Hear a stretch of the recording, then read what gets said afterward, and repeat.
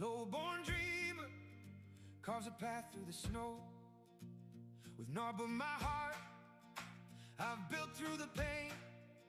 For the earth's weary children, for the land's gentle gain. They silence our song, keep our visions unseen. Yet in quiet we weep, where the shadows fade green. For the homeless, the lost, we raise homes from the clay. In the circle of kin, we'll find healing today. So come close, hear the ground say grow, hands in.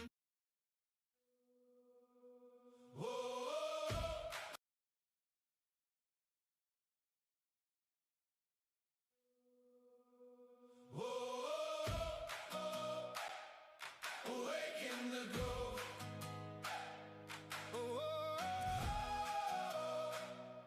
Awaken the grove.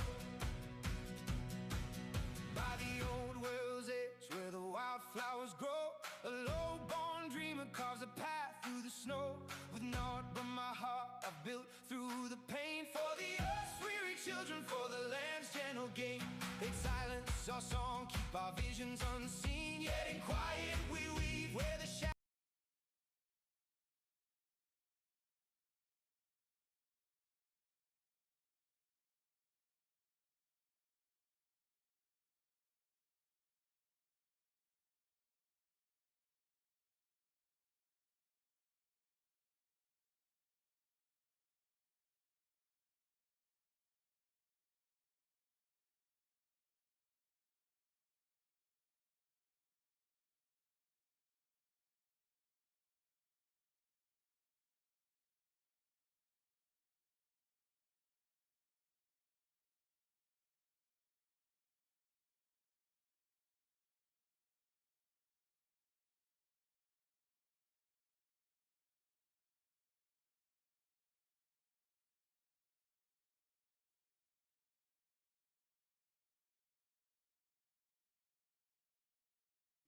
Better. They were being damaged and harmed every single day of their life because I was an idiot.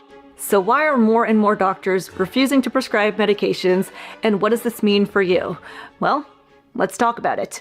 I'm Lily. I'm a certified nutrition health coach, and each week I post videos on how to live a healthier and more abundant life, and I'm trying to make being healthy cool again. So please consider subscribing if you support this message. Now, the good news is more and more doctors are jumping on board and sharing this same message that My entire medical career, starting in medical school, I kept hearing these things that just didn't make any sense to me. I'm like, really? Is that true? I can't believe that's true. A lot of things about medicine at the time of my training didn't sit right with me. As a physician, I took an oath to do no harm, and I took an oath to help patients thrive. And so when I found out that basically Big Pharma was making billions of dollars a year off of pills that millions of people were taking every day, that wasn't decreasing the risk of heart attack and stroke in any meaningful way. And I was like, yeah, I can't do this anymore. I had become so frustrated with that my wife very point blank said, look, I think you have two choices, fix it or leave. And I thought about it and I said, I can't fix it, I'm leaving. So I left medicine altogether. I had to walk away from the surgical world because I realized that the system is rigged against the American patient to create diseases and then profit off of them. After seeing all of this, I eventually left Western medicine. I don't practice Western medicine as a doctor. I became so disillusioned. I was incredibly naive in my thought of how medicine worked. I thought, you do the right thing and you're rewarded for that. And what I found out very painfully was that if you're advocating for health and lifestyle and it's impacting the bottom line of a corporation or a hospital and they're losing money, they're not interested in that. And that's the whole crux here. And so I didn't want to go back to that. doctors are leaving the medical system in record numbers, pushing back against more surgeries, prescribing endless medications, and doing more unnecessary procedures. And it's not because they don't care about their patients, but because they care too much, and they're frustrated with seeing people suffer longer than they need to because of the way the medical system is set up. Dr. Ken Berry, Dr. Jason Fung, Dr. Cassie Means, Dr. Paul Saladino, Dr. Peter Attia, Dr. Mark Hyman, Dr. Sean Baker. These are physicians who made it through some of the hardest, most grueling years of training anyone can imagine, and yet they all reached the same breaking point. Through medical school, we're not really taught how to actually help patients get better. My practice had turned into nothing but complete drudgery.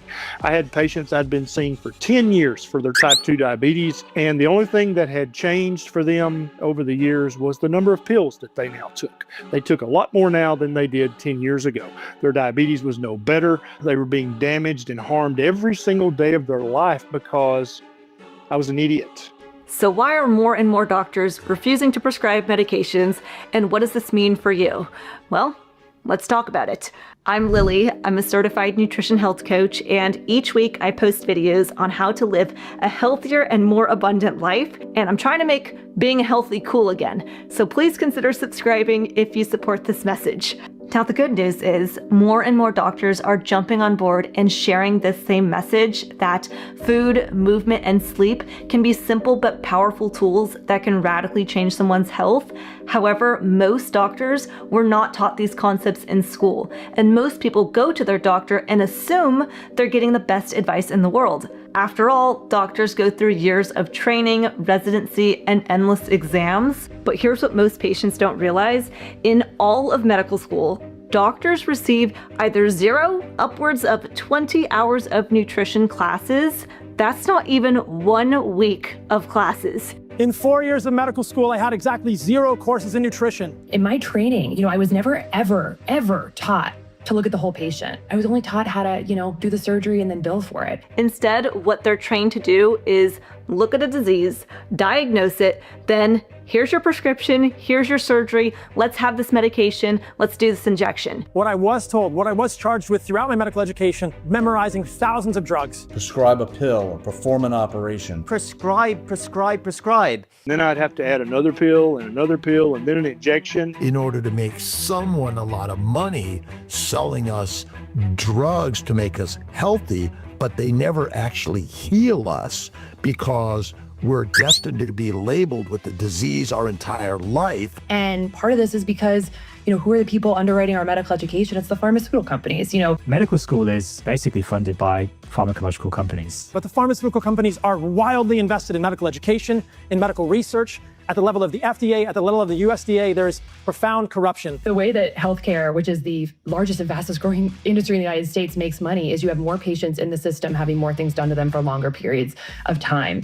And it's all about profiteering. Medicine has basically gone to profiteering. And we're seeing United Healthcare, all the health insurance companies are focusing on how do we make more money. More and more drugs being prescribed, and things are not getting better. It's more difficult to actually see a doctor and talk about health and well-being. That doesn't happen. It's all about more and more drugs. It's a system built to manage disease, not cure it.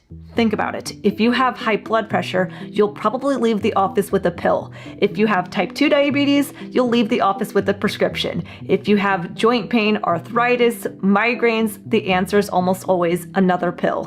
And when that pill has side effects, guess what? Another prescription to cover those side effects. Before long, patients are juggling 3, 5, sometimes even 10 medications. They're not thriving, they're not healing, they're just surviving off of pills. 20 years ago, when I started medical school, it would be unusual to be on more than 3 medications. That was considered polypharmacy, which we know is a big risk factor for just worsening health, drug interactions, and so on. 3 medications was considered polypharmacy. Now we have words like hyperpolypharmacy, which is 10 or more. I've seen some patients on 35 tablets, 5 tablets, and that is sadly increasingly common. Too many people believe that their health struggles are simply a result of their genetics. They think, well, if my mom had high blood pressure, then of course I'm going to have high blood pressure too, when really it's not necessarily our genes that are passed down as much as our family's habits.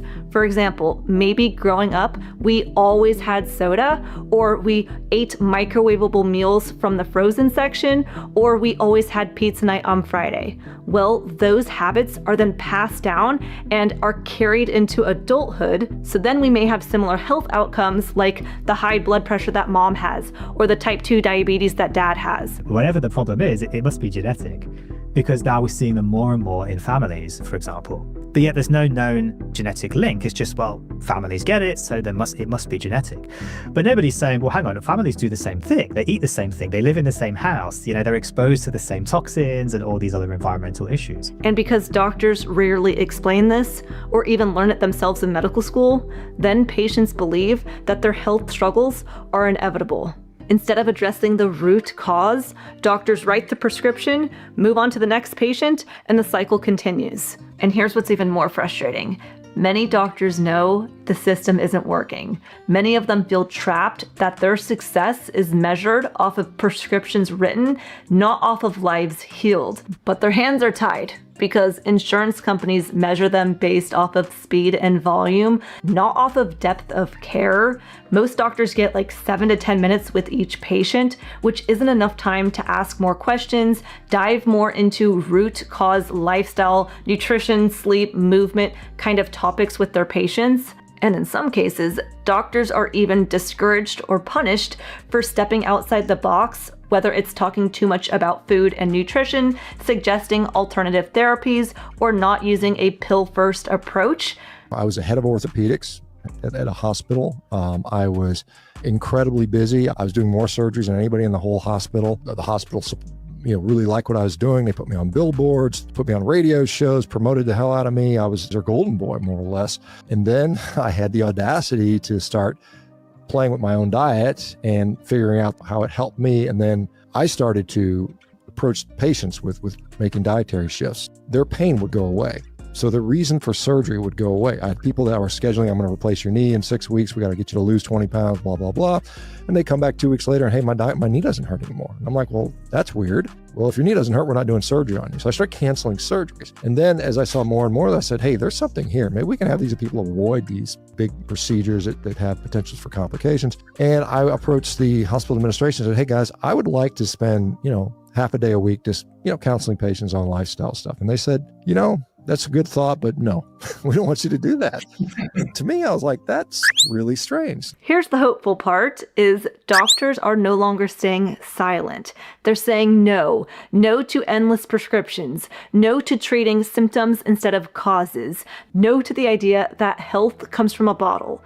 Instead, they're saying yes to lifestyle, food, movement, sleep. You have to understand that type 2 diabetes is largely a dietary disease. You can actually start to reverse this disease by changing the diet. We treated it with drugs for a long time. And if you give drugs to a dietary disease, well, you're never going to fix it because you haven't identified the core problem and fixed it. You need to change the diet to fix that dietary problem, then the disease goes away. I have seen so many people, thousands of people in those 5 years, heal from diseases that Western medicine taught me and my colleagues were incurable.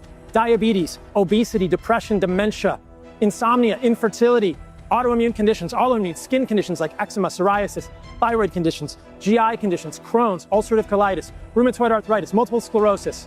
These are profoundly scary words in Western medicine. These are diseases that cannot be cured, and yet many of you have cured these diseases. I've met you at this conference, and I've seen thousands of people do this. 60 to 70% of all chronic diseases that plague this country could either be totally cured or significantly modulated with a simple change in the American diet. When I was sitting in my office treating my patients who are, just endless stream of people with chronic illnesses coming in, diabetes, obesity, autoimmune disease, this, that, and the other thing. Like, why is this patient sick? Well, it's mostly because of the food they're eating. Most conditions plaguing modern society, obesity, type 2 diabetes, heart disease, even autoimmune conditions, are strongly tied to lifestyle. And yet doctors aren't trained to even talk about this. And that's why we're seeing this mass exodus of doctors who are leaving the medical system because they want to see their patients get better and heal. Yes, medications can help in certain cases. They can save lives, but most people walking into their doctor's office today don't have a pill deficiency. You're depressed because you have a deficiency of an antidepressant. I mean, it doesn't really make any sense. They have a lifestyle problem. They're not sleeping enough. They're eating ultra-processed foods and not enough real foods. They're stressed, disconnected, sedentary. And the good news, those are things that you have the power to change. You don't have to wait for a prescription to start healing your body. You can start today, right now.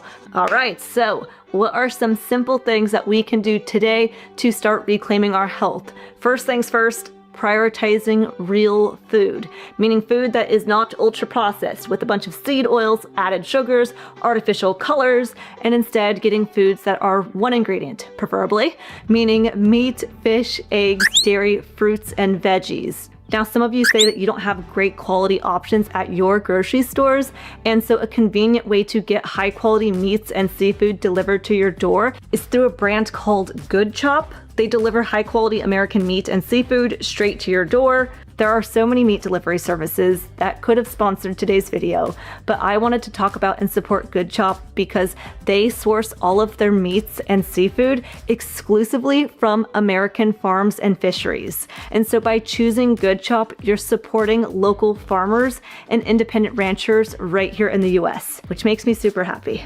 You can customize your box with over 100 menu items, including USDA choice and prime steaks, 100% grass-fed beef, wild-caught seafood, organic chicken, responsibly raised pork, and so much more. And Good Chop sources the good stuff that they have a 100% money-back guarantee. You love Good Chop, or you get your money back. I really loved their chicken thighs. Of course, I'm a ribeye lover. I love those. And I really like that I can get wild-caught salmon and shrimp from them.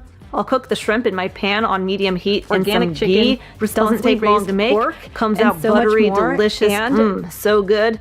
You can get $50 off plus free shipping off your first order by going to goodchop.com/YouTube and inserting discount code LilyKane50 at checkout, or click the link in the video description to get that $50 off plus free shipping. Other simple things that you can do today to start improving your health are working on sleep and stress management, which one quick, easy tip I like to use is putting the cell phone in a completely different room, leaving it in the kitchen when you go to bed. Firstly, it'll keep you off your phone when you're laying in bed. You won't check it in the middle of the night, and then also you won't check it first thing when you wake up. I noticed for myself that I would check my phone in the morning and it kind of like wired my day and even put me in a bad mood sometimes depending on what I saw. And so instead, I don't even check my phone for the first hour and a half of my day, which is crazy because I get lots of emails and social media notifications and all sorts of things relating to being online. My whole business is online and I won't even check my electronics for an hour and a half. I take my time brushing my teeth, getting dressed, having breakfast, cleaning up, and then I will say, okay, let's see the emails. I also start my morning by writing down 3 things that I'm grateful for. It's free to do, it takes 2 minutes in the day, and it really does elevate my mood, set my day up on a good note. It like puts positive energy and vibes out to the world when I'm centered and grounded with very simple things that bring me so much joy that I take for granted if I didn't give myself that small amount of time in the morning to reflect on very simple, great things I have going on in my life. For example, having a cold glass of water first thing when I wake up, or seeing the sun come through the window is so beautiful, or hearing the birds chirp and the bunnies that run by my house. I love bunnies.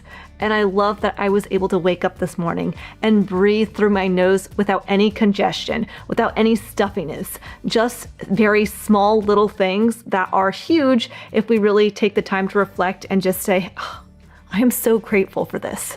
I'll be honest, sometimes when I'm at the gym, I will be on the treadmill or on the stair stepper and thinking about all the other things I have to do in my day. And I'm like, okay, I just can't wait to get out of the gym because I want to go and do those things. But then I catch myself and I start going, I'm so grateful I get to be here right now, that I can feel sweat, that I can move my legs, that I can build my muscles. And when I start doing that, again, in those moments of stress, anxiousness, fear, anger, being able to catch myself and be like, wait, why am I complaining? How can I create a win? How can I change my thinking to be something more positive? And being able to do this has been huge for my health. Managing stress for health is huge, whether that is gardening, scrapbooking, golfing, swimming, hiking, journaling, playing board games, playing video games, calling a friend, doing whatever it is that can release the stress. I know I have a lot of clients who, when they're feeling stress, they try to push the feeling down with pizza and chips and brownies. And it's like, okay, can we pause and instead try to release that energy out of our system through some other outlet? Everyone's got stress, everyone's dealing with stuff, and so finding a healthier practice to release that energy and changing our mind around, like, is this actually that big of a deal? Can I let this go? Is everything going to be okay? Because it always is. Another thing you can do today to improve your health is get outside. Put your feet in the ground, listen to the birds, feel the wind, feel the sun, and just get out of the house, out of the artificial lights, out of the moldy house, and instead just get some fresh air. Another simple thing is getting more movement, whether that is taking the stairs instead of the elevator, parking further in the parking lot so that way you can get a few more steps in when you're walking in the store, doing arm circles while you watch the rest of this YouTube video, doing crunches when watching TV, doing calf raises under your desk at work, doing very small, simple things that can add up to more movement, more blood flow, more circulation, more strength. When I used to work in the office, I would go into the bathroom and do squats and lunges because I was sitting all day at work and I just felt like tired. And the more I sit, the more I start to slouch in my chair and in my couch and become a potato. And so I have to tell myself, hey, come on, stand up, get going, because it actually gives me more energy and makes me feel more alive. Another simple thing you can do today is go into your kitchen, go into your pantry, your fridge, your cabinets, and start clearing things out.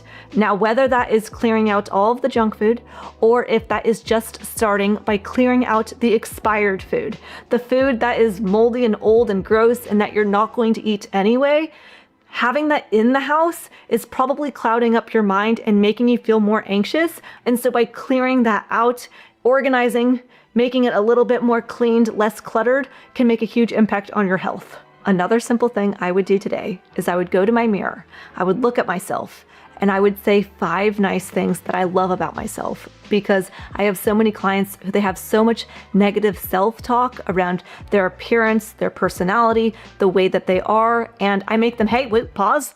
We're gonna start saying all of the nice things about ourselves, because by just changing that energy, it'll change how we show up in the world. It'll change how we wanna take care and love for ourselves. I think that if people have a lot of love for themselves, they end up eating healthier, exercising more, sleeping better, because it's just a way to honor their bodies. And so if I can get people to start loving on themselves more, it starts snowballing into other areas of their life. Ultimately, the truth is health isn't found in a pill bottle. It's built one choice at a time. And these doctors quit the medical system not because they gave up, but because they couldn't stay quiet anymore. They saw too many lives cut short by preventable disease, and they knew that there had to be a better way.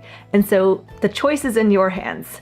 You don't have to wait for a doctor to prescribe you a better lifestyle. You can start today. Your body isn't broken. Your body doesn't need another pill. Your body just needs the right foundation, and the sooner you start building it, the sooner you'll start thriving. Now, even for me, I mentally struggled with getting off of the foods that I grew up having all the time. Pizza, chips, tortillas, soda, pasta, chocolate, ice cream. And so I had to find different swaps to help me transition off of those foods before I could eventually get to eating single ingredient, real whole foods. And so I made a video that shows healthier swaps to the favorite foods that you love. I'll put that video right here and in the video description. Be sure to check it out. Don't be silly, subscribe to Lily, and I hope you have a happy day.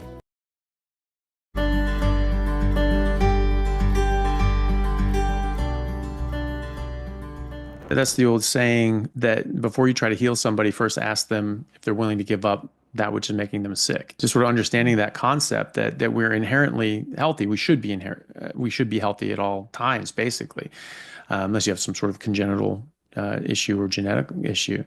But even then, most genetic issues, they have a genetic predisposition and environmental trigger. And so again, stop doing things to yourself. And I know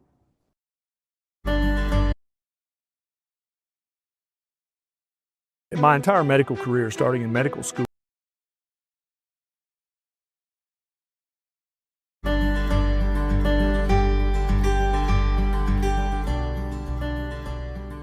that's the old saying that before you try to heal somebody, first ask them if they're willing to give up that which is making them sick. Just sort of understanding that concept that we're inherently healthy. We should be healthy at all times, basically, unless you have some sort of congenital issue or genetic issue.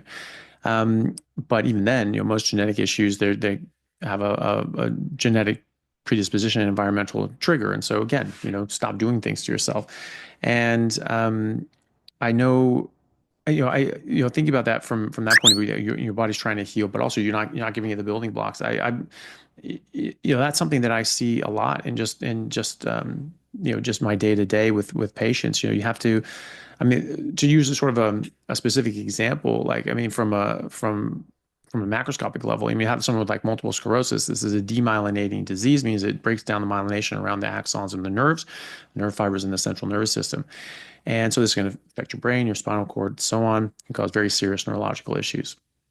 So the first part of that is the damage. Okay, so how do we address the damage? There's certain things that are precipitating that damage. And, my ideas are that this are actually different exposures that we're having, lectins, glyphosates, different sorts of things you're putting in or on your body that are then actually attacking your body, and your body's actually trying to defend your body by mounting an immune response. But the end result is that you get damage to your nerve. And okay, so let's say you stop that damage, and we have these relapsing and remitting and sort of these periodic episodes of flare-ups and remissions, even in standard sort of treatment of MS. Okay, but why is it that there's only progression, and that when you look at the studies looking at a new drug or something, it's always a new drug. They've actually tested ketogenic diets to this and said to try to see how many, if this reduced the number of new lesions over an 18-month period. But it's always that wording: does this reduce the number of lesions as compared to this, the standard treatment?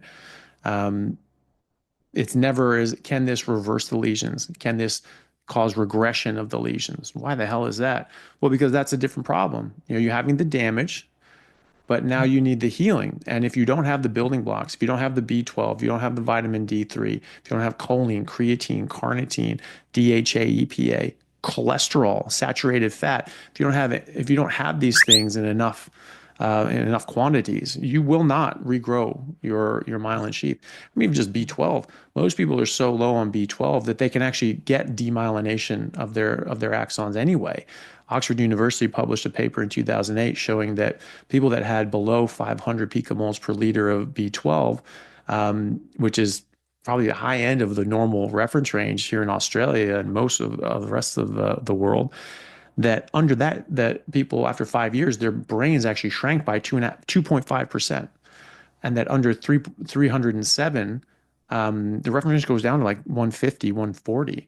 But under 307, they actually found that their brain shrank by over 5% after 5 years. So that most of that reference range that's called normal, and most GPs will look at that and go, oh, your B12 is great. It's 200. Yeah, you're fine. And they actually don't realize that that's such a significant deficiency that they're actually getting brain damage. They're actually getting demyelination without MS. And if you have a demyelinating disease and you're trying to heal that myelination, how are you going to do that with a B12 of 200? It's not going to happen. And so, yeah, so you correct that. You give your body those building blocks, and your body just heals. And I've had a number of patients that have actually had regression of their lesions, and we're getting ready to publish a case series on that, actually showing that this is possible. So I've absolutely seen in real time, in real life, that exact model that you just, hey, take away the harm, take away the problem, and then give your body the building blocks that it needs to heal. And it heals. The body can do that. Hey guys, just want to take a second to thank our sponsor, the Carnivore Bar. I don't promote many products because honestly, all you need to be healthy is to just eat meat.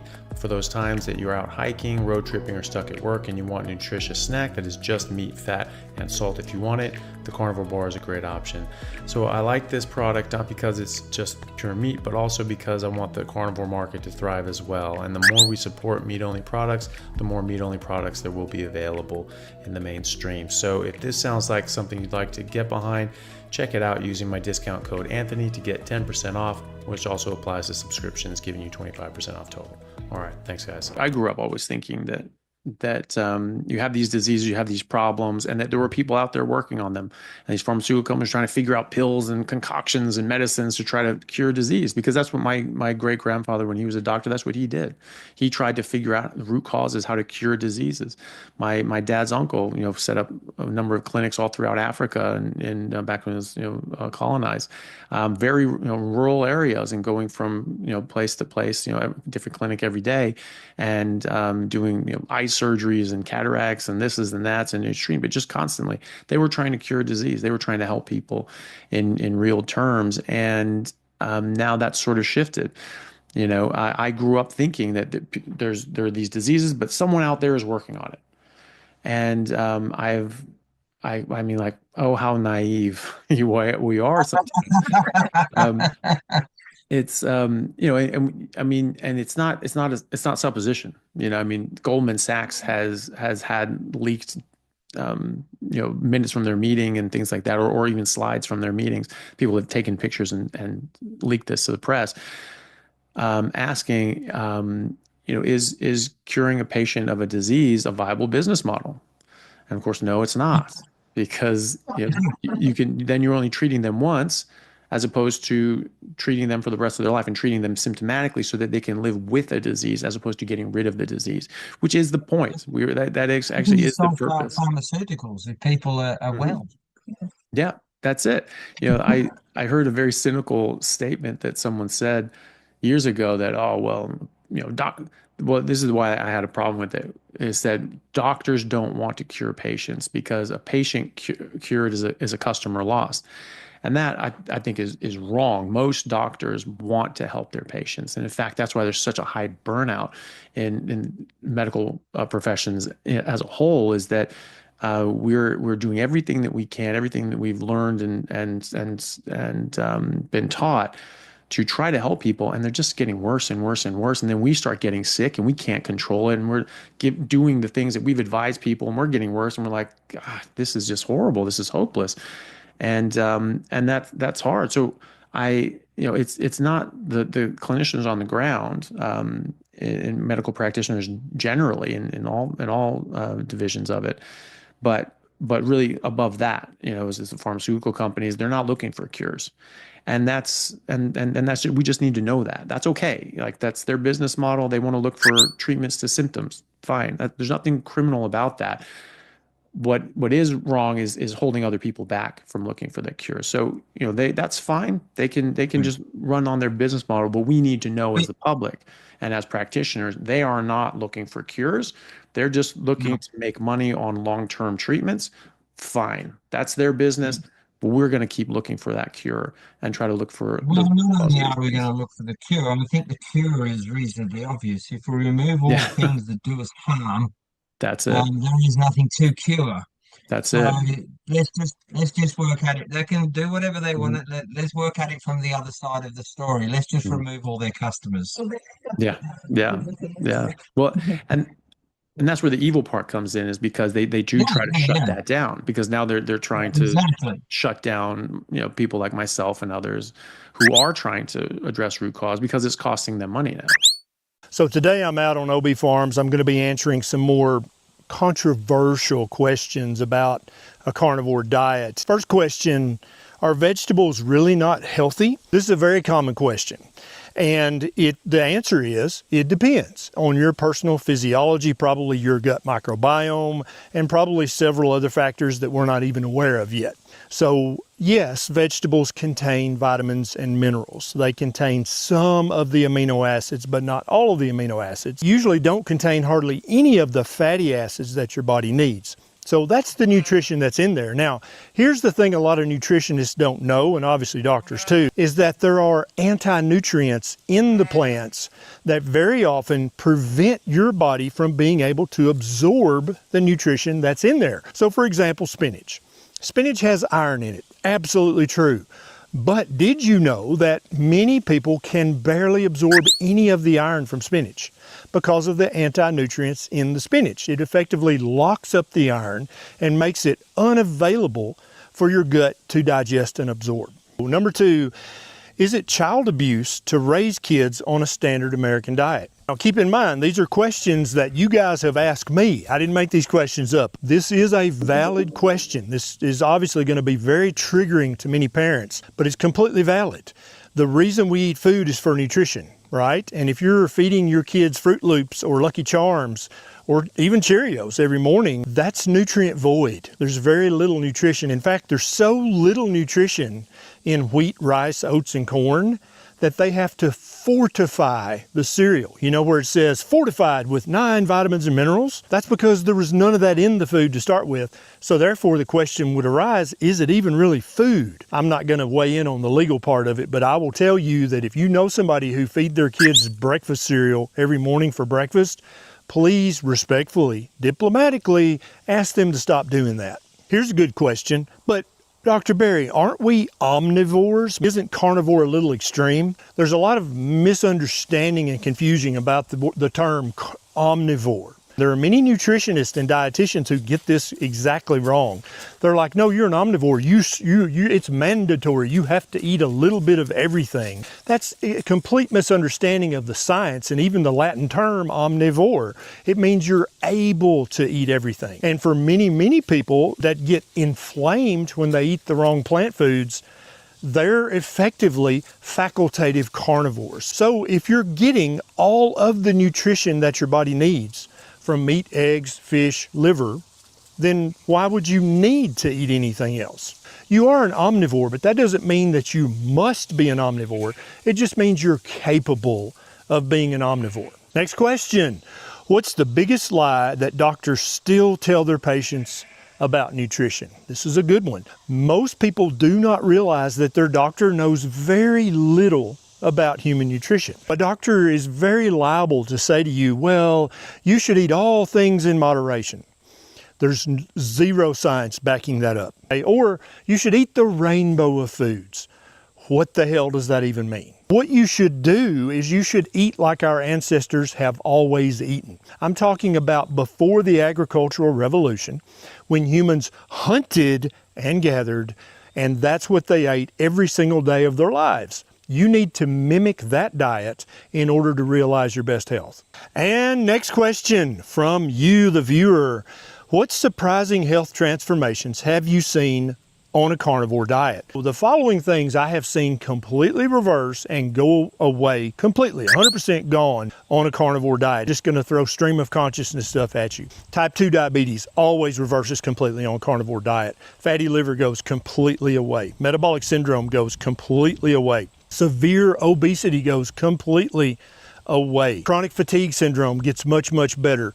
Fibromyalgia gets much, much better. We've seen cases of pretty advanced and pretty aggressive Parkinson's disease and Alzheimer's disease and multiple sclerosis seemingly go into remission on a strict carnivore diet. We've seen thousands of cases of arthritis in the shoulder, in the thumb, in the knee, in the ankle. It's so much better that the person cancels their joint replacement surgery. We have seen just a natural increase in the amount of muscle mass that you hold. Most guys like that a lot, and some of the ladies too.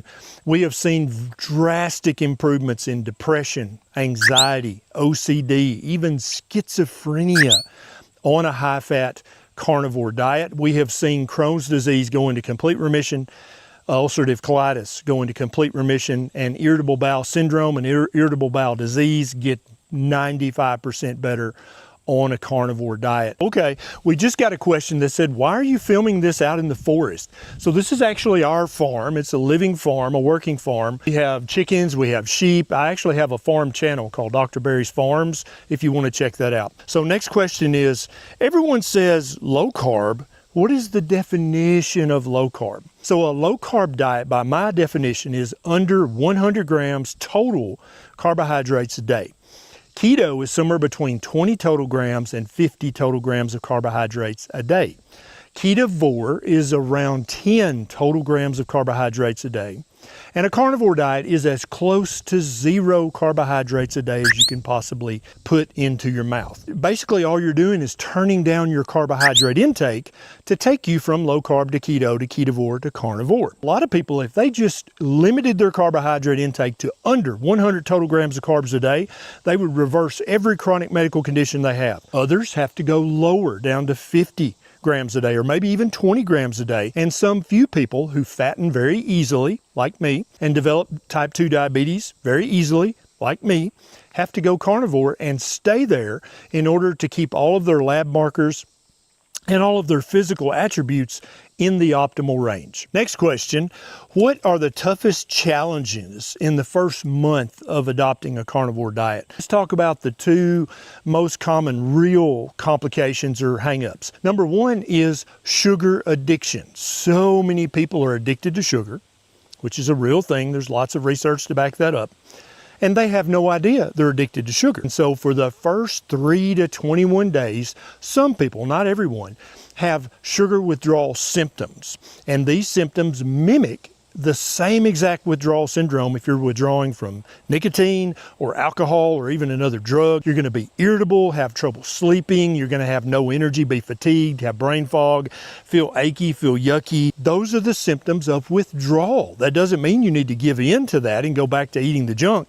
It means you need to stick with it for at least 21 days until you've broken that addiction. Then the other major thing that some people experience when they adopt a carnivore diet is they'll have a few days of diarrhea. Anytime you change diets, you're at risk of having diarrhea for a few days. Totally normal. If people go on Medifast or Deal-A-Meal or Weight Watchers or Jenny Craig, they might have diarrhea for a few days. This same thing holds true for the carnivore diet as well. Any doctor who understands how the human body reacts to changing diet is going to be like, oh yeah, that's no big deal. It'll go away in a few days or in a week or two. Next question, should pregnant women skip prenatal vitamins and just eat meat and liver? Here's the problem with a question like this. It's asking a global question about a very specific issue. First and foremost, we want pregnant women to have all the nutrition that their body needs to build a beautiful, intelligent, healthy baby, right? That's the goal. Can you do that eating just meat with some liver and some fish and some sardines?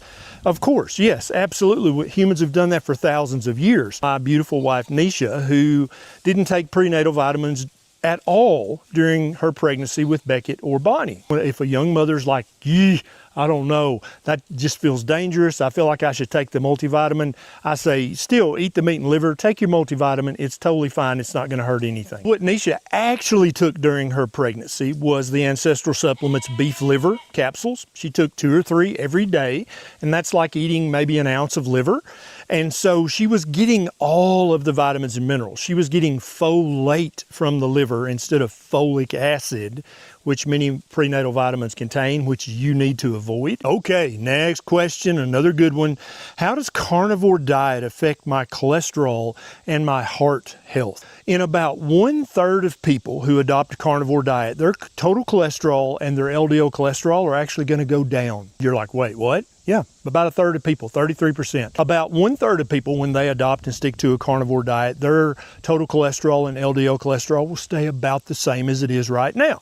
And another third of people, when they adopt a carnivore diet, their total cholesterol and their LDL cholesterol will go up. About 1% of people, when they adopt a carnivore diet, their LDL cholesterol and total cholesterol will skyrocket. Does that increase their risk of heart attack and stroke? From my 8 years of reading the medical literature and keeping in mind that all of the studies about lowering cholesterol were actually designed and performed by the companies that make money off lowering your cholesterol, I don't think it increases your risk of having a heart attack or a stroke at all. In fact, I think it probably lowers it. This is so important, actually, that I wrote a book about it called Common Sense Labs with my good friend Kim Howerton. Okay, Dr. Berry, what supplements do you personally take?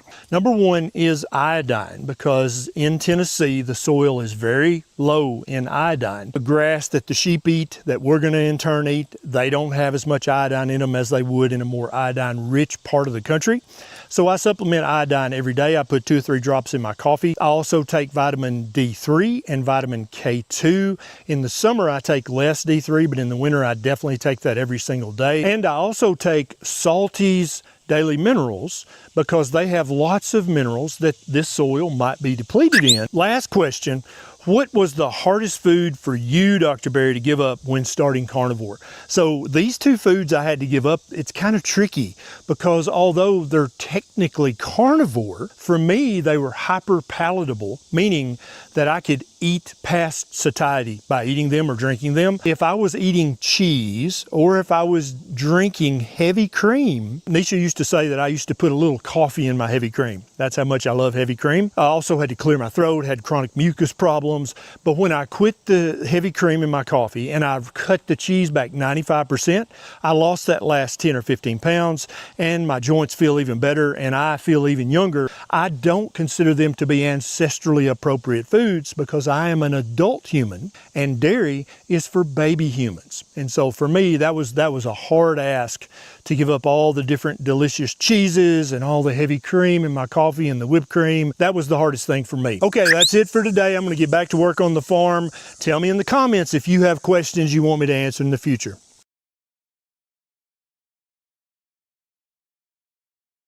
So I went and got blood work done, and lo and behold, found out that I had stage 4 colorectal cancer. And once I reached my lifetime max of chemotherapy, they found out that my body wasn't responding to the medicine. I had inoperable disease at that point. So there was no other remedy for me. They could do nothing else for me. They sent me home on hospice. And this is where I usually tell people, well, you don't really get the rest of the story until you hear what happened here. Hello and welcome. Carrie here from Healing Humanity, the power of a proper human diet. And today I'm thankful, grateful, blessed to welcome Kevin Hennings to the channel. Welcome, Kevin. How are you doing? Thank you, Carrie. Thank you so much for having me. I'm excited to hear your story, Kevin. You are a cancer survivor. You are thriving. I believe at one point you were diagnosed with cancer and probably left a little bit without hope. But here you are now, absolutely thriving with an incredible story. And I'd love to dig into that a little bit more with you. Maybe if you could tell us a little bit about yourself and maybe your life before your diagnosis. Okay. Well, my name's Kevin. And so I was in the United States Marine Corps, fast forward 20 years, and I was down in the Keys fishing. I was actually a fishing captain to celebrities. I did all celebrities.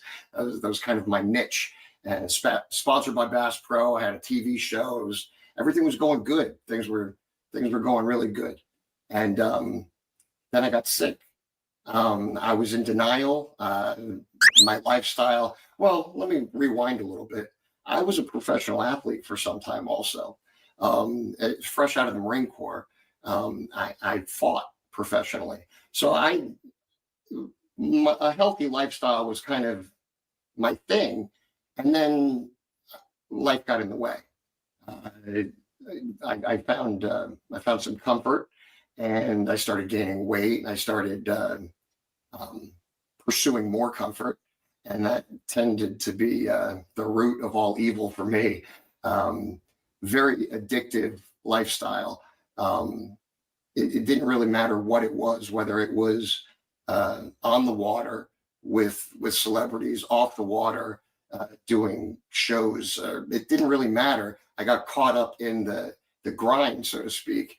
And then my nutritional health, my lifestyle, everything suffered because of it. I started gaining weight. I started kind of losing track of where I was fundamentally, whether it be fitness or nutrition. It just wasn't a priority in my life anymore. I got caught up in the game, I guess you could say. Right. And so as a result, I started getting sick and I started ignoring my body. My body was telling me plenty, but I was ignoring it. And as a result of that, I started going through the symptomatic things that are kind of like in your face, to the point where I was passing out. I was, things that you couldn't ignore anymore. And I had gone to a family reunion and people hadn't seen me in years, and relatives that I hadn't seen in a while. And collectively, I was approached and they said, "Hey, listen, you don't look good. You need to go get blood work." And I'm like, you know what? That's just, haters are going to hate, So, but I was passing out and I couldn't ignore things anymore. It was starting to actually interfere with progress in my life. So I went and got blood work done. And lo and behold, I found out that I had stage 4 colorectal cancer. And the prognosis was not great, but I went to Moffitt Cancer Center in Tampa, and those doctors were absolutely amazing. They were brilliant. And I battled the cancer for 3 years. I got better, and then I got worse, and then I got better, and then I got worse for 3 years until I reached my lifetime max of chemotherapy. And once I reached my lifetime max of chemotherapy, they found out that my body wasn't responding to the medicine. Quick interruption. Beast Mode Soap sent me this soap, 100% beef tallow, free to try. This is certified grass-fed tallow, never vegan, made in the USA, natural essential oils. We got forest ash, paleo pine. We're in the pine forest. The forest ash is my favorite. I've been using it for a while now. They sent this to me for free, but I liked it so much I agreed to do a paid partnership with them because I believe people need to know what they're putting on their body. And the soap that I had at home is full of chemicals, detergents. Seriously, after I use this soap, my skin feels so soft and so incredible. What you put on your skin ends up in your bloodstream. And I only want to put good things in my body and on my body. And this, there couldn't be much better. This is 100% beef tallow. Learn more at beastmodesoap.com. I had inoperable disease at that point. So there was no other remedy for me. They could do nothing else for me. So I was referred to hospice. And with that, they just gave me a very short time to live. It was a very grim prognosis. Now here's where the story gets good, because all of that being said, I do feel like that was almost an invitation in my life. I almost invited this disease into my life because of my lifestyle, because of just ignoring the obvious. If you could just have a timeline of pictures, of yourself over years, you could actually see yourself deteriorating or whatever, and I never took a snapshot of that in my mind. I just was going with life, but nevertheless, I went through 3 years of chemotherapy, lifetime max. They could do nothing else. They sent me home on hospice. And this is where I usually tell people, well, you don't really get the rest of the story until you hear what happened here. So I wish we had a build-up. I wish there was like some background music. That was a good build-up right there. Like I'm on the edge of the seat right now. Well, there's a reason for the theatrical buildup, right? So this was during COVID, and my sister is a nurse practitioner. She is on the phone with me while I'm getting this news from the doctor. The doctor says, "Listen, there's really nothing else we could do for you." And he refers me to the social worker, and they set up the hospice thing. And she's still on the phone with me, and she knows what's happening because she speaks the lingo. I don't really understand what's going on, and I'm certainly not thinking that this is the end, right? Like, I don't feel that's the case. So I leave the hospital, and my sister's still on the phone, and she's bawling, she's crying, and it's a very emotional time. She understands what's happening. I'm still processing. And I say, you know what, let's call my other sister in. My other sister is kind of like, she's kind of, well, I call her Disney. Disney, that's her nickname, Disney, because, boy, I tell you, everything is always sunshine and rainbows, Mr. Bluebird on my shoulder. If my sister Shelly, if she can bring sunshine into a room, watch out. It's so I call her up, but she's very active in church. Everything's positive about this girl. Like, there is no negative aspect to her. And at this moment, I needed some of that sunshine. And so I call her up. And the last thing that I want to hear, the last thing I want to happen at this moment, in this moment in time, is I don't want somebody beating me over the head with a Bible. So, I'm still trying to process. Let me drink this in for a second. And, if you have a solution, please, now's the time to speak, And she said, Kevin, a while back, right about the time that you got diagnosed, a friend of mine in church, I know this guy from church. Here it comes. Now she's going to beat me around the head with a Bible. And I said, listen, Shelley, I can't do this right now. Don't beat me up with a Bible. I just got this news. I'm trying to figure things out. What's my next step? I certainly don't want a hospice. And she says, no, Kevin, you're not listening. This guy got diagnosed with the same kind of cancer you got, like the same week. He went through one round of chemo and he couldn't do it. He said, you know what, that's it. I can't do it. And so he quit. He quit. And today he sits no evidence of disease. And I said, well, that's amazing. What did he do? Well, you know what? He quit. He couldn't do the chemo. His wife is a veterinarian from South America. She just so happened to treat him the way she treats her animals. And she gave him an anti-parasitic medicine. And it was called fenbendazole. And this fenbendazole treated his cancer. And he was no evidence of disease. And I said, well, what is this fenbendazole? She says, well, it's a horse medicine.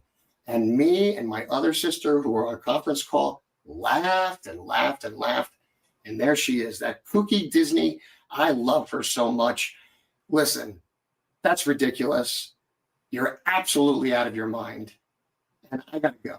I know I don't have time. And thank you for the jokes. Is this a bit? Is this a bit? Right? Like, I was like, you got to be absolutely out of your mind. I'm not trying to commit suicide. I'm trying to stay alive. I'm on my way to hospice. This is no joke. I got to go. See you later. Well, a couple hours. I was a couple hours from home. The hospital was far away, and the mile marker's ticking. I'm getting closer to the reality that's waiting for me at home. It's hospice. I have a meeting tomorrow with him. Let me call Disney back. Hey, you got the guy's number? Right? So she gives me the guy's phone number, and I call him. Luckily, thank God, he answered. And he gives me kind of a Reader's Digest version, and he tells me very briefly, just enough to wet my whistle. I go down a rabbit hole that night. I didn't sleep at all. 9 o'clock the next morning, I have a meeting with hospice. And I didn't sleep at all. Scrambling around trying to get my things together so I could get to this meeting. They're going to measure my room for the bed. I'm not ready for this. I'm going to the meeting, and it's unseasonably crazy traffic. And I got pushed over 2 lanes because of a car carrier that's coming to pick up cars for the season. And I ended up getting pushed off course, and I had to make a detour doing a U-turn in a guy's parking lot for a car wash. And I know this guy. He's kind of abrasive. Well, my wife and I, we had just recently planned my funeral. Picked out my clothes, we've done all those sorts of things that tend to put your mindset in a different place. And the only thing I could think of is this guy, this abrasive guy that I hadn't talked to in years, who owns the parking lot with cameras all over the place. The only thing I could think about is this guy showing up to my funeral in front of my wife and talking smack about me, interrupting his business at the car wash, making a U-turn right before I died. I know that's a silly thing to think. It's insane where my mind was. And so I said, you know what? Let me save face here. Take a second. I'm going to stop. I'll just wave to him from a distance. He's usually really busy. And I'll say, hey, listen, I just want to say hi. And I'll keep going, like gloss over this. This way, no way he's going to talk bad about me at my funeral. So this is like where my mind was, right? So I do that. And I say, hey, bud, just wanted to check in. And he says, oh, you get out of the office. Kevin, sit down. Come here. I'm like, all right. This is a type A personality, right? I'm like, oh, here it goes. Hey, bud, sorry, I just didn't want to interrupt anything. I just wanted to say hi. And I was passing through. He's like, yeah, I see. It looks like you came to say hi. It looks like you came to say goodbye. He's like, who is this? I'm like, oh, there he is. That's the guy I remember, right? Real jerk. Well, I got something for you. I'll hit you where it hurts. Right on the heart. Well, I don't know if you heard, but I got cancer. Dun, dun, dun. Like there's the, oh. And he says, yeah, I heard. So what are you going to do about it? I said, oh man, well, let me hit him harder. I don't know if you heard, but I'm going to hospice. That's what I'm doing about it. I'm heading over there right now. Well, I don't know who's going over to hospice, Kevin, but this is not the Kevin I know. He said, the Kevin that just walked into my office as a victim, I don't know who this is, but this is not the warrior who I know. And I said, yeah, I told you it's done. He says, well, let me explain something to you. About 8 months ago, a friend of mine got misdiagnosed with esophageal cancer. I own a racing team, and I was there getting a tractor supply, getting a fuel bladder for my race car. And the guy likes to go fast. And so he's like, I'm getting a fuel bladder loaded up on my truck at Tractor Supply. This guy's got a lot of money. He don't dig ditches. His nails are clean, big office, smelling rich of mahogany, right? Like a lot of leather-bound books, right? Like he's really kind of well off. He doesn't dig ditches. He shouldn't be a Tractor Supply. This guy is in a different class. He has people go to Tractor Supply for him, right? So he says, it was during COVID.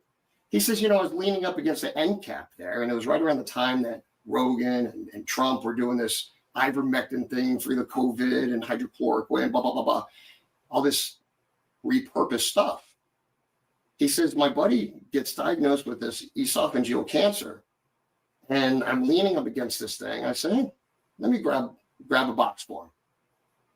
On my way home, I'm heading home, pulling the trailer behind me. He's like, my phone rings. My buddy says, hey, great news. I was misdiagnosed. Okay. He says, I get back to my office, top right-hand drawer, it's a big box. I'm fumbling around with it. I throw it into the top right drawer. For 8 months, I fumble around with this thing for 8 months. And every day I go to throw this thing away. I'm like, man, I got to get rid of this thing. But something in the back of my mind says, don't get rid of it. He says, for 8 months, I've been fumbling around with this thing.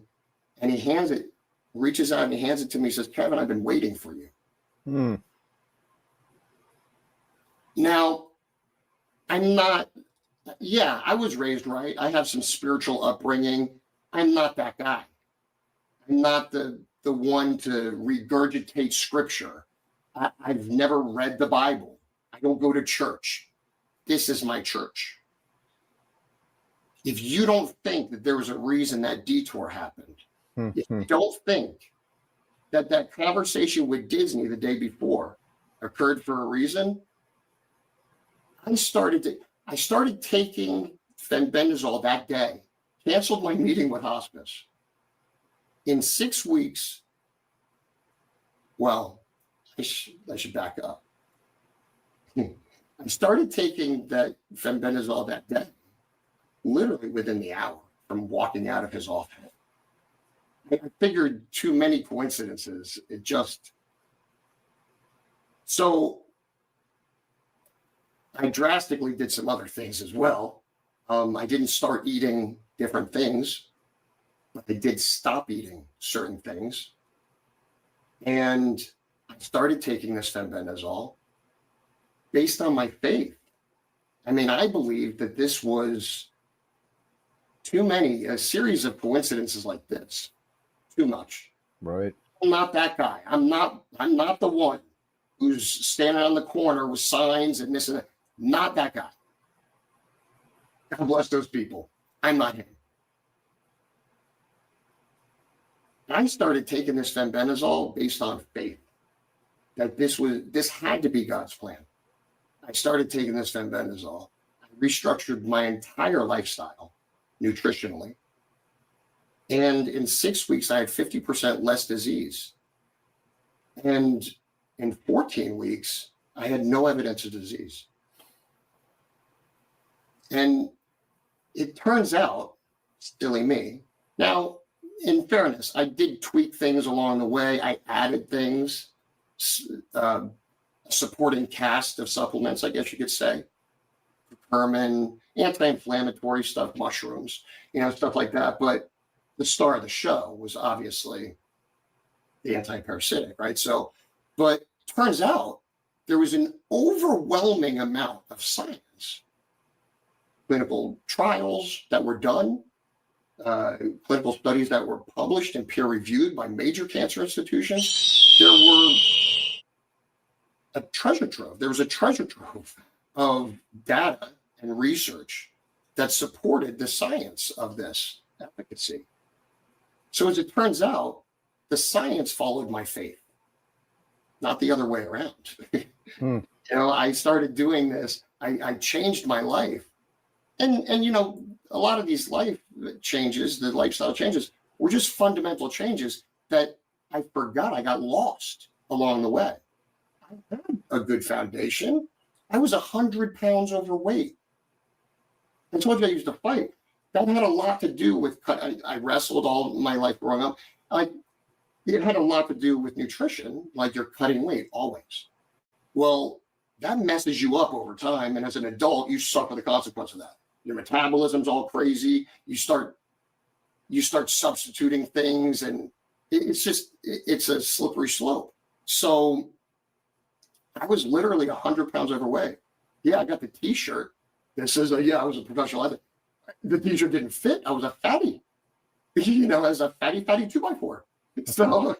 So I had to change all that. Nothing changes if nothing changes.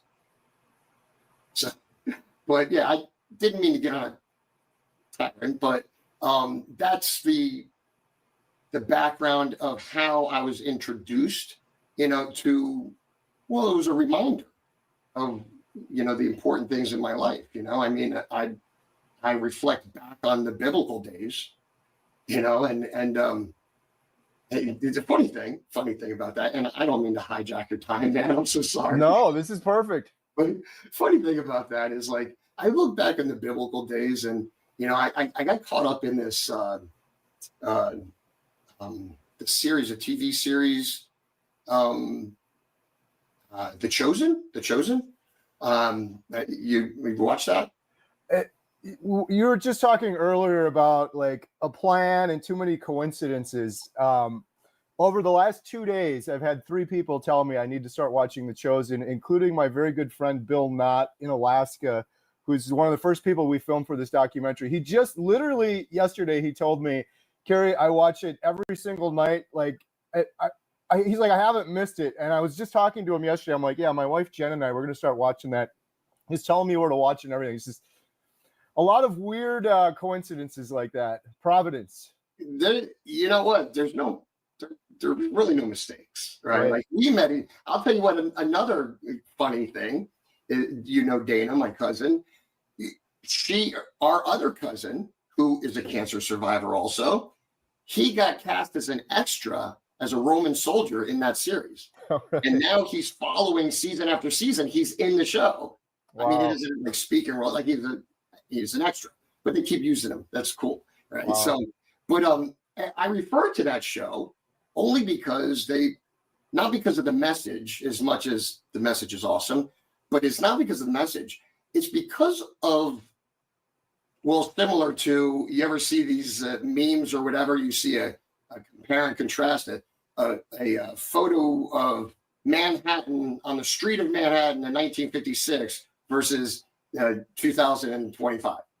There's a bunch of fat people, a bunch of skinny people, you know, whatever. So in contrast, watching The Chosen, you see their lifestyle back then was single ingredient foods. They walked from village. The disciples, they would leave their house, kiss their wife, grab a fistful of grapes, and they would walk miles and miles and miles to the next village to talk to two people that may or may not be listening because the Roman soldiers were staring at them, you know. But the point is not all that. The point is single ingredient foods, exercise in the sun, you know, and these are things that are, they didn't have cancer. Now, granted, they had leprosy and stuff like that. It's crazy, but they didn't have cancer, you know. So, you know, what would the cavemen, you know, back in the day, cavemen, they would make a kill and they wouldn't eat again until the next kill. Right. If you're eating 3 times a day, well, let's back up. If the human body can only fully digest to evacuation, I'm talking about dinner plate to toilet bowl, you can only fully digest one meal in a 24-hour period. Yep. That's if it's not meat. Some meat takes up to 72 hours. So if you're eating 3, 4, 5, 6 times a day, well, I got to eat 7 times a day. I have a high tablet. No, you don't. You're spiking all day long. You're going to be a diabetic before you know it. So, but I digress. Sorry. But you're stacking meals at the end of the week. You're eating 3 times a day. You're stacking 2 meals a day. Mathematically, that's 14 meals. That's 14 meals of undigested food that is in 30 feet of colon, right? 30 feet of intestines, right? So that's fermented. That's a typhoon of toxicity. Yeah. This, as obvious, I mean, it's inflammation buildup. It's everything. Now, I'm not talking about it because I was theatrical. I was a little dramatic earlier. I'm not talking about dinner plates being stacked up inside of you. I'm talking about the meat goes in, your body, like a bunch of piranhas, attacks the meat, strips it of all the valuable stuff, and then whatever's left over is the poop, right? That's what's debris that's left over, the garbage, you know, that's going to be evacuated. Well, you can only do that so much. Right. I got friends that say, "Oh, not me. I eat it. I see what in the toilet. I eat it. It comes right out." No, it doesn't. It's, you know, maybe something behind it is pushing it. You know, some things maybe go right to the front of the line. But the point being is that you're stacking meals. There's no way that you could physically get that out as it comes in. Well, you know, the crazy thing with that too is I've realized this just fixing my nutrition for like the last 2 years now too. I go so less frequently than before, but then it really makes you realize, to your point exactly, what an incredible amount of energy it takes for your body. Your body's like, what the hell's going on? Another meal. And then I used to get to the end of the day and I'm like plunking down on the couch, and this is my job, Kevin. I type on a computer. Why am I so exhausted at the end of the day? But it makes sense because we're just putting this incredible toll on our body with all the toxicity and inflammation and digestion.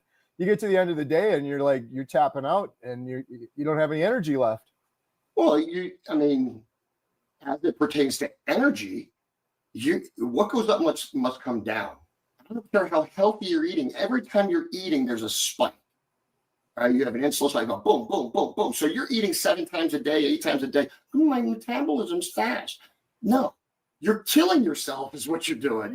You're stripping away years for all-cause mortality, right? Like you're just stripping years off of your life, right? And you name the disease, it doesn't matter.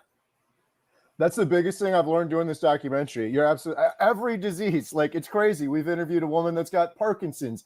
Tons of people, they just reverse type 2 diabetes, just like nothing, just by changing their diet. I love what you said earlier. If you just look at this, take a big step back and look at the bigger picture, since the start of time, humans were not doing what we've been doing for the last 100 years or so, just stacking meal after meal after meal. Yeah. And it, like when it comes to all of these diseases, whether it's type 2 diabetes or cancer, one of the biggest things that I've come to realize is it's really just an escape from what is natural for humans or species appropriate for humans. Like the further away you get from what we've done naturally forever, we end up getting sicker and sicker. And you do it for long enough with chronic systemic inflammation, you end up with cancer if you do it for years and years. There's one common denominator. And there are some things that you could misinterpret. There's some things that, you know, the information's not accurate or it's half truths or whatever. You know, you really don't know what to believe nowadays on the internet and everything else. But logically speaking, there's one common denominator. Whether you're talking about Alzheimer's, dementia, Parkinson's, diabetes, cancer, it doesn't matter. If you saw like I'm kind of a nerd in the way, like in my office, I have a wall and there's like, you would think like this is like a murder, like something from a TV show, because there's yarn that goes boom, boom, boom, boom, boom, for all these diseases. And the one commonality, the one common denominator is food. That is the one common, and the Don, the Grand Poobah, the head of it all, whatever, the king, but whatever you want to call it, is the glucose. It's, you know, that. And I mentioned earlier that I watched a few of your videos because you're really kind of like, I love your message. And I think that I'm just so, it's a constant reminder to myself. You know, I think iron sharpens iron. And when I watch your stuff and listen to your message, I just, it makes me want to improve my own message, right? Like, and I really enjoyed your videos when I was watching them. So, but the reason why I mentioned that is because you had mentioned in one of your videos addiction. And I had previously just a few seconds ago told you that I'm a little piggy, right? Like, I am a weak person. I mentioned the fact that you can't get rid of the meals fast enough, right? Like you could only process what you could process to evacuation. For that reason, I personally, because I have colorectal cancer, I don't have some of the hardware you have. I don't have a rectum. They took it. I mean, I don't have a full colon. I like a semicolon.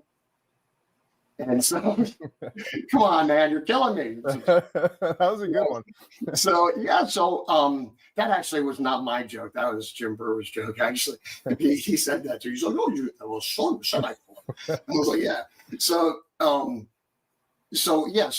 for me, it's a discipline thing. In the absence of discipline, I don't have the discipline to choose right from wrong, so I abstain. I'm right now, currently speaking, I'm in my third day of a fast. Listen, food is not your friend. Just coincidentally, right? Like for me, fasting health-wise is great systemically because of my absence of parts, right? Like, so systemically, fasting is great for me. But health-wise, well, that's a lucky coincidence. The health that I have achieved from changing my nutritional lifestyle has been beyond any medicine. You know, and when I talked about the yarn going all over the place, you know, the commonalities is the glucose, right? That's the kingpin, right? Like if you're doing the hierarchy of the crime family, right? It's going to be up there, right? So I can't choose right from wrong, so I abstain. You know, so I forgot where I was going with that, but the point being is that get me back on track.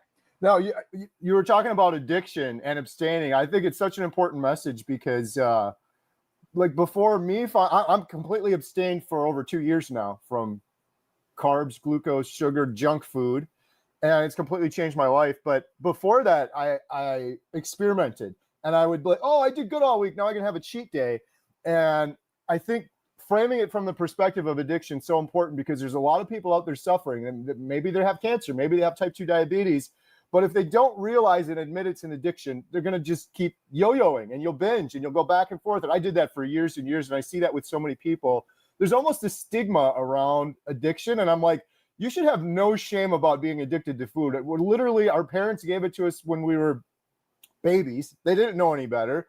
There's food scientists that get paid millions of, not billions of dollars to make this stuff highly addictive. So there shouldn't be any shame, but I think it is really important to, if you want to overcome an addiction, you have to admit it, right? That's the first step. You got to realize there's an addiction, and most people don't ever admit that, and they end up perpetuating their suffering.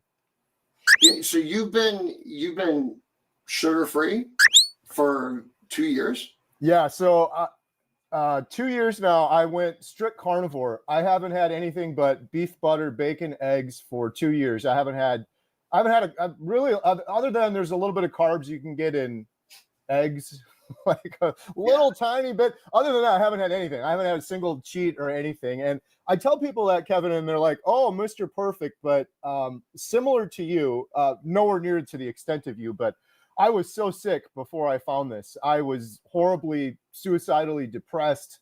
I had IBS. I had sleep apnea. I'd stopped breathing throughout the night. I was 100 pounds heavier than I am today. So my why was so important. Like I was on my hands and knees, like begging God, anything, give me anything. And then I found this, completely changed my life. So I'm like, I'm not going to go eat a Twinkie or a piece of pizza now and throw all that away, especially knowing how addictive I was before that. Like I have a little bit of anything, I'll go off the rails. It'll be over for me.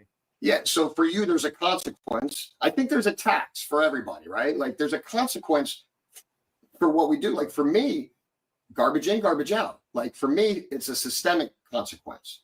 And then I can't stop. Like the dopamine, that whole thing, that's a real thing. Yeah. It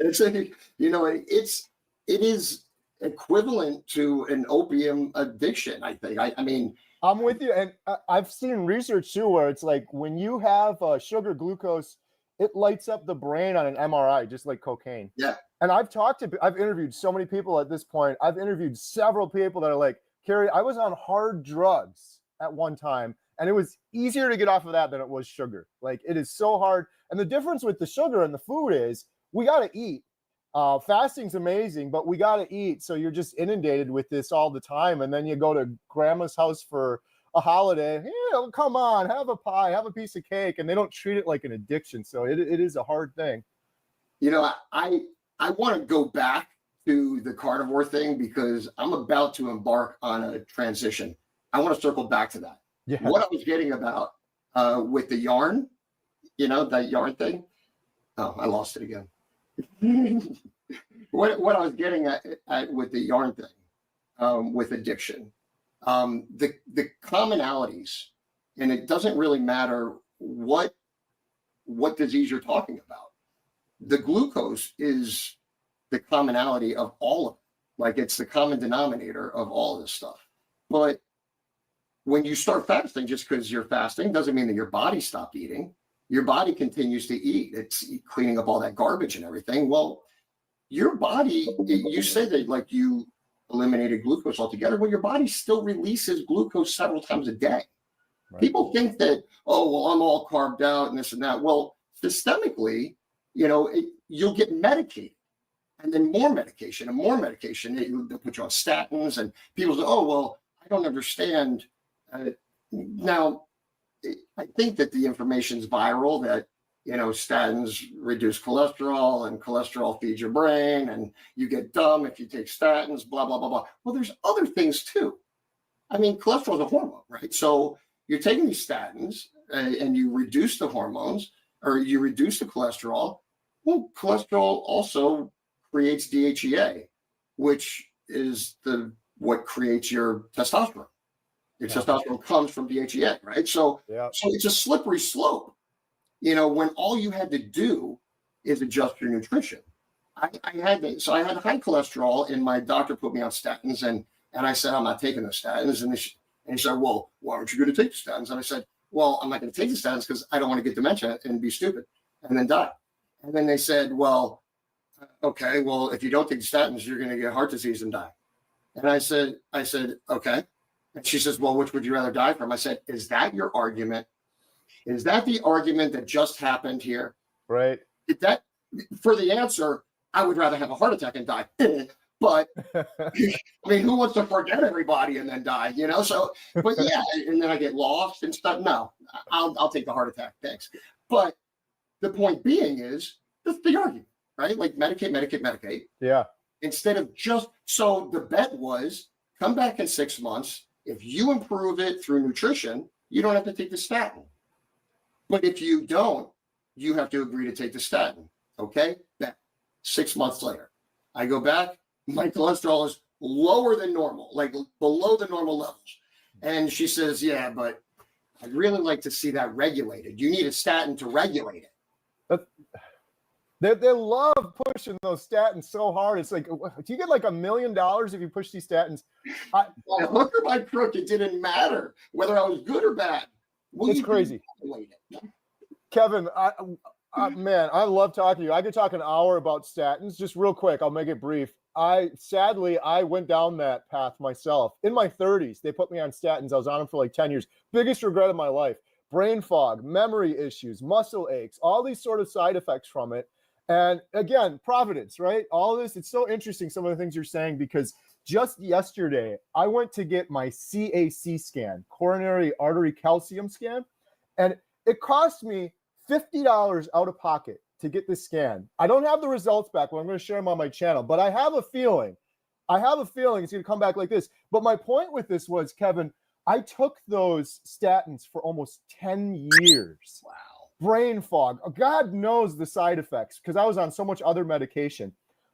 Thousands and thousands of dollars in doctor's visits to take those statins. I recently learned from interviewing a heart surgeon. Do you know, like, what those statins even do? Most people don't even know. What it would do is prevent 1 person out of 100 from potentially having a heart attack. And you have to take them for 30 years straight. If you take the statins for 30 years straight, it will extend your life by 3 to 4 days. Yeah. 4 days for 30 years and thousands of dollars, and God knows what side effects. And my point is, why didn't I just get a CAC scan? I literally did the CAC scan yesterday. I've heard about these before. And in my brain, I'm always like, I probably got to go to the cardiologist and get a referral. It's probably going to be $10,000. It's like a big MRI machine. No insurance, no nothing. I called up a private place. They charged me $50. It took me 5 minutes to get this scan. I'm like, why the hell didn't they tell me to do that before they put me on 10 years of statins before that? It could have just been like, it's looking at the root cause. Okay, do I have any calcification, any issues in my arteries at all? Instead of this, well, you might because of your cholesterol. And then, sorry, I'm ranting now, but your point on cholesterol too, because Kevin, people tell me this, Carrie, you would have healed. I'm off all my medication now. I'm down 100 pounds. I'm so much healthier. But people are like, you'd have done the same thing if you just got rid of junk food. And I'm like, no, a big part of it was getting that fatty meat back for me. When I did that, my cholesterol went up slightly. My testosterone has now doubled on carnivore. My sleep has improved and my depression went away. And all of those things are related to our hormones. And when you're starving your hormones of these natural things, like throughout mankind, since the start of mankind, we would have been eating fatty meat and our hormones would have been perfectly regulated. But now over the last couple of decades, I was told low fat salad dressing, a little bit of protein, have some like low fat chicken breast, but don't have any fat or anything like that. I swear, when I started getting that fat back, I could feel it in my body. My sleep improved, my depression went away, my testosterone doubled, and that's all in my medical records. And you look at like, sorry, one last thing. You look at like India, right? India is one of the, that's all they do is they eat vegetables over there and they like no meat or anything. Their incidence of depression and fertility issues is through the roof, and that's all related to our hormones. It's like, it makes perfect sense. Everything is related to our hormones. Everything under the sun, under the moon, it all affects, hormones affect everything, and everything affects hormones. So whether it's the sun shining or the moon, your circadian rhythm, everything affects your hormones. Yeah. What you're eating, what you're not eating, what you're doing or not doing, sedentary lifestyle, everything affects, how your day went, affects your hormones. So, and to the point that you were talking about with lowering cholesterol with statins, you're absolutely right. I mean, this long-term use of statins, it's suicide. I think that there's a direct correlation with dementia, Parkinson's, Alzheimer's, direct correlation with that. However, much like what saved my life, there is a special place for the repurposed use of medicine. Right. And I'll give you an example of a statin. I deal a lot with hormonally driven disease, with cancer, hormonally influenced disease, estrogen receptor positive, things of that nature, where if they have more hormones, it could create a complexity with their disease. So many times you'll see, a suggestion be made, take the statin for 6 weeks to reduce your cholesterol, which is a hormone. So there, to suppress cholesterol or to suppress hormones, sometimes a statin would be recommended. Also, conversely, my father is a recipient of a heart transplant. He's on statins. He's been on statins for years and years, which I don't agree with the longevity of it. However, for him, it's not cholesterol. It's an anti-rejection medicine for his heart transplant. So it's a multi-purpose use, I guess, if you apply it the right way. A lot of this stuff is not whether or not medicine works. All of it works. You just have to apply it properly to the right ailment. Right. So, Kevin, stepping back, man, we got to do another video together because I could talk to you for a couple hours about some of this, but what happened with your cancer journey is incredible, by the way. You talked about it kind of quickly, but I don't think a lot of people realize when we're talking about stage 4 cancer, how serious that is. And when you talked about the medication, I can't imagine what that was like for you when you're going through the cancer and you're on this medication. And it must in some ways be sort of like a ticking clock where, hey, I had another very close friend of mine that went through cancer, and he had 3 types of medications that are like, this one's going to stop working. It's going to be ineffective after a while. And then you'll have this one, and then you'll have this one, and then that's it. And I can't imagine what that sort of ticking is going down. But the fact that you got through all of that medication and then you still found healing afterwards is remarkable. It's incredible. I know you've been telling your story some more, and I know there's other people out there getting their story out there about fenbendazole and repurposing these drugs. It's how do we get the word out? How do we get this message out to more people? I don't know. I have so many questions. I guess one, if I condense this down, if there's people watching this and they have a loved one diagnosed with cancer, how do you even approach this conversation or start talking to them about what they could be doing? Well, it doesn't have to be an either or thing. Make no mistake about it. Western medicine saved my life. I do not vilify Western medicine. My doctors were brilliant. They were absolutely brilliant. And they saved my life. They didn't cure me of cancer, but they did. My surgeon absolutely saved my life. My radiation oncologist, absolutely a wizard. Medically, they didn't cure my cancer, but they kept me alive long enough for me to figure things out. And, but having said that, how to get that message out is just continue the conversation. You don't have to, it's not an either or thing. There's no conflict with this. These are all over-the-counter things that cover the same pathways that the chemicals cover. Now, Here's the glitch. The chemicals, whether or not they're Western medicine or over-the-counter supplements or whatever, the chemicals are going to do what the science says they're going to do. The fenbendazole, the ivermectin. Listen, the reason why I can't vilify Western medicine is because Western medicine proved my point. Western medicine is the one who published all this information. They're the ones who did the clinical trials. They're the ones who published the peer-reviewed studies. They're the ones who did all this and documented it all as being successful specifically for certain diseases. So I can't vilify Western medicine. They're my evidence. If I threw stones at them, I'd be setting myself on fire, right? So I don't vilify Western medicine. And you don't have to choose one or the other. Right. I have a platform where tens of thousands of people do both. And some others choose one or the other.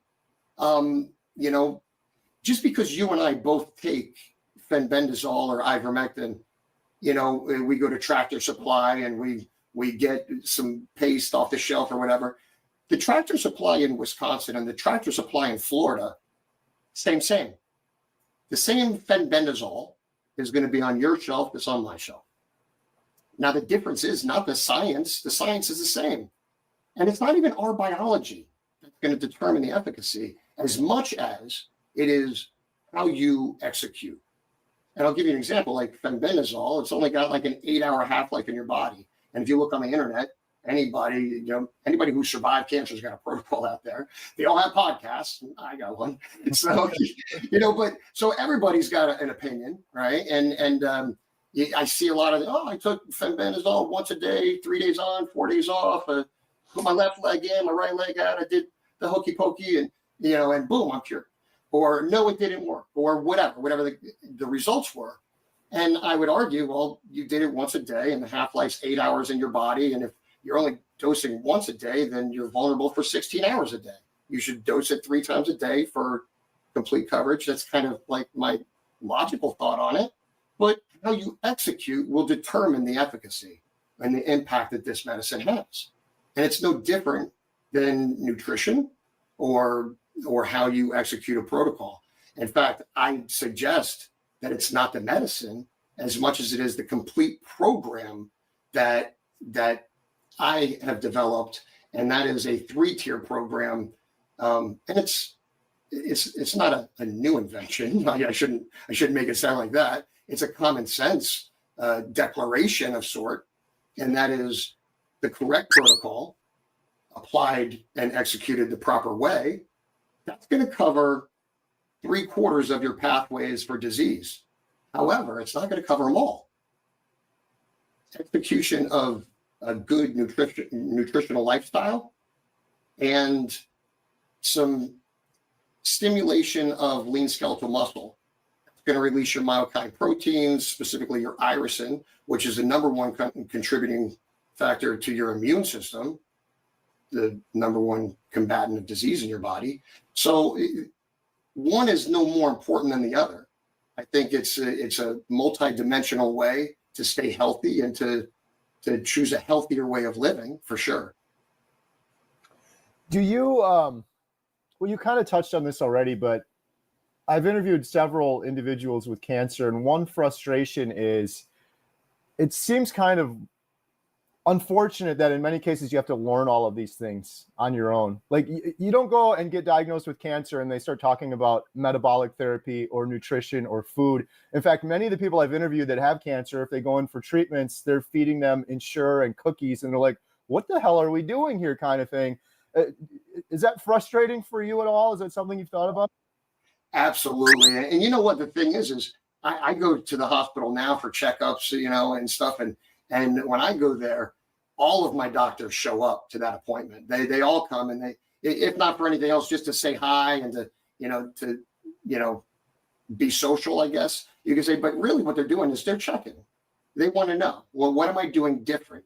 And the only thing I could say is, outside of the repurposed efforts that is actually in my chart now, they've documented that I'm doing those repurposed medicines. But the one common conversation that we have every single time is nutrition.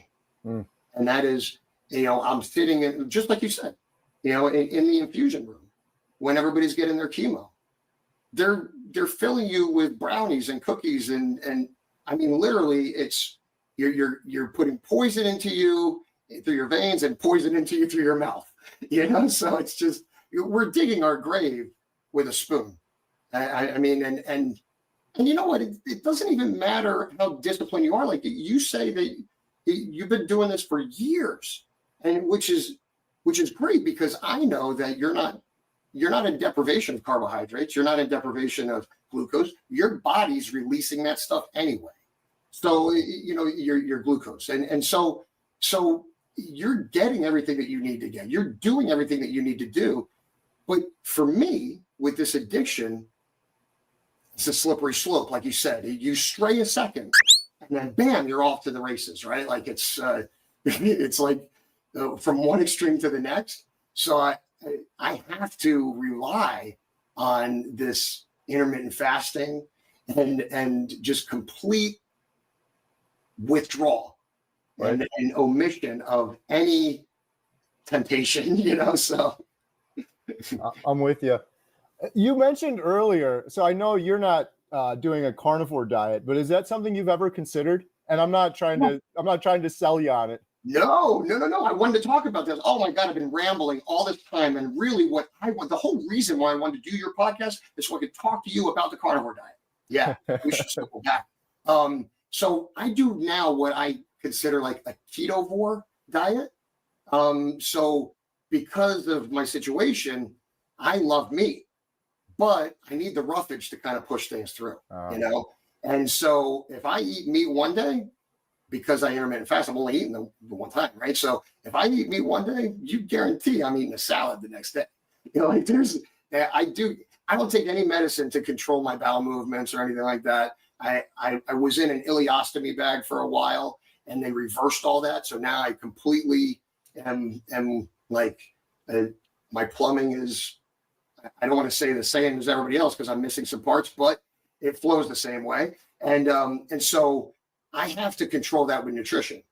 Now, that was a very fundamental thing to say, meat versus roughage, but it's a little more complicated than that, but I'm just saying. Right. But yeah, so for me, it's almost like a survival thing, you know? But if I stray just an inch, I go down this horrible path and there's consequence. You know, I'll be backed up for a few days, or I'll be buckled over in pain, whatever the consequence is. There is a price for everything. Right. You know, and your discipline is admirable, you know, but I want to transition to meat and more meat. Oh man, I'd love to, any way we can assist you or help you with that. We got a whole group. You're welcome to just jump in for free if you want, where we're supporting people that are doing that, because it's a hard thing to do, especially, well, you have much different circumstances than most people with the surgeries and things like that you've had. But it's, you mentioned me doing this so strict is kind of admirable. It's actually really easy, which is so counterintuitive. It sounds crazy. It sounds so restrictive, but once you get into carnivore, there's a point where a switch goes off and it's like, I'm no longer eating food for entertainment. This is just energy. It's like fuel in my engine. And it's not an exaggeration. Like, I have no cravings for anything. So it's the greatest thing in the world. The other thing I was going to say real quick too was, I've interviewed so many people, Kevin, including this guy. His name is Kent Carnivore, Lee Kopis. We flew out to the UK and filmed him, and he lost his colon, and he has an ileostomy bag also. And he's in our documentary we're doing, but his story was crazy to me because he's like, I believe, first of all, I would still have my colon if I was eating carnivore before this. There's actually a lot of damage you can get, as crazy as it sounds. Of course, fruits and vegetables are better than junk food, of course, but there's a lot of damage we have from those things. And the example that Lee gave that really opened a lot of people's eyes, and I think it will in our documentary, he could see what was going on because he could see his ileostomy bag. So Lee would, the doctors are like, you just, no meat. You got to have vegetables. You got to have salad. You got to have this. And he would eat a salad and the whole bag would fill up with gas and green sludge. And it's fermenting in his gut, and he would have IBS, and he would have these painful stomach issues over and over again. And then he would eat meat, and he did it once where he ate meat, and he looked in the bag, no gas in the bag, just this little tiny bit of liquid. And he's like, man, it's like my body is pulling all of the fats and proteins and nutrients out of that meat, and there's like this much left when it's done. But I eat a salad, and the whole bag's filled up. That's absolutely correct. It happened to me. I never made the connection between the two, but you're 100%. It's a big deal too. When you have the bag, because you got to burp it all the time and stuff, and Yeah. it'll clear a room. So now Lee has no colon, and this guy's been carnivore longer than me. I think he's on like 5 years. He's absolutely just thriving with no colon. All he does is beef, butter, bacon, eggs, meat. I'll send you his YouTube channel is Kent Carnivore. He's got some incredible videos. But I just bought a cow. I'm in. Like, I literally committed. I have this. So I built this big outdoor kitchen with several different types of grills.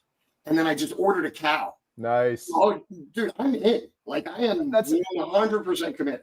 The thing I would say, so you have interesting circumstances. So I don't want to speak like you may have to do things differently, but I don't know. Maybe you could do better on strict carnivore than you realize if you get into it. The problem with a lot of people is when they first start carnivore, there's a lot of changes to our gut bacteria, gut biome, even if you're doing keto going into it. And so there's this transition period that usually takes 2 or 3 weeks where your gut biome's changing. You're actually killing off a lot of the bad gut bacteria if you don't give it any starches or vegetables, plants, things like that. But a lot of people suffer through that, and they're like, man, I just can't do carnivore. My stomach's not getting it.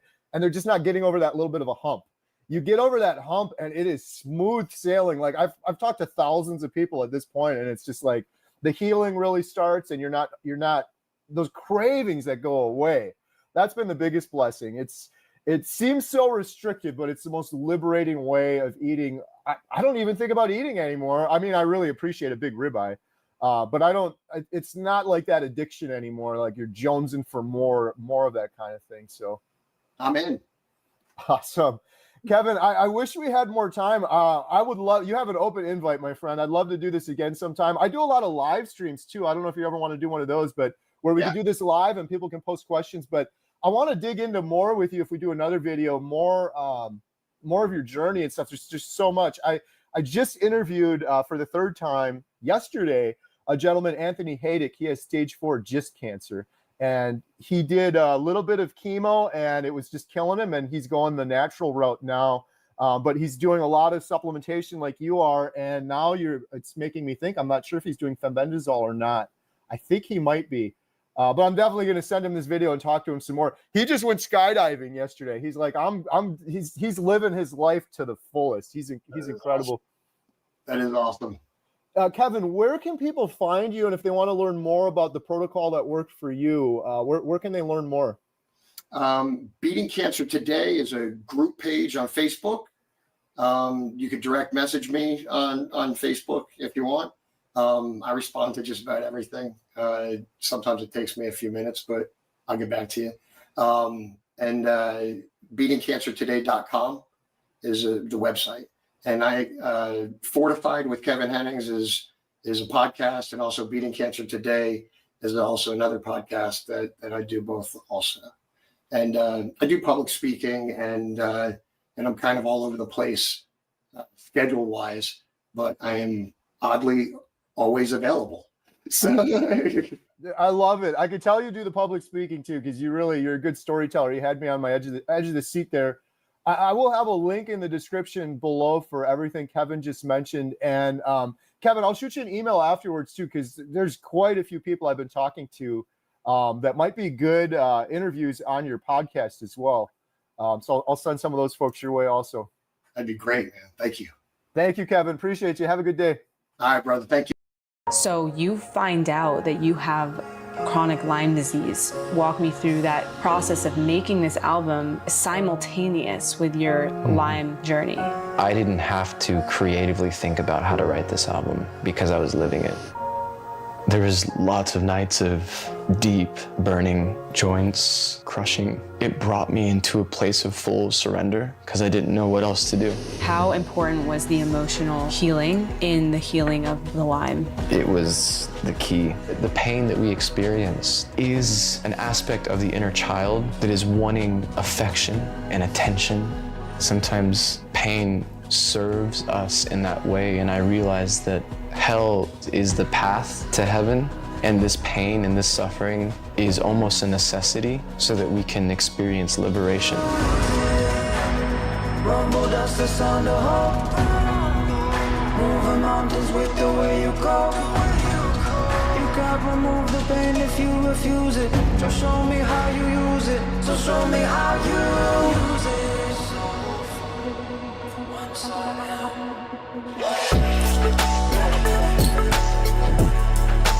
I just landed in Nashville, Tennessee, and I'm on my way to meet one of my favorite artists, Saint Finnegan. There's a vision that I've created in my heart. Will I see it come to life or will it fall apart? Can the universe do better than my dream?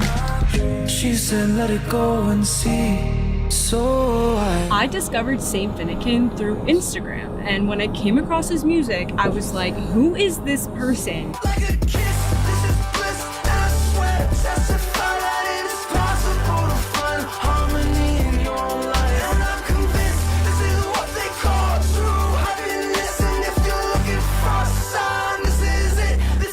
The music just spoke to my soul. It took me on this whole journey. And so I reached out to him and I was like, bro, you're amazing. Like, I would love to co-create with you and maybe make a video about you. Like, are you down? And it's so funny because he was like, girl, I've been following your YouTube channel for like 10 years and I would love to co-create. And I'm like, yes, let's go.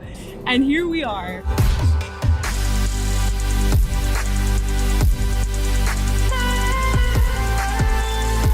So I started getting into a lot of his other music as well, and I could tell he's just operating on another level. So right now I'm on my way to his home, and I'm gonna be spending the next 24 hours with him to immerse myself in his world and to not only learn about his story, but to also experience how he lives his life and the different wellness and lifestyle and spiritual practices that he incorporates. He's got something figured out, and I wanna know what it is. look at God. Grateful for the love and the peace and the joy inside of me. It don't stop. All the miracles and miracles and miracles and miracles repeat, man. I'm in it. Okay, we're almost there, and I think we're gonna get to meet his partner, Jordan, as well. I brought them some flowers, little housewarming gift. They're providing the Southern hospitality out here, and I'm very, very grateful. We're here! We're here. Welcome home. Thank you, your home is beautiful. Cool if I just take this straight to your... Yeah, thank you. Thank you for having me so much. Whoa. It's a whole vibe. Oh my goddess. Hi Jordan. Nice to meet you. Hi. We're in Nashville. I made some juice. Oh my god, thank you. Fresh juice? What is this, Yeah. carrot juice? We did carrot, peach, watermelon, apple. Wow, the Southern hospitality though. First of all, what did you just put in this? This is a gut support that we have been taking for a while now. It's just ion. It's made from like natural soil microbes, so it It's- helps like heal the lining of your gut. Yep. And then we have Okay. some trace minerals. You know how it is. Very important. Just a couple. This is some aminos. Give me whatever you're doing. I'm doing all the things Okay. you guys do. This is a lot of juice. It's a lot of juice, yeah. So But you it's don't. not all juice. Yeah, it's not all juice. I think it's. I would say about half is the juice that we Yeah. press, and then we filled the rest with some organic coconut water, Spindrift. Spindrift. Thank you for coming here. Thank you for having me. We honor you, and our home is your home anytime, not just this trip. Yay, Cheers. thank you, cheers. That's That so mustache. good. Oh my goddess. So how long have you been into health things?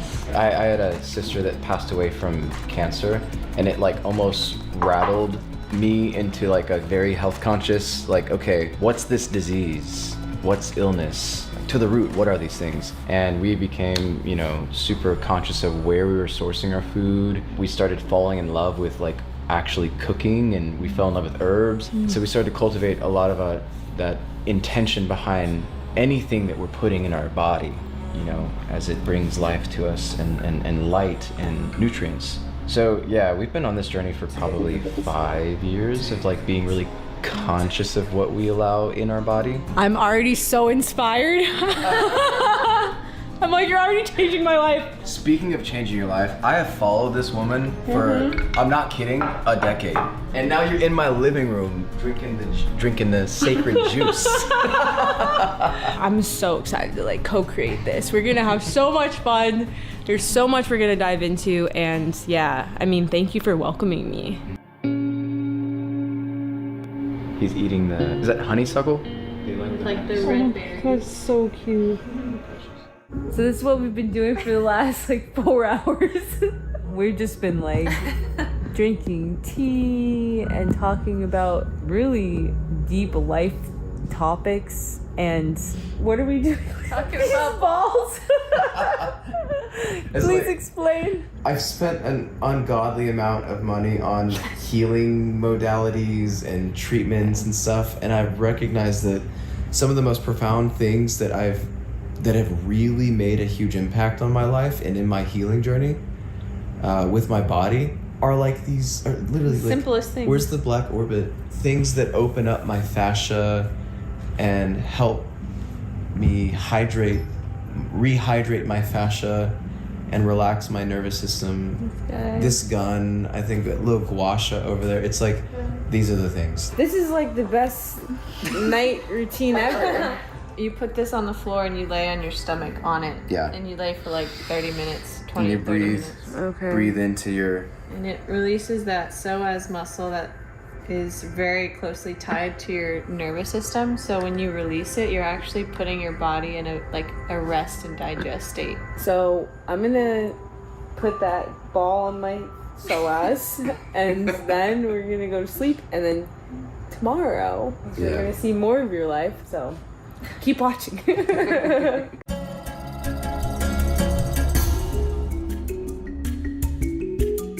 Well, good morning. Seems like we have some type of movement practice happening. That looks actually great. Like I could use that. Grand Rising. Grand Rising. The sun is out. Yeah, it's hot out here. Whoa. Shall we wake up the body? Show me what to do. I start off with this move where the core of your body is trying to stay kind of in the center as you shift your weight from the left and right, and your legs go the opposite direction from your hands. So when you go this way, your left leg kind of swings out of it, and you'll feel it here. On the right hand and And then like look straight forward and just keep your head in the center. Did you study Qigong? YouTube Academy. Nice. YouTube University. I worked with a couple shamans that were helping me, but this is good. We're waking up our kidneys as well. If your the back of your palms can fit.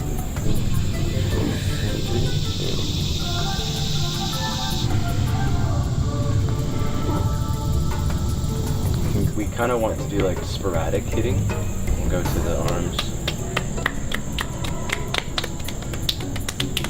What are the benefits of slapping? It starts to move the lymph and starts to cultivate some chi. Coming down to the, I just kind of like karate chop this. That feels so good. Right? It's like the exterior of the legs.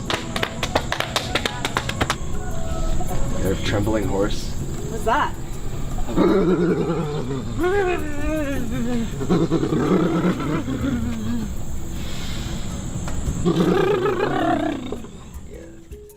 This is like my morning go-to.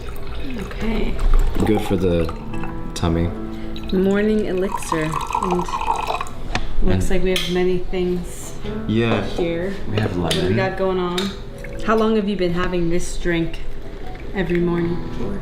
Sheesh. So it's changed over the years, but this concoction fairly new in the last like 5 months or so. Okay. We have some fulvic and humic acid. This is a great, also a fantastic binder. Look how pretty that is.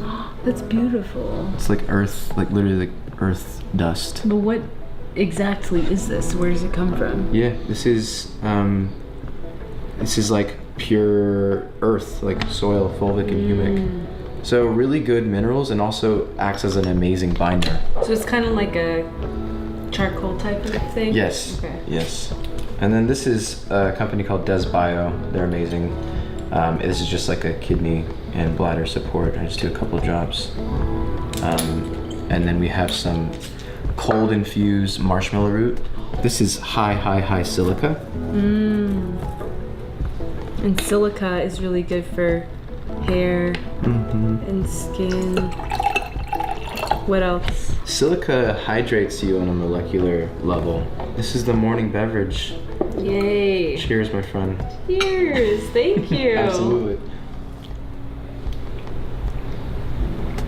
That's so good.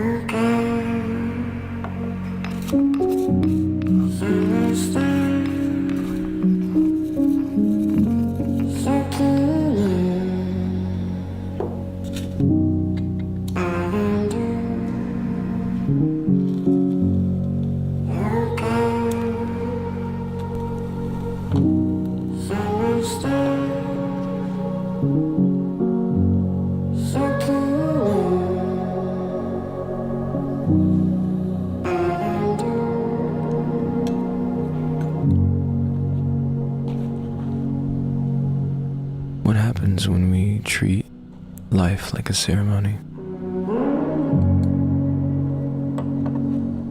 When we move with intention,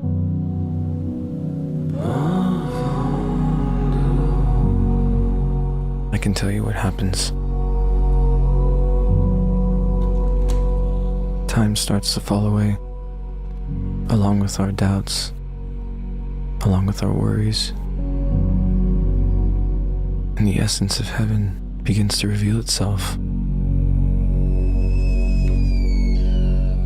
It's not somewhere far away from us. It's right here. It's in the little things, the little sounds. It's in the water.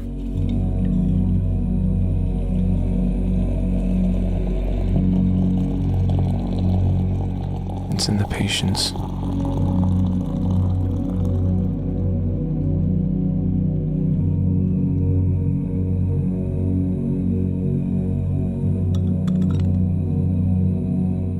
It's when we slow down. That's when we're able to actually be present and see the infinite miracles unfold right in front of our eyes.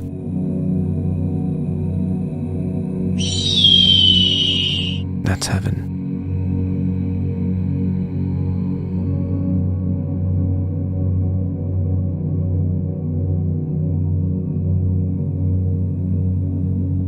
It's in service, helping those fill their cup up.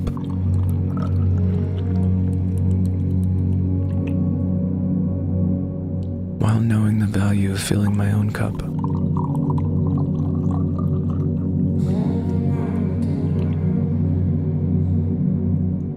It's in reverence.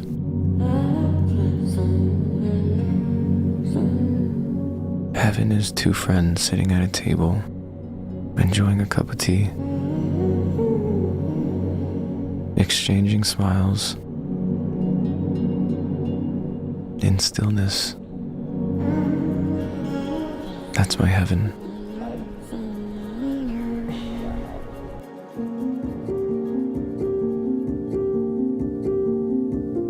I want to ask you about this.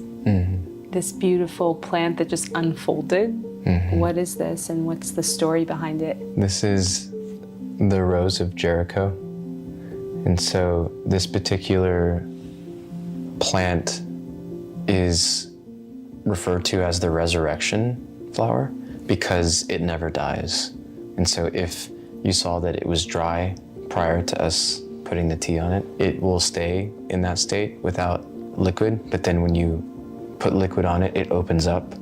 And if you continue to water it, it will also sprout little flowers depending on how long you want it to be open. I like to bring it in when I'm about to open up a really deep conversation. And so as the flower opens, the space opens and we open. And so here we are. I do want to start with who you are. Like, who are you? Where do you come from? Like, I'm so curious about you as a human. Childhood, I was raised in a really strong Christian household. So not just like church every Sunday, but I ended up leading worship for, over a decade. So I was like heavily involved in the church. As a young teenager, I was obsessed with sports and I was super active. And so I was playing basketball every day, football on the football team. And I had an incident happen when I was 13 where I was skateboarding, laying down on a skateboard and going down hills and stuff. And I ended up breaking my back. And so that was a huge pivot for me in my life as a young man, because everything that I was really passionate about, sports and this dream of being, possibly playing college, was completely at a halt. And it's actually how I found my passion for music. My father did music when I was growing up, but I never really took music seriously until I kind of had to take all this energy that I was investing in sports and had to push it somewhere. Like it is like that energy needed to go somewhere. It needed an outlet. And so music was that avenue for me. So that's when I started fulfilling the role of a worship leader. I did it for 12 years. I started questioning certain concepts within the dogma and started doing my own research, different texts, exploring other practices and belief structures in like Eastern philosophy, reading other books like the Bhagavad Gita, and even getting into more like the Hermetic, Gnostic things, and just getting an overall picture of what this is. And I'd been deconstructing a lot of these concepts like hell and heaven. What is hell and heaven? And it has changed in the last, 5 years of hell and heaven being these things that are separate from me. Places that we go to after we die, to being states of consciousness, states of being. And so things like that started becoming a little more clear, and that's kind of a bit of the deconstruction that I've done. That's a big thing to deconstruct, especially when you're deconstructing conditioned beliefs of this is what you've been told, your whole life. That's Grandma. Grandma. She protects the stairwell. Hi, Grandma. Thank you. There's like a inner child collector in me that likes seeds and sticks and things. Before they were here, they were all out there, everywhere. Just a little bit of like clutter. Just literally, it just felt like clutter. Beautiful clutter though. Can I touch this one? You can touch whatever you want. Okay, That's what this is for. Yeah, it's a kaleidoscope. That's so cool. Whoa! Isn't that crazy? It's like things that spark our imagination, tapping into the inner child. This is that for me. It's a whole trinket extravaganza. What is this? This is angelica root. Whoa. Right? It's kind of like almost cinnamony. It smells like a celery root kind of too. This is a didgeridoo, but it also has the skin stretch on it, so it's a drum and a didgeridoo. Now, I'm not an expert on playing this instrument, but I'll give it a try. Okay. So are you also using lots of unconventional instruments in your music? Yeah, like this is an instrument that I use called a bag of sticks. Well, tomorrow we're gonna get to see also some of how you create, which I'm so excited about.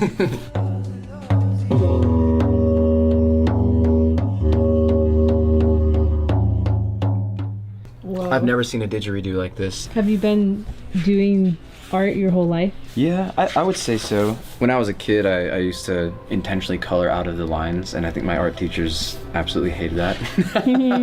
But yeah, I think art drawing came back during like some of the darker times in my healing journey. These are like the human body. Like I was withdrawing what I believe was going on in my body. I recently, about a year ago, found out that I had chronic Lyme disease. And it came out of dormancy because I was living in 10 times the amount of toxic black mold. So I had like very toxic black mold poisoning while I had chronic Lyme. And it all came all at once. And at the time, my body was not getting the proper support. You know, I was vegan, like very driven and passionate, very practiced vegan. And I worked with a couple Chinese medicine doctors who helped me along this journey. But in the beginning, knowing that I was vegan, they were kind of nudging me to maybe work with animals to help support my body, because I had black mold poisoning, Lyme disease, my gallbladder had co-infections, my small intestines, my kidneys, my liver was failing, so my skin was starting to get that yellow kind of hue. When I say hell,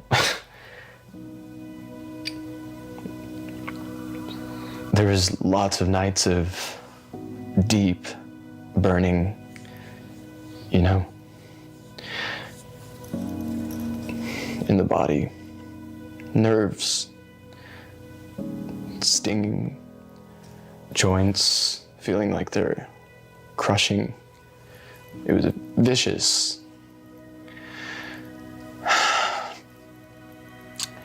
As terrifying as that was for me, it got me to this place. I mean, literally, like many nights in fetal, just laying on the ground and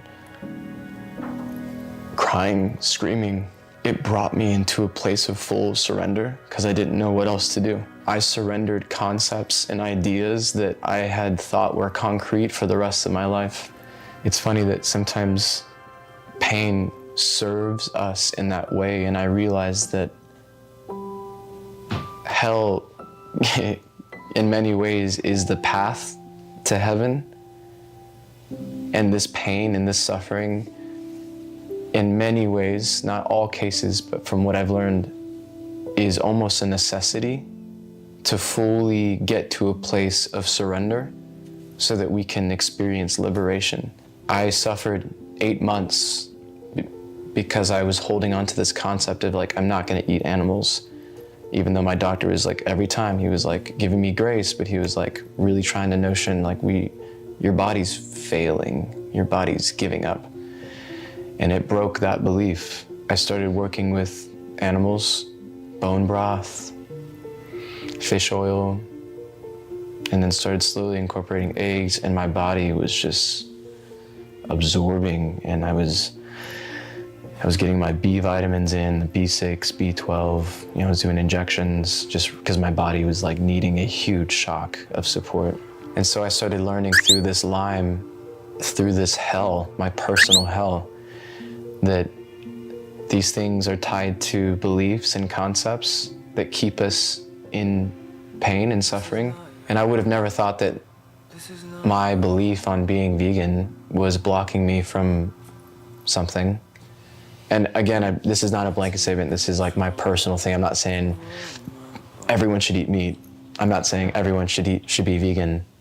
That part of me has left, and being in hell softened my heart so much for myself and how I see other people and the world. It was the most challenging thing, but I realized through that I have a position to create, that we can create heaven here. The whole gift is here. Yeshua even says it, like, the kingdom is created here. That's our responsibility. When I first started using this vibration plate, you itch. Oh. Like, you itch because you're essentially kicking up toxins. Yeah. It vibrates you to your like core. So I'm just gonna do all the settings at once. I'm excited.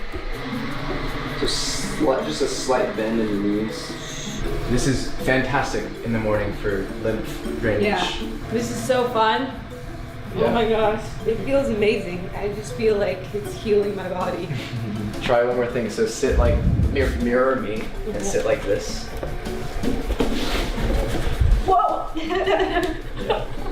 It's gonna open certain chambers of your lungs. Do you feel it pushing air? Yeah.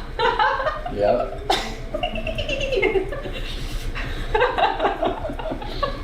I literally do this. I'll just sit here and just laugh. It's so fun. Try singing. Yeah. It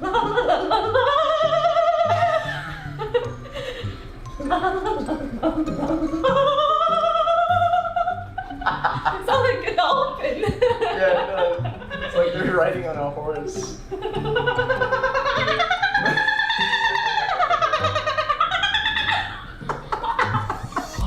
How's the body feel?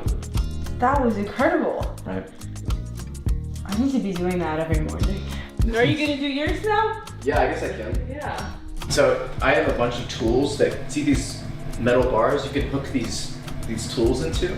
Oh, cool. Yeah, and you can like do like aerobics on here, and you know, sometimes I'll, to open up, if I want to drain stuff in my lungs.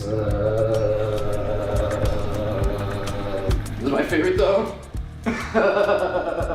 I found you on Instagram, and then I go to your Spotify, I see this album, I'm like, The Inner Work sounds like my kind of album, let's listen to it. And I see that the songs are the emotional scale. Like I've seen this concept before of like the emotional scale from the, I guess, lower density emotions of guilt, shame, all the way up to like joy. And so I listened to it from start to finish. It just like unlocked something within me. Frozen, heavy I feel, hopeless, bones made of steel, weighted down by the world on my back, wondering if Atlas ever asked for help on her. Tell me about the making of The Inner Work. So the authors of this best-selling book on TikTok called The Inner Work, they reached out to me right before I found out I had Lyme disease. They're like, hey, we'd love to commission you. We have a book that goes through all of the wounds that humans feel. It's a really funny story because prior to them reaching out, they had been following my music. And this dates back to a couple years where I started a company called Energy Hospital. And Energy Hospital was originally me opening up people to email me what their traumas and what they're moving through, what they were, and then I would write an individual song for that person. So I wrote 133 songs for 133 people all over the world, different countries. It was really, really beautiful. But they're about these wounds. So I had already done it. I'd already shown, and so when they came across an artist that was already doing this, they're like, this would be perfect for our book that goes through these wounds as well. And so they reached out and they're like, we feel like you'd be perfect for this. And I was like, sign me up. Like, this is amazing. They sent me a book. I read the book, blew my absolute mind. I was like, no wonder this is the most popular sold book on TikTok. And I took it on and I promised myself, I'm not going to write these songs for fun. I want to live these songs. And so as I went through each density and each theme of consciousness, starting with the lowest of the lows, which is rejection and shame, I was encouraged to alchemize these things sonically and almost relive some of these things. And like, it was a checkup on my body. It was like, where are we with this shame thing? Did we heal this? And then maybe there was like still build up in things, and there most certainly was. Through each song, it was a whole experience, you know? Yeah, so the whole goal of this album and book was, how can we pair the mind, which is very cerebral, the book is very cerebral, with the feeling. And music is usually easily associated with being able to like feel. And so you pair the two together and you got one of the most powerful tools to assist you on your healing journey. Music and movement for me, like moving to music and moving energy is the most important tool that I have. It has gotten me through so much in life, and it's what I am constantly going to as a tool throughout the day, just every day. It's like, what do I need to listen to like feel this? So you find out that you have chronic Lyme disease soon after you had said yes to this, and walk me through that process of making this album simultaneous with your Lyme journey. Even though it's bizarre, I didn't have to creatively think about how to write this album. I was given the subject matter because I was living it. So the songs that are on this album, like there's a song called Distrust, and the primary emotion of distrust is fear. I wrote fear because I was in deep fear. There's a couple lyrics on that song where the bed I lay on isn't safe. My pupils wide, my body aches, and I can't sleep. So I draw a bath 3/4 full up to my umbilical to find some peace. I did that, literally, like multiple nights, because we didn't know it even at the time, but for a moment there, we were living in mold without knowing we were living in mold, and it was in our HVAC system. And so all of our vents, wherever our vents were blowing air, we were just getting plummeted with mycotoxins, and one was right above our bed. So of course I couldn't sleep at night. But those are very real lyrics. Every lyric in this album is from a place of experience through this Lyme and mold journey, all the way to Overwhelm. You know, there's a song called Overwhelm, which I think is like the most popular one on it. I mean, it's one of my favorites, and I think I resonate with it because that is a feeling that I experience. That's like a wound that I feel that I have and I've worked through a lot, but it still just presents itself in my life. What was your experience making that? Yes, so the primary emotion of overwhelm is hopelessness. And they talk about that in the inner work, is this feeling of like dread and like full victim, you know, like everything's happening to me and I can't take it. It is a breaking point in this heroic journey where we are encouraged to allow ourselves to start feeling. We get overwhelmed when we don't allow those feelings to come through and be expressed, right? And so like for men, we've been taught that like crying is a sign of weakness. So like there's a lot of like, that starts to manifest, you know, or we can't express anger because it's looked at as bad. And so like anger builds up in Chinese medicine, we know in the liver. And so we start to have liver cancer, liver failure, and all of these things are correlated. And so, yeah, I mean, the song Overwhelmed for me, there's a line in this song where I say, you can't remove the pain if you refuse it. So show me how you use it. And that's the invitation that I felt from God. We don't heal by getting rid of pain. We don't heal by running away from pain. We heal by going directly to it. And in the words of my really good friend who's helped me a lot, Dr. Wesley Kress, he said in his chronic pain journey, go into the pain and expand your capacity to hold that pain. It's a really difficult concept for me because my whole life I've either tried to create things out of my pain, or like if I feel pain, I get to the ground and I start moving, or I take a salt bath, or I do all these things, red light therapy. I'm always doing something to get rid of the pain. But when a sense of chronic pain that is still there, it's because we're not listening to that calling. And I learned quickly through the inner work that the pain that we experience is an aspect of the inner child that is wanting affection and attention and love. It wants to be witnessed, it wants to be heard, it wants to be held. And if we keep trying to do things to get rid of the pain, that's us trying to get rid of a part of us that's needing our attention. And so a practice of mine that's helped is sitting in this pain and listen to the child and give it that stillness and allow it to exist. And almost you start to become it. And you can't quite feel pain when you become pain. Like that's, I believe in many cases, the very last part of a healing journey for people who are living in chronic pain is this, you become it and you expand so big into it. You expand your capacity to hold that it starts to subside. The healing comes from listening to what comes up in that pain and honoring those emotions, whether it be a deep cry or a scream, you know, like this concept of sacred rage is so healing. You know, what scenarios come up while we're in that pain. And the more we give attention to that inner child, it starts to feel safe.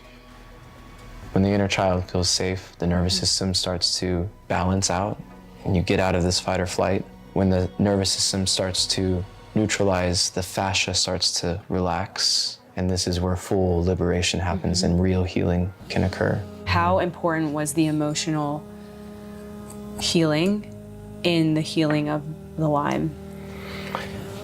It was the key. It was the key. I realized quickly that you can support your body with nutrients. You can take amazing herbs that help detox. You can open your pathways, and all these are really helpful things. But if we don't pair it with the emotional work, healing will not happen. After I started supporting my body, the deep emotional therapy started coming in with NET, where he would guide me to very traumatic places and reprogram those neuropathic channels with scenarios where myself today going to that child self and bringing him to a place of safety and allowing him to express what he needed to express with someone who can listen to him and hold him was monumental in my journey. To speak directly to people in chronic pain, I know they feel like their body is abandoning them. I have felt that anger from that, where I'm like mad at my body. And I would just encourage anyone that is in a place of chronic pain and suffering that your body is actually not abandoning you. We are actually abandoning aspects of us that need to be seen. And so when we allow our body to feel things, we're giving ourselves permission to let go. And that's where I think the most powerful healing can happen. And so yeah, to bring it full circle, the emotional work is key, because it started with emotions.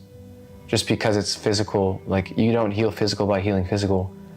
It starts with an emotional thing, and then it manifests mentally as a program, as a thought pattern that we keep doing that we may not know.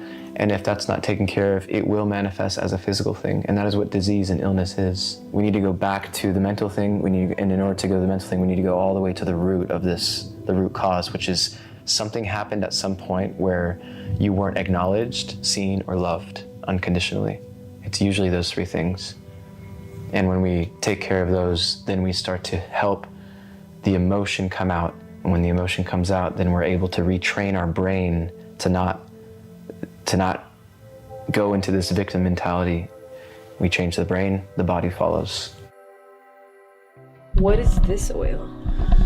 That is rose-infused water with, I believe there's ormus in there. It looks golden. Mm-hmm. Can I smell it? Yeah, you can anoint yourself with it too. Really? What Water does this key go to? My soul. I'll play music while you do that. Yes. How's that? Yes.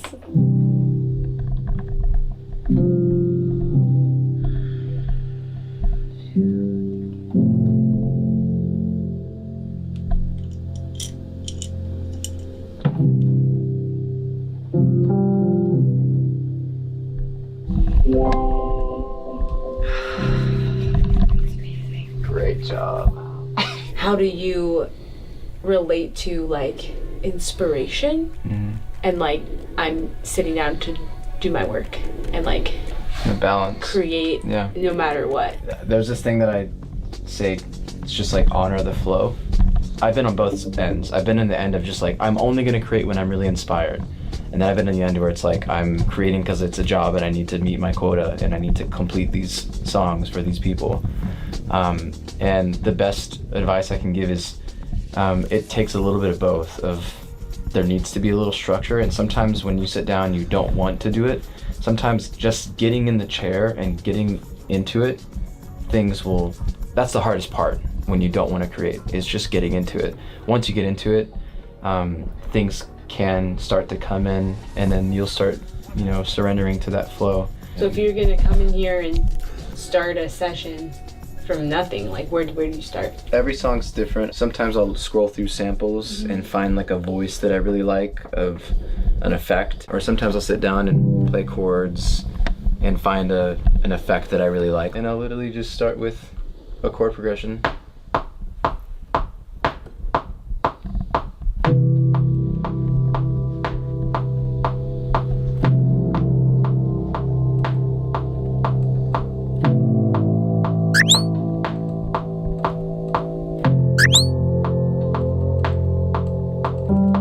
I'm just looking for an ambiance pad.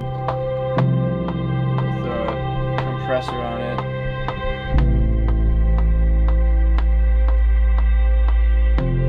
Copy it. The length. Super subtle, you know? Yum-a-num-num yada.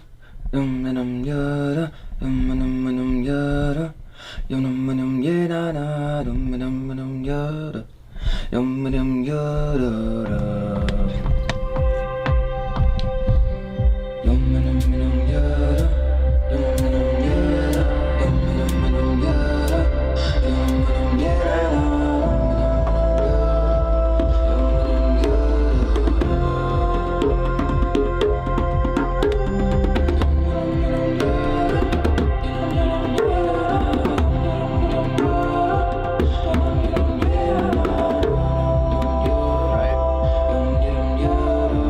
Yeah, and it just builds. And the song starts to really reveal itself in that way. That's the process. So fun. Wow. It seems so natural and easeful for you. I think you get to a point where, yeah, some of this stuff becomes first nature, and the goal for me now with making music is knowing when to honor the flow and knowing when to stop. Sometimes the best things happen when you just like know when to stop and know when to open up to what needs to come through, and it should feel like play. Yeah. You know, and so it's just like honoring that play. You know, your project with Energy Hospital and how you were gifting music to people who were calling and healing. What did you learn through doing that, and how did that start? Energy Hospital was kind of birthed out of my sister passing away from cancer. She had colon cancer, and then it metastasized in her liver. One of the last things that she said to me, one of the most like last coherent, audible things that she said to me was, "You know the light. Are you ready for the dark?" That's not something that she would typically say. She didn't speak like that. So I knew even when it happened, it was very divine. And it was like the day before she took her last breath. And that stuck with me. I didn't really understand what that meant at the time. And now I really do. I lived it. The dark is where fear can fester, where pain resides, where there's suffering. It's hell. I met myself because I am the darkness. I am the light. I am the whole. It's the yin and yang. And I know that's what she was saying, 4 years, 5 years before I experienced it fully. And that was a huge guiding light for me amongst it, because I was like, this is what she said. I'm in it. I'm in it. And I welcomed it. I stopped fighting it. And that's why I say hell is beautiful. Because it's the pain that creates the most powerful part of our testimony. Our triumphs, or let's say our light that we emanate, wouldn't hit hard if we didn't have that pain and the thing that just broke it open. And so my idea of things happening to me, it shifted when I met the darkness and when I met this hell, to things don't happen to me anymore. Nothing happens to me. But I can shift my perspective that everything is always happening for me, can happen for me. if I think of it in that way. And I would even say goes deeper, happens through me, happens as me. When I started listening to all of these albums and experiencing them, like, it feels medicinal, it feels healing, it feels personal to, these humans that you wrote these for. It feels like a gift. It's been this season of my life, like, your music has really guided this season. So I just want to thank you. Like, I feel so much overwhelming gratitude for you. And your art just, like, coming into my life at the most beautiful time and divine time. And it's been so supportive to my healing journey. So thank you so much. I'm grateful for the lemon juice upon my lips. I'm grateful I can smile when I'm tasting. Well, it's true, yeah, it's true. I'm grateful, full to the brim. I am. Yes, I'm grateful, more than I've ever been. Well, it's true, yeah, it's true. It's true, yeah, true, yeah. It's so true that I'm grateful, so grateful. Oh, it's true. It's true, yeah, it's true. It's so true that I'm grateful, so grateful. It's so true.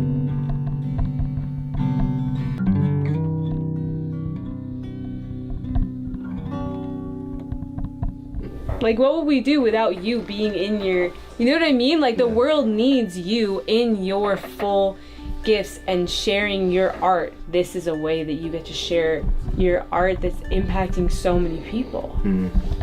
Yeah, I like to say that our gift shall make room for us to live, not we make room for our gift in our life. I'm very grateful I do what I do, and it's taken a long time to get here, but I'm very grateful for my work, my play. The deeper I connected to Yeshua, that Christed view of the world feels so familiar and feels so resonant. That knowing of we don't need to know, we just love. And unconditional love literally means love without conditions. That's what unconditional love is. Unconditional love is not love with conditions. So I try to embody that every day and with everything. And I love creating heaven. My home is heaven. My meals are heaven. My music's heaven. And the last thing I'll say with this is I love words so much. Responsibility. It's my responsibility to create the kingdom of God here, heaven on earth, because I have the ability to respond. I've done the work. And because I have the ability to respond, why would I not? So it is my responsibility to create heaven here on earth. And that's what I'll do. I feel the heaven that is here in this moment.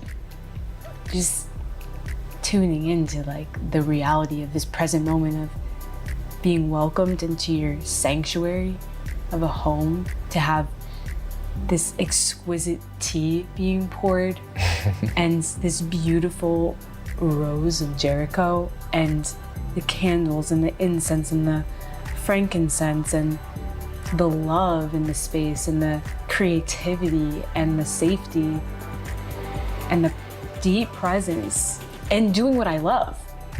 Like getting to be here and do the thing that I know like my soul came here to do is the definition of heaven.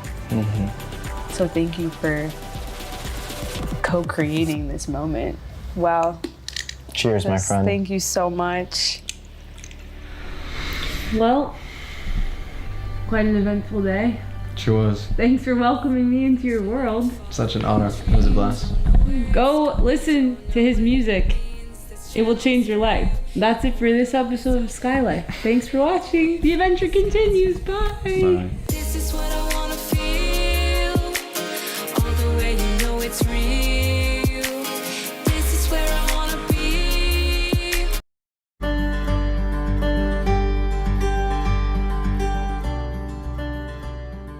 Hello, everyone. Thank you for joining me for another episode of the Plant Free MD podcast. I'm your host, Dr. Anthony Chafee, and today I have a very special guest, Mr. Pascal Johns, who's here to share his story with the carnivore diet. Mr. Johns, how are you, sir? Yeah, I'm very good. Thank you. Good. Yeah, happy to have you here. So, for people who haven't come across you before, can you tell us a bit about yourself and how you came to the carnivore diet? Yeah. So when I got out of high school, I did a bunch of things. I didn't go to college. I started a carpentry business where I make furniture for movies. I did some modeling. I was always really interested in nutrition. So around like pretty much right out of high school, that was when I started having issues. I got really extreme dry eye where like it just felt like constant crud was coming out of my eye, and I couldn't, really bugged me because I couldn't watch screens, and so much of our life now is, just like looking at screens. I couldn't look at a screen because my eyes were so dry. In hindsight, I definitely think that was oxalate related because it started when I was working on this salad greens farm, and I was just like stuffing myself on greens every single day. Like I was looking at my poop and it was green, and I was like, oh, this is so good. This is so healthy, because I'm eating so many greens. That's funny. Yeah, because like the farm was like, just taste it. This was like a really high end like salad farm where like we were smelling very small amounts. And it started with the dry eye, and then I started having these skin issues that started escalating. So I had like keratosis pilaris, which was kind of mild, but then over time it just kept getting worse and worse, and it spread all the way along my front thighs, my calves, back of my arms. And when I looked it up and talked to my dermatologist, he said that basically nothing you can do is genetic, like it's just determined by your genes because you're Northern European, nothing you can do about it. Maybe it'll go away at some point. And that never sat right with me because I never thought that an entire race could just have a disease. It seemed very unlikely to me. Well, also, if it was genetic, maybe it goes away, so maybe your genetics go away? I mean, what kind of answer is that? Like totally made no sense. Yeah. I mean, the simple fact that you weren't born with it and didn't have it throughout the entirety of your entire life, and that it might go away, means that there's something else at play there. You have a genetic predisposition, sure, but you have an environmental trigger, and that's the majority of conditions that we have. And I'm sure your doctor took genetics in college, and that's what we get taught in genetics. So that's a very strange answer from a dermatologist. Yeah. No. Sorry, didn't mean to interrupt though. No. That's okay. Yeah. And in addition, I noticed that this disease was much, much more common in people who are overweight. I was like, if it's much, much more common in people who are overweight, like, is it just that people who are overweight are like, have the genetics for this? Or like, I highly suspect that it actually was caused partially by whatever, the same factor that was driving at that. So I didn't like that skin condition. It was just there. And then I got acne, and it just kind of kept getting worse. I went on Accutane, and it actually came back even after that. And that was really hard because that just like took a toll on me. Like it definitely like had side effects. I could tell it wasn't really very good for me, especially at the end. And then for it to come back, it's like I did all this for nothing. And what else? So my teeth were becoming very loose for whatever reason. That was really weird. Like just a few. and very soft. Like I could kind of go like this, and I could feel that like I was almost like wearing them away. So Okay. that was that. Yeah. And then I got a testosterone test, which was very low. So I was happy about that because I had all kinds of like I was constantly stressing, couldn't relax, you know. So I was like, oh, this makes perfect sense, you know. My testosterone's low, but I had no idea how to fix it. I thought it was maybe just, you know, chemicals in the water, you know, bad luck. So yeah, I had at that point realized though that I was kind of on like the Paul Saladino sort of fruit and meat diet. I had lost quite a lot of weight. I sort of did that right out of high school and I felt better, but it was kind of like the low fat version. It was like lean protein and fruit and a lot of fruit. Like I was constantly eating fruit because it's kind of like addictive, you know, all winter long, all the time, right? And like that was really bad for my teeth. So even if I'm brushing, like that constant exposure to acid and sugar, like just takes a toll. So so I was interested in Weston A. Price stuff too at the same time, sort of the idea of like how people in hunter-gatherer populations, especially this island in Catawba I was studying, where there's not a single zit on the entire island in this island off the coast of Papua New Guinea, not a single one. So I was like, oh, so they say acne is genetic as well, but clearly it's not, because when those islanders go to Australia, they get massive acne. So clearly it's not genetics. Something about their diet removes it. So yeah, I was just like kind of marinating in all these ideas, and what actually triggered me to go carnivore was sort of just, well, first of all, I found this like very rare like testimonial on YouTube by the carnivore queen saying that it made keratosis pilaris go away completely. Only case I found on the internet anywhere of someone saying they could reverse it like very quickly. Some people had said it just gone away, but nobody had said that they just like just reversed it with the diet. So I was very interested because of that. And at the same time I started getting these boils on my leg that were big. Like it was actually kind of scary. I was like, what is going on? Like, what is wrong? I could clearly tell that something was really off. Like I didn't feel good. My sleep was getting really bad too. So it was mainly just for my skin at first. And I wasn't totally sure if like it even had all the nutrients I needed. I was sort of like going into this without a lot of knowledge. I was like, well, it's just going to be an elimination diet. It will just, you know, clear out all those factors. But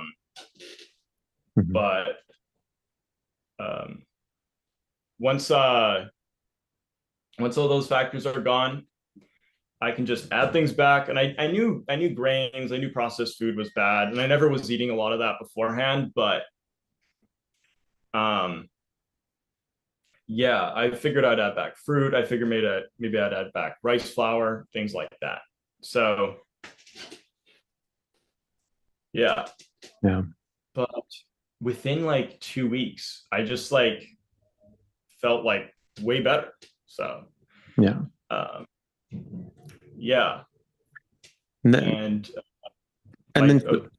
well, I was just going to say, you know, it's interesting too. You're doing quite a similar diet to, you know, Saladino. I mean, obviously he doesn't do like a lean, so he'll do more fat. So that might have been a factor too. But, you know, you were already eating a pretty clean diet. You know, and this is the argument that people right. Yeah, is it the only reason you get a benefit from doing a carnivore diet? It's not because you get rid of the fruits and vegetables and eat more fatty meat. It's because you dropped the junk food, but you weren't eating junk food. You were actually eating a pretty healthy diet, and you were still getting sounds like worsening skin issues.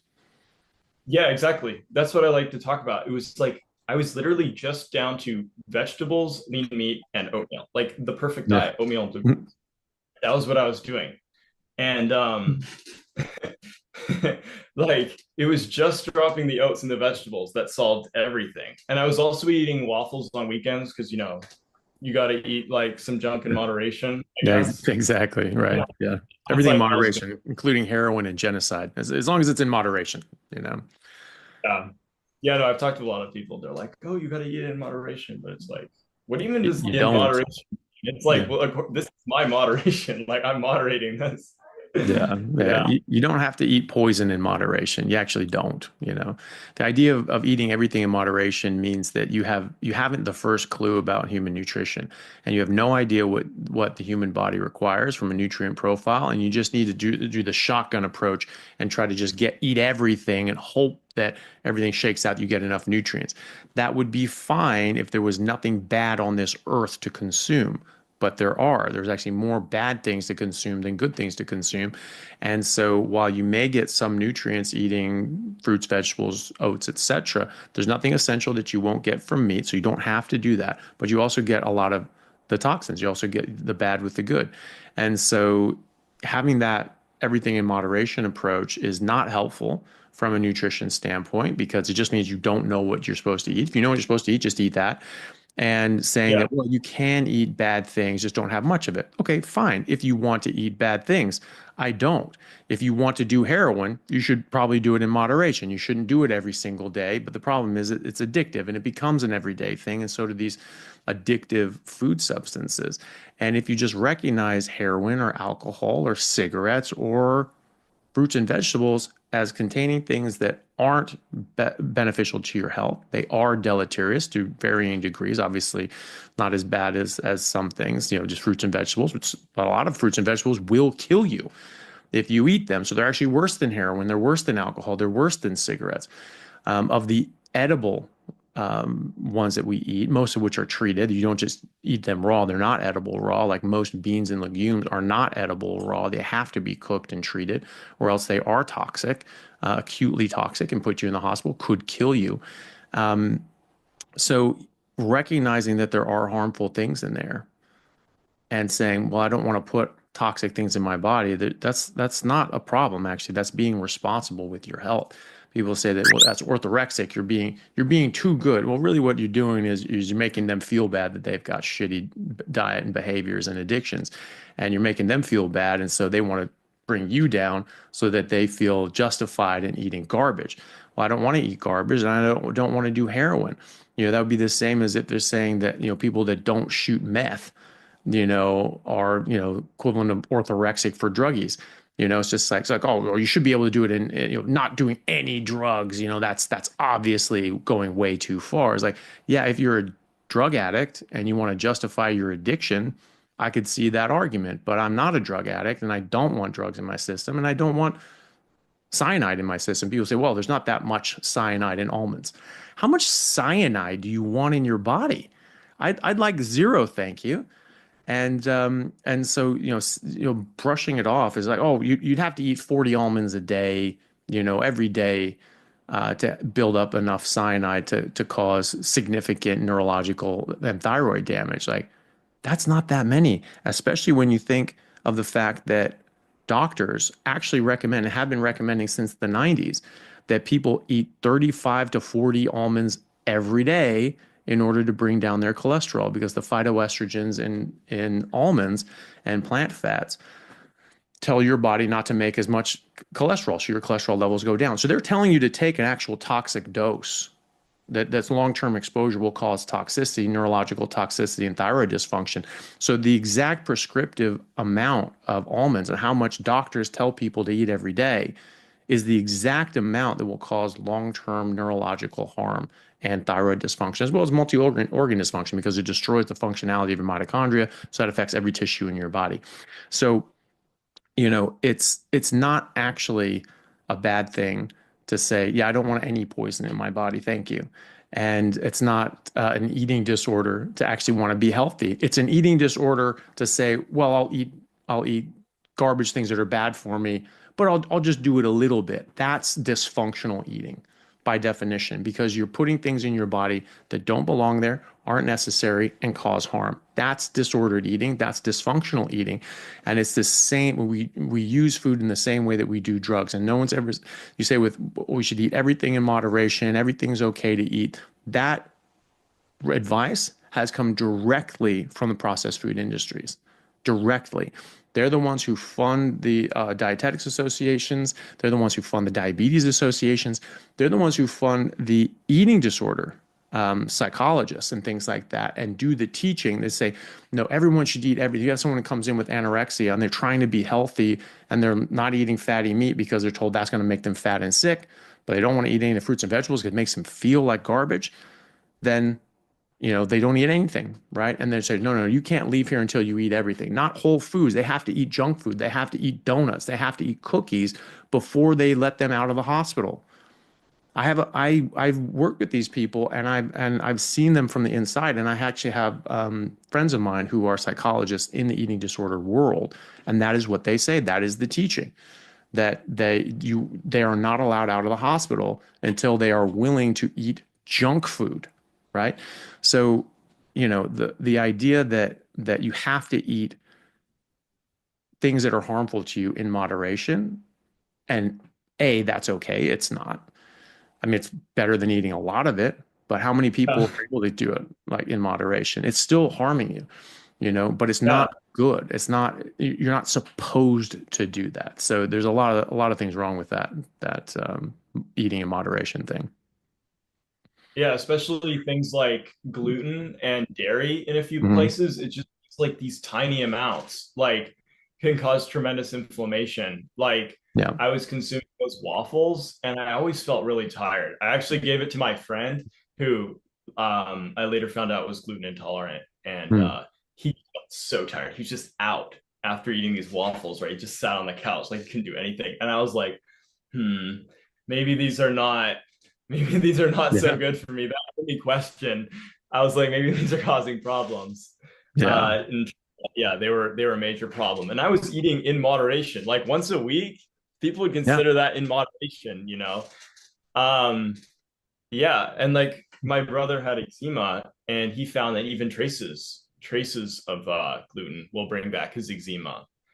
Like, I just recommended that he removed gluten from his diet based on all the stuff about lectins and autoimmunity, right?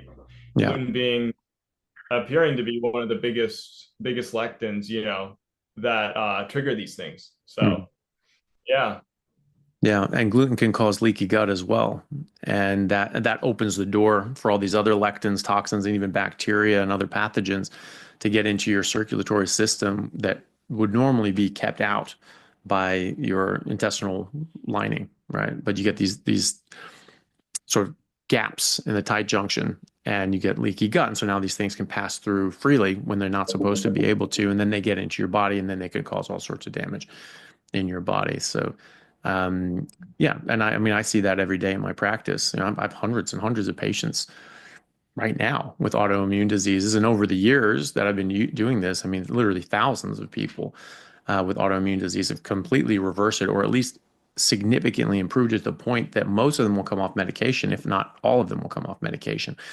And sometimes you have things like thyroid dysfunction, like Hashimoto's. You have so much damage to the thyroid, it can take a year or two for that to heal and come off the medication if you're very strict. But if there's permanent damage that's done, maybe you don't get off all your medication, but the vast majority will at least stop the damage and improve their functionality to the point that they come down on their medication, if not completely off their medication. And so there's sort of that cause and effect relationship when they start eating even fruits and vegetables, again, not even junk food. All of a sudden it comes roaring back and their antibodies spike up again. Whereas normally you just see it come down slowly over time, because that's our immune system stays active for a very long time. And if nothing is triggering it, then it'll slowly settle down. But then all of a sudden you get exposed to something again, bam, those antibodies come up again. And they take a long time. Yeah, exactly. Yeah, it's like, how are these antibodies like inherently harmful, when you often remove the food, and then they just magically, these antibodies stop, attaching to the body cells, because that's the theory, is that, the it's just circulating, they attach to an organ, and then your immune system goes in and just blows it all up. But yeah, no, I thought your theory about that was really good. Yeah. Yeah. Um, Yeah. and So, like, how old are you now, and when did you come on to carnivore? yeah, so I'm 21 and this is me, and I'm about to turn 22. And I started this exactly a year ago. I'm pretty much like on the dot, actually. Yeah. So I've been doing Okay. it 1 year. Yeah, very Yeah. good. Yeah. It's like my And you said like in the first couple of weeks you started feeling better, but what walk us through that transition when you went to just sort of what were you eating at the time, what exactly were you eating, and then what were the changes in your how you felt and your skin conditions and things like that. yeah. So I did it cold turkey, which is definitely not ideal. I didn't really have any digestive issues, but what happened is that my skin actually flared right off the bat, like pretty extensively. Uh, and it might sound like you'd think, oh, this is horrible, carnivore is horrible. But in my mind, I was thinking, this is having an effect. Like, so I want to see how this plays out. Because I was pretty sold on that at that point about it being a proper human diet. So it was going to take a lot of evidence to say that this was bad. So I was like, I always had heard of like sort of ideas that your body just needs to clear things, needs to sort of, work out the damage that's already present, in that tissue. So I thought it was something like that going on. And yeah, sure enough, a month later, the boils completely went away, but there was definitely a flare that was kind of disturbing. Yeah. And this is interesting too. So the keratosis pilaris, it was bad. It almost looked like acne all over my legs. And there was an area of hair that was totally bald, like on the back of my legs. Like the back of my legs were bald. And I thought it was genetic. But that hair actually started growing back 6 months later. But the thing is, because these hairs are poking up out of an area of skin that hasn't had hair in years, it often creates a lot of inflammation as it comes out. So it actually kind of looks like things are getting worse for a while, right? But actually, that's just the hair growing back. Yeah. And now the inflammation has really come down as almost all the hair has grown back. It's all sort of pierced its way back up through the skin, and the hair has completely gone back, which is like miraculous. Yeah, it's interesting. That is really interesting as well. That you had a bit of a worse. It got a bit worse before it gets better. I have seen that with other rash. I mean, with psoriasis. That's something that people notice as well, is that sometimes it can get worse before it gets better, and that obviously can scare people off. They go on a carnivore diet, but they're just trying to try something because they're desperate, but they haven't looked into it so much, and that they've been as convinced as you, saying, "Oh no, I think this is the right way for me to eat." Sort of, and we'll see what happens in the long term. And they can get a bit scared off by that, and then this is justified, like, oh my God, people have these problems, you have to run away, you have to go add plants back in and all that sort of stuff. But if you stick with it, typically that's what happens after a month or two or what have you. Things start coming back through the other side, and that is interesting. Sort of, yeah, it's an interesting phenomenon. I mean, obviously, a lot of these things are hormonal as well, and so when you have this fundamental change in your diet, your hormones are absolutely going to change. I mean, even just the simple fact that you don't have as much insulin, that's going to change your hormonal expression significantly, because insulin blocks the action and production of growth hormone, which is a major hormone, especially someone your age. And if that's being suppressed, your body's not going to be working properly. It will also block leptin and suppress leptin, which is a major hormone that goes into the hypothalamus and controls multiple hormones from the hypothalamus, which control multiple hormones in the pituitary, which control a huge amount of hormones in the rest of the body. So, and it blocks estrogen production in women. It blocks testosterone production in men when you get insulin resistance, because you have insulin can trigger or signal testosterone production in the testes. And so people think, ooh, more insulin, more testosterone. No, actually, because when you have more insulin, you actually start reducing the receptors in your testes and elsewhere. You start getting insulin resistance. You start getting a tolerance. It's like, this is too much. This is not what we want. And now your body's not as sensitive to insulin. And so now that signal goes down. Actually, testosterone goes down. And so people, especially with insulin resistance, they actually find that they have very low testosterone levels. So diabetics, people with metabolic syndrome, these sorts of things, insulin resistance, typically have much lower levels of testosterone as well. And then when I put people on a ketogenic carnivore diets and their insulin levels come down and their insulin resistance starts to reverse, actually that sensitivity starts going back up, and all of a sudden they're producing more testosterone. People have to understand how these things interplay, and if you think that there's a signal for testosterone from insulin, then more insulin is better. It's actually not the case. It's actually deleterious, and will start having negative impact on your testosterone production. So when I have my patients go on ketogenic carnivore diets, they sometimes double or even triple their testosterone production, and for total and free testosterone levels.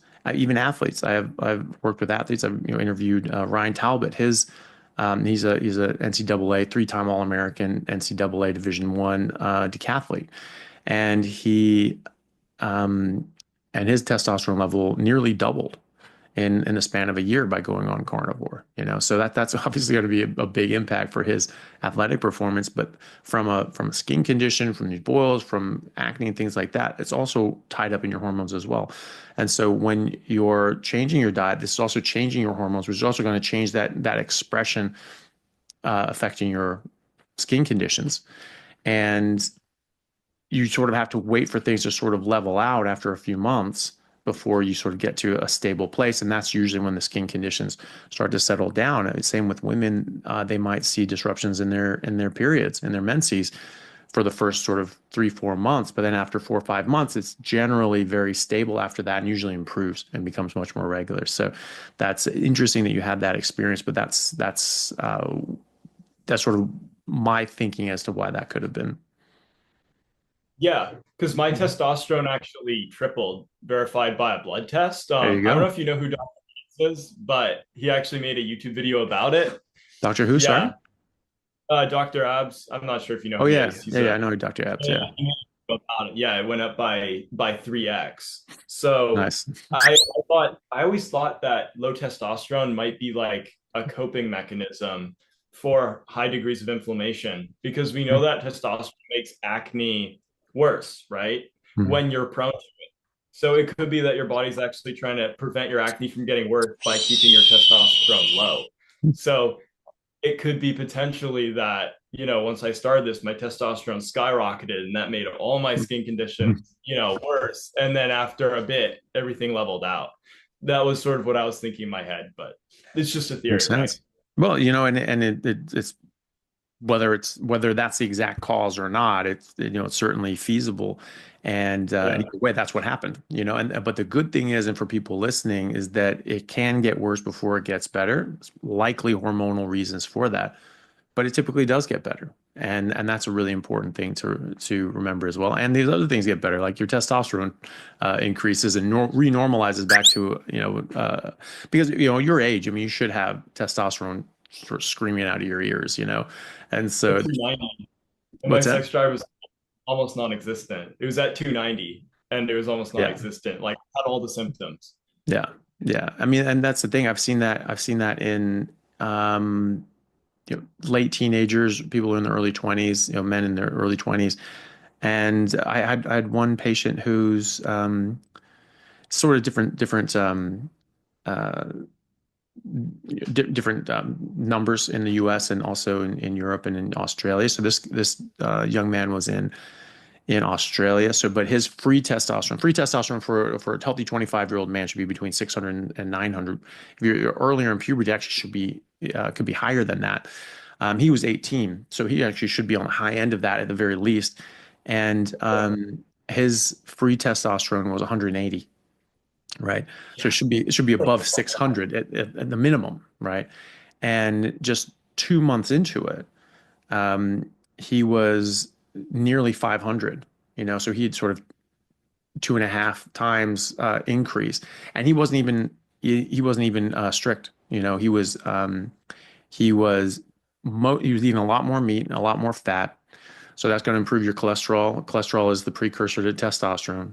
You're also going to have more zinc. Most abundant forms of zinc are in meat, especially, number one would be oysters. Number two would be beef.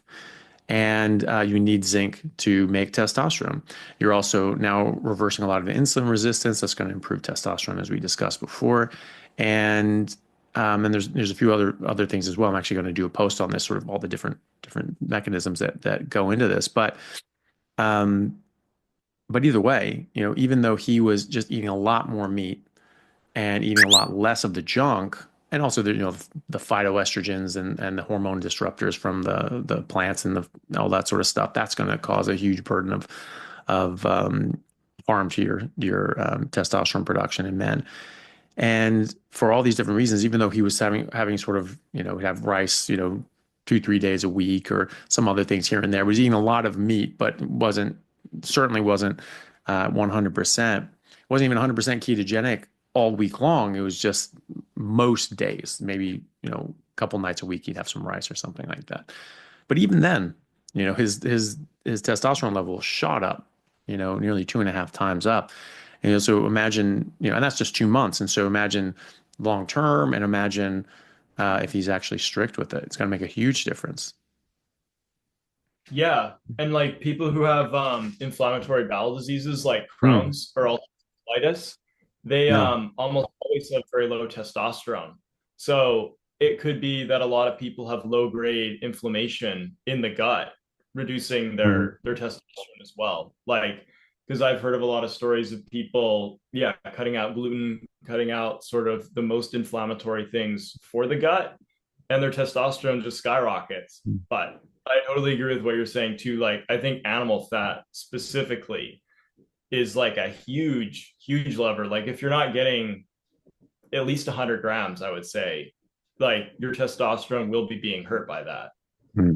Yeah. Yeah, and if you're eating vegetable oils, the seed oils, or the even olive oils or coconut oil, they have those phytoestrogens, and that signals your liver to not make as much cholesterol, and cholesterol is what testosterone is made out of. Basically, all your hormones, certainly your sex steroid hormones, are all made from cholesterol. Vitamin D is made from cholesterol. Testosterone, estrogen, progestogens, mineralocorticoids, glucocorticoids, everything made in your testes, ovaries, and adrenals are derived from cholesterol. And so if you're artificially suppressing your cholesterol, and that's what you are doing by having these plant oils or taking medications, or eating fiber, which will draw out your bile, which is made with cholesterol. Because cholesterol is very important, and you use it for all sorts of things. You are artificially lowering your cholesterol. If you just fast and don't eat anything for 5 days, nothing in or out, your body will elevate your cholesterol because your body needs that cholesterol and is using that cholesterol. And so by eating these other things and reducing it, that is artificially reducing it. And you're reducing it down below a level that your body actually wants you to be in. Carbohydrates will actually lower your cholesterol typically, because it changes you from a fat burning metabolism to a carb burning metabolism. And so you're running on those carbs that you eat, as opposed to running on the fat that you've stored, which is our natural design. And if we are transporting our fat from our adipose tissue to our liver to make into glucose, glycogen, and ketones, we need more LDL and HDL, because those are the carrier transport molecules to transport that through the blood. It can't travel through the blood otherwise. Fat and cholesterol can't. So that's something that goes up naturally anyway. And so when you just go ketogenic or you just fast, your cholesterol levels are going to start going up, because your body is now able to utilize and run on your fat, but also start transporting your cholesterol properly and your fat properly, and proteins properly, because HDL and LDL actually transport proteins as well as fat and cholesterol. And so by eating carbohydrates, that will, again, artificially lower your cholesterol, because your body's not able to access your fat stores, not able to utilize and access your fat and cholesterol stores. So that, again, is artificially lowering your cholesterol, which will then lower your testosterone production and other hormone productions as well. Yeah, because so many people talk about how, like, oh, avocado, that's like a perfect, that's like a perfect, like, it's like it's like the new eat your greens every day, but it's like avocado, but that avocado oil is still deficient in vitamin D. It's still deficient in vitamin K2, and it contains phytosterols, that are going to lower your cholesterol, and potentially, play a role in a lot of diseases, that we have. Like, it's still a small amount, which is probably why most people do fine. Like, it's nothing compared to like rice bran oil. I recall that was the highest. Like, that's just like the most unnatural oil you could imagine. Yeah. I think that one has. What's that, sorry? I was just gonna say, like, if you just search up which oils contain the highest amount of phytosterols, they're often the most typically unhealthy oils. So that's just like, I don't know, food for thought. It's like corn, it's rice bran, it's like all the most unnatural oils. And then olive oil, avocado oil are sort of near the bottom, but still have some. Yeah, and also people don't realize that there are other toxins in there. I mean, fruit does have toxins in it. Avocados and grapes will kill cats and dogs if they eat them, even in small quantities. So clearly there are toxins in there. And when you pick those fruit when they're green, when they're not ripe, they'll have 4 to 5 times the amount of toxins in there. So even if they're things that we can normally deal with to a certain extent, unless we overdo it, and we can detox things to a point. If you're eating these things when they've been picked green, which is all produce coming from the grocery store, nothing's going to be picked ripe because it will spoil too quickly. It's being shipped all the way across the world, typically, especially if you're trying to get it in a northern or southern extreme, and in the winter. So they always pick it green, and they're going to have a lot more of these toxins. Avocados in particular have 4 or 5 times the number of oxalates, so it can have well over 200 milligrams of oxalates per avocado if they're picked green. And that goes down to about 50 if you pick it ripe. So that's something we can handle. We can actually tolerate about 50 milligrams of oxalates a day. You get buildup over time, but that seems to be sort of the threshold. That below that we can sort of tolerate that. But so that's one avocado and no other source of oxalates in a day if it's picked ripe. And if it's not picked ripe, you're already quadruple where you want to be. So you start having problems with that. Yeah, and my dad, he had like a calcified portion of his shoulder actually. So basically, clearly, like, So basically, oxalate definitely looked like it played a role, like with my dad, and that all went away when he went carnivore as well. Hey, good. He has pain, and it's going away very slowly, and then he just ate some dairy and it had like a massive flare. So like it's this arthritis for like 40 years, and it started when he was eating like a ton of potatoes and bread together. So like we suspect that was like a major factor in how he got it in the first place. So, but we're just being patient. Yeah. Well, that makes sense. How long has your dad been doing this now? He's been doing it for about 7 months, 8 months or so. Okay. Yeah, that's good. It's a good amount of time. Yeah, but we know dairy caused a lot of problems for him, and he only removed that about 3 months ago. Okay. So yeah, it can be very pro-inflammatory. Yeah. Yeah. Yeah. Well, is that's that good. because like, oh, sorry. No, go on. I was just gonna say, is that because like the casein protein is similar to the gluten protein, and there's sort of like an interaction there, or maybe a variety of reasons? That's a really good question. I don't know the exact mechanisms of the inflammatory response, but there are a number of studies showing that casein proteins are inflammatory. I haven't looked into the mechanism though, but that would be interesting to look at, and that just already would sort of make sense if it does sort of have a similar action to gluten, because now we have casein in just human milk, but it's much lower than in cow's milk, and goat's milk and human milk is sort of about similar. And this is why if a child is below the age of 1 year old, it's not really safe to give them cow's milk, because it can have too much.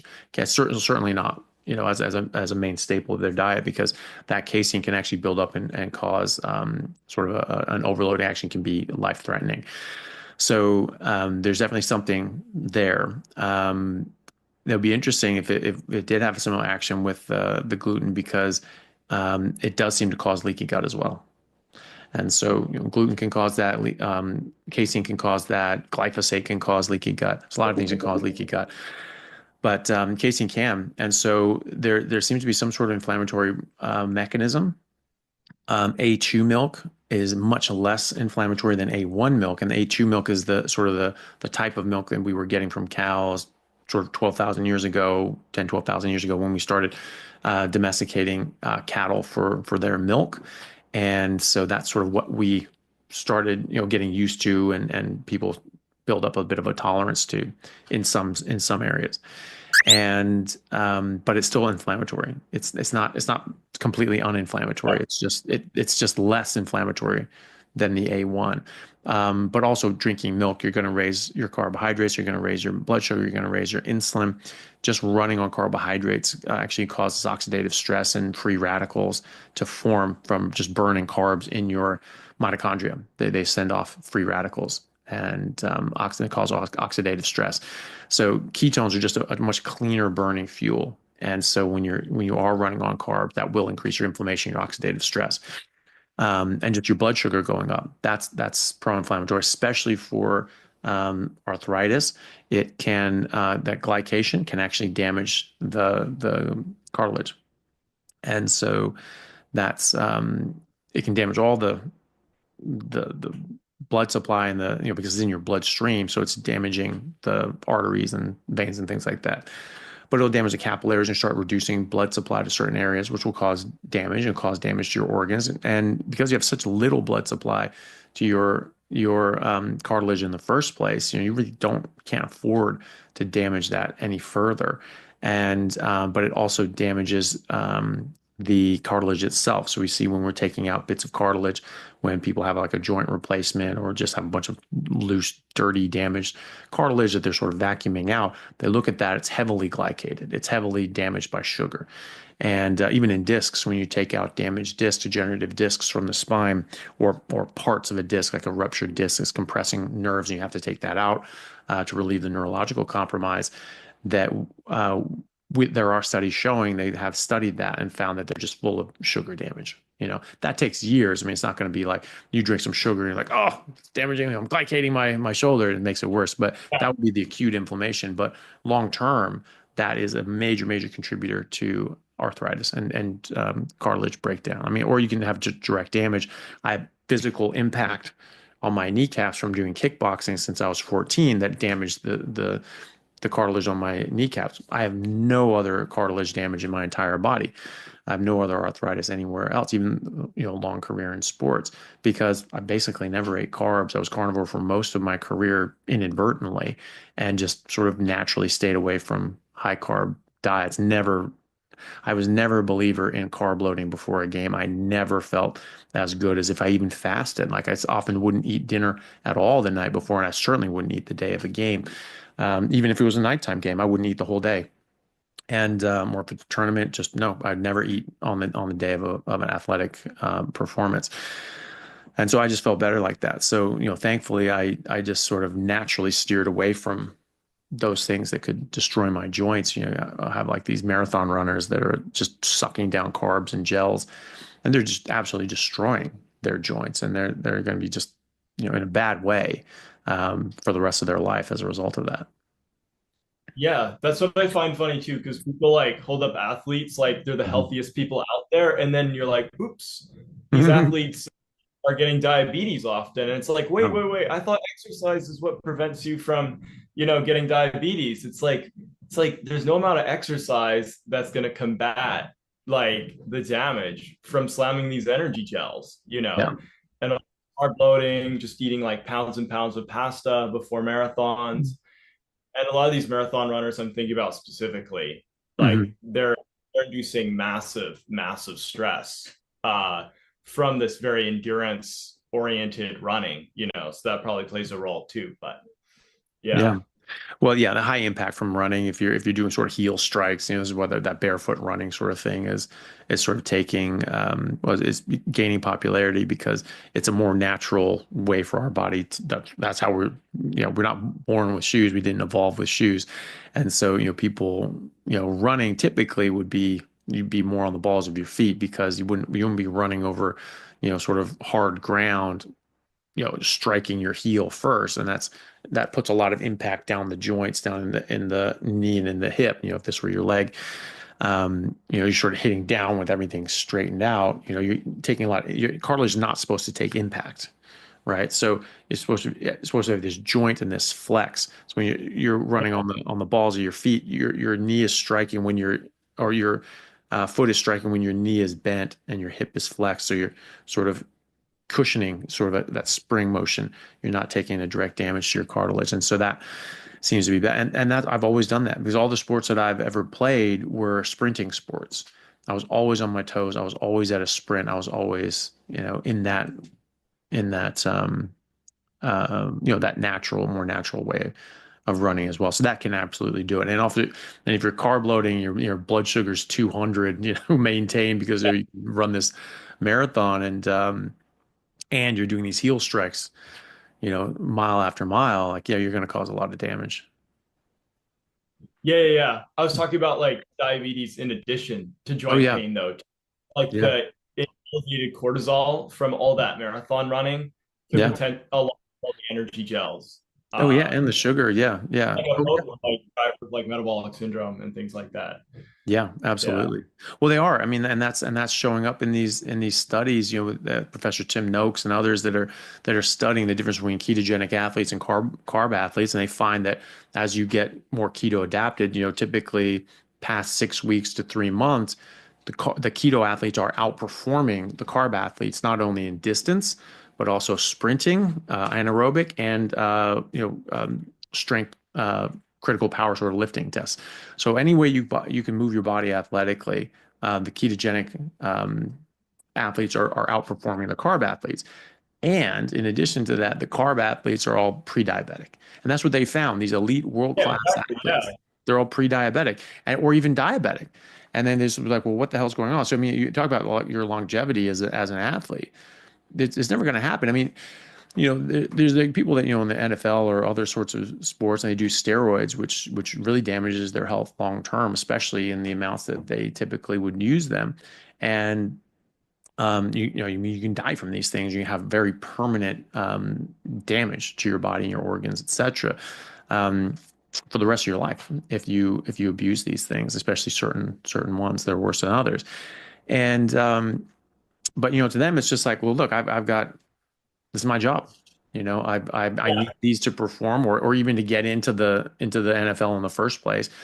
Some people need to do that or feel that they need to do that. And then to maintain that performance and athleticism, they feel that they need to take these illicit substances, which will damage their health. And they just say, all right, look, this is it. I'm going to have a short life, but I can make a bunch of money and I can take care of my family. I can set them up.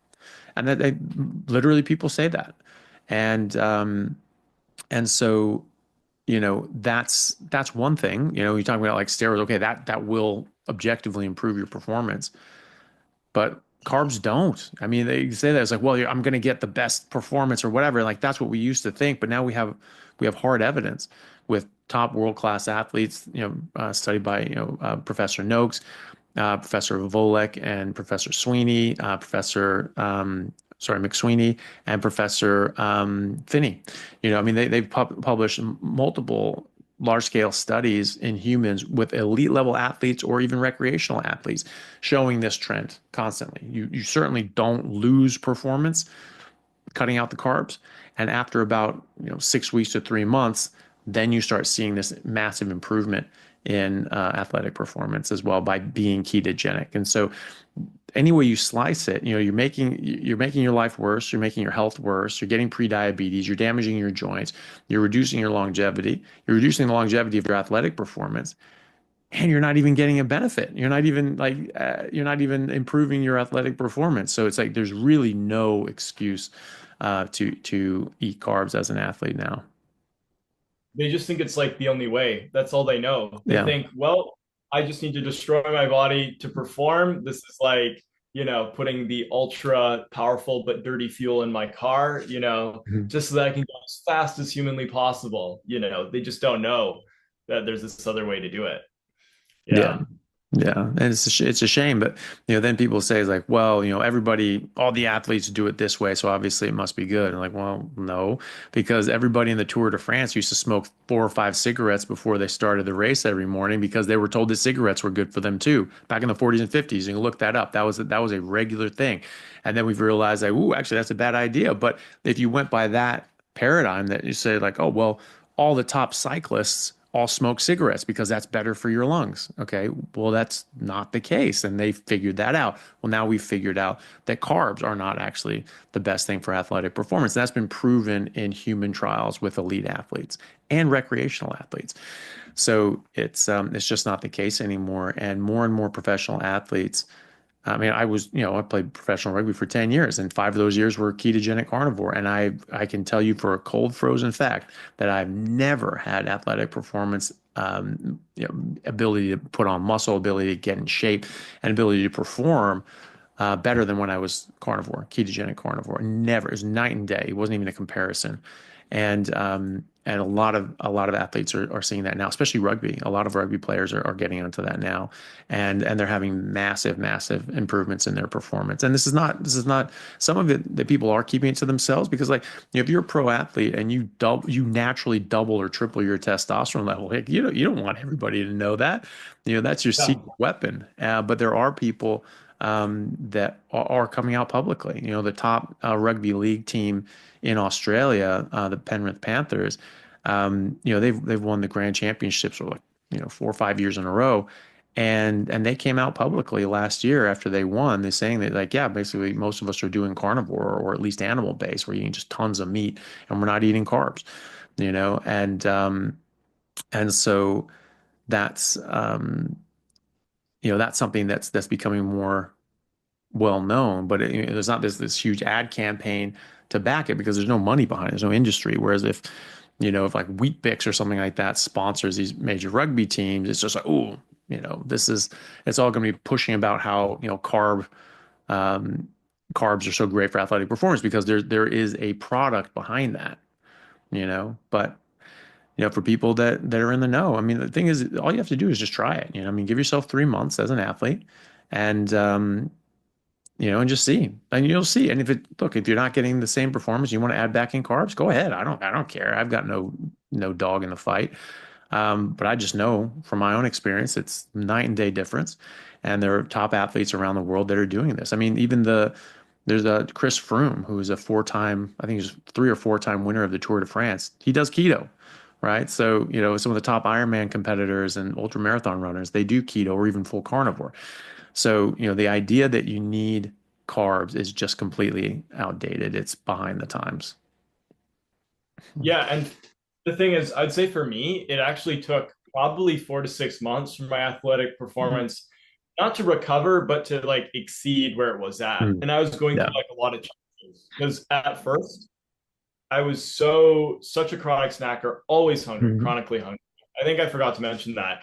I was eating realistically 6 meals a day, and food was always on my mind.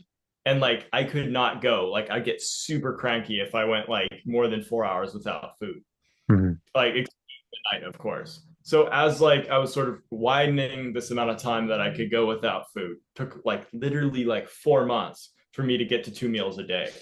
Like, it was a long process, but once I got to kind of 1 meal a day around there, that was when my energy levels really exceeded what they were before, especially endurance. Like, I was playing soccer, and I was able to just go way longer. Like, everyone else was just completely exhausted, but I could just like, I was ready. I could just keep going. And I was actually fasted at that time too. Yeah, all the hormones associated with fasting maybe add like just an extra little kick to that athletic performance. I mean, I always felt better playing fasted, training fasted, always, and so I always told people to like always play hungry. You want that sort of, even before I ever knew anything about this stuff, I always sort of put it in that relation, like, look, we're out there hunting, our body needs that energy, just go out, kill something, that aggression, that like go fight, go expend energy, go do something. Yeah. So you can go get food. And then if you eat, your body just says, yeah, look, we got it. We got all our energy. We don't need to do that. Everything slow down, rest and digest. And so that's how I sort of thought about it, correct or not. That's how I thought about it. And that's what I experienced was if I ate on the day of a game, I would never have the same performance. I would not feel that I had the same energy. I'd not feel like I had the same aggression, the same drive, the same sort of edge that I normally had in rugby.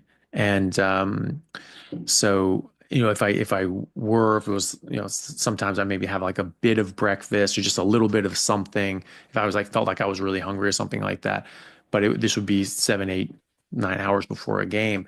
And even then I wasn't happy about it. And so, I would sort of do that and be like, yep, that was a mistake, not doing that again. So, it's, certainly something that I've noticed. And then of course, being carnivore, it's made a huge difference, massive difference. Yeah, and like your digestive tract is well known to be an extremely energy intensive organ while it's digesting. So like it would make perfect sense that your athletic performance would go up when you don't need all that extra blood flow diverted to your colon instead of your muscles.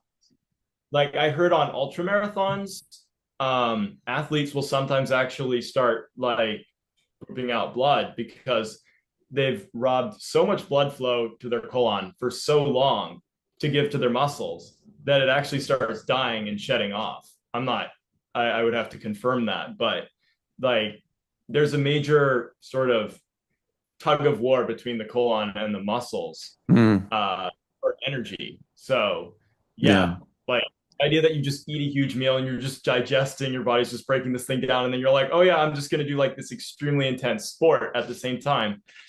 Yeah. Makes perfect sense. Hey guys, just want to take a second to thank our sponsor, Carnivore Bar. I don't promote many products because honestly, all you need to be healthy is to just eat meat.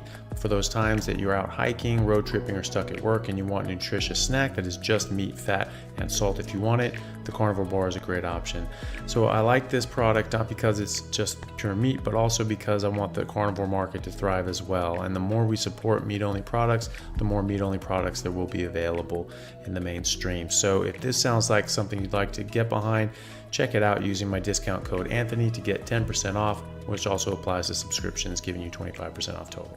All right, thanks guys. I was going to ask too, you said that you had this huge improvement in your testosterone. You tripled your testosterone level. Your acne boils went away.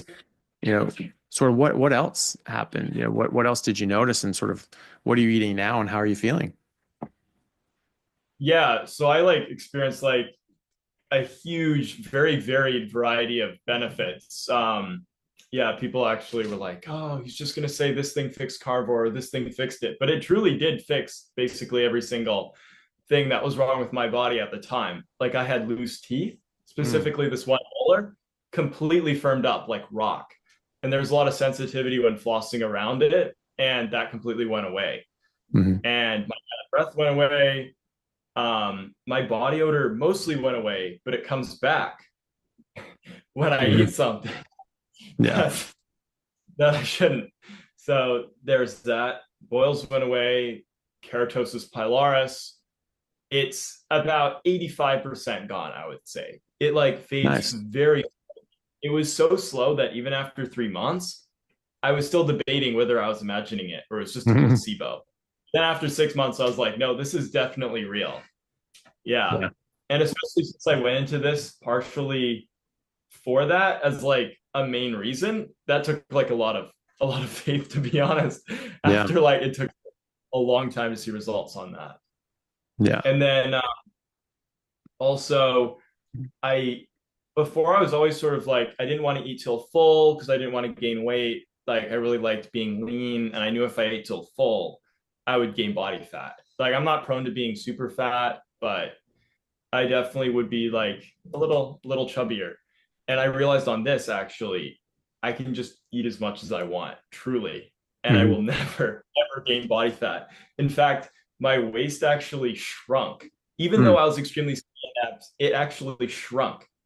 I don't know, like it's hard to explain, but on the sides of the abs, there's sort of these dips in that I thought were potentially due to sort of a reduction of fat on the inside of the body rather than on the outside. Like the actual definition of like my stomach and that whole region didn't really increase to a large degree. It was all on the inside because the waist shrunk down, yet it kind of looks roughly the same on the outside, if you see what I mean. Yeah. Yeah. Well, you do get rid of visceral fat, all the internal your abdominal fat, which is really good to do. And so, that probably is a sign of that. I mean, you can see, the waist sort of shrinking down, and even though you're not sort of external fats, not really there, but everything sort of skinnies out and slims down. That's probably is getting rid of some of that internal fat. And that's the other thing too. You have TOFIs, so TOFI, thin outside, fat inside. And that's, you have these marathon runners that are eating all these carbs, and they're very lean, but their internal, compartments are just completely stuffed with fat, visceral fat and intraorganal fat, which is really harmful, and even intramuscular fat. You can get myosteatosis from this. And this is something we notice in medicine. You see an MRI, you see someone that has all this fatty infiltration into their muscles called myosteatosis. And we understand that that's a very strong link with some metabolic illness, someone who's metabolically sick and is going to have poorer outcomes with different sorts of treatments or even surgeries. And that's something that we've noticed, and that's something that comes up at conferences. I was at I saw a talk at a spinal conference where they talked about how you see these fatty infiltrates in the paraspinal muscles or the iliopsoas, and that is a poor marker of outcome for spinal surgery. If someone has a lot of pain and things like that, that this surgeon, he found that in his practice, the people that had more myosteatosis, they had worse outcomes with surgery. They still had the pain, they still had these problems, and so basically he sort of ruled them out, that if they were metabolically sick and had a lot of fatty infiltrate in their muscles, that he wouldn't recommend surgery for them because it wouldn't be as helpful. And so, that myosteatosis, that's marbling in our steak, and that's how we get that is by feeding them a bunch of carbs and sugar, which increases insulin and forces fatty deposition into anywhere that it can get access to, including your muscles. And that is exactly what happens to us as well. We absolutely get fatty infiltration and fatty deposits in our muscles from doing the exact same thing. And people don't understand that, or they think that it works differently in cows and ducks than it does for humans. And no, that's actually a very known consequence of eating carbohydrates and raising your insulin, is it forces fatty deposition in inappropriate areas, such as in your muscles or around your organs. And so, going to this way of eating, just cutting out the oats, even though it's not the worst thing you could ever eat if you're only eating a small amount, it's certainly going to make an impact and get rid of that inappropriate fatty deposition and just make you a lot healthier in general. Yeah, you don't want to become like a wagyu cow. You don't want that for your wagyu humans. That's sort of what we are. Yeah, sort of the Kobe humans, Kobe people. Yeah. So yeah. Because my dad, sorry. No, go on. Dad, he didn't see an increase in sort of definition on his stomach for the most part. Yet he went from a 36 to a 30 at his there you waist. go. Yeah. Just like all this internal fat, like none of it really on the outside. Like maybe he can do something later on to peel that last bit off, if he wants to. But he probably doesn't need to for health reasons. It would just be for like aesthetics, vanity reasons. Yeah. Well, it'll keep happening. I mean, his body will get down to a stable body fat percentage that his body wants him at. And sometimes when depending on how much fat tissue you have, and that's something that's normally sort of pretty stable from childhood. So if you sort of ate this way early on, you'd have sort of less fat cells, and you sort of be lean or more lean throughout the rest of your life. But if you ate more carbs and sugar early on in your life as a baby or a toddler, you would actually deposit more, and you actually grow more fat cells in number that it's going to be more difficult to get down to like a really lean, shredded level unless you sort of worked out really hard and did other things potentially. But what I found, especially, so for me personally, I just checked my body fat percentage the other day, and I'm not really regularly in the gym. Maybe it's a couple days a week, just lifting weights and things like that. Not hugely active at the moment, but I'm trying to get back into more 4 or 5 days a week sort of lifting schedule and get in some hills and sprints and things like that. But just being not as active, going to the gym a couple times a week, I'm around 9% body fat without really trying. It's just, it doesn't get worse than that, and so, but when I'm, very active, playing rugby, lifting weights regularly, making it a point to stay active, I'm 5-6% body fat easily without trying, and that's eating maximally. And the points that I've got veins on my abs and things like that. It's just like, it's like when people try really hard and starve themselves and do all these sorts of things, and sometimes take medications to do that. That's just how what my body does. Now, if your dad is doing a lot of sprinting, if he joins like a sports club, starts playing soccer, starts playing rugby, starts actively doing something to a high intensity, pushing himself maximally, or join one of those boot camp classes that he does that 3-4 days a week, eating this way and working out to that extent, he's going to get shredded. He's not going to have a problem with any excess fat. It'd take a couple months, but he'll be pretty jacked.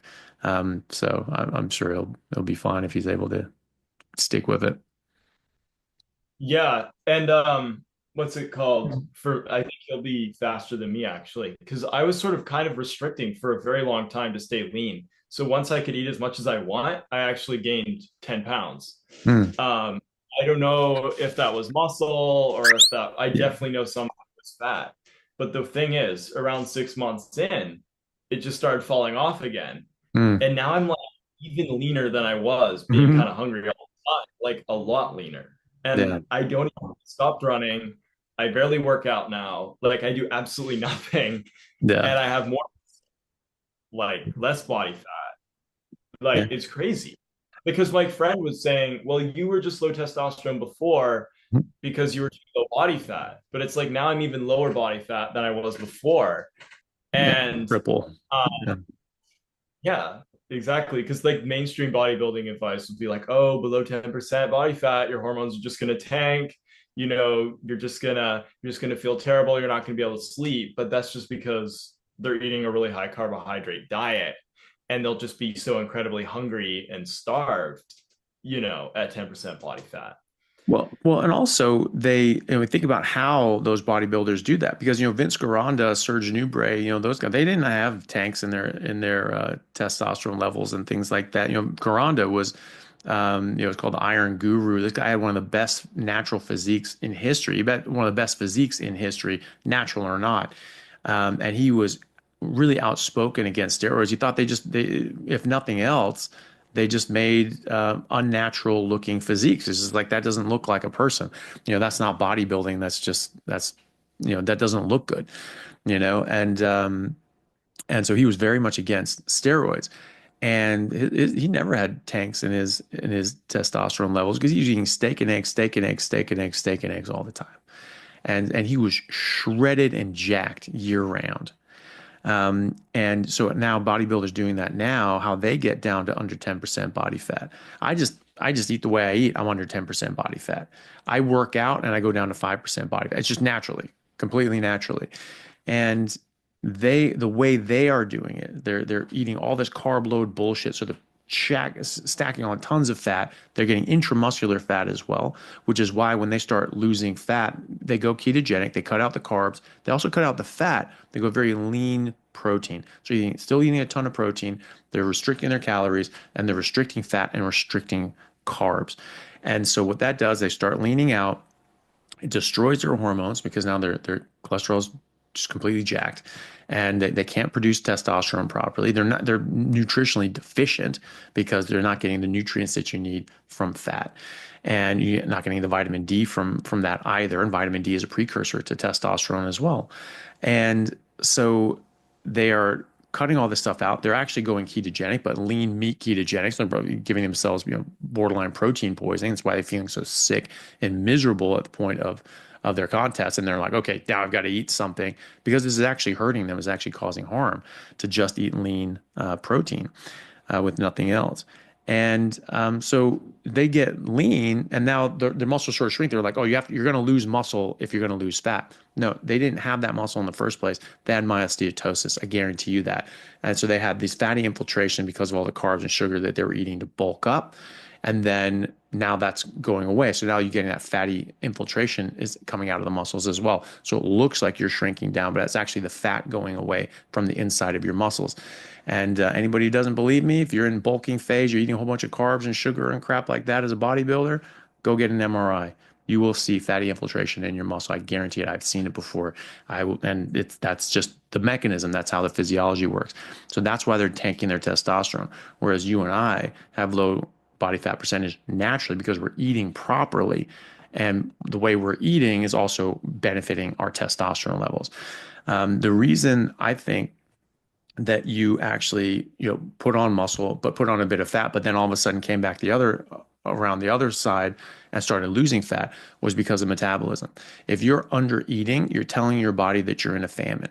You're telling your body that it's winter, that there's just not enough food available, and that your body needs to just shut down and store your fat and just survive, right?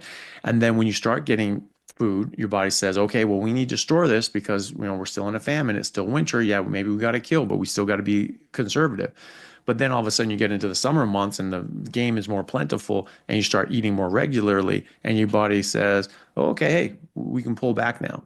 And then, so at first when you're eating more, your body's is gonna store that as energy. You're gonna try to put on some muscle, but you're also gonna put on some fat, and you're gonna keep your metabolism low so that you don't waste this energy, so you can get through the lean times.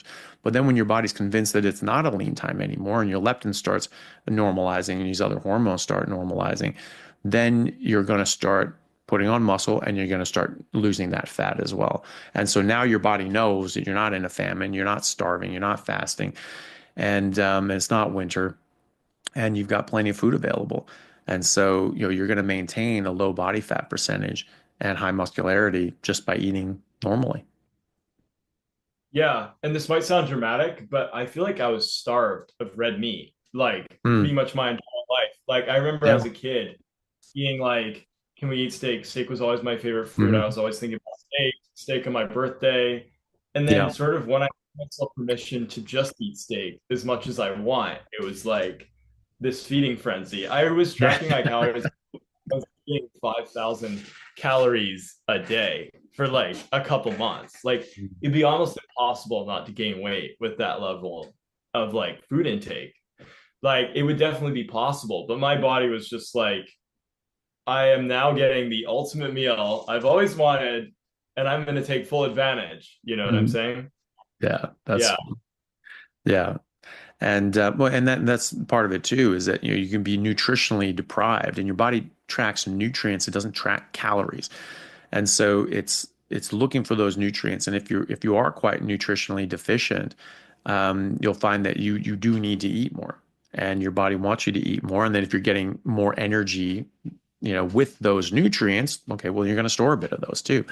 That can happen as well. And then when you get up to nutritional competency, then that can also slow down as well.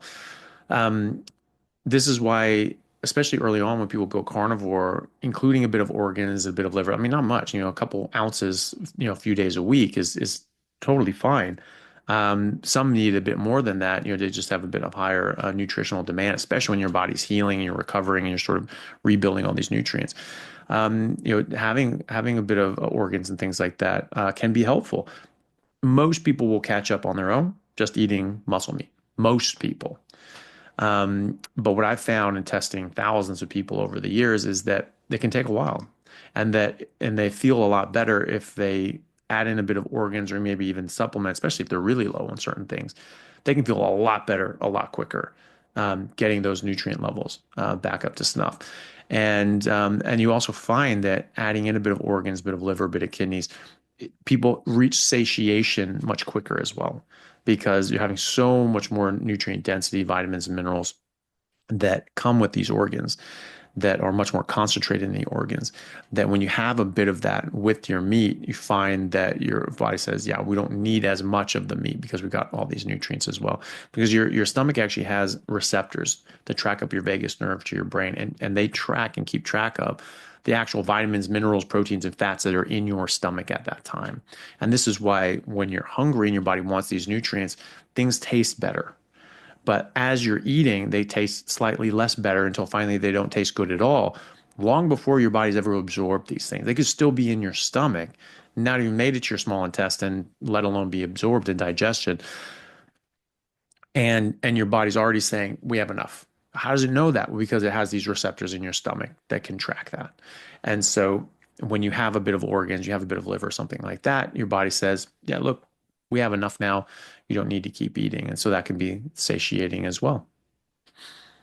Yeah, I found with organs, like I ate liver at the beginning, and at the beginning it tasted good. But then after a while, it started tasting really bad. Mm-hmm. And when it tasted bad, I was like, wait, this is kind of like spinach, you know? Like why would I eat something that doesn't taste good? Like where is the survival advantage, you know, in that? So I was like, I must have gotten enough. So I just stopped. And I will crave maybe an ounce once a month, and that's about it. Yeah. So I like, in my personal opinion, I think people should go off taste. Like if you're taking these capsules or you're eating it frozen, like swallowing it without tasting it, you're not allowing for any of that to occur, because like, there is a lot of copper and vitamin A in beef liver. Yeah, no, there definitely is. And, you know, the other thing too is that people see, and I found out myself, was that cooking liver really changes the texture and the flavor radically. And so it tastes much more, you know, metallic when it's cooked.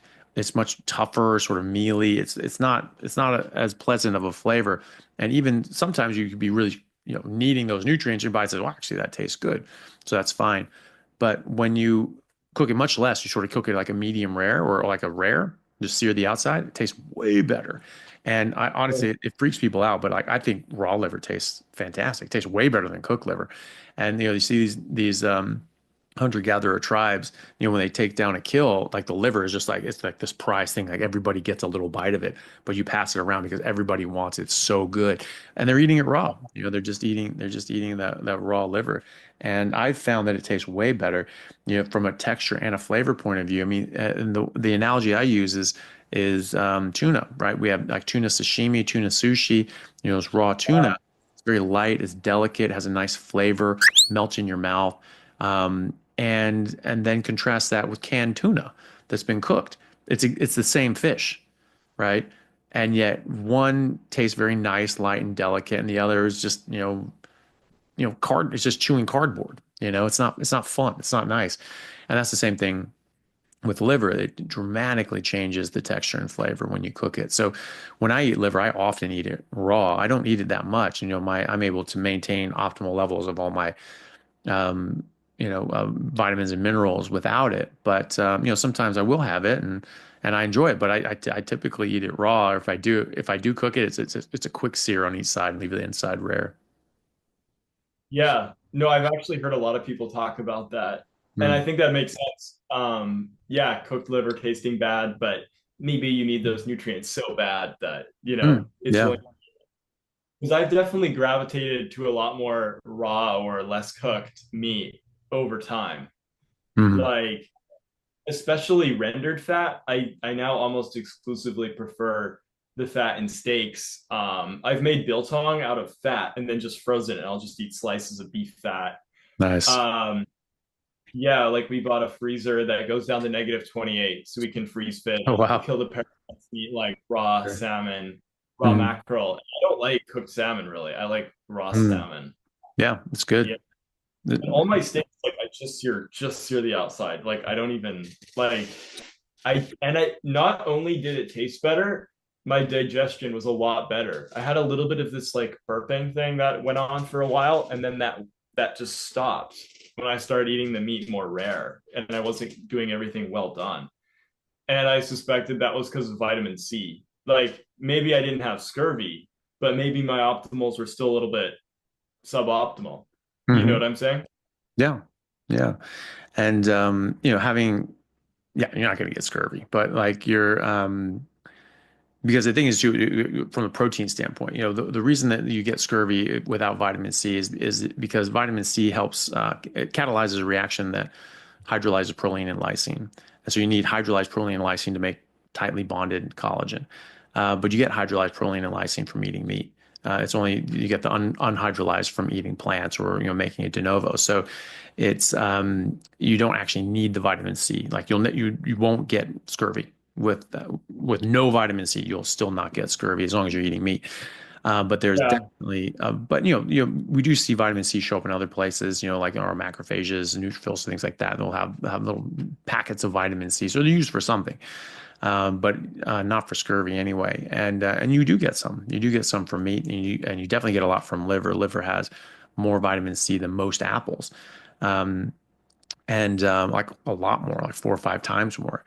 And but there are also just all these other nutrients, and testing people's blood work before, during, and long term on carnivore, it's massively, people are massively deficient in these nutrients. Some of them will show up as normal for the reference range, but the reference range is just an average for the local community, and most people are malnourished. And so you're taking an average of malnourished people. Now everybody looks like they're not malnourished, because if everyone's low in B12, now all of a sudden no one's low in B12 because it's an average.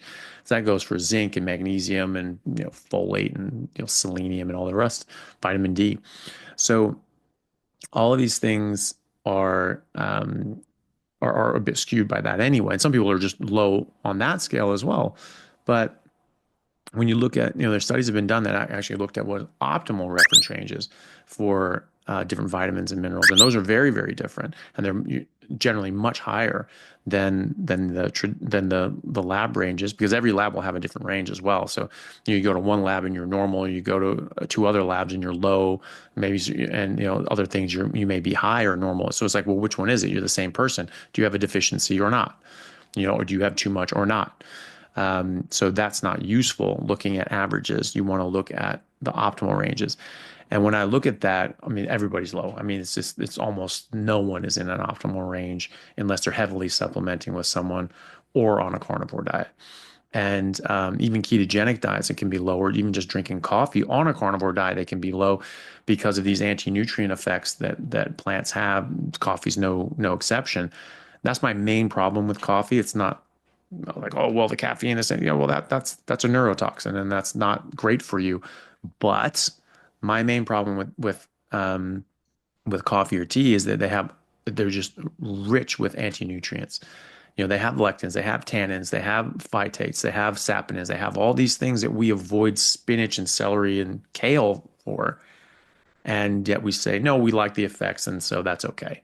Well, it has all these things as well. And these anti-nutrients will block out the absorption of a lot of your vitamins and minerals. So it's almost impossible to get up into optimal ranges of zinc and magnesium if you're drinking coffee, even on carnivore, even with supplementation. It's usually you have to remove the coffee first. And I've seen people on different medications, and basically it's like they're not taking medication if they have them around, if they have coffee around the time they take those medications. Like my thyroid patients were on thyroid medication. If they have coffee, and we sort of figure this out by trial and error, if they have coffee within 2 hours of taking their thyroid medication in the morning, it's like they're not taking it at all. They absorb almost none of it. And so their blood tests show up as deficient, even though they're on thyroid medication. And then we just delay their coffee by 2 hours, or even just stop it if they can, spikes up, slams up. And I see this again and again. I've seen this dozens and dozens and dozens of times. So that's my issue with that. But most people, when starting on a carnivore diet, just coming from a natural diet or even a ketogenic diet, they will be deficient in a lot of these things as compared to the optimal ranges. And long term on carnivore, they'll typically get up, if not into the optimal ranges, very close to the optimal ranges if they're eating grain finished. If they're eating sort of more grass finished, pasture based sort of stuff, there's never a problem unless they have a malabsorption issue. And So even if they have like MTHFR, other sorts of things, if they're eating sort of grass finish, all that sort of stuff, or maybe even just liver a couple times a week, if they're doing the grain finish and everything's improved and dramatically better, but they're not quite in that perfect optimal range, a little bit of liver puts them over the line every time, unless they have a malabsorption issue. And if you have a malabsorption issue, like pernicious anemia, which is way more common than people think, or even partial pernicious anemia, where you have, some partial damage to your body's ability to absorb B12, you're still not going to get enough. And I have people that are not drinking coffee, not on any medications, they're only eating beef, and they're adding in liver 3-4 days a week. Their B12 will not come up without an injection. And so and then when I checked them and they had pernicious anemia, they had the antibodies for pernicious anemia. They were very suppressed. They were almost non-detectable, but that's because they've been on an autoimmune diet. They've been eating carnivore, which suppresses that down. So, but, it was still there. And so we saw that. And so they need to take sublingual B12 or get injections. So, but most people starting will be low. And so you're going to catch up quicker if you add in a bit of organs or a bit of supplements and things like that. But typically you'll catch up long term. So it's really up to you. But I like the same way. I like the sort of the taste thing. If liver tastes good, your body's telling you something, have some liver. And after a few bites of that, typically it's like, I'm over it. And that's fine. And then, a few days later, try it again. And if that's what your body's telling you to do, then great. And that's a good way of catching up and maintaining optimal levels of your vitamins and minerals. Yeah. And I definitely suspect that I had a malabsorption issue because my B12 was only about 150, I believe. Wow. That's way I was actually eating quite a lot of meat, beforehand. I think I was eating I remember 300 grams of lamb every single day. So I'm sure a bunch of other nutrients were not being absorbed properly.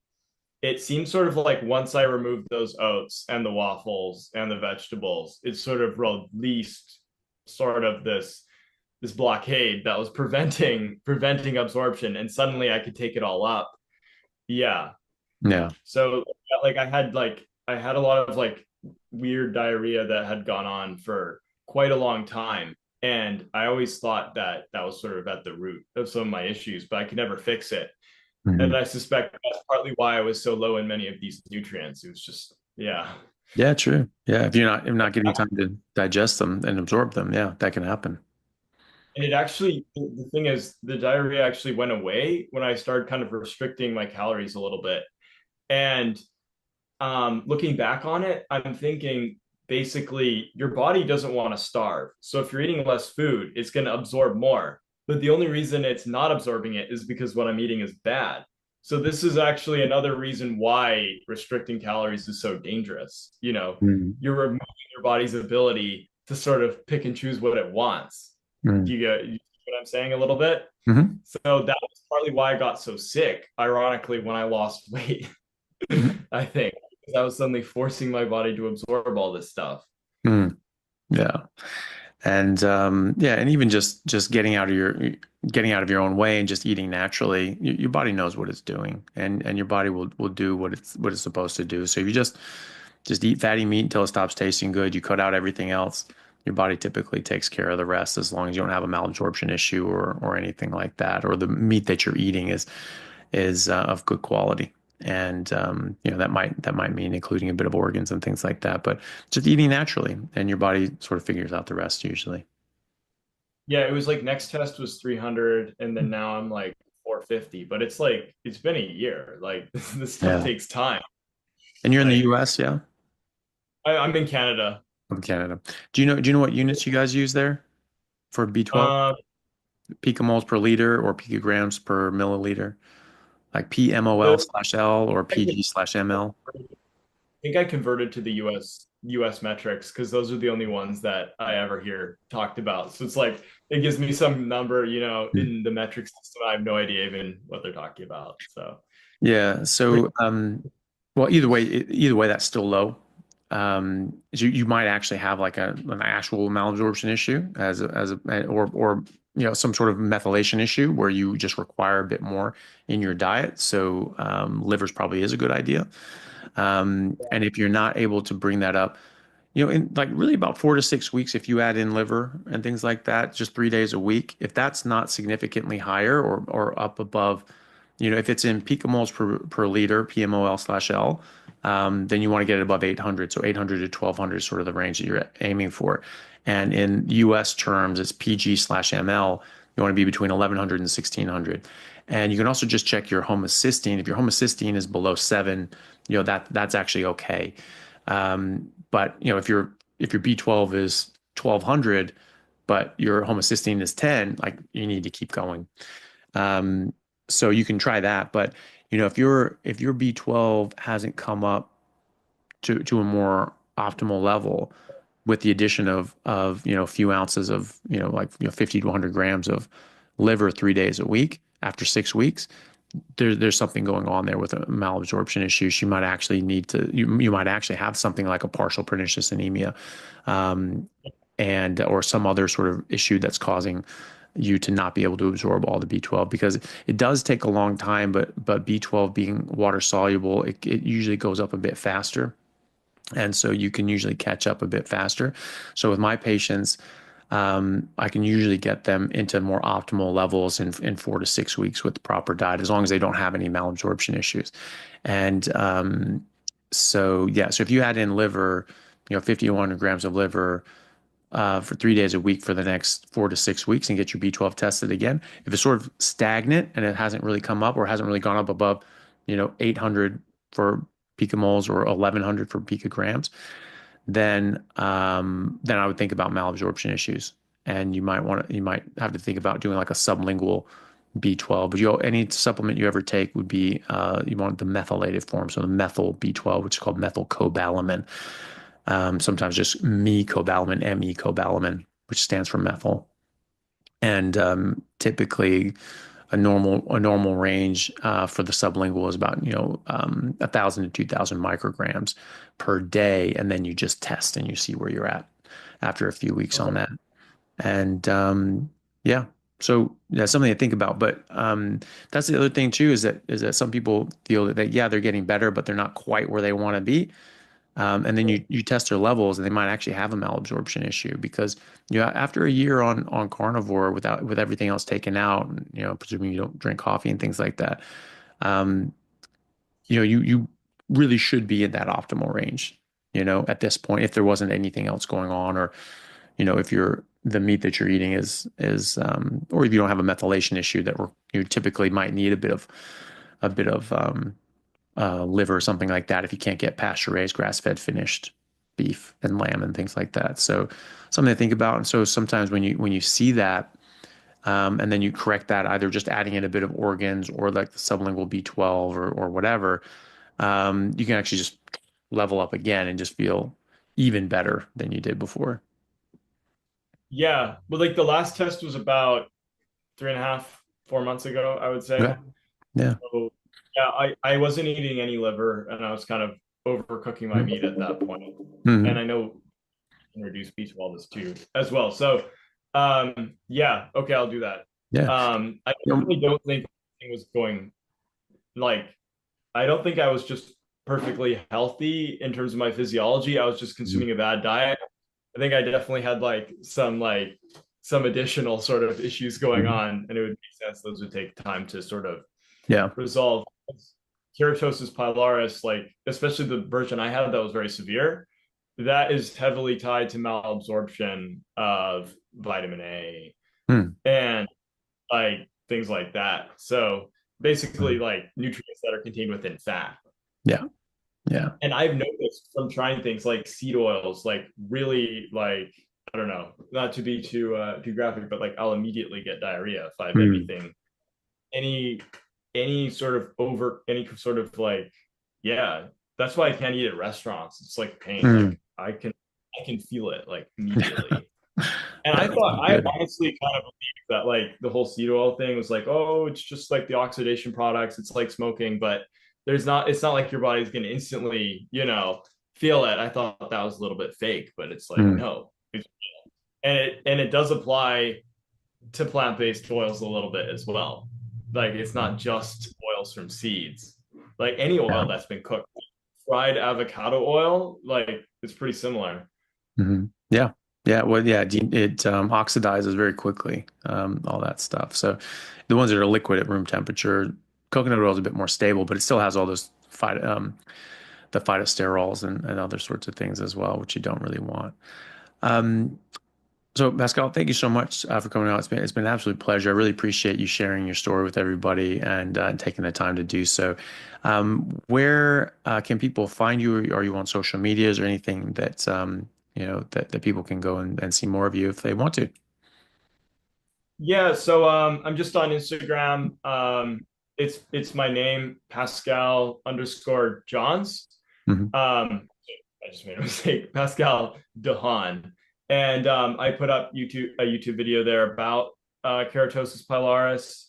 And I'm thinking of making more videos on sort of, my experience with carnivore. But yeah, that's all I have right now. Okay. Thank you. Yeah, not a problem. Well, we'll put that up in the description. People can find you there. Pascal, thank you so much. Really appreciate you taking the time. Yeah, no problem. Okay. All See right. you later. Thanks, everybody. Thank you for joining me. Please do go follow Pascal and see and follow his work. And please do hit the like and subscribe if you haven't done so far. And we'll see you next time. Hey, guys. Thank you very much for taking the time out to listen to what I had to say. If you like it, then please like and subscribe to my YouTube channel and podcast. And if you're on YouTube, then please hit that little bell and subscribe. And that'll let you know anytime I have a new video out, which should be every week, if not more. And if you could share this with your friends, that would help me get the word out and let me know that you like what I'm doing. Thanks again, guys.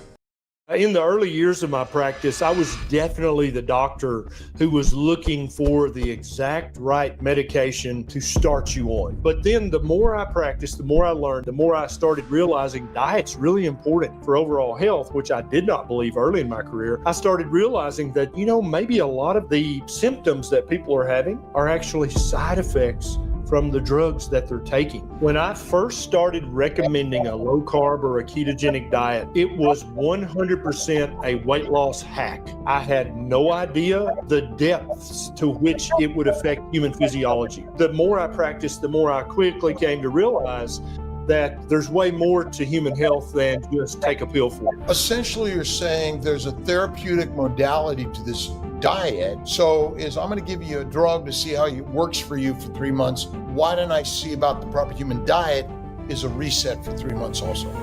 Exactly. Welcome, everyone. Today, I have the honor of sitting down with Dr. Ken Berry, a family physician, best-selling author, and outspoken advocate for rethinking the way we approach nutrition and healthcare.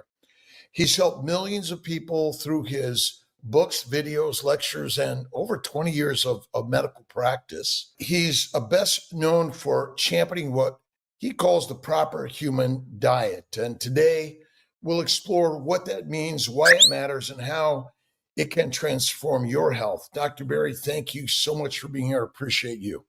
It's always a pleasure to hang out with you, Doctor. Well, you and I have been doing this for a long time, and I know you were in standard medicine for 20 years or more. What was the reason that you found the transition from standard brick and mortar medicine to online, essentially, but also advocating for a completely different way of thinking about our health and wellness? So there were several epiphanies along that road. The first one was that I myself became morbidly obese and pre-diabetic. And I'm from a common sense part of the country where you don't take your car to a mechanic whose car will not start. And so in like respect, you don't go get nutrition and health advice from a fat diabetic doctor. That just doesn't make good sense to common sense people. And so that was one of the epiphanies that did the American Diabetes Association diet, and it didn't help me at all. And so then I'm like, well, wait a minute, maybe I don't know anything about nutrition, and maybe they don't either. So I started to look into that. And so that was the beginning of years of me going down various different tributaries of nutrition, of medicine, of medical history, of just history, archaeology, anthropology, et cetera, to try to figure out and piece together what is a proper human diet. And then my wife, Nisha, actually is the one who one day I came home from the clinic and she said, honey, how many people did you see today and help? And I said, I don't know, 30, something like that. And she said, that's so good. I'm proud of you. What if you could have helped 30,000 people today? And she had been yelling at me for a while to start a YouTube channel. And I thought that was beneath me. I'm a board certified, doctor. What are you talking about? Start a YouTube channel. And so when she put it like that, I'm like, well, now, dude, you kind of took an oath to do no harm and to help as many people as possible. Maybe she's right about that. So I started a YouTube channel and I would just make a video about one particular topic and I would make it just like I was talking to a patient in the clinic, right? And so you asked me about gout. Let me just tell you about gout. And so I would make that video and put it up and they started taking off and the channel did very well and still does very well. And using Nisha's idea, sitting on our back porch after work one day, I've been able to reach out and improve the health of a lot of people. And so I'm always thankful to Nisha for that. I now do remote consults. We have a private community where we have several thousand people who can ask me questions several times a week so that, and in many cases, they find, I don't really need a doctor that I go to once a month, or I don't really need all this medication. I don't really need all that stuff. All I need is somebody who I trust, who I can ask questions when I have them. And so I think you found this as well in your community, that in many cases, people just have one question, which a knowledgeable doctor can answer very quickly and very completely. And then they're like, oh, okay, now I completely understand that. I have no need to go sit in a waiting room for an hour and a half and then go to the exam room and wait another hour and pay a $35 copay. And then my insurance not cover it and have to file an appeal. I don't have to do any of that. I just had one question that I needed to have answered. And so I love the online way of doing this. I think it's the next level of practicing medicine. And you know as well as I do that many doctors are like, hey, this looks like this is really powerful. I think I'm going to start doing this as well. And I encourage you, every doctor and healthcare provider, you need to have an online presence and just give away what you know. You don't have to charge a copay every time you answer a question. It seems to me that you've been changing the way medicine is practiced, but it's also how we learn it. And I think when I went to medical school, we didn't have access through these devices we have today. You're not far behind me. Right. And yet today, everyone has access. What has been your mission? Because I know you have you have online classes teaching people to take control of their healthcare. That seems to me it's a little counter to what standard medicine, because you need to go to your doctor. But between lies my doctor told me, Common Sense Labs, and what you're teaching and empowering people, that they should know everything about medical health care. Tell me a little bit about your insights, your passion, and how you've seen regular people from anywhere in this world be more knowledgeable than most doctors, it seems.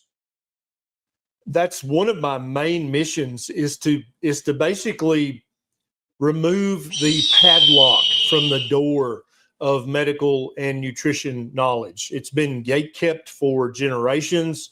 And I don't think that's an ethical and moral way for it to be. I don't think that knowledge, that literal knowledge that will improve people's health, why should that be locked behind a copay or a paywall? I don't think that's ethical or moral.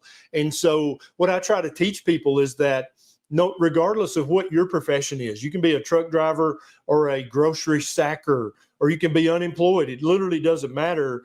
If you are an adult human being and you've been able to do any kind of profession in your life, if I explain to you simply enough the principles of diet, of nutrition, even of some medical topics, you are capable of going, oh, okay. And I think that's what many people are lacking. And indeed, I think you'd agree, many doctors are lacking this paradigmatic framework, like this medicine, based on what they were taught in medical school or based on what the algorithm says to do. If this, then that.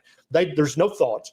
There's no circumspection. There's no lost in thought reasoning. I wonder why. No, I think many doctors never ask why their entire career. They just look at the algorithm. That's what it says do. That's what they do. The end. That's what you get. And you don't throw a fit. And I think that's inappropriate. And I think that one of the many beautiful things about social media is it has allowed us to break the lock off of the silos of knowledge of nutrition and medicine. And we can just tell people, we can explain it to them, the principles, the concepts of nutrition. And for the average person, once they understand a few basic concepts, they're like, oh, okay, I get it. Because what they're going to have to do going forward, Dr. Kiltz, is they're going to have to make daily decisions, right? And I'm not always going to be there with them. They're not always going to be able to pay a copay and go ask their doctor a question. They need foundational principles so that when they go to a family reunion and they're faced with this smorgasbord of food choices, they need a framework so they can go, okay, I need to eat low carb. I need to eat nutrient dense. I need to eat uninflammatory. I need to eat ancestrally appropriately. What are the things on this table that meet that criteria? Does that make sense? And so once they have those basic concepts, it's really hard to trick them. And so when Kellogg's comes out with this new cereal that's fortified with 27 vitamins and minerals, that's whole grain, and that's, this, that, and the other non-GMO, they're going to be like, no, that's not anything a human would have eaten 15, 20, 25, 30,000 years ago. I'm not going to eat that unless I'm starving to death. Then I'll obviously eat whatever I can to keep from starving. But if what I'm trying to do is optimize my health, which I think is what most people these days are trying to do, you would know immediately that doesn't meet any of the criteria of a proper human diet. I'm not going to inflame my body by eating that junk. How did you come up with this idea of the proper human diet? And what would you say fits into that basket? So my undergraduate degree was in animal biology. And so I studied the comparative anatomy and physiology of multiple different animals. And mammalogy was kind of my favorite part, studying the different mammals, and then in particular the primates, right? And so it occurred to me very early on in my undergraduate career that there is a proper cow diet. There's a proper bovine diet. We know what that is. When I go to speaking events, I'll very often find the youngest child in the room, Dr. Kiltz, and I'll point them out and say, "What's your name?" "Okay, Jody, what does a cow eat?" And you know what? I have not found a child so young yet in any of these events that the child doesn't go, "Grass?" And I'm like, "Yes, Jody, that is correct." Even a 5-year-old knows what cows should eat. And and so I use that as an instructional kind of tidbit. If we know what a cow should eat, well, what about a wolf, little Jody? What should a wolf eat? Deer? Yes, meat. That's correct. That's what they should eat. You're right. But when I asked little Jody that question, or indeed if I asked Jody's mom or dad that question about humans, what should a human eat? You're going to get 1,000 different answers. And I'm always saying that humans are the most intelligent idiots on planet Earth, because we can run the planet, but we have no idea what we should eat as a species. And so I used my training in medicine, my very minor formal education in nutrition, which wasn't much, but then I've had years of armchair nutrition in nutrition in the decade since. But both of those disciplines kept pushing me towards history, because we know that a cow has eaten grass for millions of years, right? It's self-evident. You don't have to argue about that. We don't need a study to prove what the proper cow diet is, do we? We just know. And so it kept pushing me to history, and then to archaeology, then to anthropology, then to paleoanthropology, saying, because it occurred to me, we know what cows should eat because we've watched them eat for thousands of years. I'll bet you if we looked at human history, there's a lot of record of what we ate 500 years ago, 1,000, even 10,000 years ago. And indeed there is, because if you ask the question in anthropological circles or paleoanthropological circles, people with PhDs in paleoanthropology, what should a human eat? Their answer is invariably, well, lots of meat, and then whatever plants happen to be ripe at that time of the year. That's what humans have always eaten since well before recorded history. And then with the stable isotope analysis, we can tell 100,000, 200,000, 300,000 years back, that's what our ancestors basically ate, was as much meat as they could get their hands on. If they lived near a river or an ocean, then it was the kind of meat that swims. If they lived on a savanna or a plain, then it was the kind of meat that runs, creeps, crawls, jumps, slithers, or flies. But invariably, they ate as much meat as they could get their hands on. And so that's from all those different disciplines is where I basically assembled the principles of a proper human diet. All right.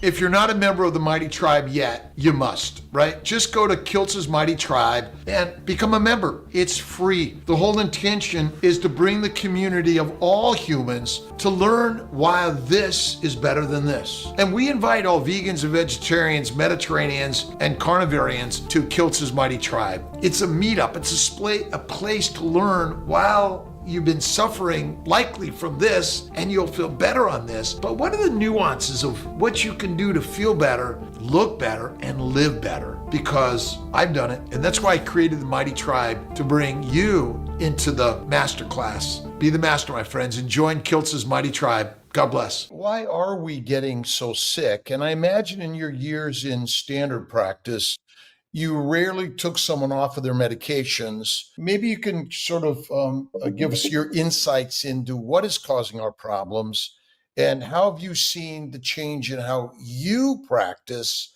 and how we can all sort of move towards that way of living. Yeah, in the early years of my practice, I was definitely the doctor who was looking for the exact right medication to start you on. And I was one of those young doctors that took great pride in knowing all of the latest FDA approved medications and the latest FDA approvals for specific medications. That was kind of my forte. So I would be the guy that would start you on the very new drug that you would still have to go through the prior approval process, and my nurse would have to sit on the phone for an hour to get the drug approved. I was that guy. And then it quickly dawned on me, because that was also at the time in medical history where increasingly there were more and more generic drugs, right? A lot of the very popular drugs were going off patent, so they were becoming generic. And I had a very poor patient population, right? Lower middle class, and then some people were way below the poverty line. And so I quickly changed gears, and I said, no, I'm going to be the guy that if there's a generic option that works, I'm going to do that and try to save my patients as much money as I can while still giving them state-of-the-art medical care, right? De-prescribing a medication from someone other than the narcotics and the benzos and habit-forming drugs like that, Soma, because we had a lot of problem with that in my area of the country. When I first started practicing, we had 4 or 5 doctors that was literally, they prescribed 4 drugs. It was Lortab, Percocet, Valium, Xanax, and Soma. That's what everybody got, and they got a month's supply and 5 refills every time they went to the doctor. So that was really the only de-prescribing I did early in my career. But then the more I practiced, the more I learned, the more I read, the more I started realizing diet's really important for overall health, which I did not believe early in my career. I started realizing that, maybe a lot of the symptoms that people are having are actually side effects from the drugs that they're taking. Even if somebody's just taking one drug, there can be 20 or 30 different side effects that quite commonly occur with that drug. But if they're taking 2 drugs, you don't just double the side effects. It's actually synergistic. You multiply the side effects. And every time you add a 3rd drug, a 4th drug, a 5th drug, it's not additive, it's multiplicative.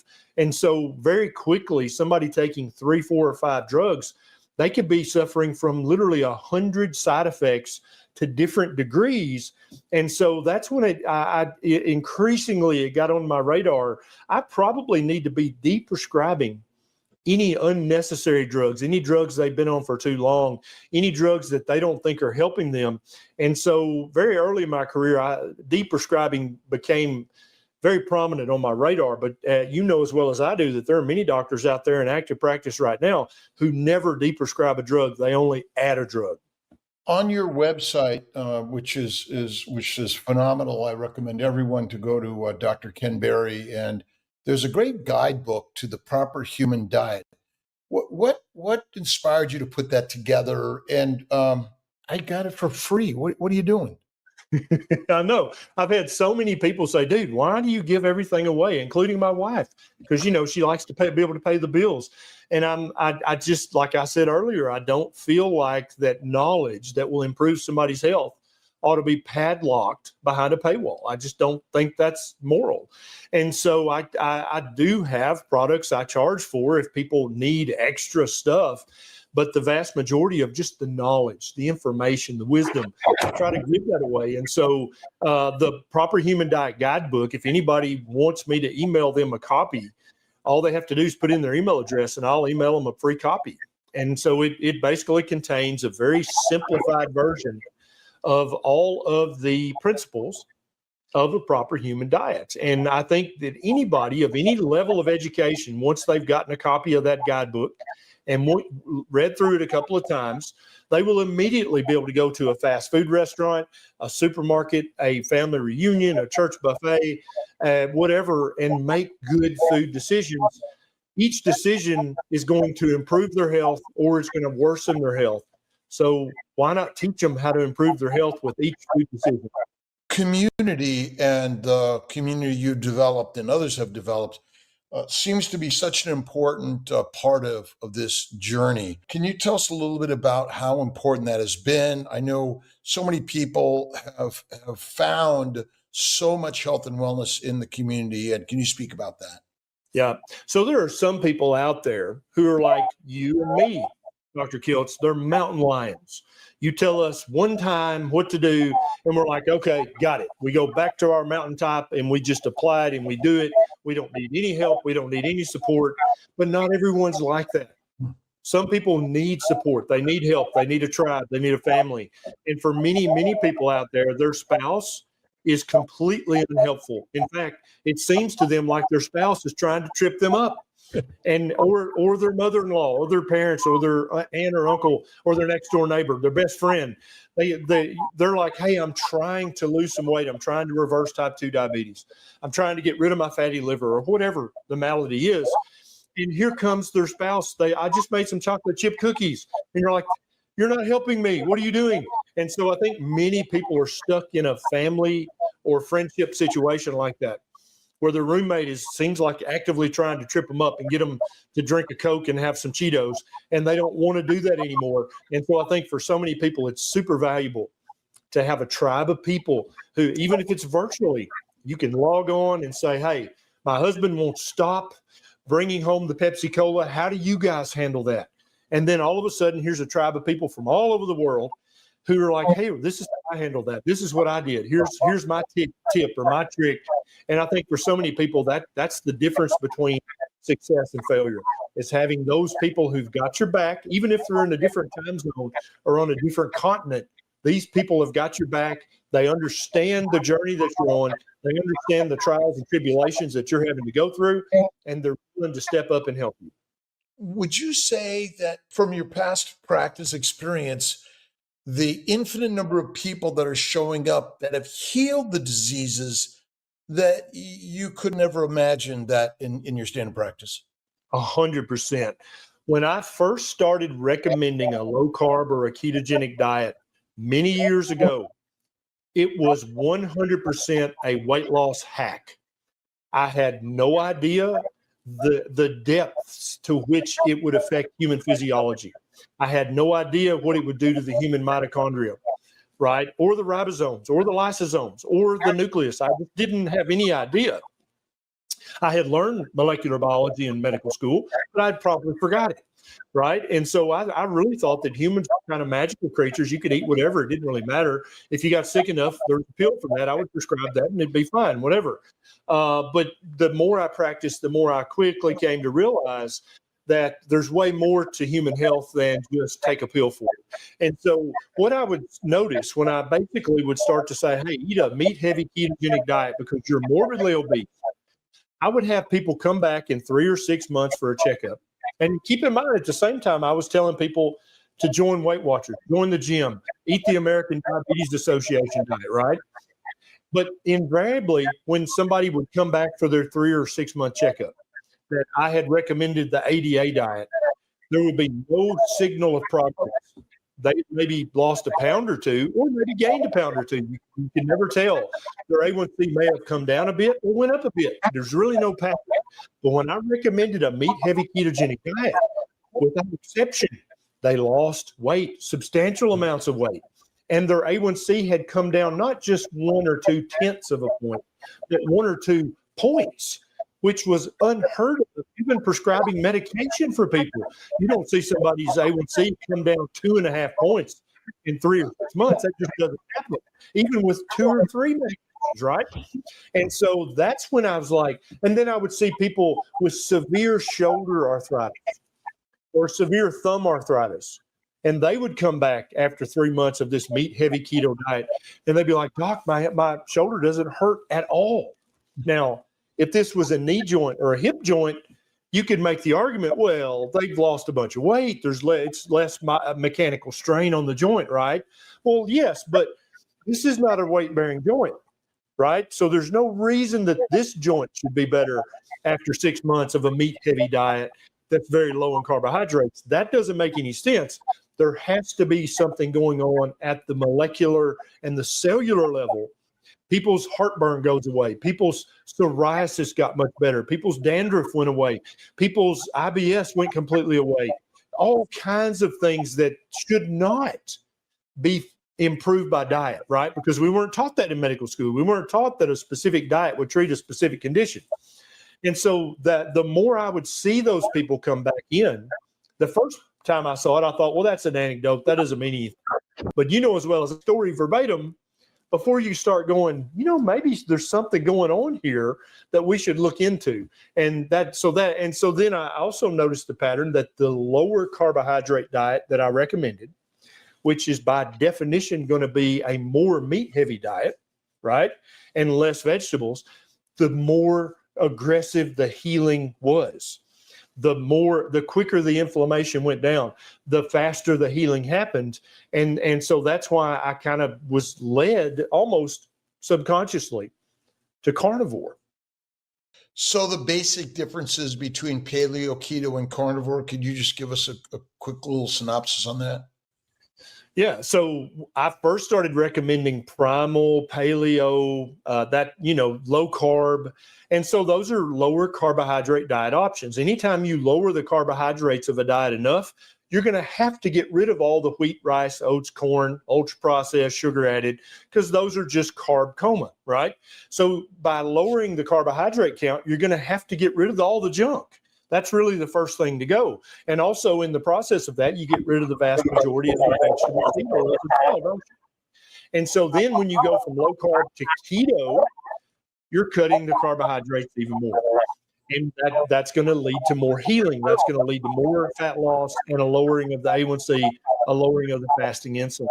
And then when you go from keto to ketovore, which is very, very, very low carbohydrate, you have to eat more meat in order to eat the amount of food that you need for nutrition.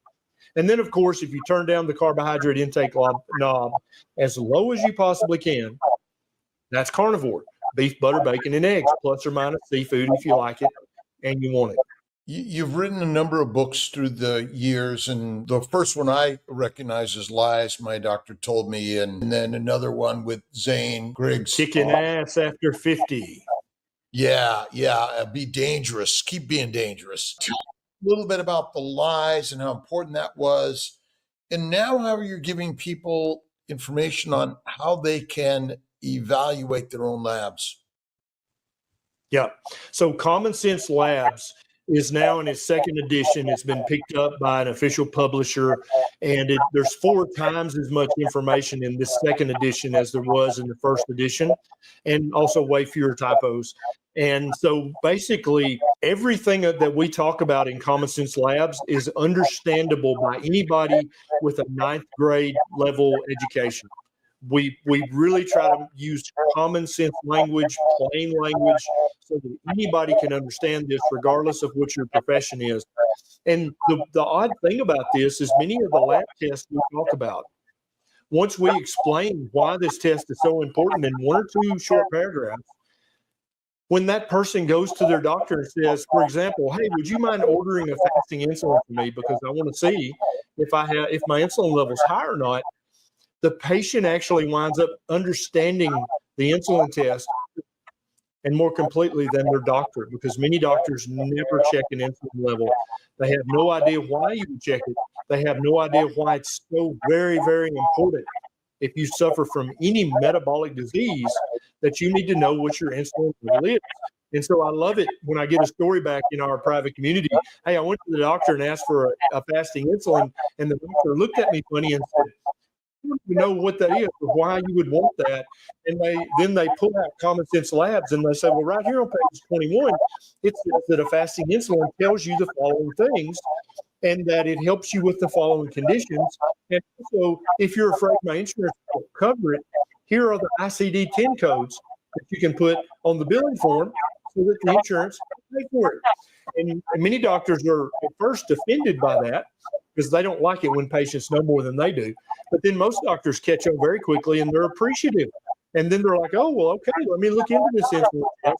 Because what winds up happening then is that they start to order an insulin test on all of their patients, and they find hundreds of their patients hyperinsulinemic, which is very serious and very concerning. But they had no idea because they didn't even know the power of checking an insulin level. What can all of us do, not just the doctors, but all of our community, do to help make changes to the healthcare system that we take the control of the message in our health and wellness for our families? I think the first step is treating your doctor like a learned health partner. Your doctor is not your daddy. Your doctor is not your boss. You are not under arrest. You're not in custody. You do not have to blindly do anything your doctor tells you to do. Your doctor is your learned health partner. You counsel with them. You take advice from them, but ultimately the decision is yours. That's number one. Number two is being afraid to have a conversation with your doctor. Now, a conversation implies a two-sided interaction. Most doctors are in a hurry, and I understand that. And I'm sorry, doctors, in advance for the educated, empowered patients that I'm sending to you. But the patients that I've interacted with are informed, and they're aware, and they're going to ask you questions. And you better not be offended by an interested, motivated patient who has questions about their health and about your plan for their health care. That's a good thing. And more doctors are starting to pick up on that. It's actually a good thing to have a motivated patient, somebody who's interested, who's engaged. That's a good thing. That's not a bad thing. And so I think that once I give people the permission to, hey, take a list of the 3 most important questions to your doctor and don't let them leave the exam room until they've answered your questions. And they've answered the follow-up question that you have, because they're your health advisor. Their job is to advise you. They're not your drug dealer. Their job is not just to write a prescription and get the hell out of the room as quickly as they can. Their job is to advise you. And in order for that to happen, you have to have a conversation. And in order for that to happen, you have to ask questions, and they have to rationally, intelligently answer your questions, and then any follow-up questions that you have. And I think just that level of dialogue between a patient and a doctor, it retrains doctors to, hey, you need to slow down. This is that person's one and only life. For you, you've got thousands of patients. If one dies every now and then, as long as they don't sue you, oh, well, tough luck. But this is that patient's one life, and you better treat that patient like it when you're looking early and truthfully. Our job is through the communities and the education we're all building online is helping give everyone the power to understand their healthcare. And with the tools like Common Sense Labs, Lies My Doctor Told Me, and also your book on the proper human diet, people can begin to have some strength and power in making those decisions. I mean, healthcare debt is still the largest cause of bankruptcy in America.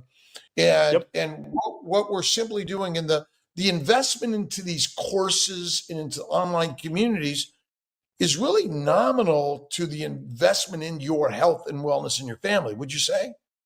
100%, because you can get a month-long subscription for our private community for less than the price of one copay. So people pay anywhere from $15 to $35 for a copay to go see their doctor, and they get about 5 to 8 minutes with their doctor. For less than the price of one copay, you can be in our community for a month, and you get 4 hours of live Q&A with me each and every week. And then every now and then Nisha will pop in. We'll have guest doctors and dietitians pop in. I think you've been a guest inside of our community before. We have Dr. Diamond, we have Dr. Westman, we have Dr. Hampton, all these people jumping in and doing Q&As. And then we have 10 certified health coaches in there as well, who are also constantly answering questions. And so, I mean, I feel like it's quite the bargain. And I've had many people say, dude, you're not charging enough for that. You need to charge more. But as we've already established, I'm not here to make $1 million. I'm here to improve the health of 1 million people. And it's probably the cost of a few Starbucks coffees, every week. And I'm wondering if our health savings account money, because this seems to me that this is the real health and wellness, not only potentially, going to a gym, but I think this is much more important investment for anyone's health and wellness. I totally agree. And the current administration in Washington is trying to make some changes to the law and regulation so that people can use their health savings account for health coaches and for groups like this. And that's one thing I also wanted to talk about with you today is the potential billion-dollar industry in health coaching. I think that health coaching is the next step in healthcare. No doctor has time to sit down and talk to each and every patient about every single principle of a proper human diet, right? But I think as more and more doctors learn about how important diet is, they're going to feel like, gosh, I need to tell everybody about this, but I don't have time. Well, that's where a certified health coach comes in. So not only can a certified health coach have their own online presence and they can take clients one-on-one, but they can also partner with a doctor who's alert and aware and say, hey, doc, I'll do a once a month or a once a week class with 10, 20, 30 of your patients who have obesity, who have type 2 diabetes, fatty liver, hypertension, metabolic syndrome. I will help you teach them the principles of a proper human diet. And that way you can continue to spend 7 to 10 minutes with each patient, and you just give them my card as your sponsored health coach. And then I'll teach them about diet. I'll talk to them about becoming slowly but surely more active, getting faster, getting stronger. And so I think that over the next 5 to 10 years, there's going to be this huge market for health coaches who are certified by reputable organization that doctors know and trust. And I think that's going to be a new class of jobs for people that it's going to be so rewarding. Can you imagine you were an insurance salesman, right? You made good money, but it wasn't very fulfilling. But now you're a certified health coach and you're literally saving people's lives on a daily basis. You're saving their toes from being amputated, saving their eyes from blindness, saving their heart from a heart attack and their brain from a stroke. That's now your new career. How sexy is that? And how rewarding would that be for people who are good at they're a talker, they're a car salesman, they're an insurance salesman. They can talk to people and they can get people to understand them. But their previous job, they weren't saving lives. They were just making a little money. But now you can have a job literally transforming the health of the people right in front of you. And I think that's the next big step in healthcare, is that every doctor who's worth a damn is going to have a certified health coach that they work side by side with, who has small group sessions, one-on-one sessions, big group sessions, because that way the doctor can still just do what they're good at. And then their health coach can teach people the principles of a proper human diet. I mean, you must have seen a huge growth exponential in the number of people that are beginning to follow this line of learning about nutrition and health and wellness that has expanded so much. I mean, from probably hundreds to thousands to potentially millions of people, not just carnivore, not just keto, but proper human diet ideas. Yep. And so initially, my entire goal was to reach out to just people, one person at a time, whenever they were ready to hear it. That YouTube video is evergreen. It's sitting there waiting on you. When you have that chest pain, have to go to the ER, and now you're really aware, like, oh crap, I'm unhealthy. I need to get with it. At 3 a.m. when you get home from the emergency department, you can start watching my YouTube videos. They're always there. But what I've seen that is so encouraging to me is that increasingly I'm having medical students, medical residents from all specialties, and also young doctors who are already out in practice reach out to me through an intermediary and say things like, my mom used to weigh 300 pounds and had type 2 diabetes. She found you on YouTube, and now she is healthy and fit, and she's running half marathons routinely. She's also divorced my dad because he was a piece of crap, and now she's got this new boyfriend, and she's just living life. I've never seen my mom so happy and so active and so healthy. I'm going to teach my patients when I get finished with my training. I'm going to teach my patients about a proper human diet as well. I've had students in dietetics and nutrition. I've had student physical therapy, just student pharmacists. All these students and all these resident physicians are like, they've seen their uncle get better, or their mom, or their dad, or their best friend or next door neighbor. And they're like, dude, this is powerful. Why wouldn't I incorporate this into my practice? And so I have to be very diplomatic with what I tell them. I have to tell them, while you're in medical school and residency, you're not going to talk about this, right? You don't talk about Fight Club when you're in med school or residency. You're going to regurgitate to them what you need to regurgitate in order to pass the test, to pass your rotation, to pass step 1, 2, and 3 of the boards. When you're done with that, when you're a grown doctor, as we say, that's when you start teaching every single patient you see about the power of a proper human diet. And you should see their eyes light up, Dr. Kiltz. They're like, oh, I see what you're saying. So keep it on the down low, because I'll get in trouble in medical school. Yes, you will, because most medical school is funded by big pharma. Most schools of dietetics are funded by big food. So they're not going to want to hear you talk about beef, butter, bacon, and eggs. They want to hear you talk about eating the rainbow, eating all things in moderation, and then also taking lots of prescription drugs. That's what you need to talk about in medical school and in your nutrition classes. But when you're out, when you've got that diploma, that's when you start teaching every human you interact with about the power of a proper human diet. The triple BE, beef, bacon, butter, and eggs, is a foundation that you share. It's so narrow in some ways, it seems, but do we need vegetables?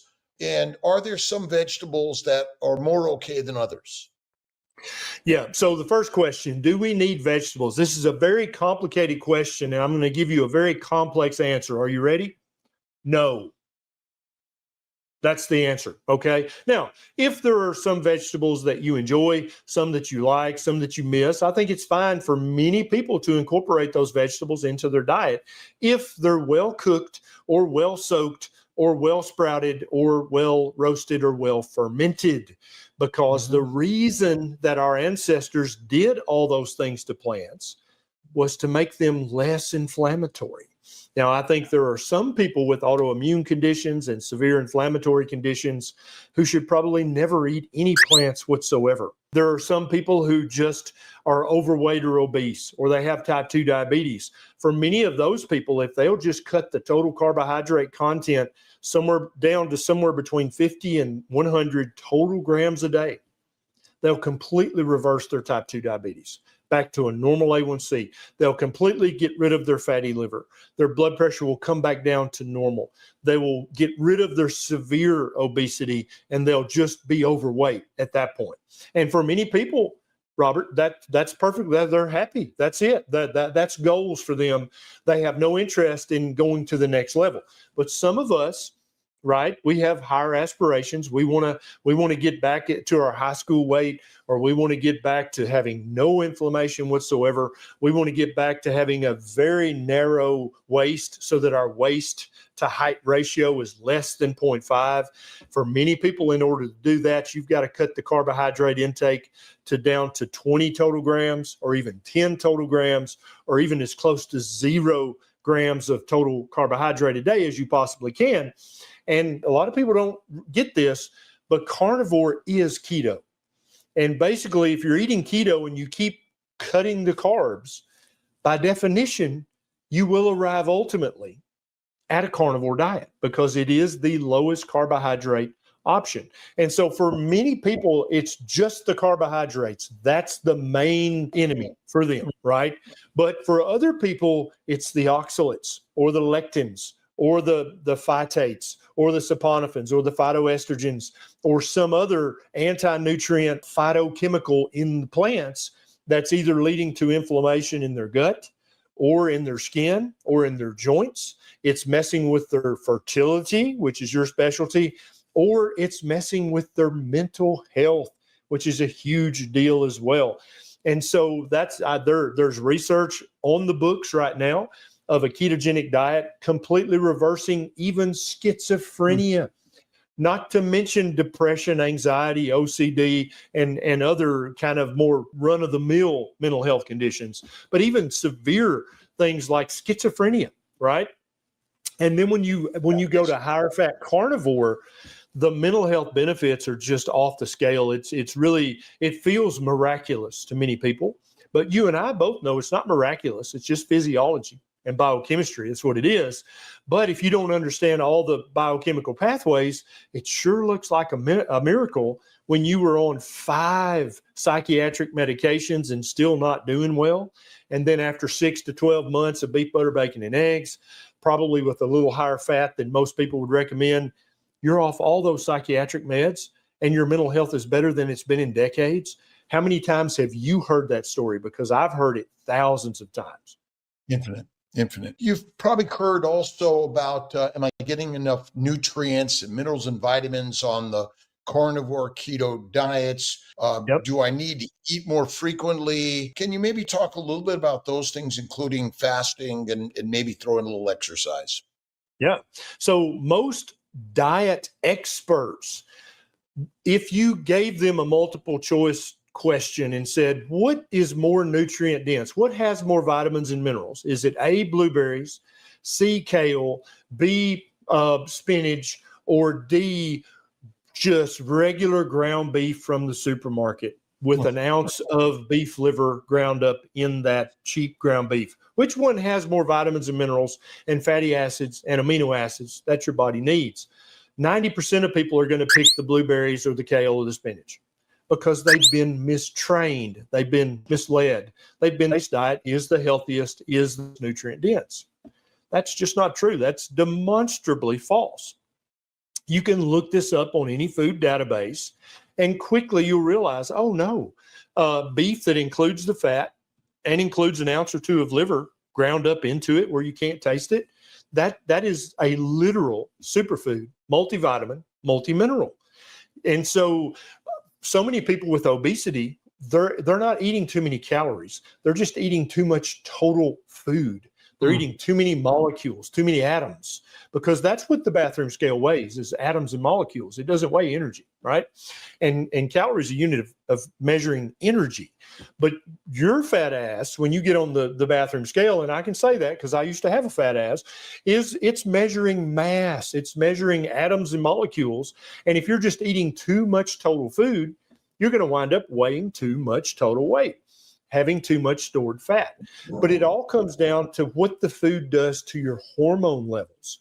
There are hormones that tell our body that we're hungry, and there are hormones that tell our body that we're full. And when you're eating a diet of beef, butter, bacon, and eggs, which for many people sounds boring initially, it's like, won't I get bored with that? But you know as well as I do that there's 1 million carnivores in the world right now eating a carnivore diet, and they never get bored. They're always happy when there's beef on the plate or fish or eggs or whatever. They're always happy and it's always a delicious meal. But a lot of people have been trained, you've got to eat the rainbow. You've got to eat a wide variety of foods in order to get all the nutrition. But the truth of the matter is you can eat a very narrow range of foods if those foods are very nutrient dense and get every vitamin and mineral that your body needs. And so then the question arises, well, what about the inflammation? Well, is red meat inflammatory? Is bacon inflammatory? No, actually, you've been, again, mistaught. Meat is the most uninflammatory food that a human being can eat. The most inflammatory is some concoction made up of wheat, rice, oats, and corn, plus some added sugar, plus a vegetable seed oil. And that can be a breakfast cereal, that can be a tortilla, that can be a slice of bread, that can even be homemade bread, because those are the three ingredients that go into all that ultra processed junk food is grains, sugar, vegetable seed oil. And so once you realize, oh, that's the most inflammatory food you can eat, meat is actually the least inflammatory food. That helps so many people to understand what a proper human diet is and how their health's going to benefit if they adopt it and stick to it strictly. So meat has been labeled as a cause of cancer. Your answer is? That has never been proven. It hasn't even been close to being proven. The World Health Organization, which I suspect most people watching this video believe blindly. Whatever the World Health Organization says, you just follow it blindly, right? No? Okay. Well, the World Health Organization they're the ones who say that meat is a class 2 carcinogen and processed meat is a class 1 carcinogen. I believe very little that the World Health Organization tells me, and I especially don't believe them when it comes to meat causing cancer, because every single research study they used to come to that determination was an epidemiological study that can only show a possible weak association. It can never, ever show causation. Yet they put that warning out there like this has been proven. And that's an absolute lie. This has never been proven, and I predict never will be proven because I don't think it's true, not even a little bit. How do you respond to critics who say saturated fat and cholesterol are dangerous? Well, this is old school thinking. This comes from the lipid heart hypothesis that has been completely and thoroughly debunked and disproven.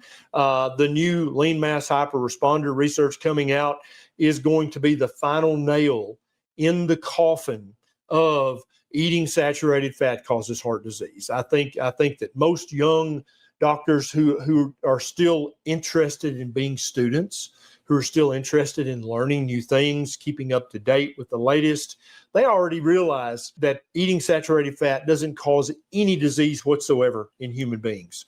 Now, the polyunsaturated fatty acids that you get in such high contents in vegetable seed oils, that's probably problematic. That's probably going to cause inflammation in many, many people. But saturated fat that comes from animals that humans have been eating for millennia. Just when you say it like that, Dr. Kiltz, most common sense people go, wait, yeah, that's true. We've been eating fatty animals for thousands of years, but yet that's bad for us? It's almost analogous if a doctor got on Fox News or CNN and said, you should stop drinking water. Water is bad for you. You should only drink Gatorade from now on. Pure water is bad for you. Everybody be like, what the hell? What's wrong with this guy? He just said that water's bad for you. You should drink Gatorade. That makes just as much sense to say, stop eating saturated animal fat that humans have eaten for thousands and thousands of years. Only eat this polyunsaturated fat vegetable seed oil that humans have only been eating for a few decades. That's much safer. Anybody with any common sense is going to immediately have a red flag go up and go, what? That don't make any sense. Next, they'll be telling us that it's dangerous to breathe air. I'm worried about that. Dr. Berry, what's the most persistent myth about human nutrition that you'd like to see die out? The calories in, calories out myth. The myth that if you want to lose weight, you have to semi-starve yourself. You have to push away from the table while you're still hungry, and you have to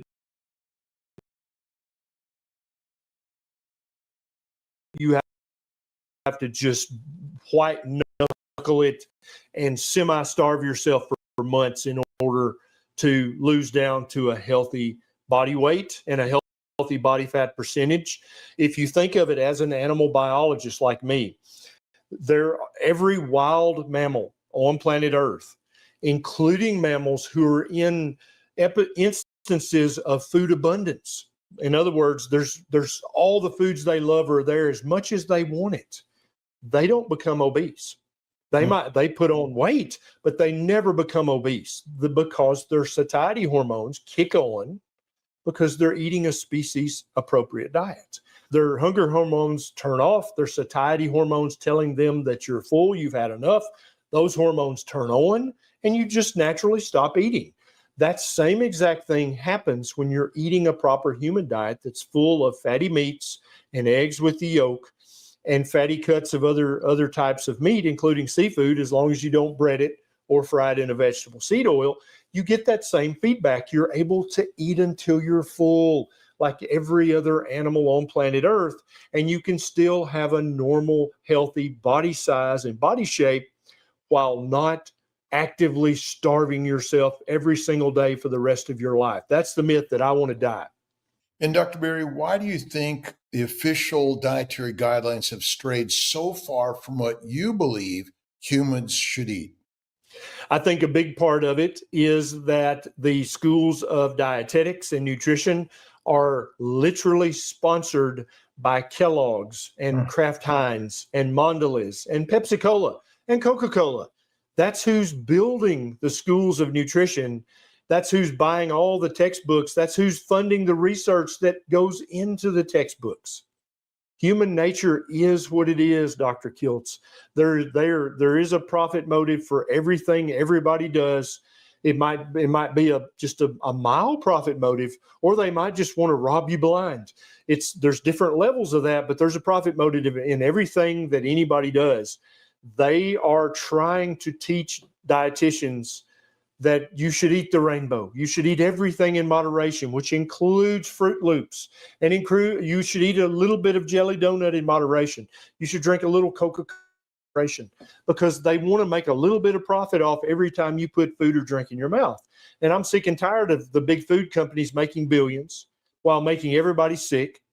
And I'm sick and tired of the big pharmaceutical companies making billions by feeding pills and injections and infusions into our people that we love and managing their disease, not reversing it, not curing it, just managing it so that they've got a customer for life. I'm sick of that entire profit model, and I'll never shut up and I'll never rest until every human being on planet Earth understands the principles of a proper human diet. And then if that person's an adult and they say, yeah, Dr. Berry, Dr. Kiltz, I understand, but I'm grown. I'm going to do whatever I want to do. I'm going to eat what I want to eat.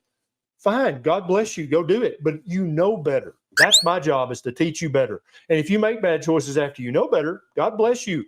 Go live your life. But I want everybody to know the truth so that they at least have the option of the truth should they choose to implement it.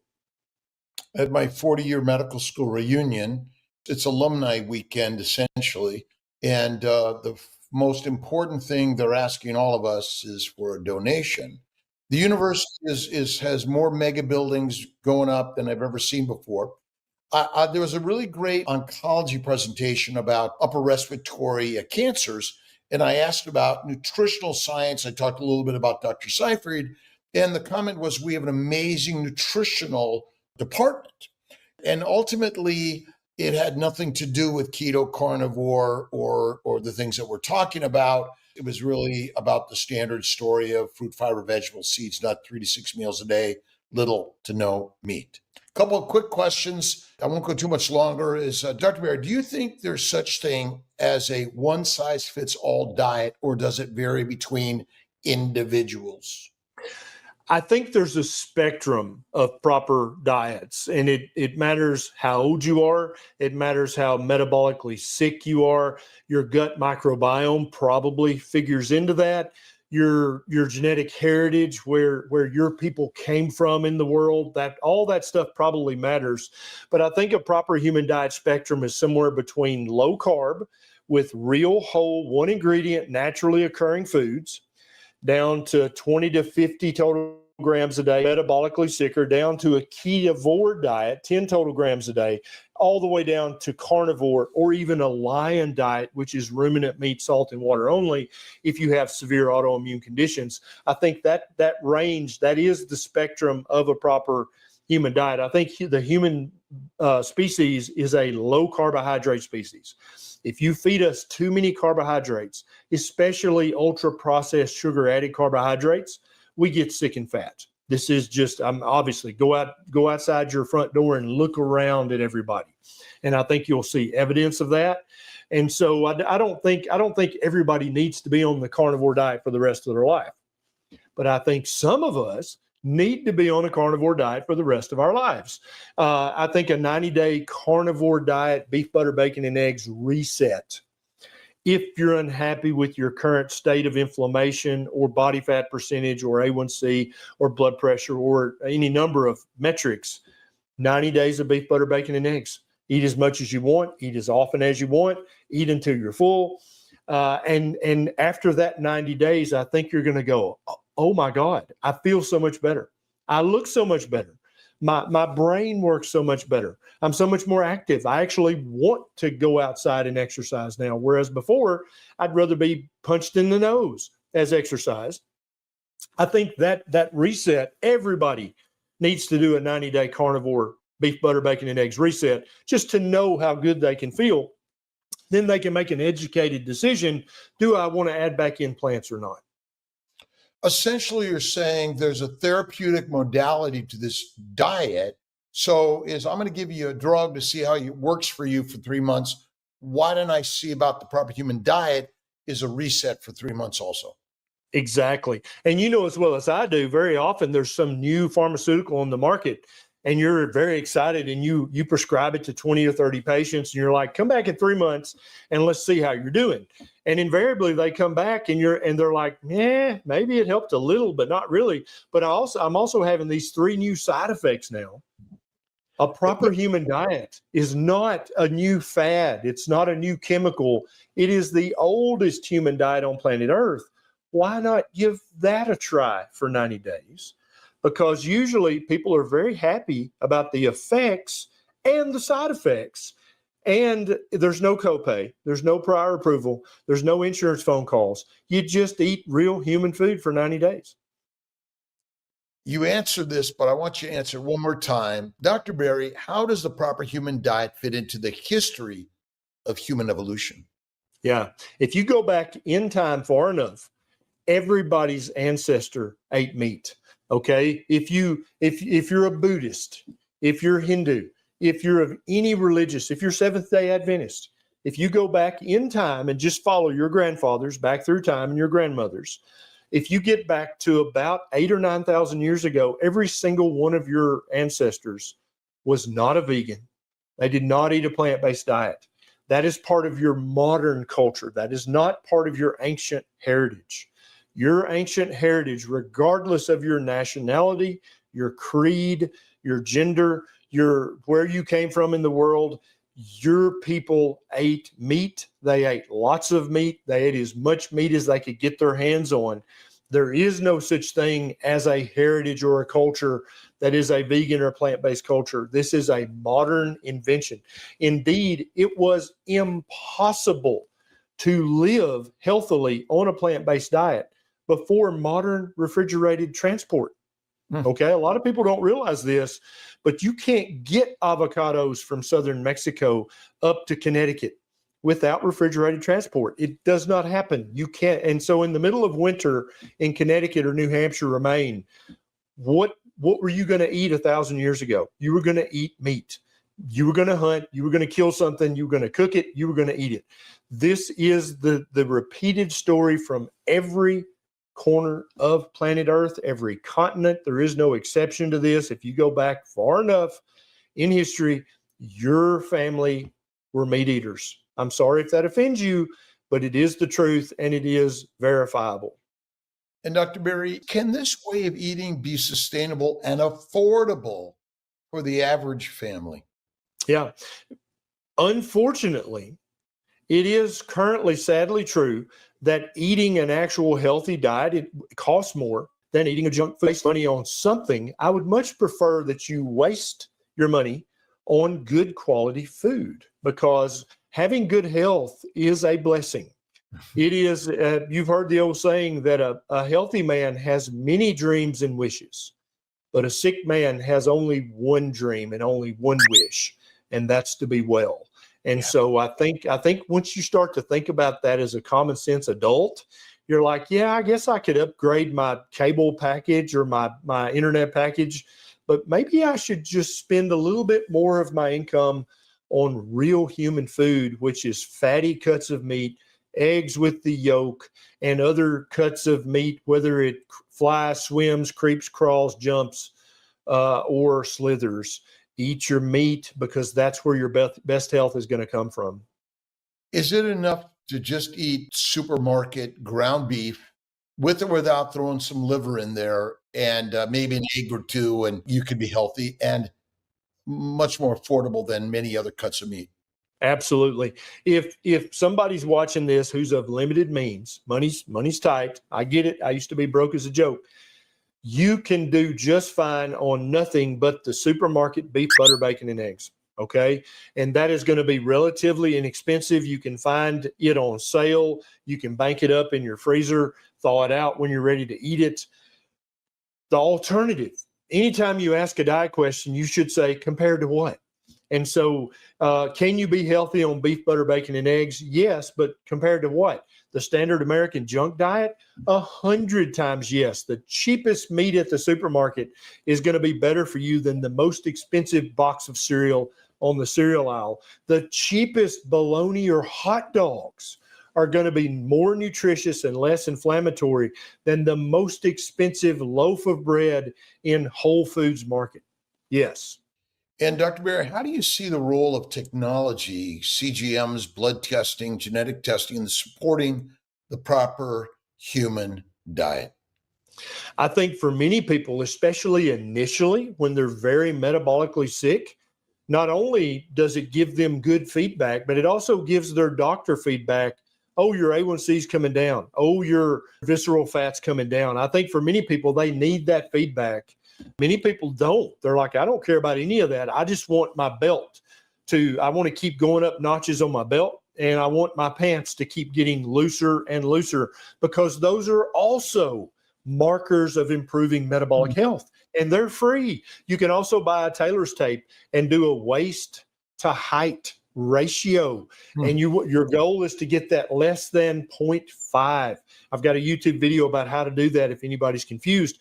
But you can use those cheap markers of metabolic health, or you can do the full body MRI, the DEXA scans, the lab work every 3 months. I think some people who have multiple metabolic diseases, they need to do that lab work and maybe that imaging, at least initially. But for many people, as they get healthier and healthier, I don't think that they still need to spend all that money on all that testing. I think once you've got it figured out, you can just eat your meat and then go outside and play and live your life. And looking ahead, what's your vision for the future of healthcare if more people adopt the proper human diet? I look for especially primary care doctors to be talking more about diet. I'm looking for an explosion in certified health coaches who can work with a doctor, with a group of patients, or work individually with each patient. I think that as the principles of a proper human diet continue to exponentially expand into all corners of the world, doctors are going to have health coaches. I think that people are also, they're, like I said at the very beginning, some of us are like mountain lions. We don't need help. We don't need support. You tell me what to do, give me a copy of the Proper Human Diet Guidebook, and then I'll go back on my mountaintop. I'll do it myself. I don't need any help. And I think that's a fine strategy for some people, but other people need to see their doctor because they're currently on multiple medications. They're going to have questions about their diet. The doctor doesn't have time to answer all those diet questions 30 times a day. So they're going to have to, at some point, start to employ health coaches. I think that there's going to be more and more people, just regular folks, trucks drivers, cosmetologists, people who work at supermarkets. They're going to transform their own health, Dr. Kiltz, by eating a proper human diet. And they're going to start an Instagram account or a YouTube channel or a Facebook page. And they're just going to start teaching their friends and neighbors how to do this. And I think that is completely appropriate and completely healthy, natural, and normal. Because think about it. Who used to teach the next generation how to eat? It used to be the mothers and the grandmothers and the aunts and the uncles. That's who taught. Nobody had a PhD in nutrition. Nobody had a medical degree. you just knew what to eat back before humans were intelligently ignorant. Everybody knew what you should eat and what you shouldn't eat. If you were going to eat plants, then you either roasted the plants, you soaked them, you cooked them to death, or you fermented them before you ate the plants, right? Everybody's forgot that knowledge. So as one by one, as we're retaught and we remember, oh yeah, we're going to start to teach our friends and family. And I think those are the trends you're going to see going forward in the future. Well, Dr. Berry, this has really been a powerful, eye-opening conversation. Always enjoy speaking with you, by the way, every single time. And your insights of the proper human diet and helping all of us cut through so much confusion that we all have been sharing for years and finally figuring this out. Dr. Berry's work, from his book, Lies My Doctor Told Me, and the book on Common Sense Labs. Tell us just quickly, briefly, where we could find you. What are the things people should invest their time, energy, and a small amount of money for their health and wellness? Invest all of your money, all of your willpower, all of your stamina into fixing your diet. That's going to solve 80% of your health problems.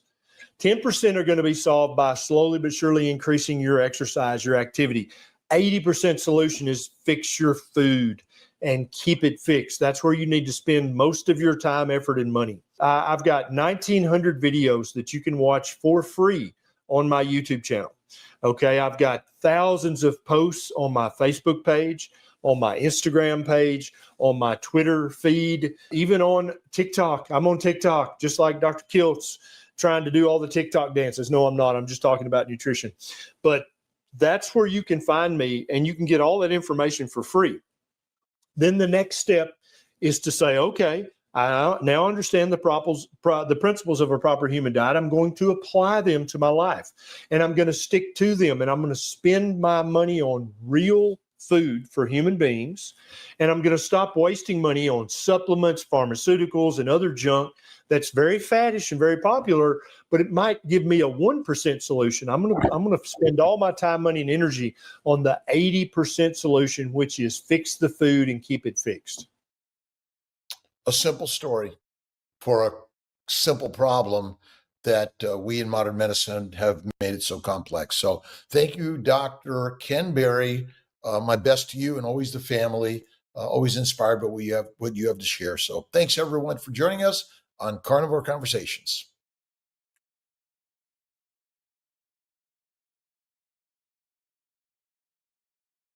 Katya, how did you find Carnivore?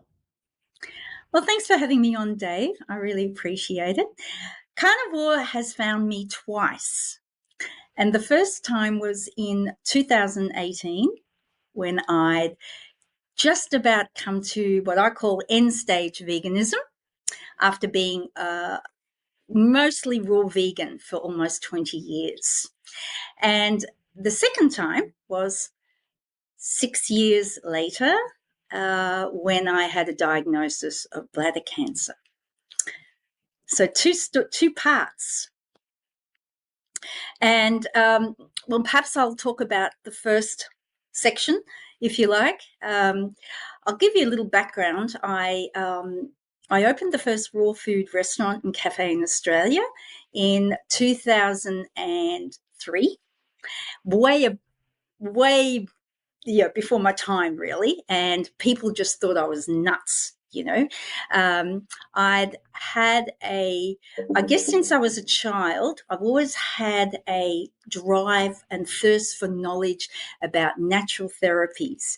And so that kind of carved out my interest. I tried all different types of diets. I had acne when I was 12, and that also drove me to look for a solution. So I looked at a lot of the nature cure books that were around at the time, Natural Remedies, Gaylord Hauser, there was Bernard Jensen, quite a lot that were espousing the benefits of eating as close to nature as possible. Although Gaylord Hauser did always say to have liver, lamb's fry. Back in the day, we did that. And so that kind of got me onto a trajectory of trying all these things. And sure enough, it did heal the acne. the liver. And then I had a boyfriend who was vegetarian at 20. Like I said to you, I'll be 70 next year. So I was very grateful to be brought up in the time frame where I have a comparison of what we were eating from the 50s and 60s and how that completely changed in the 60s of bringing in seed oils and flour and sugar, that combo that was very addictive. Prior to that, we all made our own food and butter was on the menu all the time. And this, I might say, too, extended into how we fed our pets as well. Most pets were also, and I wrote these in my books, were fed table scraps. And the average lifespan for a dog or a cat was over 20 years, There wasn't any of this kibble and all that stuff that came in the 60s as well. So it was a huge change. So I traveled along and did a lot of vegetarianism for a while. I must also say, part of that 20 years, there was 5 years of that was fruitarianism. So I guess there was quite a few people in America that I learned about, David Wolf. I think Shazzy was the one in the UK or something. And so I decided to try this probably late 90s, 98. And I did find an enormous change took place in myself. Not that I wasn't eating badly before. I've been a person who wasn't really into processed foods. And I wasn't seduced by, cakes and sweets and all that because I took all that out of my life when I was a teenager. And that didn't kind of be a thing I was battling with. But, of course, fruits got very high in sugar, obviously. The veganism has an ideology about it that paints a bit of a nirvana. And I had to realize that, being in this realm as humans, we're in a predator-prey kind of realm. And we're part of the food chain as well. I mean, we see that with, the shark will go and eat you straight away, right? Anything can. So I had to come to that acceptance that, let's just pull this whole diet apart, which I did. And the first time I went carnivore, as I said, when I was at the end stage veganism, if I jump around too much, I usually come back to it because it's such an enormous amount of information that I wanted to share of how these things happen to me. But so that's always been a part of my life. So around 2003, I decided to open this raw cafe because I was just so overtaken by the changes that occurred in me. And they were great, right? And I was hearing other people say, well, let's just keep doing it for the rest of our lives. Why not? That was my drive, was the pursuit of health and longevity and good looks and all that everyone is aspiring to. So I did. And of course, everyone said to me, you'll be broke in 18 months. Not even that, a year, if you don't serve coffee and have some other things. If you do all raw, you're not going to, Well, of course, I did not want to do that. I said, no, that was very pure. It had to be that way.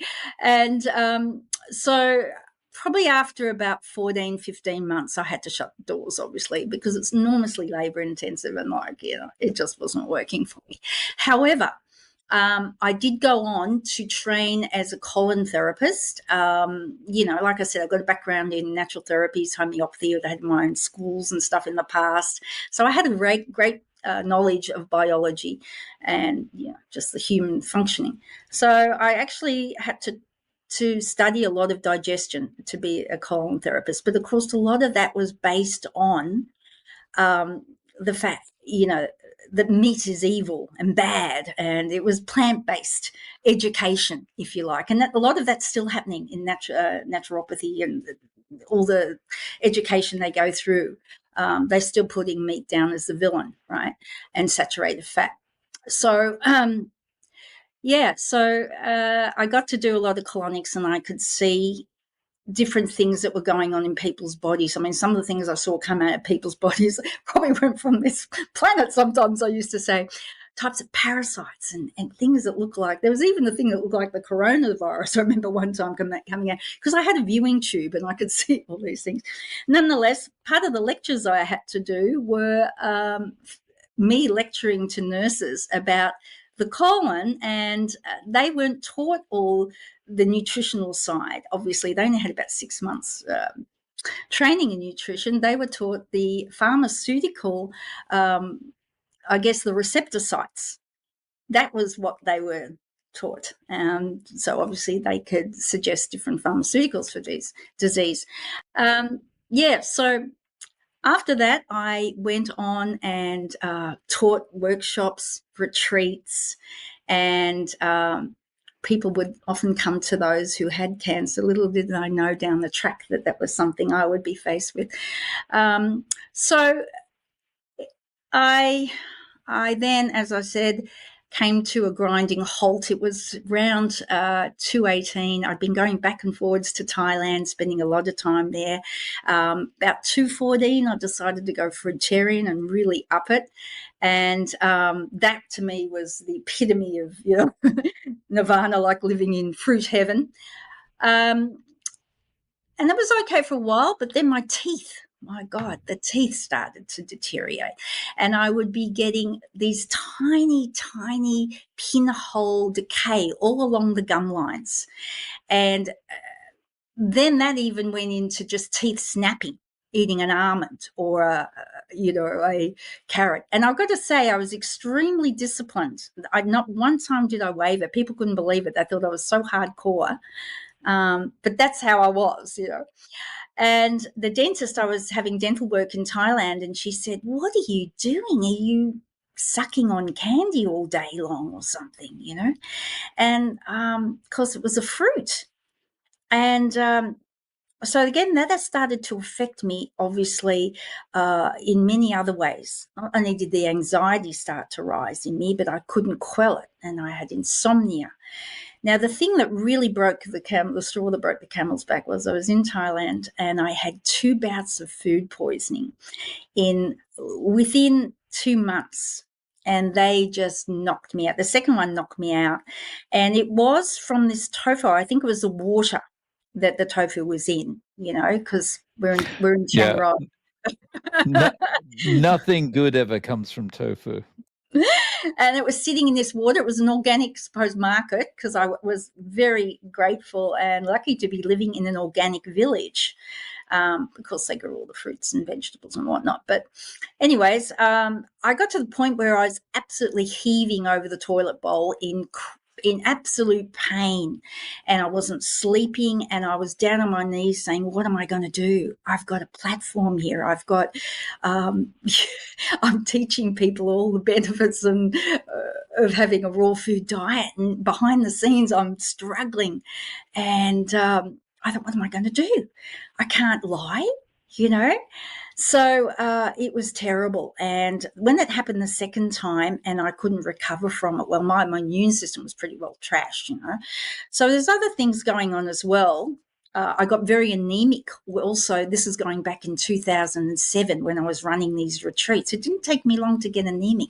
But I must mention at the time, this is when a lot of these green powders came onto the market. And I was convinced that this was going to be my answer, because as it turned out, I went and had blood tests and I was so anemic. I was down to something like 5.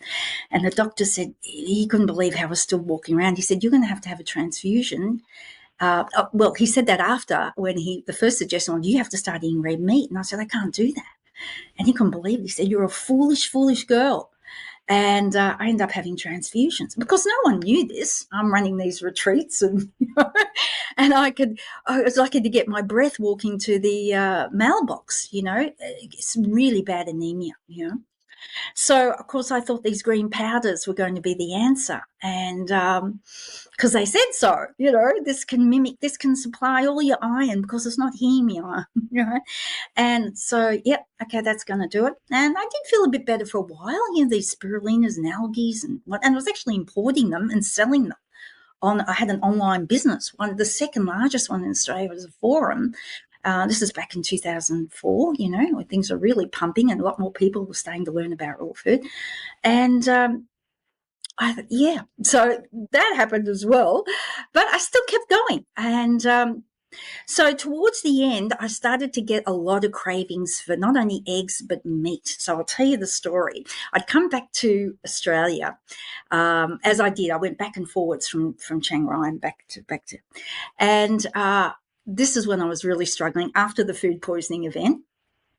And I thought, what am I going to do, you know?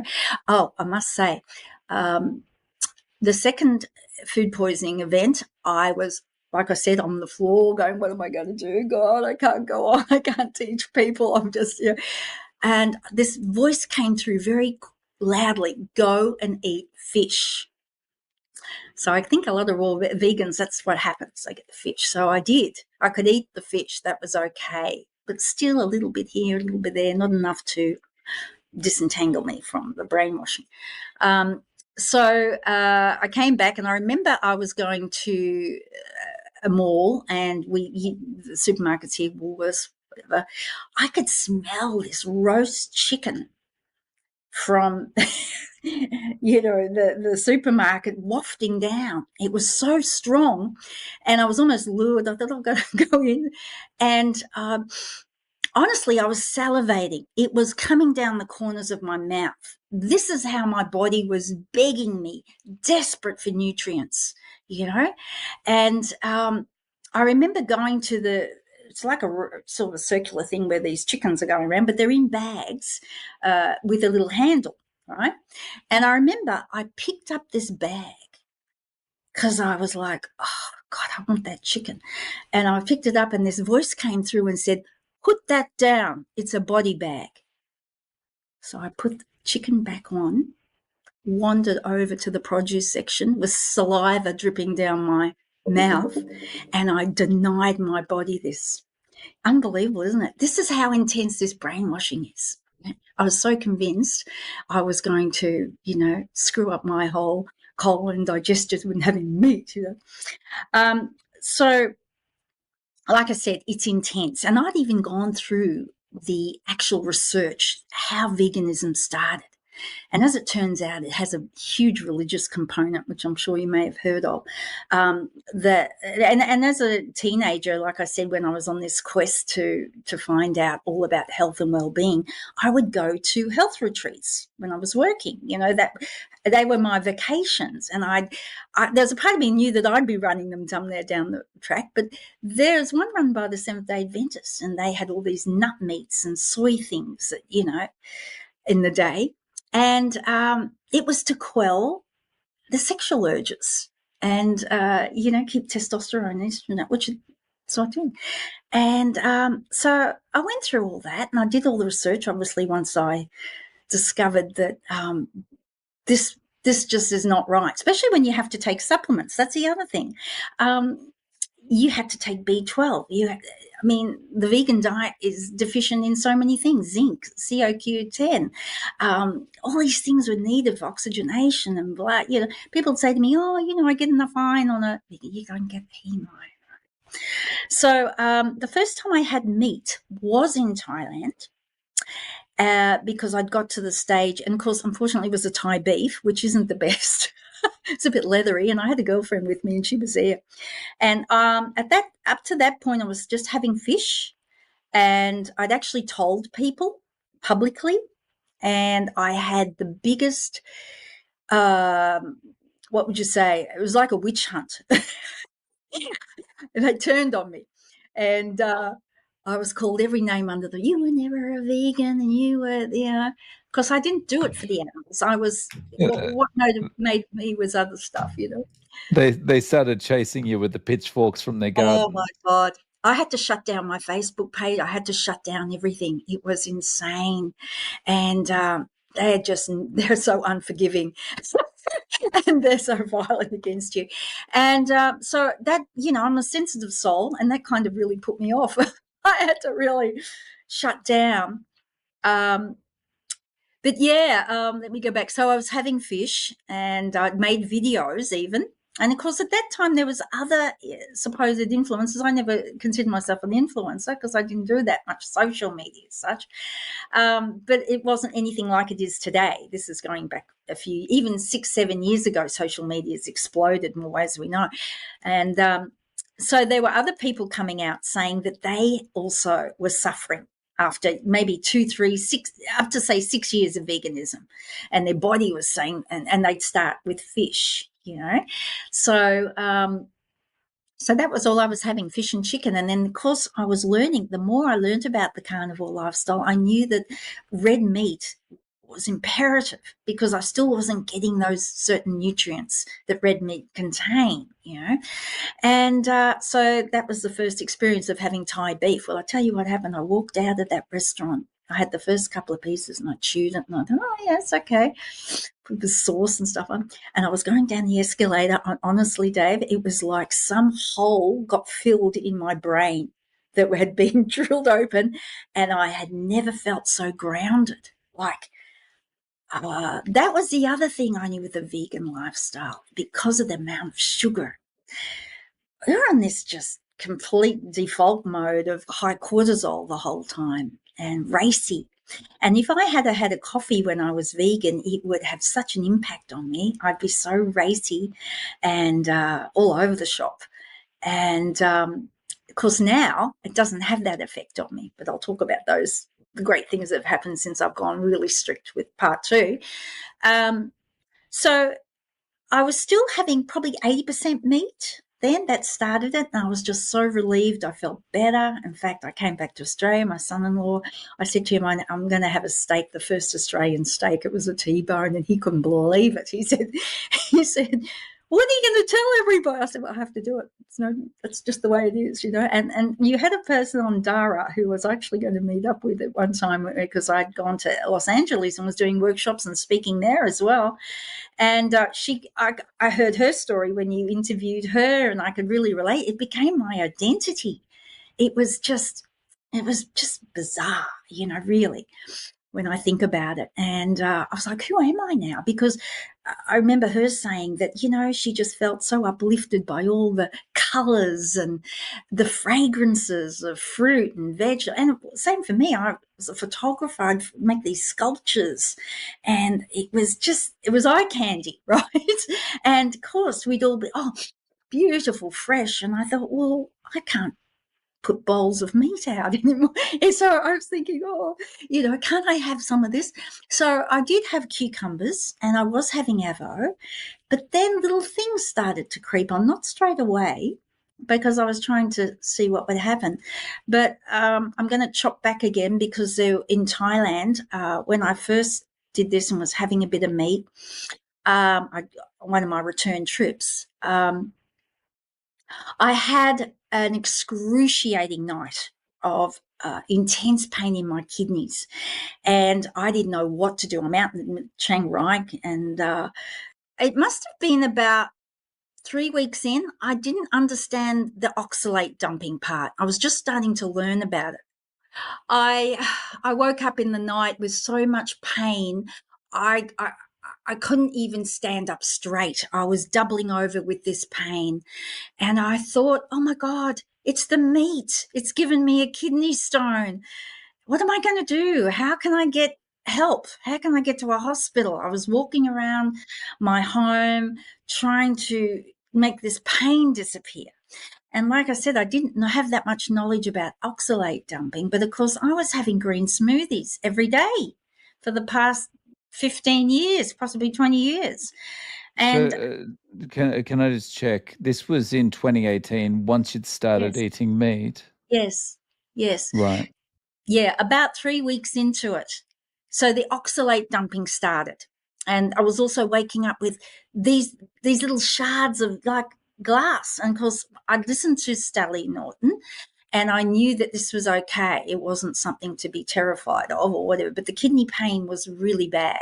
Yeah. So anyway, that passed. And over the course of the COVID years, I had a lot of stress also with, my father was in palliative care for a long time.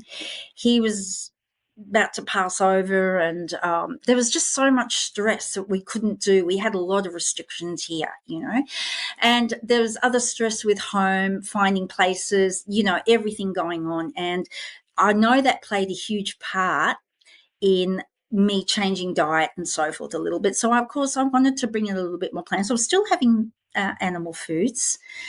But little things start to sneak back in, not just different vegetables, really, and some fruit, because what would happen is I'd notice if I had any fruit, it would just, I couldn't moderate it. I had an inability to moderate it, and probably because I was a fruitarian, which basically said you can eat as much fruit as you can in one sitting until you're full, right? So it was just, green flags for fruit. But I wore the consequences of it. I'd really trashed my ability to stabilize insulin in my body. It was just bizarre. It was just all over the shop. And that's kind of what happened. I started to have more plant food, and I started to get bloating. I started to get other things happen that I had relief from when I was eating at least maybe 80% meat, And then I got into a relationship with someone who was plant-based. And I'm a great cook. I had books where I'd made an enormous amount of recipes that I'd made up, and I love it. I'm very inventive. And these things start to creep in more, and I'd get problems, digestive problems big time, So let's fast forward to what happened to maybe a year and a half ago. I started to have UTIs, and they weren't clearing up. I'd go the routes I've gone before, and nothing was having an effect. So, of course, that started a trail of investigation. And so I went to the GP, and then he put me on to another specialist. And then once that time came around from the specialist, once they received some scans, and they actually did detect they thought were polyps in the bladder, the specialist said she didn't want to do any surgery on that. She suggested I go to a different urologist. So that screwed up the time frame trying to get a diagnosis as well. And in the meantime, I then came into this cycle that got worse and worse, and still having a lot of stress and some plant stuff. And I found that I wasn't able to get into this peaceful state again, very easily, startled and in that fight and flight mode, which is probably most people's default mode, really, because we get used to it. So it wasn't. When did this happen? Okay, let me just do the time frame. Okay, so the beginning of this year, and I mentioned to you about Jose, who came on, and I was drawn to watch that video. And he had interstitial cystitis, and it's very common, obviously, and to have a male talk about it. But he was mentioning how he was getting up around 10 times a night, and my eyes just went, oh, that's exactly what's happening to me. And how it was just totally debilitating. And of course, I knew that if you don't get that sleep cycle between, say, 10 and 2, that healing and repair cycle. So in other words, it's your body taking out the trash for the day you've just lived, and all the dead cells and everything, waste and everything. It doesn't get to happen. And so you're waking up feeling not only exhausted,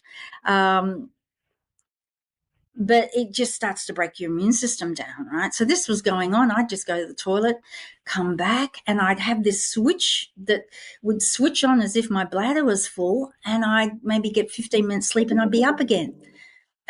So this went on for several months, so you can imagine the state, So I really feel that also accelerated things, because my immune system was just getting to the point where it wasn't how it should be. And I noticed too that things weren't healing like as fast as they used to.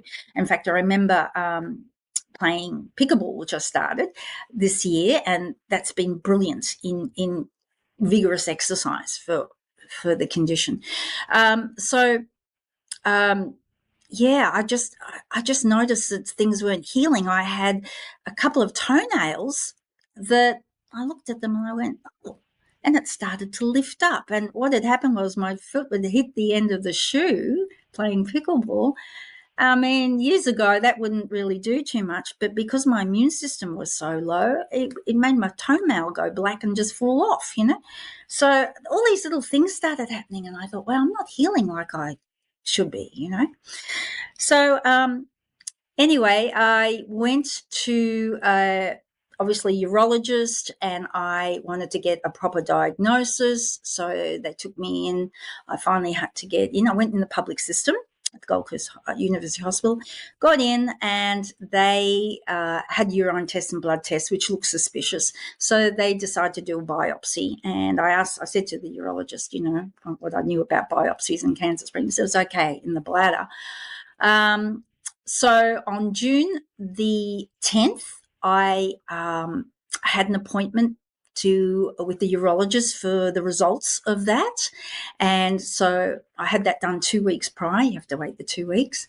Now, I was under the impression that I perhaps had a tumor, because that's what they were thinking at the beginning. And so I looked up this procedure they use, this lasso way they kind of get the tumor and take it out. And of course, it leaves a bit of a hole which has to scab over, just like it does on the outside of your body. It happens inside. And so I thought, because 2 days before the appointment, which was June the 10th, on the 8th, I started getting blood clots come through in the toilet bowl. And it would hurt to pass urine, and they were big clots, and the urine and a lot of blood. Now, my mind thought, okay, this is a good thing, because I looked at the timeline for this procedure, if it was a tumor, and it says that the scab should come off and you will get bleeding and, bits and pieces of the scab. So, of course, when I rock up for the appointment on June the 10th, and you haven't had, sorry, let me interrupt. You haven't had the procedure at this point, though, right? No, I've only had the biopsy. So I have to go to the... Yes. Just for clarity, why was it a good thing the blood clots were happening now? Well, it's not. Well, it wasn't. This happened 2 days before the appointment with the urologist, after the 2 weeks of having this biopsy, to give me the diagnosis, right? So this bleeding started on the weekend. I had the appointment on the Monday. And like I said, I was just assuming it was just part of the healing process for what he'd done. So as he tells me, no, there was no tumor. Your bladder, the mucosa, had cancer cells all over it. So I went, so I showed him the photos. I took photos of these clots and in the blood in the toilet, and he said, it's clotting. He said, now, you look okay, you go home, and if by any chance you can't pass urine, and just come straight back into emergency. Okay, I'm in the public system, obviously. So unbeknown to me, that's exactly what happened. I'm driving. I left. I went to go back home. It was probably a 40-minute drive. I stopped to try and go to the toilet, and I couldn't pass any urine. And the pain that started was unbearable. So I thought, what am I going to do? I've got this urge to go, and nothing's coming. It was obviously a clot was obstructing urine in the urethra. And the pain was so unbearable, Dave. I don't think I've had pain like this. It was like, I thought I'd have to pull over and get an ambulance, ring an ambulance. I finally got back to the hospital, and I was just beside myself. I'd gone into emergency, and so they tried to get me through as fast as possible, put a catheter and get these clots out. Now, as it turned out, I stayed in hospital for 4 days with this clotting and bleeding. And I was kind of just detached from it. I was letting it go. I didn't want to look at it, blood red, like claret red or beet red blood, As it turned out, that biopsy had actually helped remove some of the cancer cells, and they came back a bit weaker.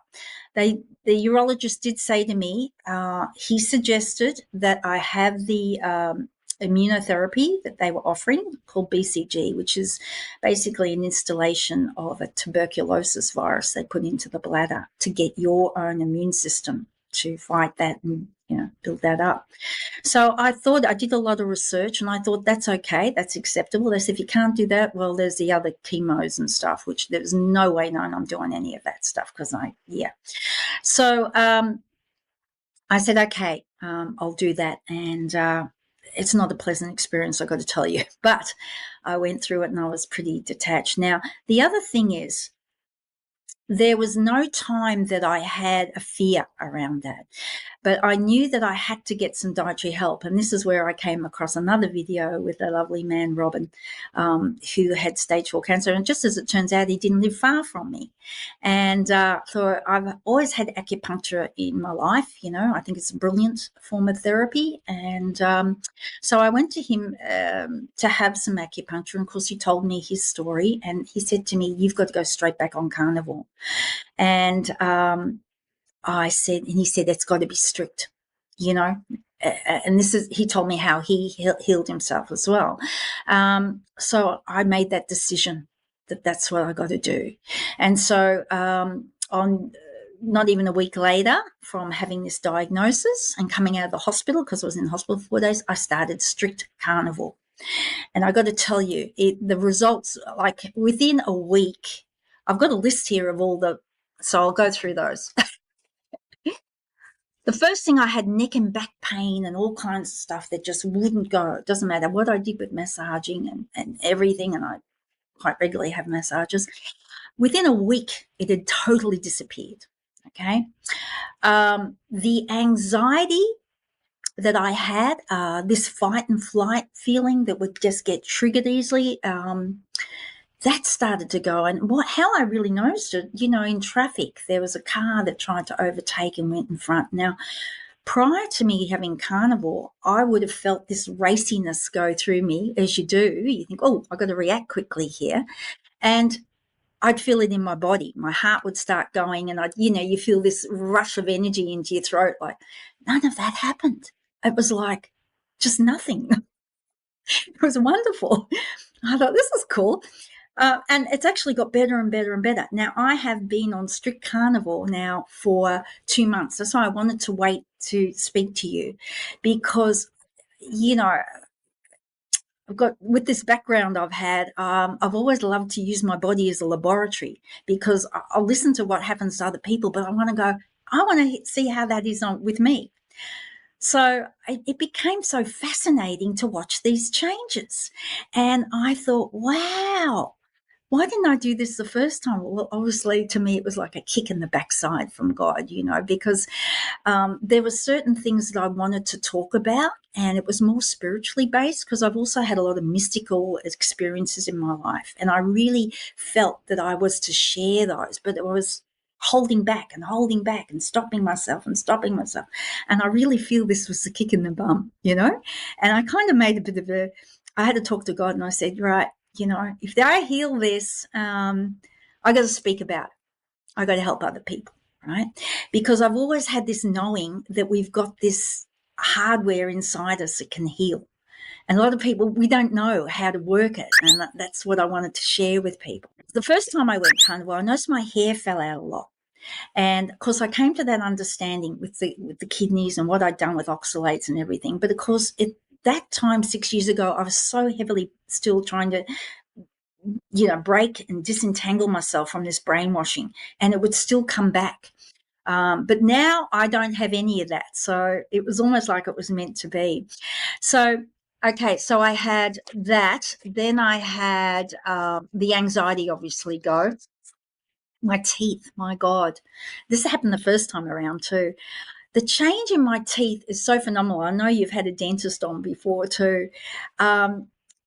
Even just having a small amount of plant food, there would be this coating. It's not like a plaque. It's kind of just a different coating that you feel on your teeth. And it leads to bacteria and odor, right? Even if you've just had a few lettuce leaves, I'd still floss and go, oh, you know, that doesn't smell right. I don't have gum disease or anything. And because what was also happening when I was vegan end stage, my teeth were starting to get loose in the gum, because there wasn't the protein to secure the gum to the, you know, it was lifting. It was just insane. So bacteria would come in, and I actually lost a couple of teeth to veganism because I didn't want to have a root canal. But I noticed my teeth just didn't have this coating, and I'd floss my teeth, and even with meat, there'd be no odor, nothing, you know? And I thought, wow, you know, the smallest amount of plant material is doing this to people's teeth, you know, and if only they knew, they could avoid all that, you know. and the heavy cost, obviously, because the teeth was costing me a fortune. I had skin tags that dropped off. I watched these, like people would say, they're age spots, right, coming because my liver had also been affected with the carnivore thing. And I think also I got a liver fluke, a type of parasite, I'm pretty sure, because they detected that in the hospital. There's something that's happened. And they said, you've been, with your liver enzymes and that, with where they knew I'd lived in Thailand and that. So, of course, if your immune system's weak, these things all come in. So I noticed that these things I was just watching it, and it would just flake off and drop off. The texture of my skin started to change again, right? The sleep, oh my God, the sleep. Well, I was sleeping well anyway. And what I did when I first had this diagnosis, I took some THC drops at night because my body was so depleted of rest and repair. And I knew I had to get this deep sleep. So it would enable me to get this big chunk of hours of deep sleep. But now I don't need to, because it's like it's happening naturally. And I started to get up much earlier, get up at 5 a.m. and I'm ready for bed between 8 and 9, which is fantastic. So I'm getting this deep healing sleep as well. When I started on the 17th of June, we're now the 1st, okay? So what happened after 2 months, to the day, I had this incredible shift in my body. It was almost like this feeling that everything had gone.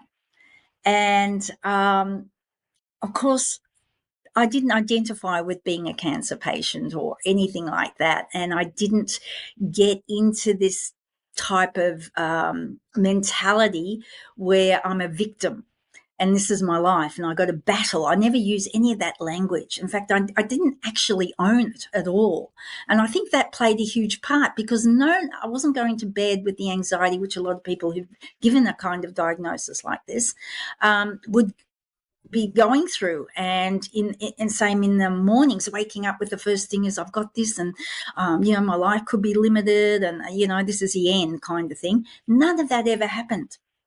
I never just kept on going on with my life, and I saw it for the purpose it was having, and to get me back onto Carnivore. I honestly believe God led me back to Carnivore, and look, even the concept that meat heals years ago would have just bamboozled me, it would have like, how is that possible? I've been taught the complete opposite in all my training. What is the status of your bladder at the moment? Well, I have 4 weeks to go before I go back. They want to put a camera in and check how things are going. But even the urologist, the nurse I was seeing, she said, you won't have it.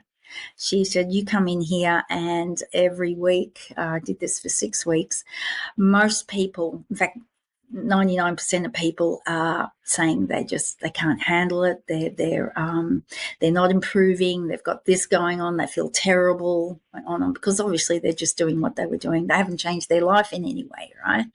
And especially dietary. And she said, you come in here and all you've got, there's no way known you can have.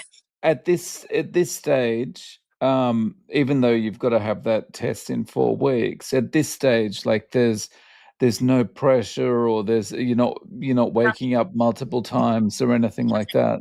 I don't even there was a few nights I don't even get up at all. I'll wake up, maybe fall asleep at 8, wake up at 10, have a wee and go back to sleep, and I'm nothing until 5 a.m. I have no pain. I have no discomfort. I'm not even aware of anything. It is like night and day.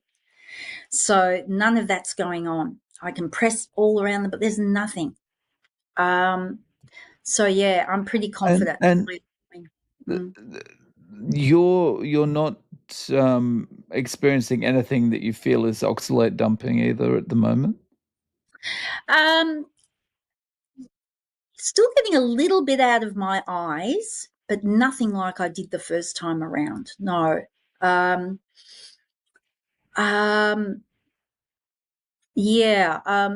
like I said, with the kidney problem, they tend to think that that was kind of associated with the bladder, and that is also associated. I mean, I know cancer is multifaceted, and there's definitely an emotional stress, and I was definitely under a lot of emotional stress. That's now alleviated, and you need to feel safe. But the thing with any cancer diagnosis, you have to change your life a lot. You have to make decisions. You have to take responsibility for your life. You have to move. And the one great thing too is my lung capacity. Now, I was an ex-smoker. This is going back a long, long time. My lung capacity has just got shot out. I was been playing pickleball, and I play it 2 hours, 6 hours a week. And even the urologist said, if you had cancer, you wouldn't be doing that. You know? So, and my stamina and strength is increasing, and I'm playing against people half my age, and they're huffing and puffing. And I don't have, this has only happened, say, the last week, where I don't huff and puff. So this is why I'm so fascinated by the longer you stay on this, the deeper the changes go. And I remember Robin saying to me, this will go even deeper into the bones. And I'm grateful I've got this overview of how the body works, and because I had to study and learn all that. And so it's just totally fascinating. Like I said, the lung capacity, my breathing is brilliant, you know, and I know that that's to increase. Yeah. Yeah. So what does a day of eating look like for you? Right. Well, that's also another thing that happened on the 2-month mark. All of a sudden, because the first 2 months I was trying to get as much fat in, because I've always been a small build, and I had not been able to go past the in kilos, let me think, 8 stone 1, I'll have to go on that. So it's about 50.8 kilos. I just doesn't matter what I ate, it wouldn't move. I thought, wow, I haven't been over 53 kilos for years. Well, so I decided to have a lot of fat. So I would be butter again, adding that to meals, but slices of pork belly, bacon, which I didn't have a great deal of before, fatty cuts of meat, and lots of fat. Lamb, lots of lamb offcuts, lots of fat. And I put on weight. I gained a half a stone. So I'm a half a stone heavier, which is brilliant. And it kind of stabilized. Now, at exactly the 2-month mark, this is why it's remarkable, I suddenly thought to myself, I don't know if I really want to have dinner. So I was having 2 meals a day. I was having the first one between 12 and I'd have a really good steak, quite a good sized steak, and maybe a bit of bacon, eggs, a couple of 3 eggs. It was huge. But my body wanted all those nutrients. It was starving for them. And so that was what I was doing. And then another meal, maybe at 6, again, high fat, right? Then around 2 months, all of a sudden, I didn't feel like hungry for the second meal. And it just changed. And I thought, you know what? I'm just going to eat butter. So I had, a good couple of chunks of butter, and it satiated me. And so I cut back. And I kind of figured now my body was just wanting all those nutrients, and it's stabilized now. So where I'm at now, I probably have the first meal between 2 and 3. So I'm doing intermittent fasting, but that's, I guess the last meal's about 7. And then I go right through till 2 to 3 the next day. I've never been a person that has a lot of breakfast, or had wanted to have breakfast.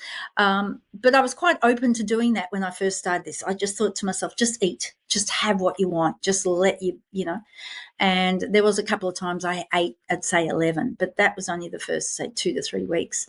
So that pattern was then for 2 months was between 2 to 3.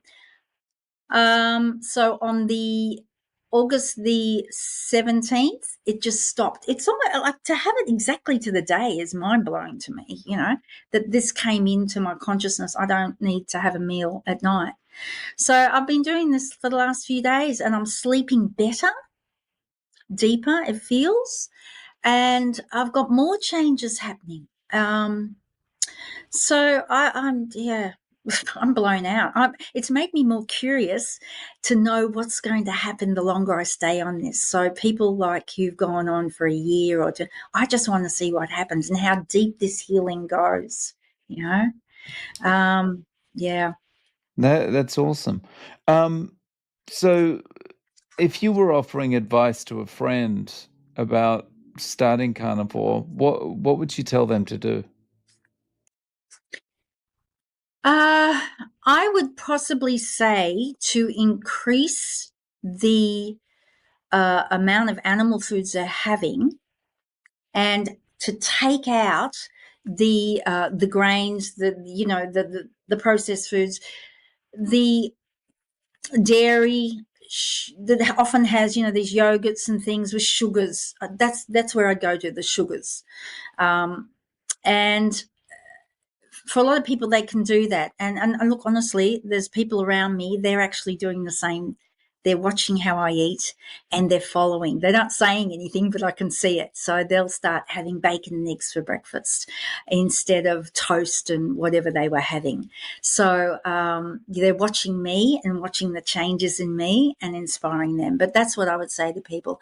Take out a lot of the breads and the heavy carb stuff, and, have salads with a piece of fish, have salad with a piece of meat, low kind of, the oxalate stuff down the track, but just that to start with, and see how they feel if they're not craving food again every couple of hours and they've got longer feelings of satiation, and not to be afraid of fat, because women need it, especially as we get older. And for a woman, it's better to have some weight on when you're getting into your senior years. I think it's a good insurance for sure, and also for your hormones. There's no question that I feel more feminine. I feel more feminine than I've felt. It's just wonderful. It really is. And yeah. So It's great. if you could, if you could pass a message on to all the vegans and fruitarians you've met over your life, would there be a message you'd like to pass to them? Yeah, I would. I would say just think about the amount of supplements you're taking. And because when I was taking them, they weren't having any effect on my health. These things that are synthetic, body can't use. But I just said, have a look at the cost and think, why am I taking this? Like I said, there's two groups of vegans. Ones that do it for the animals, and the others that are doing it because they've been, exposed to people saying it's better for your health. So, and that's what drives them. So I said, just look at that, how you're feeling. What's your anxiety levels like? Are you getting deep sleep? Do you have more flexibility? Are you getting aches and pains in your body? These little things. And a lot of people overlook those things and put them down to aging. You know what I mean? So I think the cost for supplements, because if people are taking all these green powders, and they've got to take B12, they've got to take zinc, they've got to take B3, 1 and 2, they've got to take CoQ10, they've got to take fish oils. I mean, how much money are people spending on these things, So yeah, that's the directions I'd be going in. Yeah. And basically meat contains all these things. But I have an understanding for vegans, and in as much as the brainwashing side, it's so hard to break through that and drop that fear of meat. Yeah. Yeah. So, Katya, I wonder if you'll come on after you get your results and let us know what happens and how things are going, maybe I'd in love to. 4 Yeah. weeks or 8 weeks' time. Yeah, I'd love to do that. Thanks, Dave. Yeah. Like I said, I was a little bit reticent about coming on, but because I have such a strong association with my body, any nuance, any change I'm aware of, right? That I just know. And not only that, there was people around me who had said to me, you haven't got cancer. It's gone. And I said, how do you know? And they said, I don't know. I just have this knowing. And I've had 2 very close friends and who've seen me go through this, and they are absolutely not only are they inspired, they've made massive changes themselves, but they are in awe of how I've tackled this, Yeah. So to me, it's been an enormous blessing. It really has. Yeah. That's fantastic. Mm. So, Katia, if people want to reach out to you, how can they get in contact? Okay, well, I guess I've been kicked in the backside to go out again publicly, and I'm quite happy to do that. I didn't think it would be in this area of having had cancer, but I'm willing to do that. So I've just started another YouTube channel called Soul Source Wisdom, and I haven't done any videos yet, but I will be as of tomorrow. So yeah, they can contact me there, and my email is there, and I'm happy to speak to anybody. But I certainly feel, as people have said, fed back to me, that they are inspired by me, and I certainly have. I tend to carry. This is what people said to me. I've got a frequency of resilience, incredible resilience, especially with a lot of traumas I've had, and I am quite fearless in a lot of things. And so I inspire people to be brave and go by their own feeling. And what I want to help people with is to connect with their own body, because it has the intelligence. It's an innate system that we've been gifted with. It's a hardware system that, when you understand how it works, it's your greatest gift, because it alerts you to anything that's going on that is off course, and it's causing a disturbance in your body. And if you can understand that, then you know when you're off track. And you can change that with just the different thinking, the different perspectives that come in. The other thing too I've noticed is you do become more loving. It's a very big shift that happens internally, mentally within you. I'm blown out. Sometimes it brings me to tears. I think you have more compassion, whereas I used to think it was the other way around with veganism. But people who, you don't see people going back to veganism and carnivores all turning on them, or people, coming for them with their pitchforks. It doesn't happen. It's always only the other way around, which is obviously has cultish behaviors, right?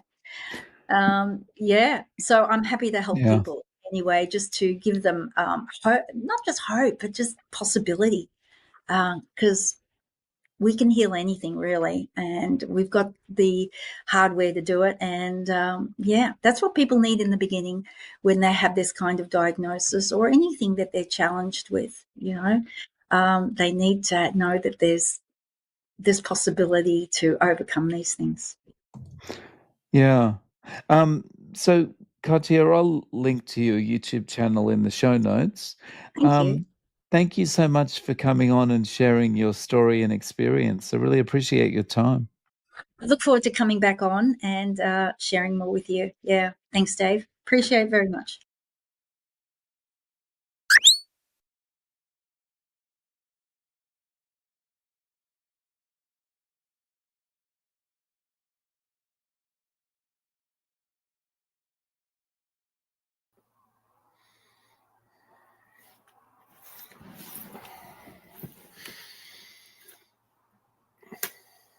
I think I'm alive. I'm excited. I will state, for those who are already listening or going to be listening, this is my first live by myself, so give me some credit and some grace. It's a learning curve, but I'm doing it. But today is my 2-year carniversary. September 1st, 2023 to September 1st, 2025 is 2 solid years of being carnivore based. I have been about 98% strict the whole time, and there's times when I'm not strict and I pay for it, and that keeps me strict again. I'm gonna make notes as I go along too, so I don't make any mistakes on points I'm trying to make.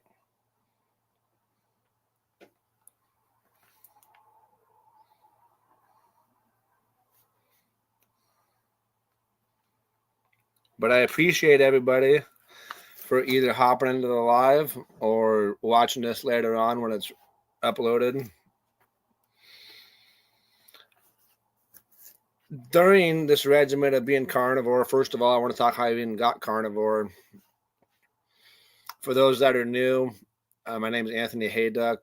The channel name is Anthony Hayduck for now. On the bottom, it says chemo to carnivore. So I'm actually in the process of trying to transition things to chemo to carnivore. So hopefully within a month or two, I'll have everything transitioned. So when that time comes, I will make an announcement. My channel names have changed. But to summarize my story real quick is July 27th, 2022, I went in and had a surgery done where I had a softball size benign tumor removed out of my stomach and intestines, and I had another smaller tumor removed off my liver. They were all supposed to be benign. We had testing, biopsies, endoscopies, and that's why we proceeded forward with surgery. Flash forward to September 9th, 2022, a month and a couple of weeks after the surgery, I got the biopsy lab results back that those benign tumors were actually cancerous, and I was classified as stage 4.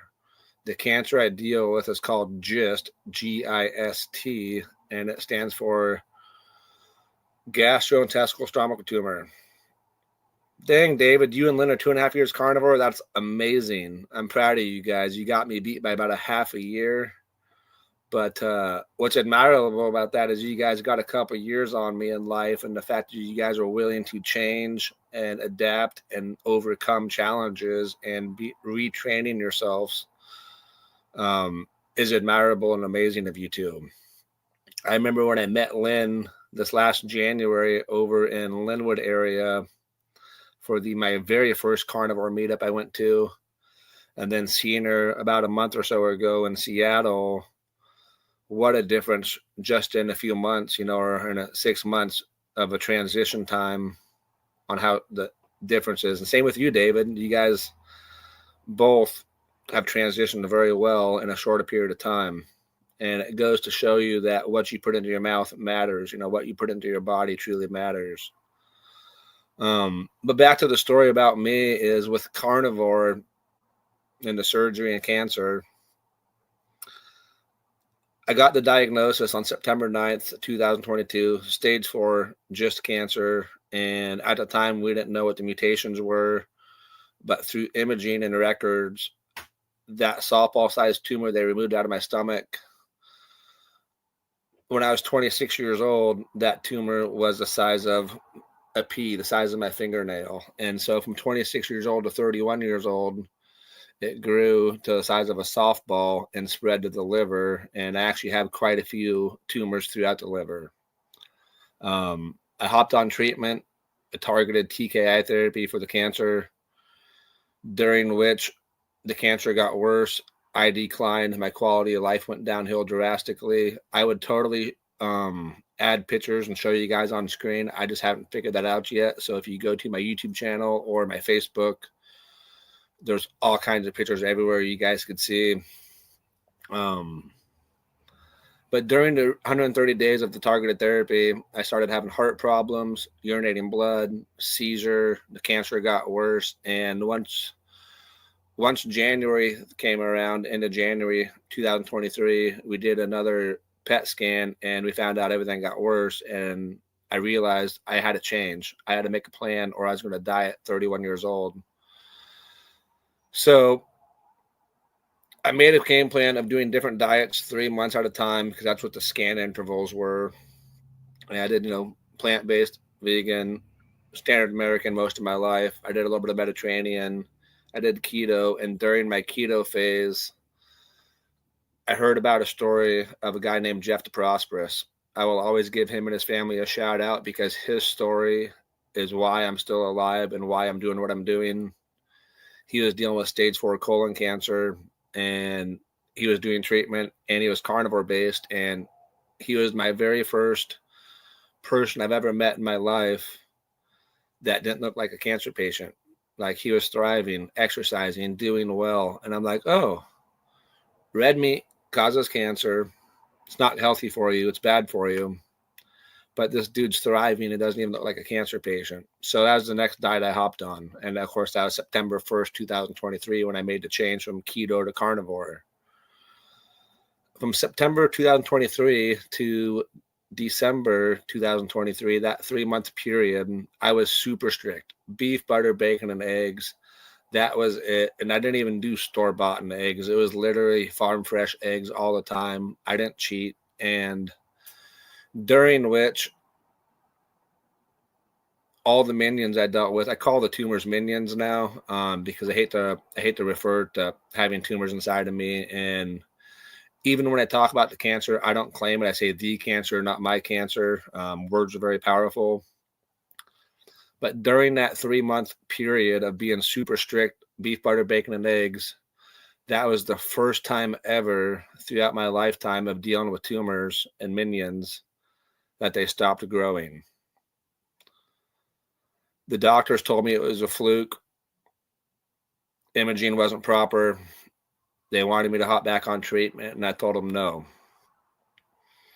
I told them I wanted to run the test for another 3 months and see what happens. So finally, 6 months into Carnivore, and mind you, I got a gym membership February 2023, which was a couple of weeks after quitting treatment.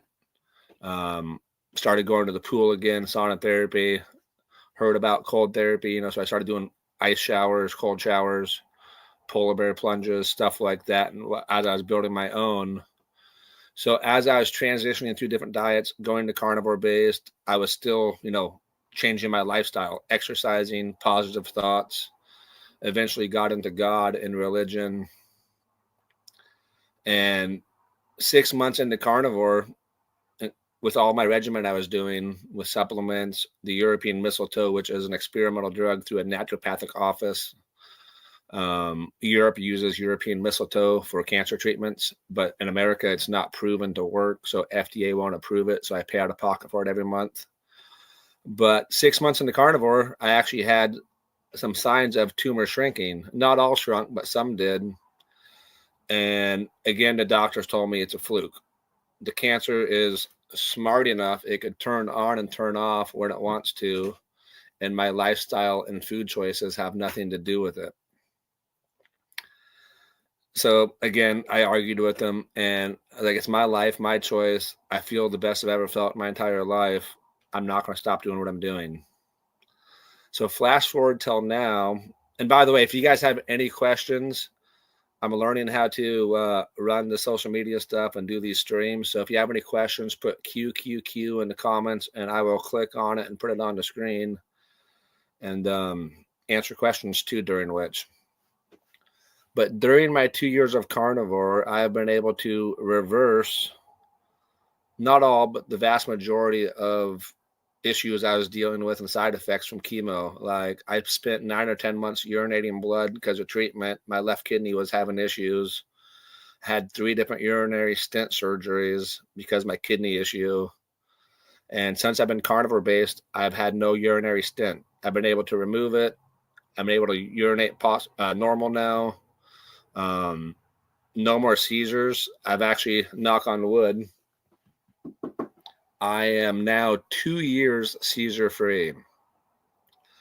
I was never truly diagnosed with epileptic seizures or epilepsy, but when I was 18 years old is when I had my first seizure that I remember. I remember I was at school in the classroom. I remember standing up and just collapsing back down, and woke up with the paramedics ripping my clothes off, and hit me with a defibrillator to get me going again. And that happened twice in the same day. I woke up in the ICU. And ever since 18 years old up to 31, it was like once or twice a month I'd have a seizure. Didn't know when they were coming. They were random. Luckily, knock on the wood, I never had one at work when I was in the trees, but definitely scary. But what I've realized through this journey with nutrition, lifestyle change, and mindset change is people that deal with seizures and epileptic style seizures go to a keto or carnivore style diet, and their seizures are controlled. And like I said, I'm 2 years now seizure free, and at my worst, and this is back during treatment and even right before treatment of the chemo treatments, I had 3 or 4 seizures in one day before. And when I woke up from the last one, I had an irregular heartbeat and dealt with afibrillation issues. And right now, no more heart issues, no more afibrillation issues, no more seizures. It's been a blessing. And during this regimen of carnivore, and I dealt with heart doctors. I've actually been through 3 different heart doctors in a couple of years. And I was on different heart medications like metoprolol and some other stuff to help control the seizures or help control the afibrillation. And the medication they gave me didn't help anything. It actually made me feel worse. And the sad part about it is my heart doctor I deal with now, last time I seen him, he asked, well, how you doing? How's your heart? Blah, blah, blah. And I told him, hey, I'm seizure free. I'm afibrillation free. I'm doing amazing. I'm exercising hard. I'm running. I'm doing like Tough Mudder events. I'm actually doing a Spartan race in a couple of weeks. Actually, 13 more days. I'm doing a Spartan race. And I'm able to push my body like I've never pushed it before. And my heart's fine and my body's fine. My heart doctor asked me, well, do you want your heart medication back? I'm like, apparently you didn't listen to my story. So with all that being said, my biggest thing I want to tell to people is you got to be your own advocate. Nobody knows how we feel other than ourselves, and nobody deals with the repercussions of what we deal with. Like, for example, if I'm the doctor and I tell you to take something and it doesn't sit well with you, I'm not going to know how it's doing unless you tell me. And of course, I don't know how many of you guys have done chemo. Hopefully not many, because I hate people having to go through that stuff. But chemo caused really bad neuropathy. My hands hurt all the time. I didn't have any grip strength. Actually, for the longest time, this is kind of not a bad example, but I used to walk around with a coffee cup with hot water, just holding it like this, so I could have some type of sensation in my hands without pain. Ooh, here's a question. I'll pull it up real quick.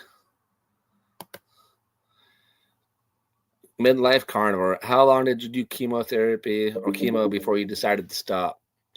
So I did one type of treatment of chemo. It was a TKI therapy, which is tyrosine casein inhibitor. It's targeted. It only goes after certain cells, supposedly.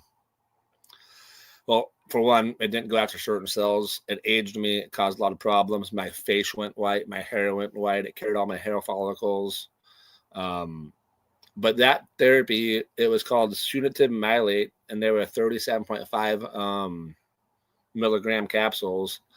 I took a pill a day for 130 days straight with 0 break. And during which I was in different cancer groups, different GIST cancer groups, and I was asking people, hey, who's on this line of therapy, the sunitinib?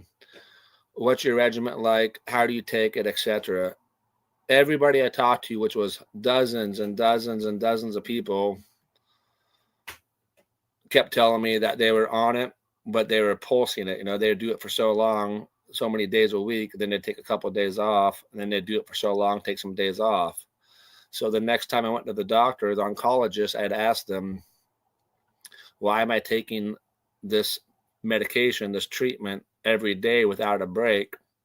Everybody else I know is getting a break and I am not. It's really hard on my body. And the response I got from not one, but a few different oncologists is, well, we missed your cancer for so long that we need to keep the treatment up without breaks because we don't want it to get worse. And that was kind of hard to deal with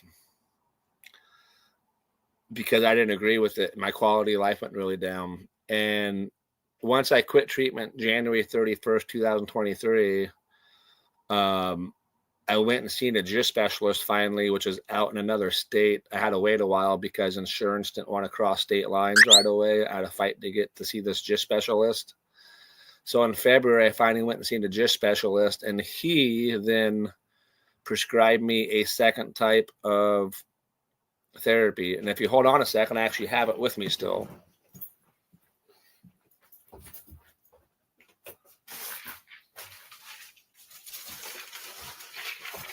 Here, I saved it for a souvenir. It's kind of a part of my language, kind of effed up thing to say. But here's the second therapy. Caution, a hazardous drug. Observe safety precautions for handling. You have to wear gloves when you wear this. You have to wash your hands afterwards. Like, I wasn't allowed to touch my dog or anything. That's how bad it was. But the second line of therapy is called Stavarga. Recrofib tablets, 40 milligrams. I took those therapy for 7 days. I think I started that in March of 2023, but I took it for 7 days. And within those 7 days of taking it, the side effects were not just as bad, but they were worse than the Sunitab. And that wasn't living to me. So I told the doctor, I'll still be your patient, or I told the oncologist, I'll still be your patient. But with that being said, I'm not doing any of these therapies. And again, we all have our own opinion on life, but to me, it's not about quantity of life, it's about quality of life. I'd rather live 40 years old, 50 years old, 35 years old, and have the best life possible versus live to be 80 or 90 and be miserable and not be able to do anything. Hold on. So midlife carnivore, I got to pull this up. I'm sorry. It's so good. Right there. Yes, it's crazy that you could swallow it, but you have to wear gloves to handle it. So that in itself shows you and says how toxic those medications are. And when you're at the local oncologist center, every bathroom has a sign. I should have took a picture of it, but it says, if you're a chemo patient or a cancer patient, you need to flush twice. So that's how toxic your waste is too. You know, whether it's urine or feces, you have to double flush because what you're doing, what you're taking is so toxic. It's kind of screwed up. And again, this isn't medical advice. This is a conversation, not a consultation. I'm just a guy who barely made it through high school, and I worked in the woods most of my life as a climber, faller, just hard laborer my whole life. But the fact that I'm able to apply myself and learn what I've learned in a short amount of time, and technically a lot of it learned is through the cell phone and laptop, just internet. Instead of living for entertainment, I've learned to apply myself to understand the human body, my human body, and how I feel, so I could feel good. And then later on in life, I could entertain myself because I feel good. You know what I mean? But with what I've learned, and this is my opinion, you guys could correct me on my thought process, but if you break your left wrist, are you going to wear a full body cast from your neck down to your feet for a broken wrist? I have not found anybody on planet Earth to say yes to that. So if you won't wear a full body cast for a broken wrist, why would a person subject themselves to chemotherapy or a targeted therapy when it doesn't target the cancer cells itself? It targets a lot of cells, and you need your healthy cells to help protect you and fight illnesses, inflammation, and everything else. So why would you want to harm your healthy cells? And honestly, from what I've understood, thanks to Professor Sidfree and other people I follow and study, having cancer inside of you isn't that bad if you can manage it. It's when you don't manage it and you let it be, when you let it run out of control is when it gets bad, or the treatment behind it is what's bad. I lost my father in 2019 from cancer, and I'm a firm believer it was the treatment that intensified it and what took his life, not the cancer itself. And I'm going to keep that story really, really short because not many people know about it. But my father, he turned 60 in March 2019. Like a month or two after his birthday, he was diagnosed with cancer. From the time he got diagnosed to the time he passed August 21st, 2019. So it's what, March. So it was within 6 months of his birthday, he had passed away. But in that time, he had 4 different surgeries while dealing with cancer. and while doing with treatments. So explain to me from a common sense base how somebody battling cancer, doing treatments, is recommended to go through all these surgeries back to back to back and not let your body heal. It's no wonder why he passed away so quick. You know, his body couldn't keep up with what the doctors were doing to him. And it sucks. And again, we're all different. We all have to figure it out for ourselves. But you have to be your own advocate with things. And so in my case, dealing with just cancer, now seeing a specialist oncologist over in Portland, Oregon, who deals with just cancer, we have found out I deal with mutations. I mean, all cancers have mutations, but I deal with an SDHA deficient mutation. And to my understanding, that is dysfunctional mitochondria. And as we know, this mitochondria is the powerhouse of the cells. And I'm a firm believer, if you have dysfunctional mitochondria, that's what mutates cells, and that's what brings out, you know, cancer or diabetes or Crohn's or whatever else, because your mitochondria will mutate and not be happy, and underlying illnesses come from that.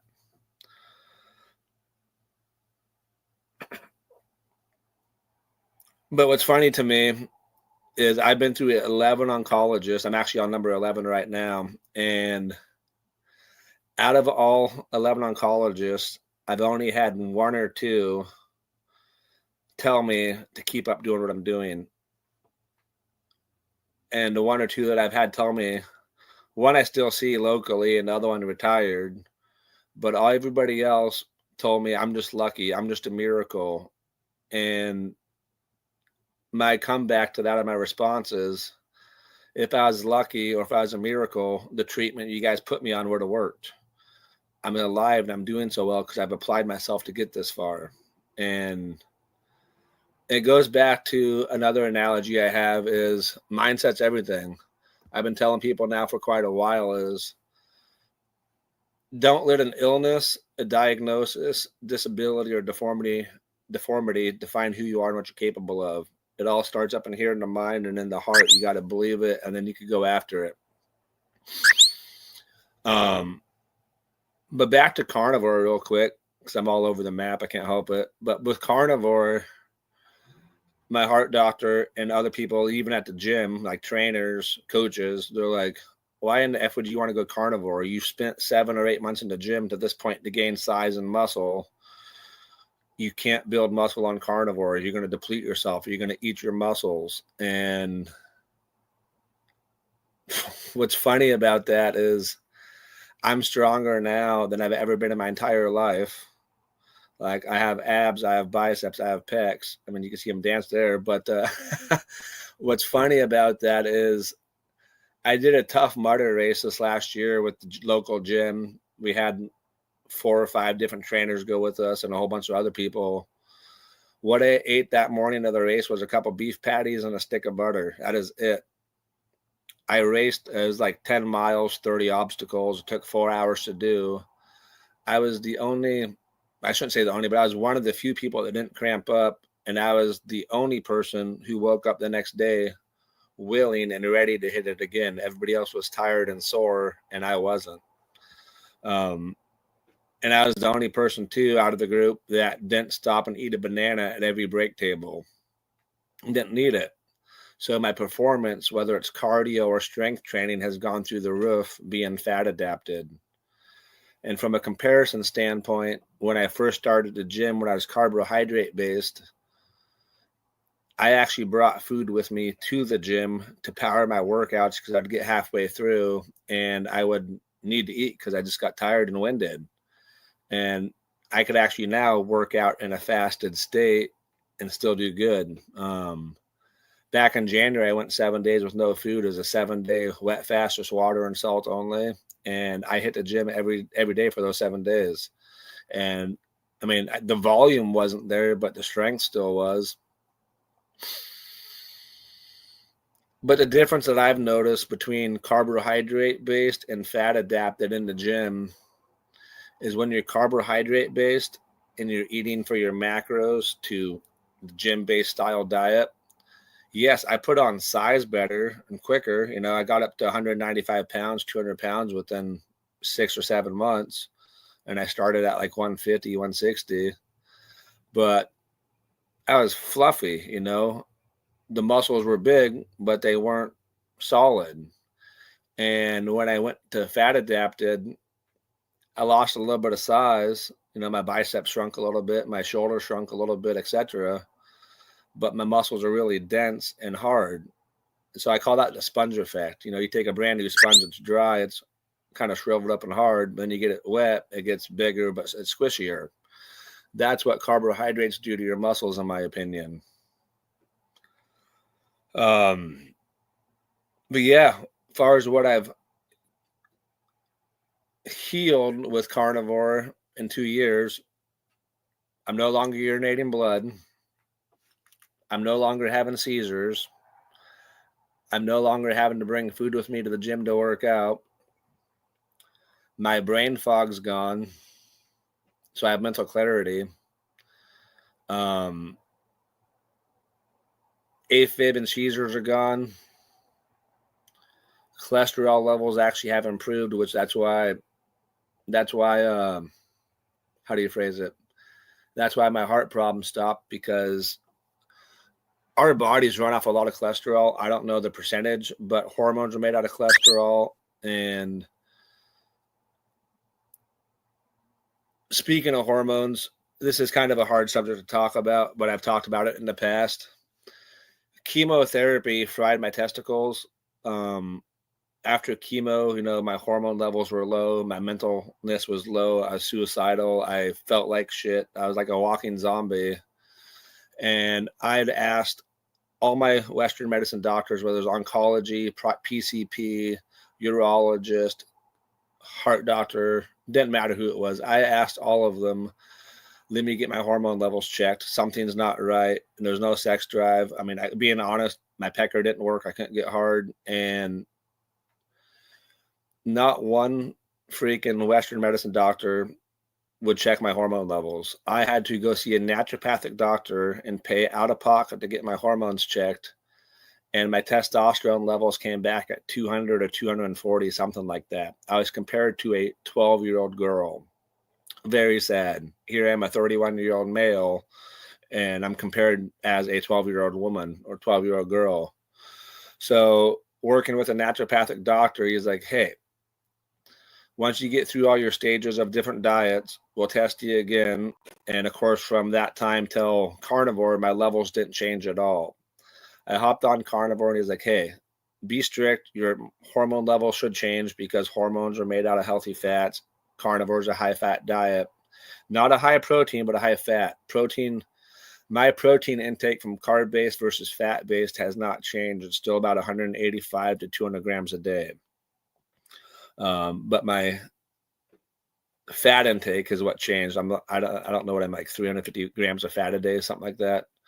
I don't know, like 2,000 calories a day come from fat. But being carnivore based for 3 months, my hormones, my test levels didn't change at all. Still, and then I found an article saying that sunated malate, not these pills, but the ones I took prior to those, called hypogonadism, where your testicles don't work.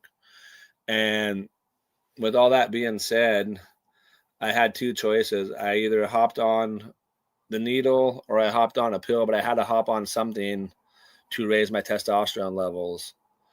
I chose the needle. I stabbed myself with testosterone, and this is where things get very interesting, and I'm being honest about it. When I first started testosterone shots through the naturopathic doctor, it's all legal and licensed, I was stabbing myself with 0.5 milliliters twice a week, which is only a half of an insulin syringe each stabbing. Not a big dose. During which my levels went from 200 to 240 up to like 1,400 in a couple of months' time, which was, 1,400 is intensely high. So we reduced the dose. I went from 0.5 milliliters twice a week to 0.3 milliliters twice a week. and my levels went from 1400 down to 740, which is average, normal in today's world. But what's even more interesting is once I started learning about hormones, the body, healthy fats, cholesterol, the whole 9 yards, and supplementation, I started adding new supplements in like ashwagandha, horny goatweed, shilajit mushroom, or shilajit. I started doing cold therapy, started doing all these different lifestyle changes and supplement changes to help with hormones. And I've actually been able to reduce my dose of testosterone to now 0.2 milliliters twice a week. And my levels are raising. Actually, the last time I got checked, I was right around 900 to 950.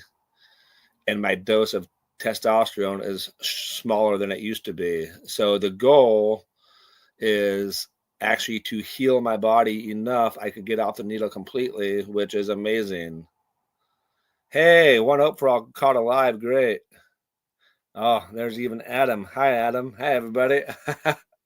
But yeah, so yes, I'm being honest. I was on the testosterone shots, 0.5 milliliters twice a week. And then I went to 0.3 milliliters twice a week. And now it's at 0.2 twice a week. And I'm actually within the next 6 months, I'd love to wean off completely. I've actually talked to Dr. Kiltz about it once because he's a fertility doctor. I would love to get to the point where I could go like 4 or 5 months with no testosterone at all and just keep my regimen up and see what my levels do. And if my levels stay the same, I don't need a needle anymore. And for those of you that want to say, oh, you're just on a needle because of strength training or bodybuilding, I would love for you to be in my predicament and do what I did, because for the first 8 months in the gym, I didn't use the needle and I still got plenty gains. I could show you all the picture progress and video progress of what I looked like from day one till I hopped on the needle, and then from the needle till now. And the regiment, the training, all that is what's giving me what I'm doing. Because there's guys in the gym that are on TRT that are abusing it, doing a full syringe twice a week. Their levels are 2,000 plus or 1,800 plus, and they don't have a physique like me, but they're also eating shitty food. They're not doing cold therapy. They're not intermittent fasting. They're not doing all that stuff.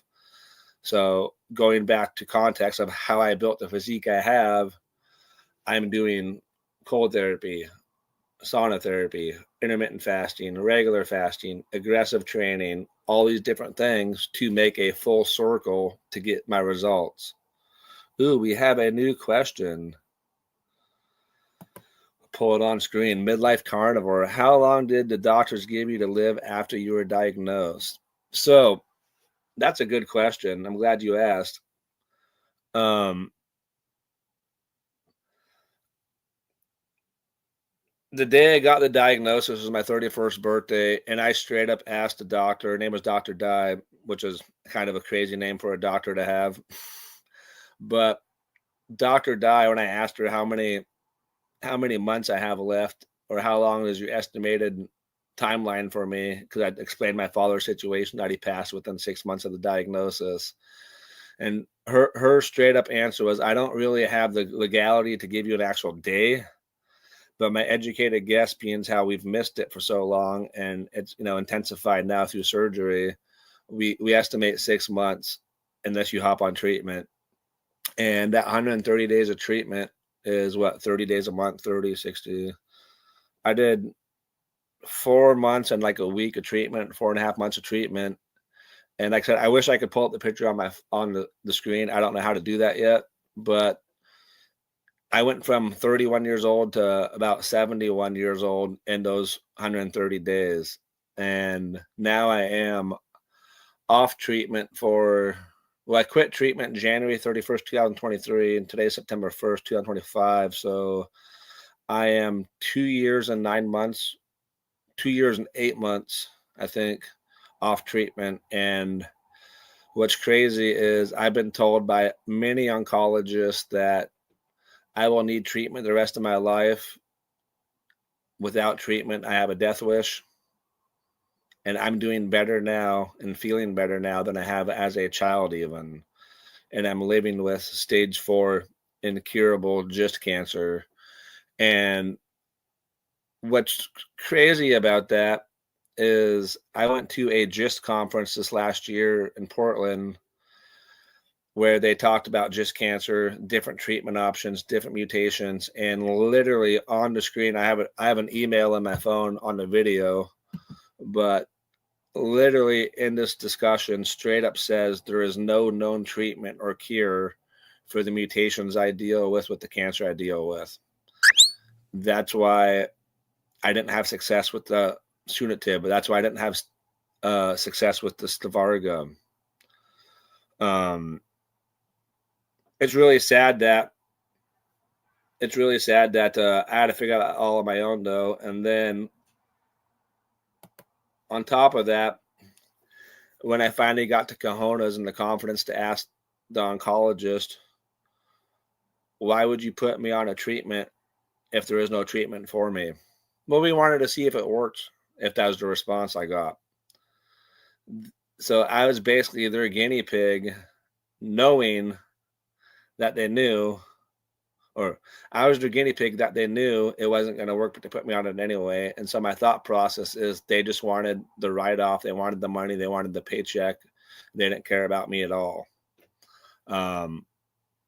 That's my opinion. That's my thought process. And it's sad. I've actually been kicked out of 3 or 4 different cancer groups because of going against the grain of the standard care treatment. And the sad part about that is when I was on the standard care treatment, progressively getting worse and declining, everybody in those cancer groups gave me sympathy, felt sorry for me, the whole 9 yards. But the moment I explained to them, hey, I quit treatment, I'm going to make a game plan, do it myself, I started getting backlash from most of the people, even the admins. I had a couple of different admins in these groups send me messages privately. I actually have screenshots and screen recordings of them on how hateful and harmful messages they sent me talking shit about my situation. It's just sad that some people are that way, and I pray for those people. Let's see, one hope for all. I just read a comment. I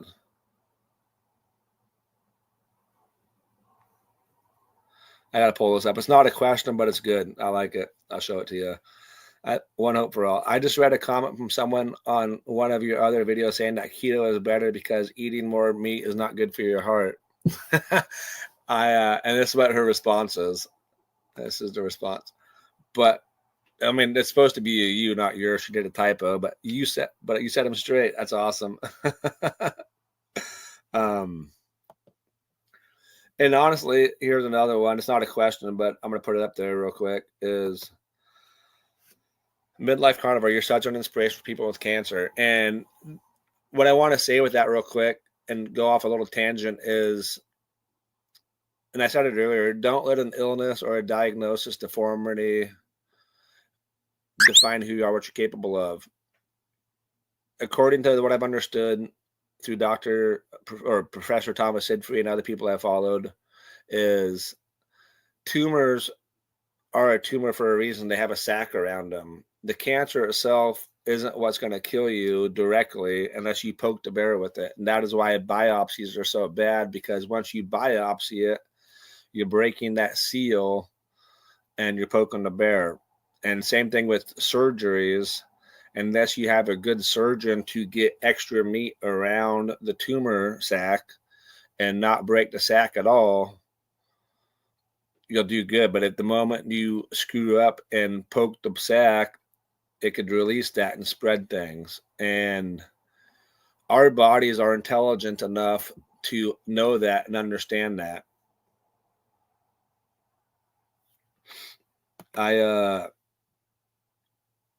It was really hard for me to be vocal about my story in the beginning. I never had a YouTube channel. I never had TikTok or Instagram. I just had Facebook since high school times. And so I know a lot of people because I went to 2 different school districts and I've worked all over Clallam County where I live. I didn't want to text everybody every week or every checkup to know what's going on. So I just started, hey, this is what's going on. I'm going in for surgery.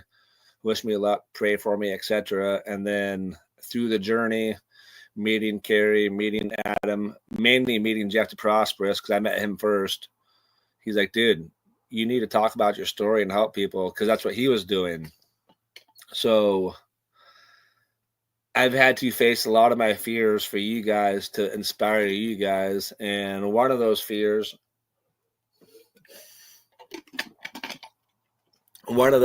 is public speaking, or just speaking in general. When I lost my father in 2019 from the cancer treatments he was on and the cancer, it was all family and friends at his celebration of life at his funeral. Maybe about 50 of us total, less than 60 for sure. And I knew everybody. Like, I grew up with them all. I knew them. They were workmates, friends, colleagues, etc., family. I was so scared and so chicken, I didn't even speak at my own father's funeral. I just sat there in the back and cried and huddled up in a ball, basically, and kept to myself. I didn't even talk to anybody. And that ate at me for a long time, because I let my cowardness show versus be courageous. And through this journey with cancer, vocalizing it, I've learned to face my fears. I've spoken now at not one, but 2 different carnivore functions. One was in Vegas for Christopher Bramlin. One was in Seattle, Washington for Healing Humanity. Wow, Healing Humanity. Tongue twister. But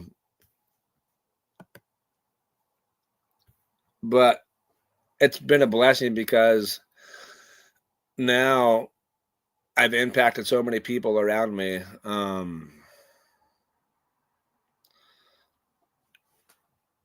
How do I say this? When I was at my worst under treatment and declining, I did a will. I bought a cemetery plot. I literally got everything set in stone. So hypothetically, if I died tomorrow, everything's dealt with. And I did all that because when I lost my father in 2019, he wasn't responsible and didn't have anything dealt with. Didn't have a cemetery plot. Didn't have a will. Didn't have anything set in stone. So when the time come that he passed, nobody in the family, well, I shouldn't say nobody in the family, me and my sister who, took charge, we didn't have time to grieve. We just had to go in, deal with the legal stuff, find a cemetery plot, purchase it, figure out how to deal with all the paperwork legalities since he didn't have a will. And respectfully, he was a hoarder. He had a hoarding disability or a diagnosis, whatever you want to call it. And he had a 3-story house filled to the ceiling full of stuff. One of these days, I'm actually going to make a video about it to publicize it so people knows what I'm dealing with and what my sister dealt with. But it took me and my sister 2 years to clean out the house of all the junk. That's how bad it was. So having to be responsible for myself now. So if or whenever my time comes to pass, people around me get to actually grieve and have their moment of rest and peace versus have to scramble to do the hard stuff like me and my sister had to do. But I could not tell you on how grateful I am. And this is kind of weird, or pardon the language, kind of fucked up to say. I don't know if I'm on a cuss on here or not, but I just did. But I am so blessed and so thankful and so grateful for the stage 4 diagnosis of cancer that I deal with, because it's made me apply myself to be a better version of me, and the better version of me has impacted people around me. And it's crazy because I'm from a little small town that maybe has 15,000 people in the city limits, maybe 19,000 people now, not that many. But what's crazy about it is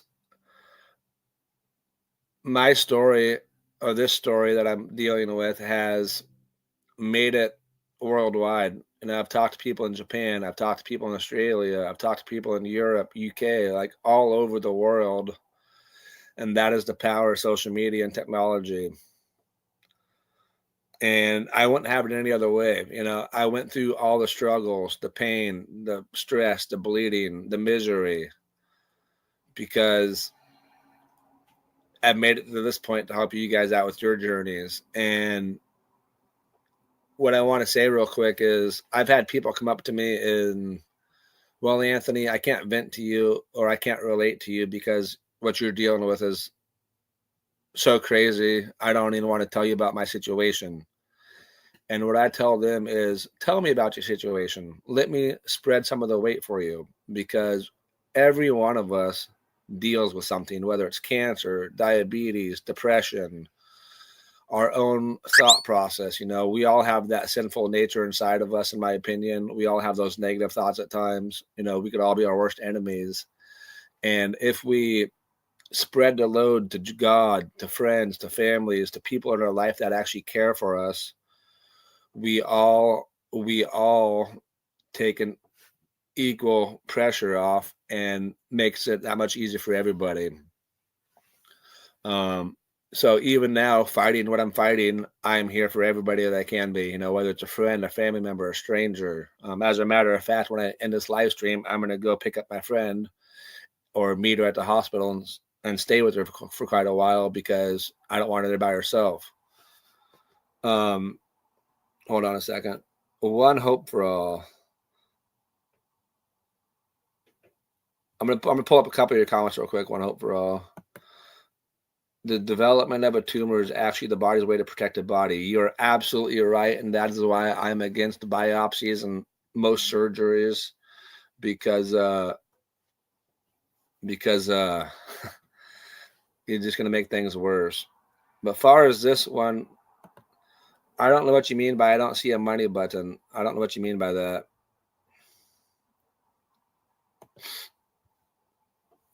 But I'm going to end this live in about 10 minutes. I'm going to do an hour and call it good. So if there's any other questions, I will gladly answer them now towards the end of the segment. But with 2 years of carnivore, I have no regrets. And my plan is to, how do I phrase this? My plan is to stay carnivore, proper human diet the rest of my life. Like I said, I've allowed myself to cheat a couple times. And every time I cheat, I get bloating issues, I get bathroom issues, I get acne again, or bumps in the skin, rosacea issues. And to me, that's not living, you know. Even my beard, for that matter, my beard's really soft these days, and it's because I've switched from regular beard grease and oils to beef tallow for my skin and face and beard, and it's improved my hygiene, it's improved my beard, it's improved my facial hair, which of course beef tallow is a healthy fat, and we're designed for that. So speaking of which, I forgot to say, when I did go carnivore, I lost a lot of my acne issues. I used to have acne all over my face. I used to have acne on my chest and on my back. I don't have that anymore unless I cheat. One hope for all.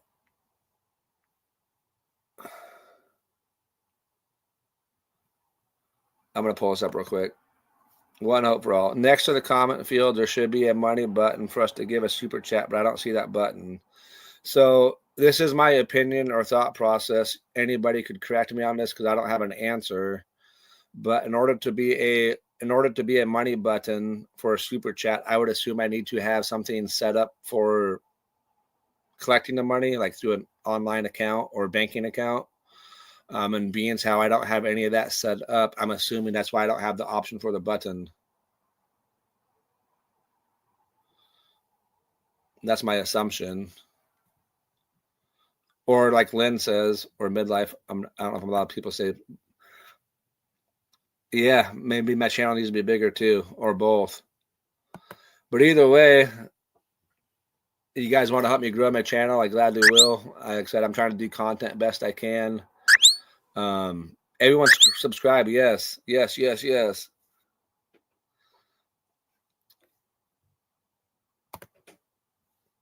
But my biggest thing that I've said this in other comments or other streams with other people is with the human body in the mouth. Just because it fits in the mouth doesn't mean it's food. And so as a comparison to that, you have vehicles, right? You have gasoline, electric, and diesel, or a hybrid.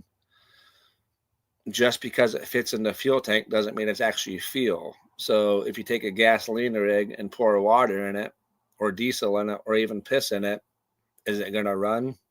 No. If you take a diesel truck and you put gasoline in it, is it going to run? No. Engines require certain fuel sources, and our bodies are, in my opinion, basically an engine that runs off of minerals and nutrition. And so you need to put the right minerals and nutrients into your body to get the optimal performance. And as another quick comparison with that is, look at dragsters, like the Top Fuel dragsters. They run off of, I think they run off of two different types of fuel source. They run off of nitromethane for their high-end stuff, and then they have alcohol as well. I don't know, that might be backwards, but they start them up on one fuel source, and as they're running, they will switch them to another fuel source to get more performance out of them. So our bodies, yes, they could run off of multiple fuel sources, which is carbs or fat, but your performance and the way you feel is going to be different between what you're putting into your body.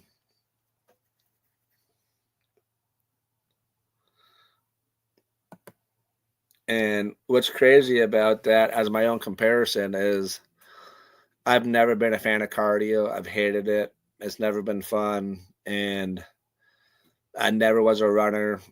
And I could run up to 3 miles or 3.5 miles without a break now. And I don't even train for running. I just feel like jogging one day, I'll go jog. And last year on 9/11, I did the stair climber challenge for the Fallen Heroes, which was 112 flights of stairs in fire gear. So I had like 60 pounds of gear on me. It took me about an hour to do that many flights of stairs, but that was the same amount of flights the Twin Towers had. So the fact that I was able to do that in an hour and survive just proves you on how important it is to put the right fuel source of energy into your body. And to go off of Sandra, One Hope for All's comment, all that saturated animal fat is energy. I 100% agree. If you look in my fridge, all my butter has teeth marks in it because I literally just eat it off the stick. A lot of people think I'm crazy for that, but until you understand it yourself and do it yourself, it's hard to relate to. But I'm super blessed for the journey. I'm super blessed for all the struggles that I've been through, because I have managed to get where I'm at to help you guys do better, inspire you guys. And I want to say a body in motion stays in motion. You know, I mean, yeah, we need a rest because that's where we heal, but we're not designed to be lazy. We're designed to move. We're designed to work. We're designed to use our brains to think.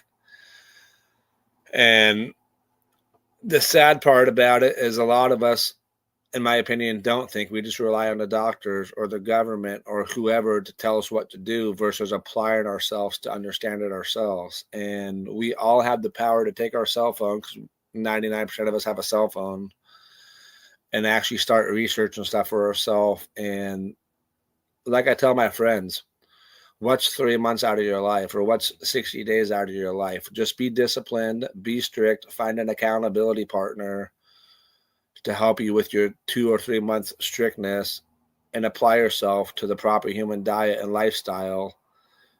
Take a picture on day one, take notes on day one, and track how you do and how you look and how you feel for a 2 month or 3 month period. And if by chance you get worse during those 2 or 3 months, yes, I understand, quit it. But I have not met anybody in this journey who applied themselves for 2 or 3 months to the proper human diet and proper human lifestyle that hasn't had successes. You just have to apply yourself, find somebody or some people to help you transition, be accountable. And there's lots of groups out there. I know Dr. Shafee has groups. I know Steak and Butter Gang, Bella has groups. Dr. Kilt's has Dr. Kilt's Mighty Tribe. There's Healing Humanity. There's so many groups out there you could be a part of that they will help you teach you, keep you accountable so you can be the best version and feel the best you can ever. But I'm going to end this live in about 3 minutes. So any more questions, feel free to add them into the chat with a QQQ. I appreciate you guys for staying along today on my 2-year carnivorsary. And one of my comments real quick about carnivore is like, I've heard people so many times, well, carnivore is just a weight loss diet. What's funny is I put on 20 or 25 pounds in my 2 years of carnivore.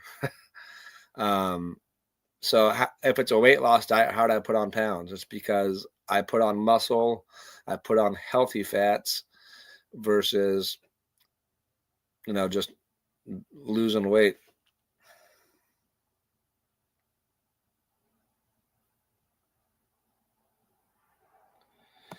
All right, so we got a question. QQQ. Anthony, do you have a set day and time that you come on live, or do you just come on live whenever you feel? Right now, honestly, it's whenever I feel. I try to do it by like important dates. So like today is my 2-year anniversary. That's why I decided to do a live. I plan to go live again if I could figure it out on 9/11 for the Stair Climber Challenge again. I'm just going to do that live on YouTube. I won't be able to respond to any comments, but I'll just be there on the stairs climbing for hour and a half in fire gear. That's the goal. But I would love to long-term make a plan where I come on live, maybe weekly or bi-weekly on a certain day. I just have to get organized enough to do that.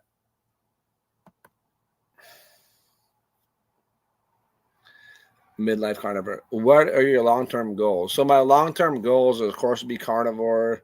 If I could become cancer-free, that's the main goal. But as long as I can live a good life for the rest of my life, living with cancer and beating it and thriving with it, I'm fine with that as well. But my long-term goals for helping people would be I'd love to get certified. I'd like to be a certified carnivore coach so I could help transition people from the standard American to keto or standard American to carnivore. And again, this is my opinion and thought processes. Some of us can handle keto and some of us can handle carnivore. It just really depends on what level of keto or what level of carnivore you want to become or have the tolerance for. I myself didn't do good on keto because if I tease myself with carbohydrates, I want more carbohydrates.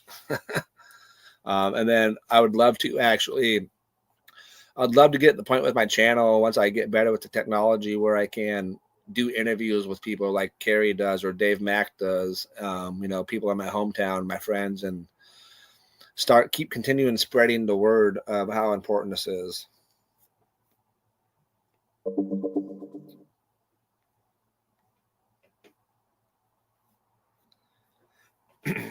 Well, everybody, unless there's any more questions, we are at the hour mark. I want to say hi and say I'm thankful and grateful for everybody hopping in and asking questions and being good. I appreciate it. This was my very first live I've done by myself. I was a little bit nervous, but I got through it. I'm going to end this unless there's any quick questions. I appreciate you guys. Much loves and blessings. And like I said, I plan to go live on 9/11.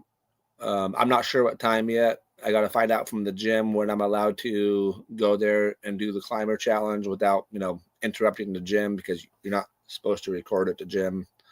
But you guys have a great night and blessings. And I will be making a Facebook post as soon as I find out about when I'm going to go live next. You guys have a good night. Blessings.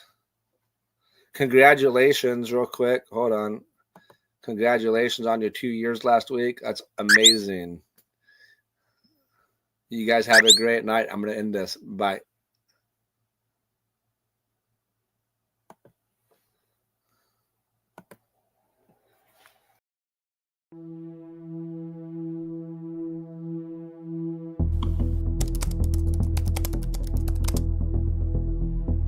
Eating a carnivore diet led to full resolution of my autoimmune condition, eczema, itchy rashes, and asthma that I'd had for my whole life.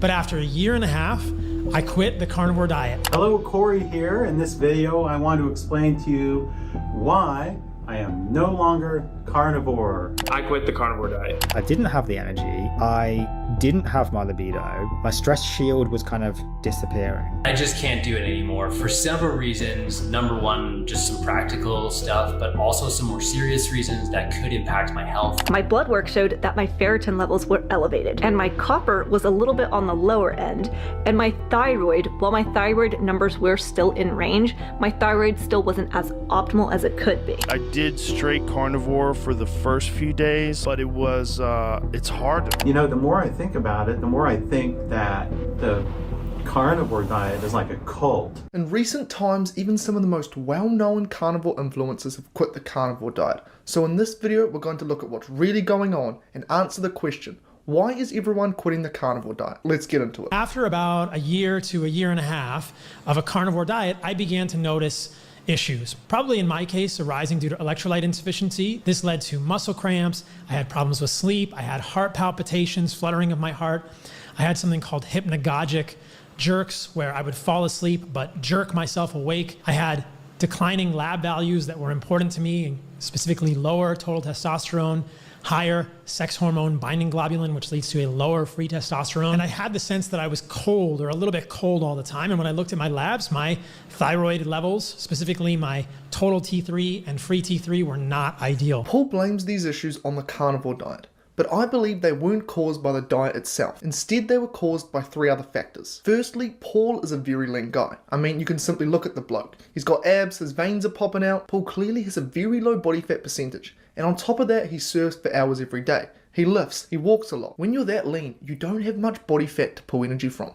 People who carry more fat can get away with eating less because they've got plenty of stored fuel. But Paul, he doesn't have that buffer. So if you're training as much and as hard as Paul does, and you're not eating enough, especially not eating enough fat, your body doesn't have much to run on. And that's when you're going to start feeling terrible and experiencing many of these symptoms that Paul talks about. This also explains why he felt very cold. Heating your body up is a very metabolically expensive process, which means it takes a lot of energy to do this. So when you're lean and not eating much, your body will actually reduce its internal temperature in order to burn less total energy. So this was Paul's first issue. He was super lean and he was under eating. Another major issue Paul ran into simply came down to insufficient insulin. When you eat carbs, your blood sugar spikes, and a hormone called insulin elevates to bring that blood sugar back down. But insulin does more than just regulate blood sugar. It also helps your kidneys hold on to electrolytes like sodium and potassium. On carnivore, because you're not consuming many carbohydrates, obviously the main driver of insulin isn't carbs. Instead, it's protein. When you eat a meal with protein, some of that protein is converted into glucose, which is sugar. That small rise in blood sugar right there is enough to trigger an insulin response, and that insulin is what helps you retain electrolytes. But here's the problem. If you're not eating enough protein, or you are eating enough protein but you're eating it in lots of small little meals spread out across the day instead of having bigger, larger ones, your insulin may never rise enough to do this job of holding on to electrolytes. Without that signal, your kidneys may not retain electrolytes properly. That's when you start getting the exact symptoms that Paul described: cramps, heart palpitations, poor recovery, and bad sleep. When you watch one of Paul's full day of eating videos, what you see is him having lots of meals spread out across the day, and none of these meals are particularly large. So this right here is another contributing factor in regards to Paul's issues. He wasn't eating enough protein in proper meals to trigger enough insulin and therefore keep his electrolytes balanced. The final problem with Paul's version of carnivore was that he was incorporating a lot of organ meats, in particular liver. Paul owns a supplement company that sells organ supplements including liver. On top of that, he was also regularly eating raw liver and other organs in their natural form. Now, liver is incredibly nutrient dense. It's the most nutrient dense food on the planet. But here's the thing, liver is actually too high in certain nutrients. For example, copper, as well as vitamin A. And with vitamin A, unlike many other nutrients, which you just flush out if you consume too much of, vitamin A is actually fat soluble, which means it gets stored in your liver and then builds up over time. When vitamin A levels get too high, it can start affecting your liver and kidneys' ability to keep electrolytes balanced. All of Paul's symptoms to do with electrolyte issues are also classic symptoms of vitamin A toxicity. So this right here was Paul's third issue. He was eating too much liver, which potentially led to vitamin A toxicity. When you look at it all together, Paul's issues weren't caused by the carnivore diet itself. The electrolyte issues, low testosterone, the suppressed thyroid issues, being cold, all of these things could have been resolved if Paul did these three things. If Paul would have just eaten more food overall, as well as larger meals and cut back on the liver, he would have avoided all of the issues he talked about. but instead he just quit and blamed the carnivore diet. This is the number one factor why I stopped doing the carnivore diet. I simply couldn't eat enough fats and proteins to get myself out of that chronically dieted state where I was sub 6% body fat for multiple years. Now this is individual, but eating so much protein was too satiating for me, and adding in more fats into my diet would have caused digestive issues, especially if it was in the form of rendered fats like tallow or anything of that sort. This right here is one of the most interesting examples of someone quitting the carnivore diet. Because, I mean, in a way, he quit because carnivore was too successful. Not being able to eat enough food to get above 6% body fat, which is basically a stage-ready professional bodybuilder, is a very rare problem to have. Most people are struggling to lose fat, not to put it back on. But, I mean, in all seriousness, the issue of losing too much weight can be a real problem for some people on carnivore. The reason for this is because carnivore is extremely satiating. When all you're eating is meat and animal products, your appetite stays very low. Now there are many reasons for this. One is because protein and fat trigger many of your strong satiety hormones. Another reason is because animal products are extremely nutrient dense, meaning your body gets what it needs very fast and doesn't keep you to push eating more in search of these missing nutrients. You also avoid carbohydrates, which mess with your blood sugar levels and hunger hormones. As a result of all of these reasons, some people find that on carnivore they get full very fast. Like Paul's example, when you're too lean and not eating enough, you can run into issues with energy, sleep, electrolytes, and even your hormones. In that video, Tristan said he couldn't physically eat more, but usually there are a couple of ways around this. For one, perhaps the easiest thing to do is to increase your consumption of dairy. Dairy is much more palatable than animal products like meat, so adding things in like cream, cheese, or even yogurt can make it so much easier to get more food in and as a whole increase your overall energy intake. Another option is to mix up the types of animal food you're eating.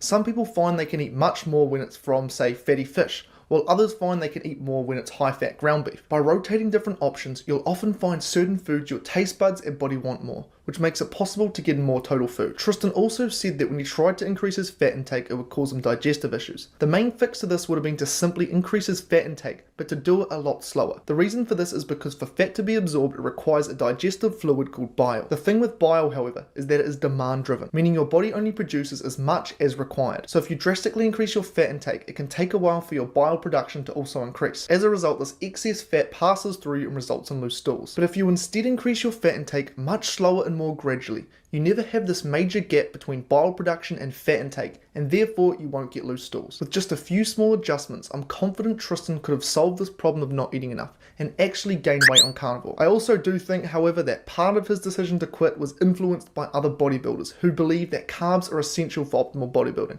but I mean that too is debatable. I mixed in a little fruit. I eat fruit because I find when I don't do that, I did straight carnivore for the first few days, I think like the first 8 or 9 days. But it was, it's hard. I was slogging through workouts. Just no energy? Yeah. The reason Joe's performance dropped on carnivore, and therefore why he ended up quitting, is very easily explained.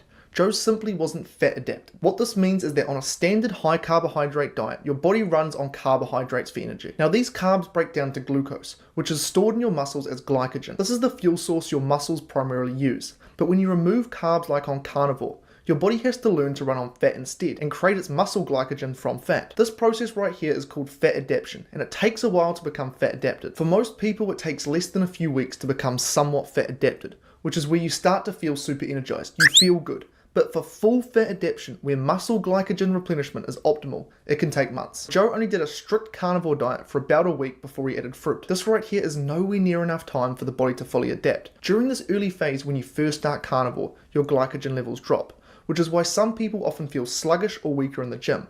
But if you push through, your body becomes much more efficient at creating this glycogen on its own. This is where a lot of confusion comes in.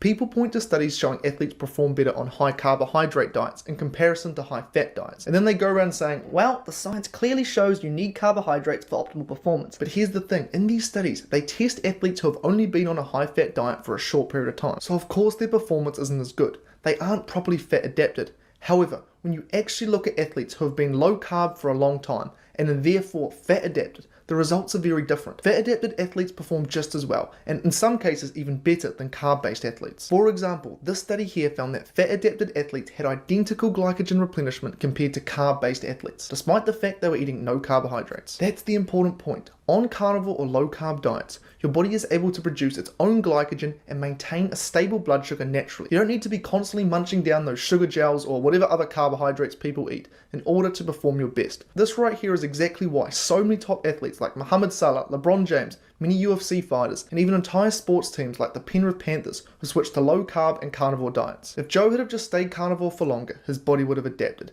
His energy would have come back up. His gym performance would have gone up. And as a whole, his problems would have gone away. When I first started on YouTube, I was eating a carnivore-ish diet. I realized I was under-eating, and when I just eat tons of meat and fat, I can't eat enough. And so I found that if I have a little bit of carbohydrate, it actually stimulates me to keep eating and to not under-eat. Lily's situation is actually very similar to Tristan's, where she simply just couldn't eat enough. As both Lily and Tristan experienced, when you add carbs, these problems go away. It's very easy to eat more carbs for a number of reasons, one of which is because your blood sugar spikes, and when this blood sugar inevitably drops again, hunger kicks back in massively, and as a result, you can eat a lot more. On carnivore, fat and protein keep your blood sugar relatively steady, which helps you stay full for much longer. As well as this, carbs are also more palatable. Even if you're completely full from a massive steak, you can very easily eat a bit more fruit, bread, or something sweet if that's in front of you. So as of August 2021, I started incorporating a serving of fruit, which not only helped me from under eating, but also improved my sleep, as I started noticing when I was doing more strict carnivore that I was waking up like 2 hours before my alarm would go off.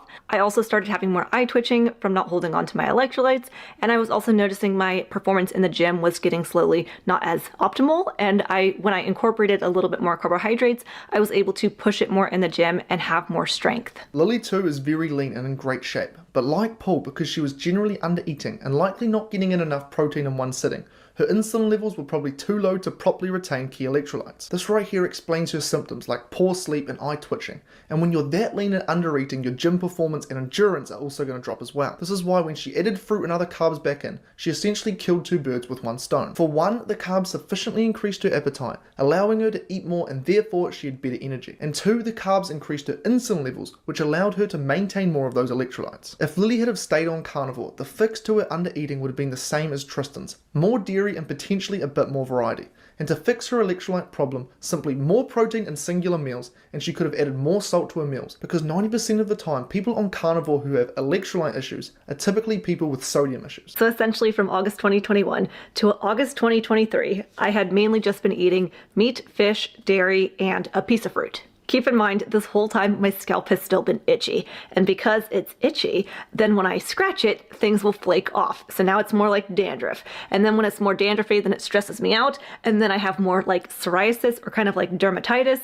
So that's kind of where my scalp was at this point, and I got my blood work done August 2023. My blood work showed that my ferritin levels were elevated, which ferritin is the storage form of iron, so slightly high in iron, and my copper was a little bit on the lower end, and my thyroid, while my thyroid numbers were still in range, my thyroid still wasn't as optimal as it could be. And having dry skin can be a sign that someone has maybe some thyroid issues going on. When it comes to lab work, it's easy to see one marker on paper and panic because it's, quote, too high or too low.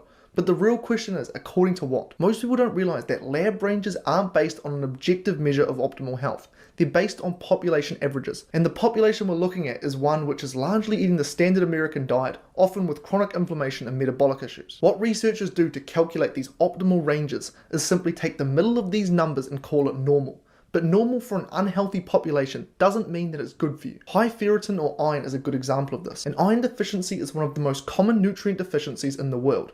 Most people eating a standard diet consume very low amounts of iron, or they have poor iron absorption because it's from plant-based sources. As a result, the lab ranges of iron aren't exactly the best guideline. In meat, you get a form of iron called heme iron, which your body absorbs and stores much more effectively. Now, ferritin is a measurement of how much iron you have stored in your body. So instead of meaning iron overload, slightly high ferritin levels can simply mean your body is absorbing and using a healthy amount of iron. And regarding the thyroid, if it was actually low, that can be explained by not eating enough. A possible explanation of Lily's scalp issues could be the dairy that she was consuming.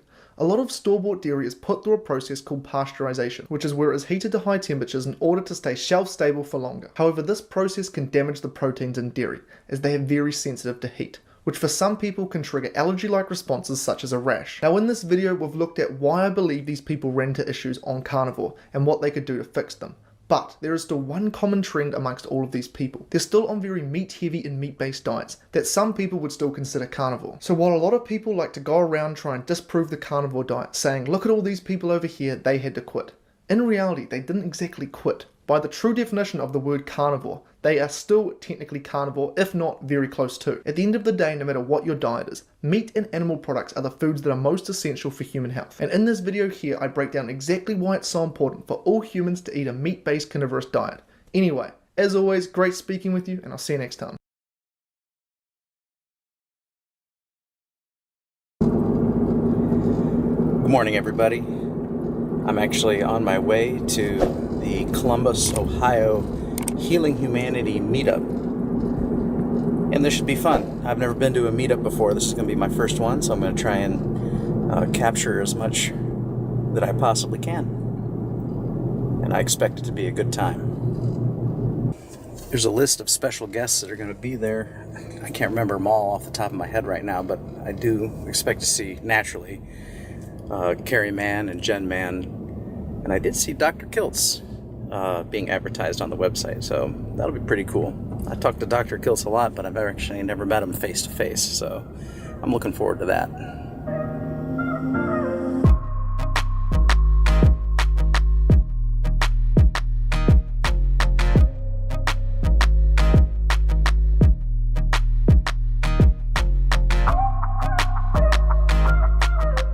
All right, you guys ready to hear some inspiring carnivore stories? The first one we're going to do, we have a little, I mentioned this a little bit earlier, we have a special video intro. And again, if you guys are recording and sharing all this, thank you, please do it, but please don't share any of the footage with anyone. A lot of this is exclusive, we're just sharing it with you. And also, I just wanted to say, I forgot to mention this earlier, huge thank you to Ashley, Carnivore Brothers, for setting this up, and Ed Coleman, where's Ed? This was Ed's idea. Ed did a lot of planning around this too, so huge thank you to Ed and Ashley.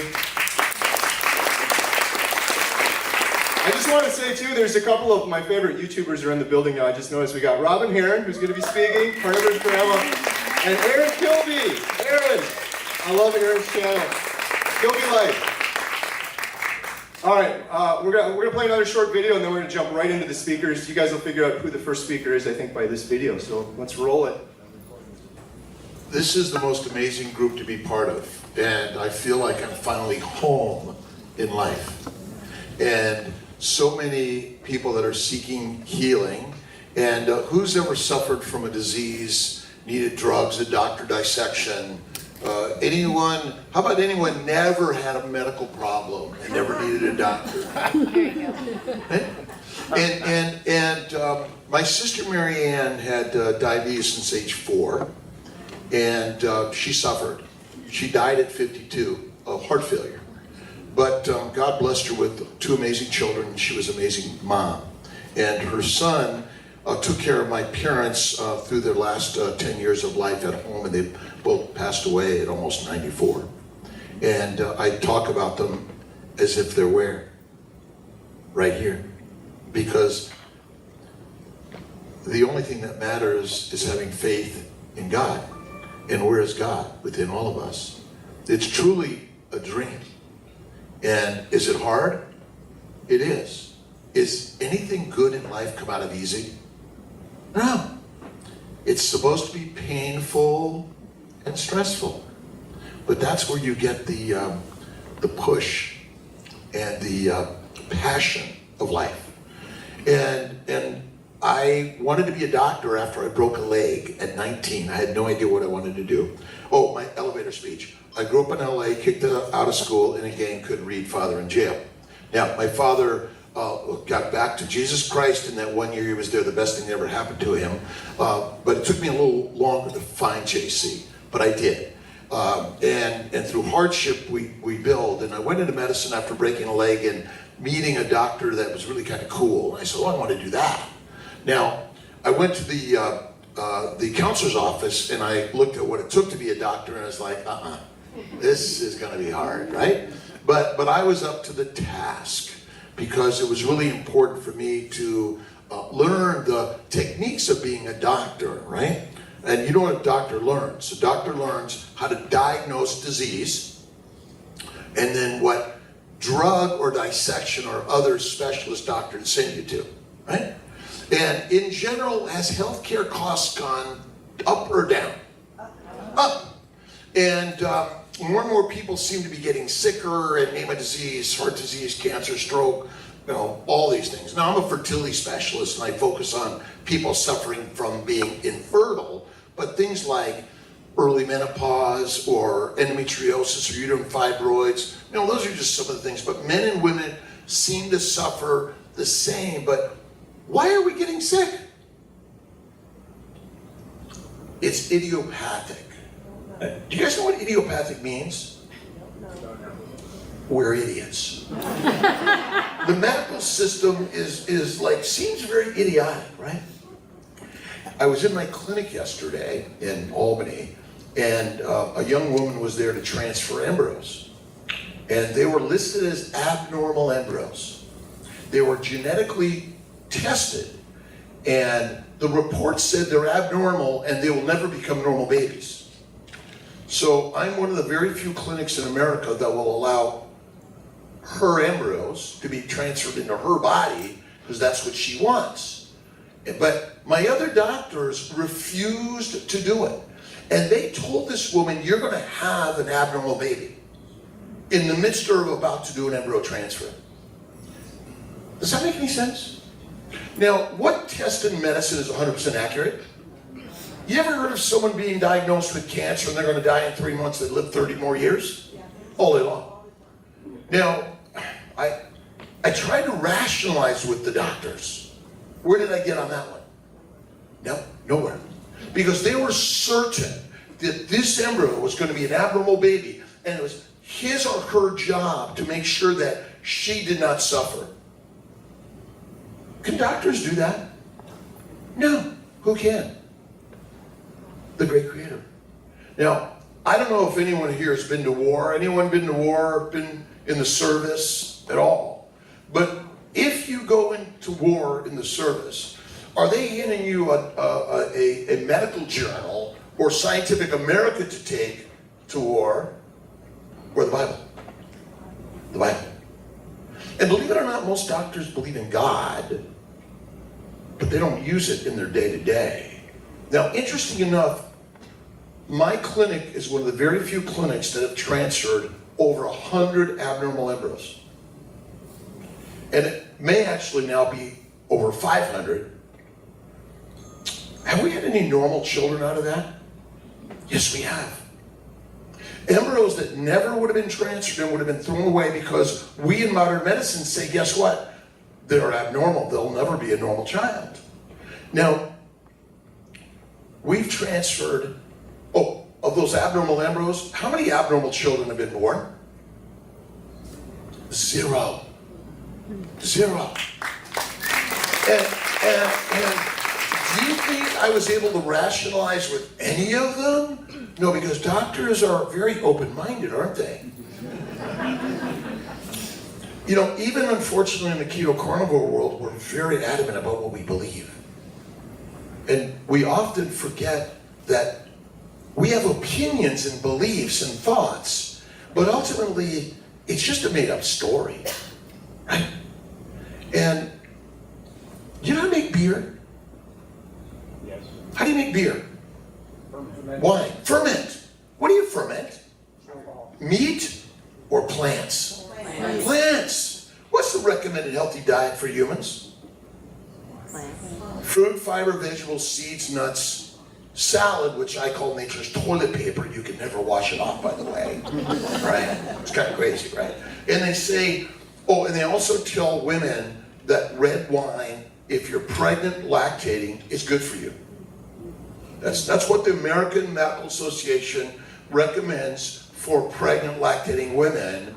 And by the way, they recommend it for all of us because it's heart healthy, right? How'd they get paid to do that one? You think it's money is the master rather than mommies, men? We're forgetting about the most important thing in life, which is what?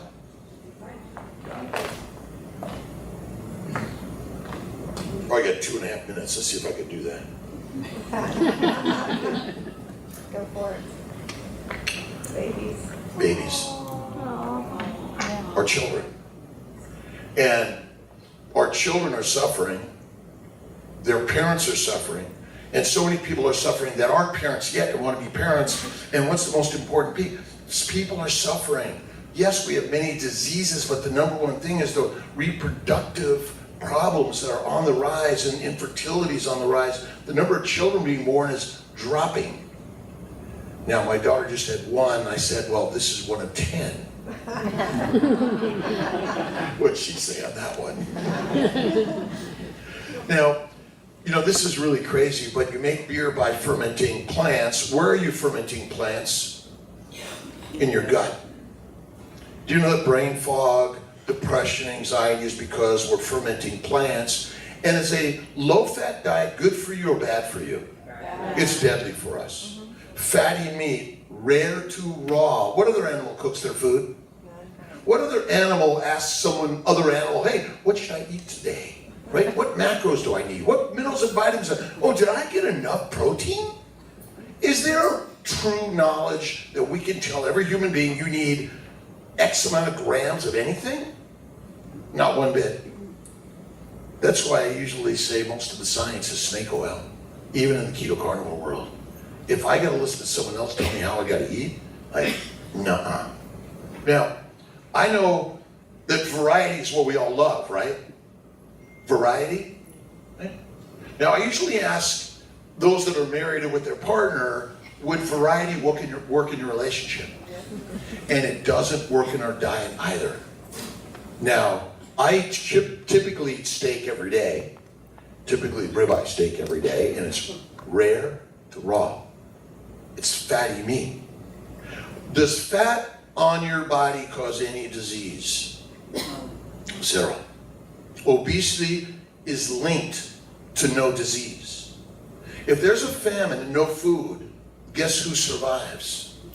Fat. Why do we get fat? Because the brain is the smartest thing you have. It does not want you to die. Is it a very stressful world in our environment? Remember, all the things you watch on these devices, your brain believes it's experiencing it. So it's reacting as if it's happening in your life always. So it says you better get fat fast because there's something coming quick and you're not going to find any food.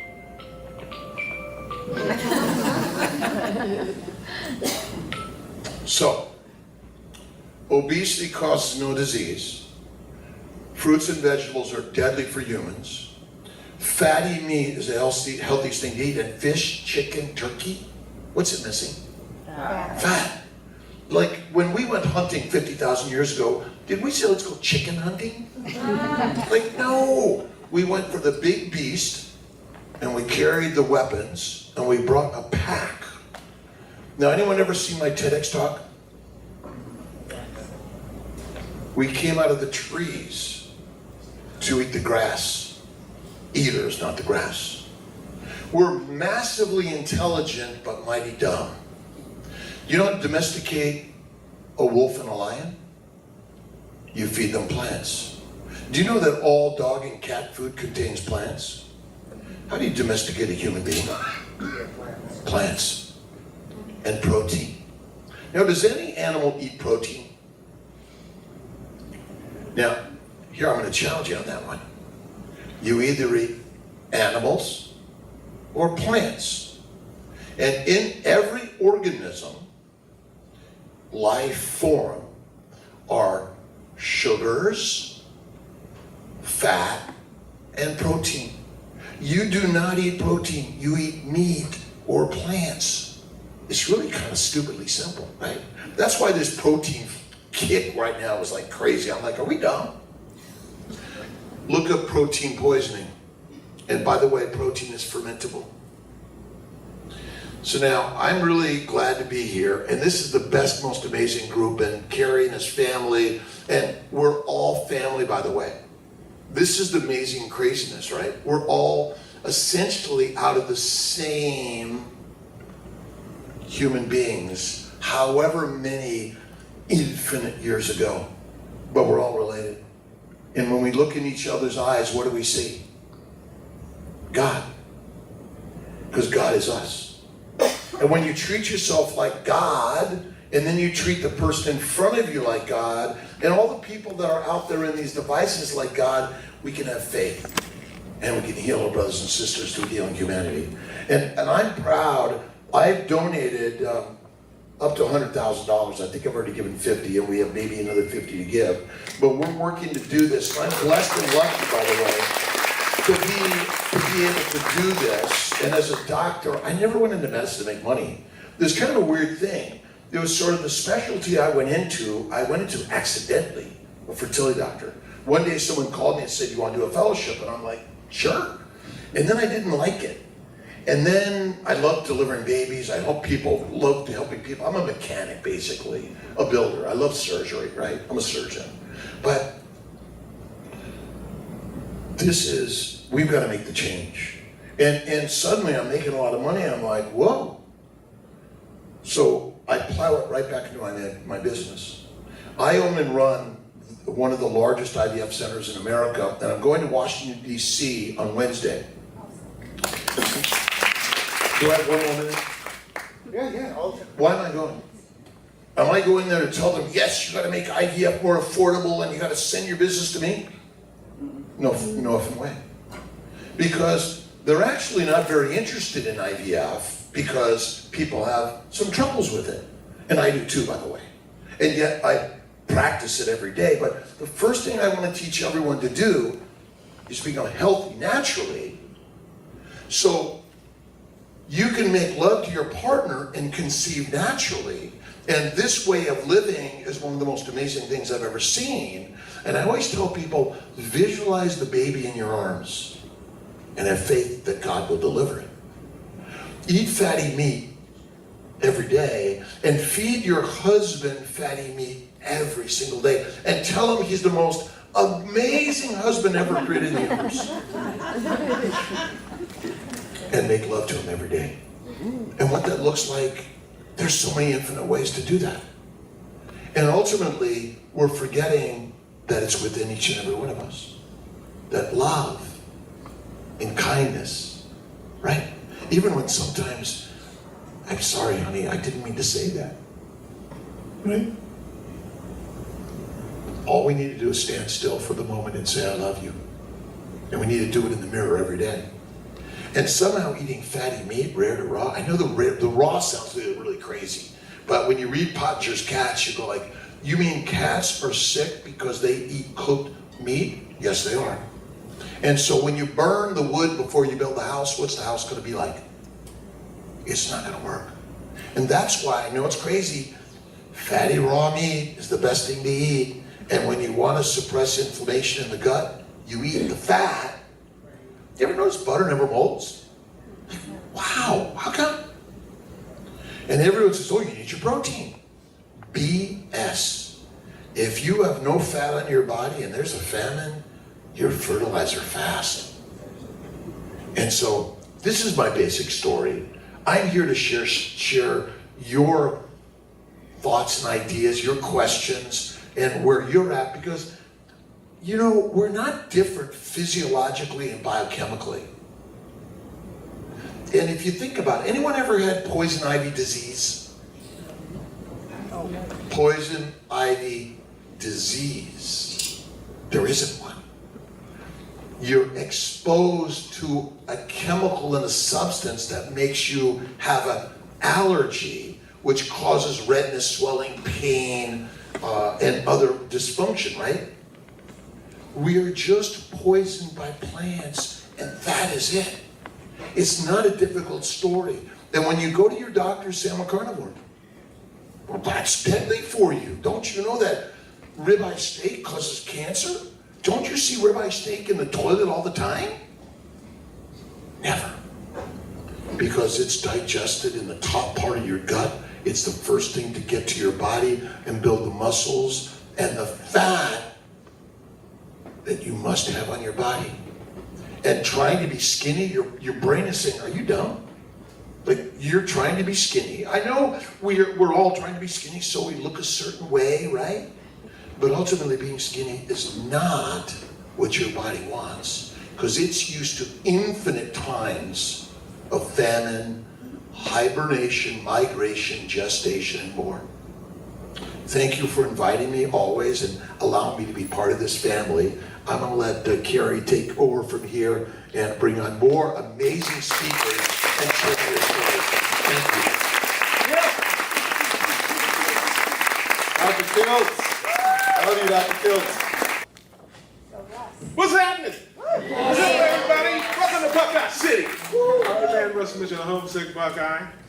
And I'm not homesick right now. Big Daddy from Cincinnati is in the building. So everybody's here. And got, rock stars, Dr. Kills is there. Kelsey. I love you, Russ. I know you do, man. Listen, Kelsey's great. I love you, Russ. I love you, brother. He's like the WWE guy. He's always hyping stuff. You're a rock star, man. You're a rock star. No, Doc, no.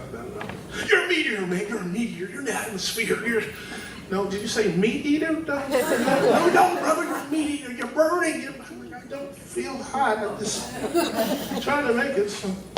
But anyway, the mayor of Carnivore City. Gary, appreciate inviting me. Healing Humanity. Shout out to them. Adam Lacey couldn't be here, but his cardboard cutout is right there. Same personality. It takes up less space. Nice job on here. But listen, I'm not going to be long because the doc was. But he took his time with mine. But that's all right. It's better for everybody because nobody really wants to hear what I have to say. But it is a blessing, man, to be able to put smiles on people's face. And I'm just glad they invited me here. And that's what we do on my channel, Homesick Buckeye. I can't out-doctor these guys. I can't out-coach these guys. But come get these jokes. I got jokes. They say laughter's like a medicine, so that's what I bring to the table. As far as my story, I don't think it's that inspirational, to be perfectly honest with you. I've been carnivore for 15, maybe 20 minutes now. I'm going to try to make it to an hour, but there's an ice cream shop right there. No, I'm just kidding. One thing I can definitely say for sure, and I mean this, and this is not a joke, this is like the 1% of the time I'm not going to joke. I don't think I'd be here without ketogenic living. I just don't. I was circling the drain a couple of years ago, and I still have my struggles, but my story is still being written. It really is. So I don't have an inspiring story, but I can tell you my story is being written, and one thing I know for sure, it will not take as long as this damn movie. So, but take a shot at Joe on the way out. He approved that, Joe. He approved that, all right? So I thank y'all for coming, as always. Appreciate all of you. Keep the support, keep the love together. We all need it. And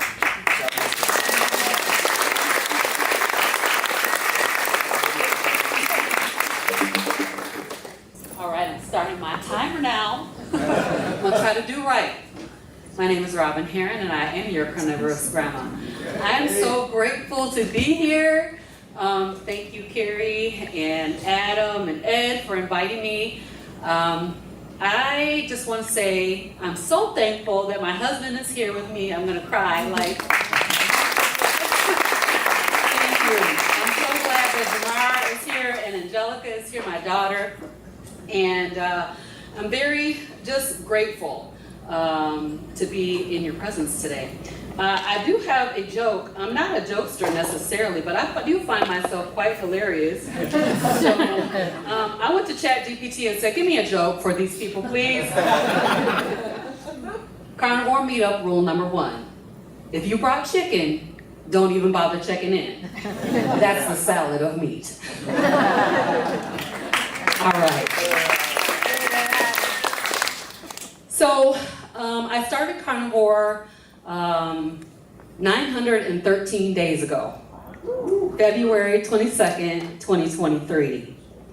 And I was sick. I didn't even realize how sick I was when I got started. I actually watched Dr. Berry, who went from keto to carnivore. And I was keto for, thank you. I was keto for 5 years straight.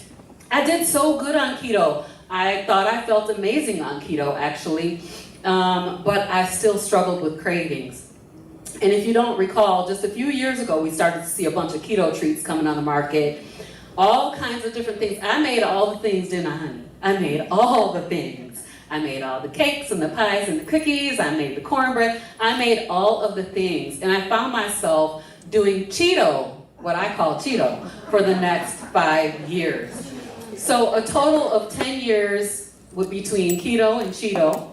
And I was sick. What button do I click? Right here. Right here. Right at it. Okay. There you go. That's me. I had eczema so bad. I had such terrible eczema. And no matter how much weight I lost, and I did all the diets, you know, the only reason I didn't do a diet was because I didn't know about it or it was too expensive. I was like, I'm not paying for that. But every time I did a diet, I would lose so much weight. I even found myself down to like 130 pounds, 125 pounds, but my face looked like that.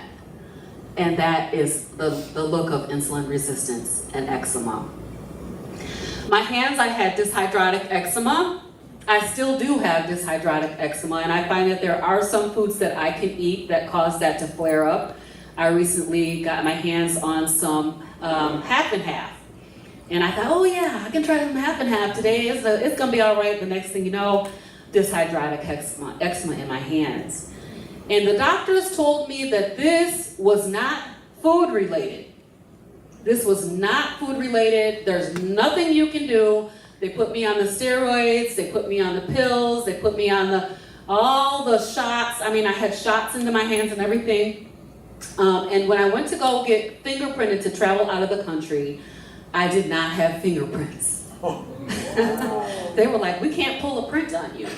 This dyshydrotic eczema was so bad. So I guess the thing that I think about with eczema is that it seems like a simple thing, but it's super, super complicated, and it's food related. It's really food related. I cannot have cheese. And I used to say, what is a life without cheese? I don't even want to live a life where I can't have cheese because I love pizza. Well, today I'm trying to love the foods that love me, and dairy does not love me. All right, so that was the biggest thing. The thing that was out there for the world to see on my face every day, no matter what, you know, I found this stuff, it was called concealer. And I would conceal my face to cover up those dark, like I got punched in the eye every day. And that was really challenging. I also had severe sleep apnea.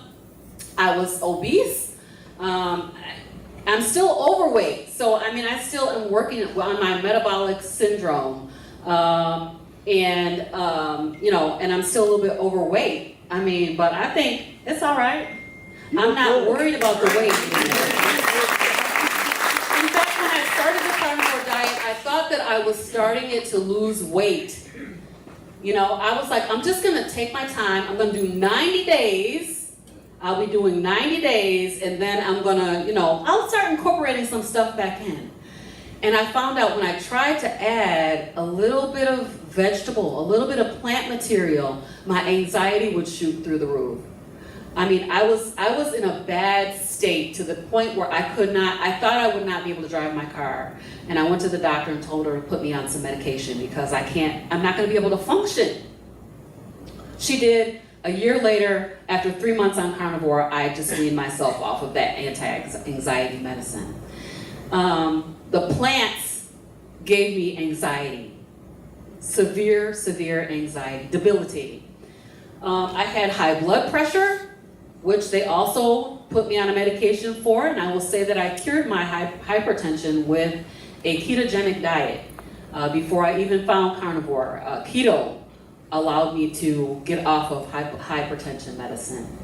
And so I would say the biggest shocker that I had was seasonal allergies. Does anybody have seasonal allergies?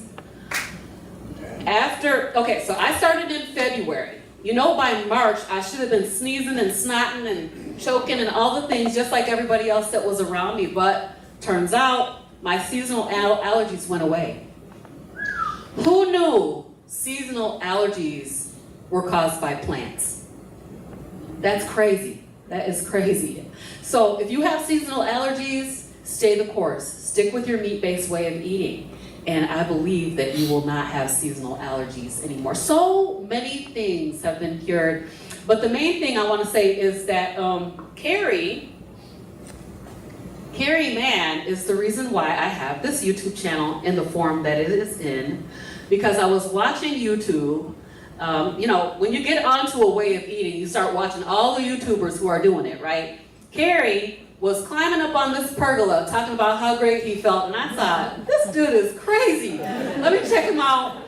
And he said to me, Robin, if you're on carnivore, you need to start a YouTube channel. That's what I heard.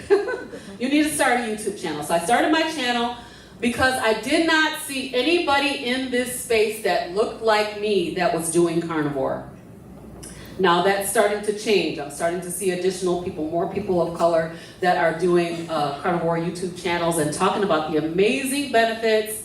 But you know, we gotta stay the course, right?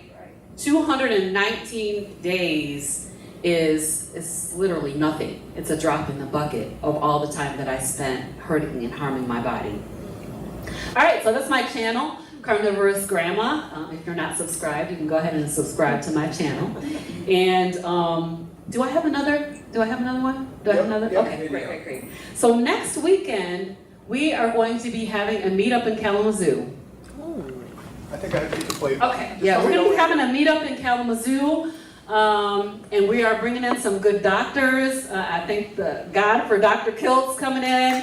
Dr. Tony Hampton is going to be there. All right, let's go ahead and play the commercial.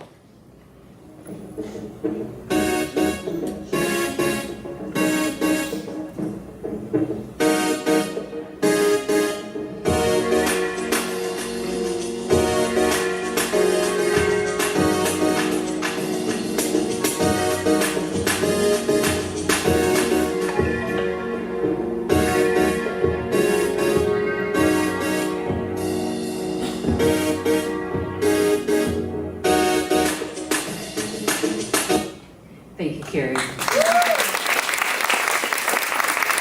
Thank you, Robin. Thank you, Carrie. I was waiting for more jokes. Is that all you got? I got more. So yeah, if those of you that don't know me, I know there was a few people that don't know me. Obviously, there's the information right there. I am a cinematographer extraordinaire, I guess, with this project, with the documentary. So my carnivore journey actually started because I have an autoimmune condition called vitiligo. And for those of you that don't know what that is, that's if you see people that have pigmentation on their skin that's white, that's basically what it is. It's got a funny name, I didn't name it. But that's why I started. I had vitiligo around my waist. I'm not going to show anybody pictures of that today. That's private. But it did start to spread to other areas on my body. So my business partner actually, he had contracted prostate cancer. He's going to be here a little bit later, actually. So he went on a raw vegan diet because a friend of his, 17 years prior, went on this diet, a specific protocol, and he was still alive. So he had got rid of his prostate cancer. It was in remission. So he started this diet because he believed that was what was going to fix his cancer. So I said, dude, I got you. I hate vegetables. I absolutely cannot stand vegetables. I was on a standard American diet at this time. So I said, I'm going to do this in solidarity with you, and embarked on this gross journey of eating raw vegetables.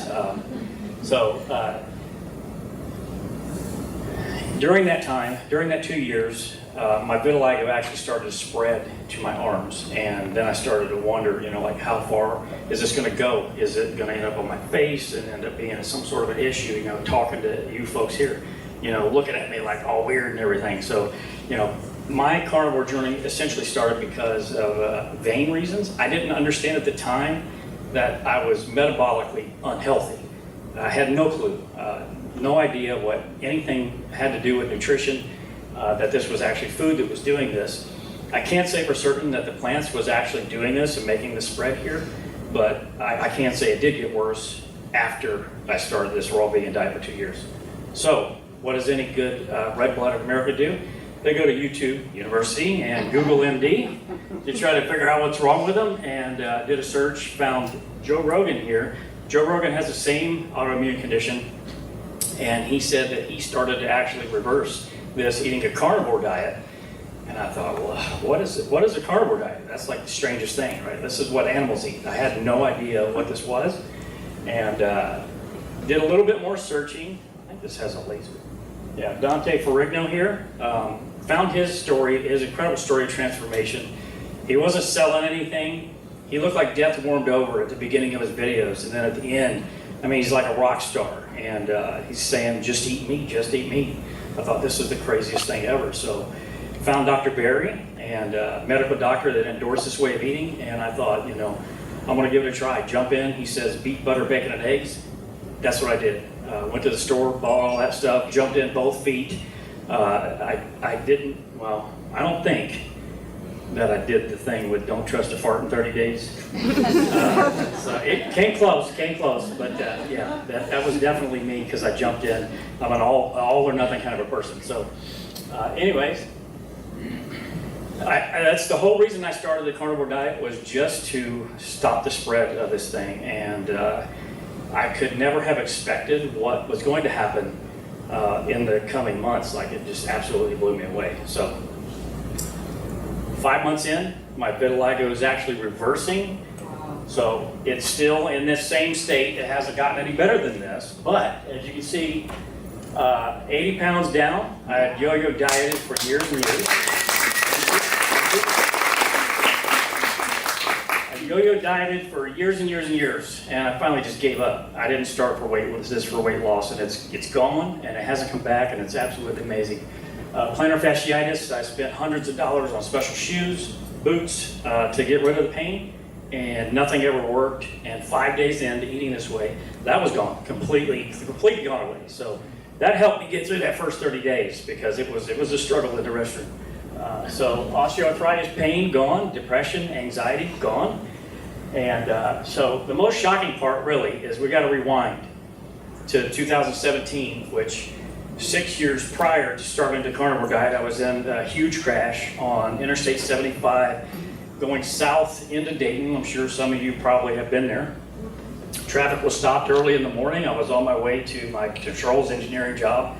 And so we came to a stop, but coming behind us is this semi, right? He's a 53-footer loaded with a full load of steel, did not hit the brakes, and I was the third vehicle in line of 4 that got totally demolished.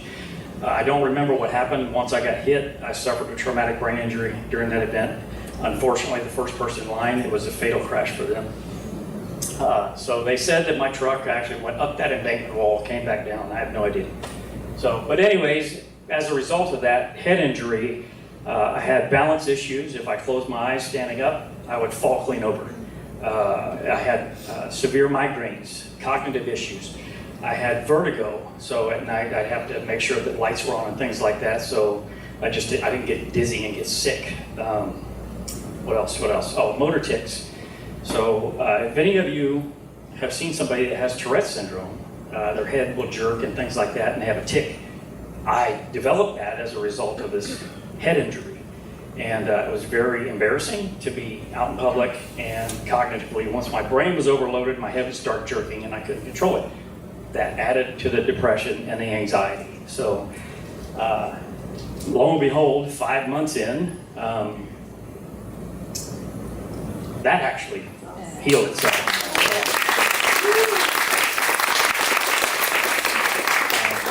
Some may argue that, but so yeah, I was told that this was permanent brain damage, that this would last effectively until the end of my life, and you know, I was blown away that this was even possible. It happened gradually over a period of 5 months. I didn't even really notice it until one day. I'm like, wow, I'm not having these motor tics anymore. I mean, it would be at points where you'd walk down like long corridors or hallways, and just that perspective would spin me into vertigo. It was insane. So to have that go away just by eating ribeye a day.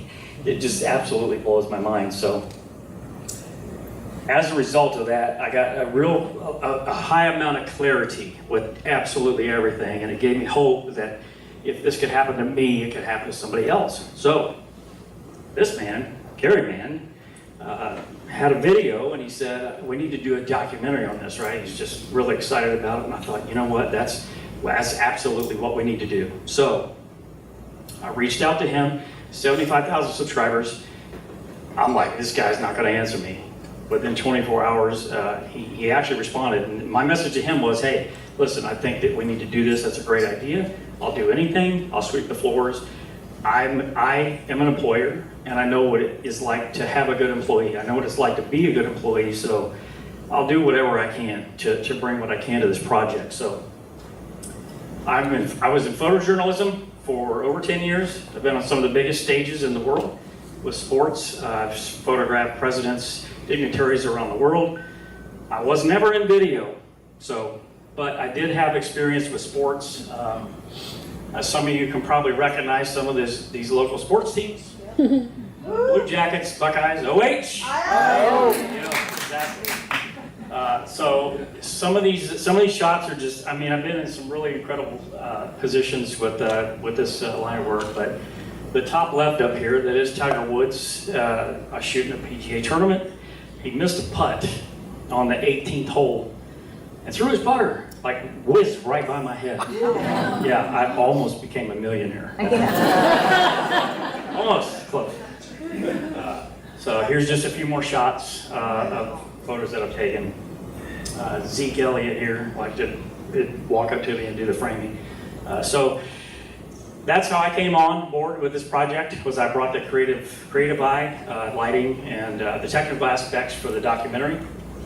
And so when you watch all this footage, just keep that in mind. I've never shot video before in my life, so I and Carrie, well, both of us, neither one of us have done a documentary. So we really feel like that somehow, some way, we are doing God's will. We're following in this path that we're being led on, and you know, all of you are a part of this journey with us, and we accept your energy and we love your support for everything. So in this process, we have so many people that actually come to us like, how do I do this? How do I do that? How do I eat? What am I supposed to eat? What am I supposed to shop for? We were inspired to start the membership site, healinghumanity.life, in order to answer those questions in bulk. So we have 10 Zoom calls a week. This is not a sales pitch, by the way. This is just to let people know that this is more of a movement than it is a film or anything else. So our whole goal is to help others and get them healed, and we're just doing the best we can in the way that we can. So as part of this, where's Lynn's books? So I wanted to let you guys know, Lynn DeVokie, our production coordinator, and she's our site administrator for healinghumanity.life. She's actually wrote these books, Breaking Addictions. We believe it's the first of its kind based on the 12-step program strictly for carnivore, so low carb, high fat. So other 12-step programs, if you don't know, is Alcoholics Anonymous, Overeaters Anonymous, whereas Overeaters Anonymous, they focus on food restriction, calorie restriction, things like that. Now, obviously, we all know we don't want to do that. We want to eat a different way. So this is based on this way of eating. She's put a lot of work into this. Those books there's no profit on them. Basically, it's just enough to pay for the actual printing of the book.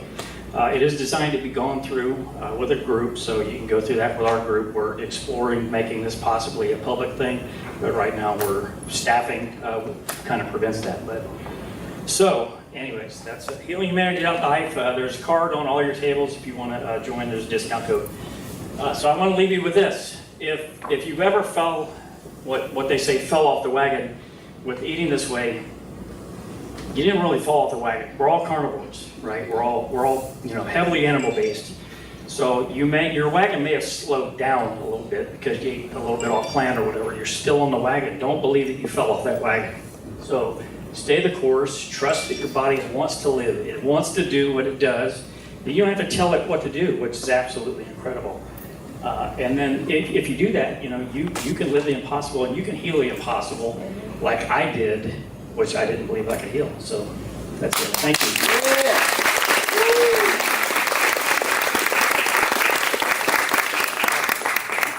Someone put a timer for 10 minutes. It's right. And it's probably run over. Dr. Nelson, it's right back there. Oh, okay. All right, let me do this. I just texted my wife. I'm about to speak. She said, break it like.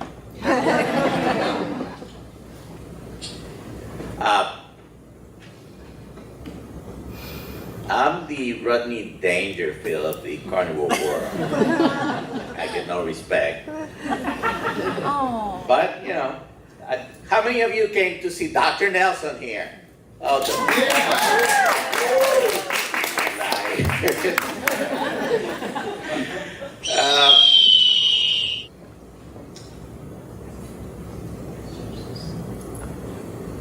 I really don't get any respect. You saw Robin say, oh, we're going to have Dr. Kills, we're going to have Dr. Hampton. Hampton, she didn't invite Dr. Nelson.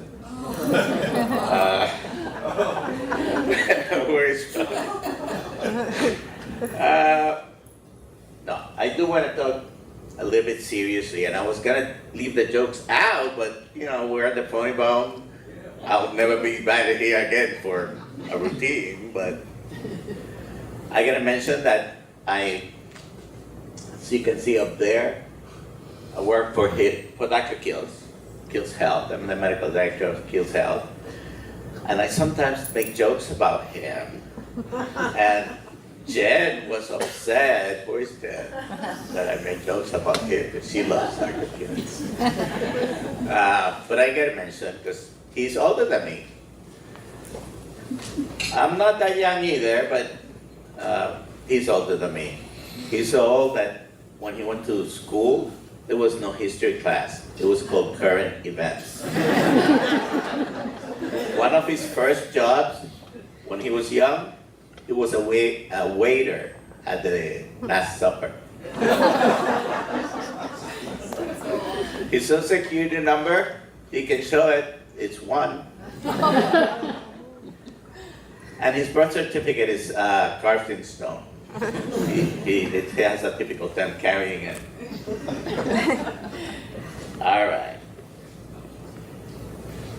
So, enough with the jokes. But about 7 years ago, one of the things that happened to me was I had a stroke. I had multiple things that happened after the stroke. Most of them I have recovered. I'm still struggling with one of them because with a stroke I developed a Spanish accent. It still hasn't gone away.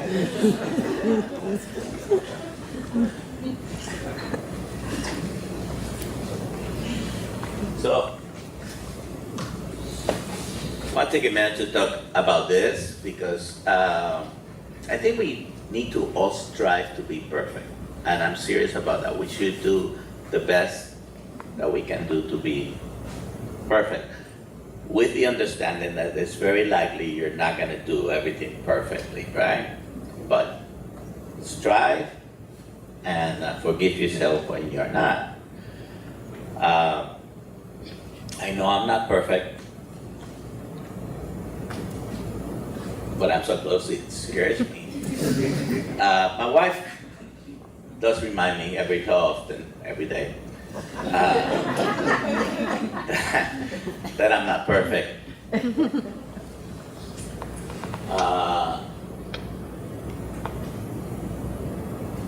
Who here is perfect, by the way?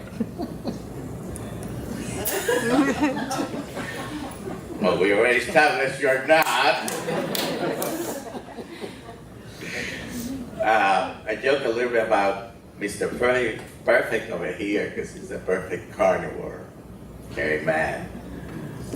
But it's good. It's good to try and be as close as possible to be perfect.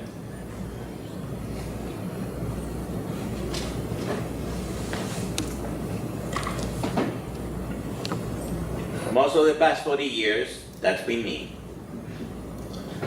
Stroke 7 years ago, like I mentioned, diabetes, hypertension, plantar fasciitis, gastric reflux, eczema, nail fungus, and a long list of other things. 3 years ago, I was falling. I couldn't walk more than 50 to 100 feet. I had lumbar spinal stenosis with neurogenic claudication, which it basically means I had that terrible bad back. And it was getting worse. And at that weight, you know, I couldn't even bend down.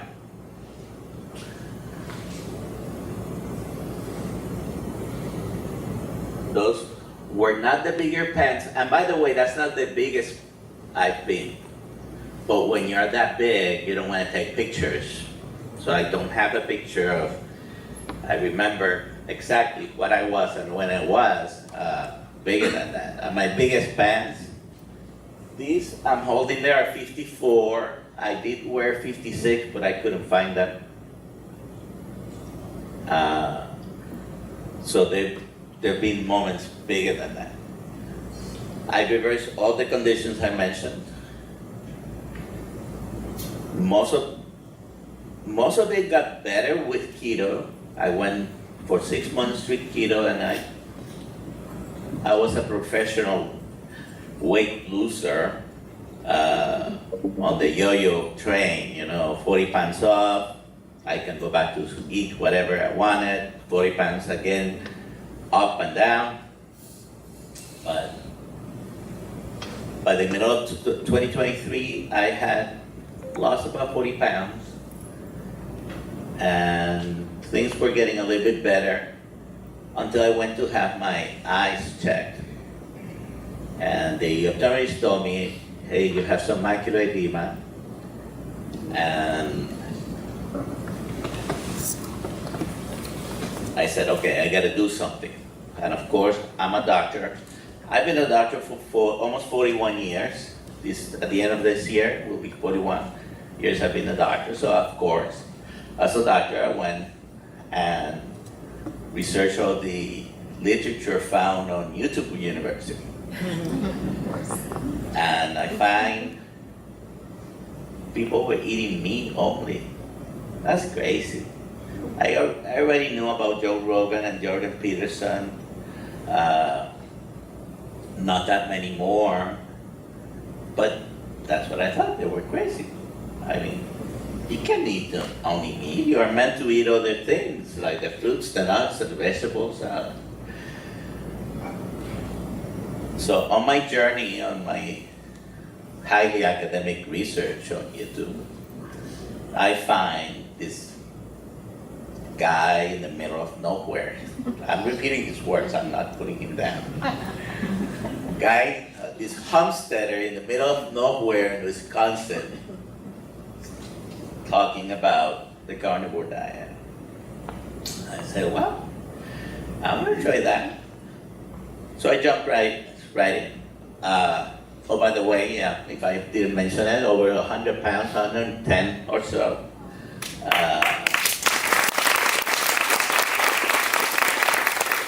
But that's what people see, and they think that's the whole story, okay? Feeling better, having quality of life. I was on my way to a wheelchair and not having to deal with so many things that were keeping me down. That's the most important thing. Quality of life.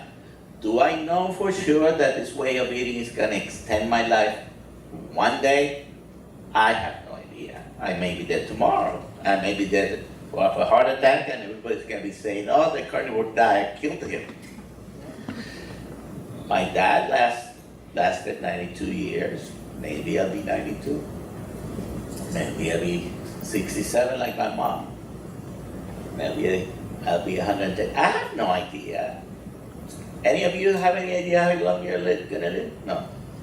But if we can live this life with a better quality of life, that's goal, okay? So I have improved by eating this way. I feel much better eating this way. If I live longer, at least I'll live longer feeling better. I don't live longer, I'll still feel better about it. Anyone here? Well, I know she has been carnivore for only a few hours apparently. But anybody else contemplating doing something like this? Because it's crazy. But try it. Give it a week, give it 30 days, give it 90 days. I challenge you because you're gonna feel better. And you're gonna discover things you didn't think were gonna get better, right? Some people do it because they wanna lose weight and then the anxiety lives. The schizophrenia gets better. Bipolar illness, multiple sclerosis, all the autoimmune diseases, they seem to get better. Do I have any proof that yours is gonna get better? No, I don't. You don't have to ask permission from your doctor. I guess I have a few seconds. You don't have to ask permission from your doctor to change what you're eating. Eat meat, that's it, okay? Now,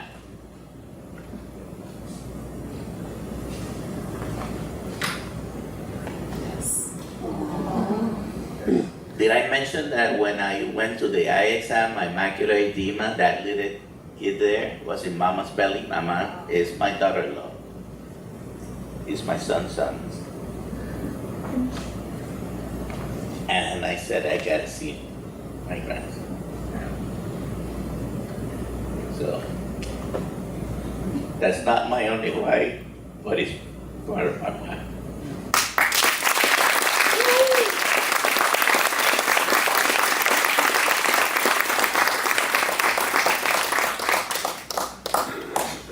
Okay. Well, originally when I decided I was going to do this, get up here and speak to everyone, I said to my wife, I'm going to just do this off the cuff and just get up there and just say my story. And then last night I had like a nightmare. Am I dressed right now? Just making sure, because in my nightmare I was not. So around 4:30 this morning, I woke up and I said, I've got to write this down, because if not, I'm going to be a bit scatterbrained. I'm going to start going off this way, and I'm going to start going off this way, and no one's going to get anything out of what I say.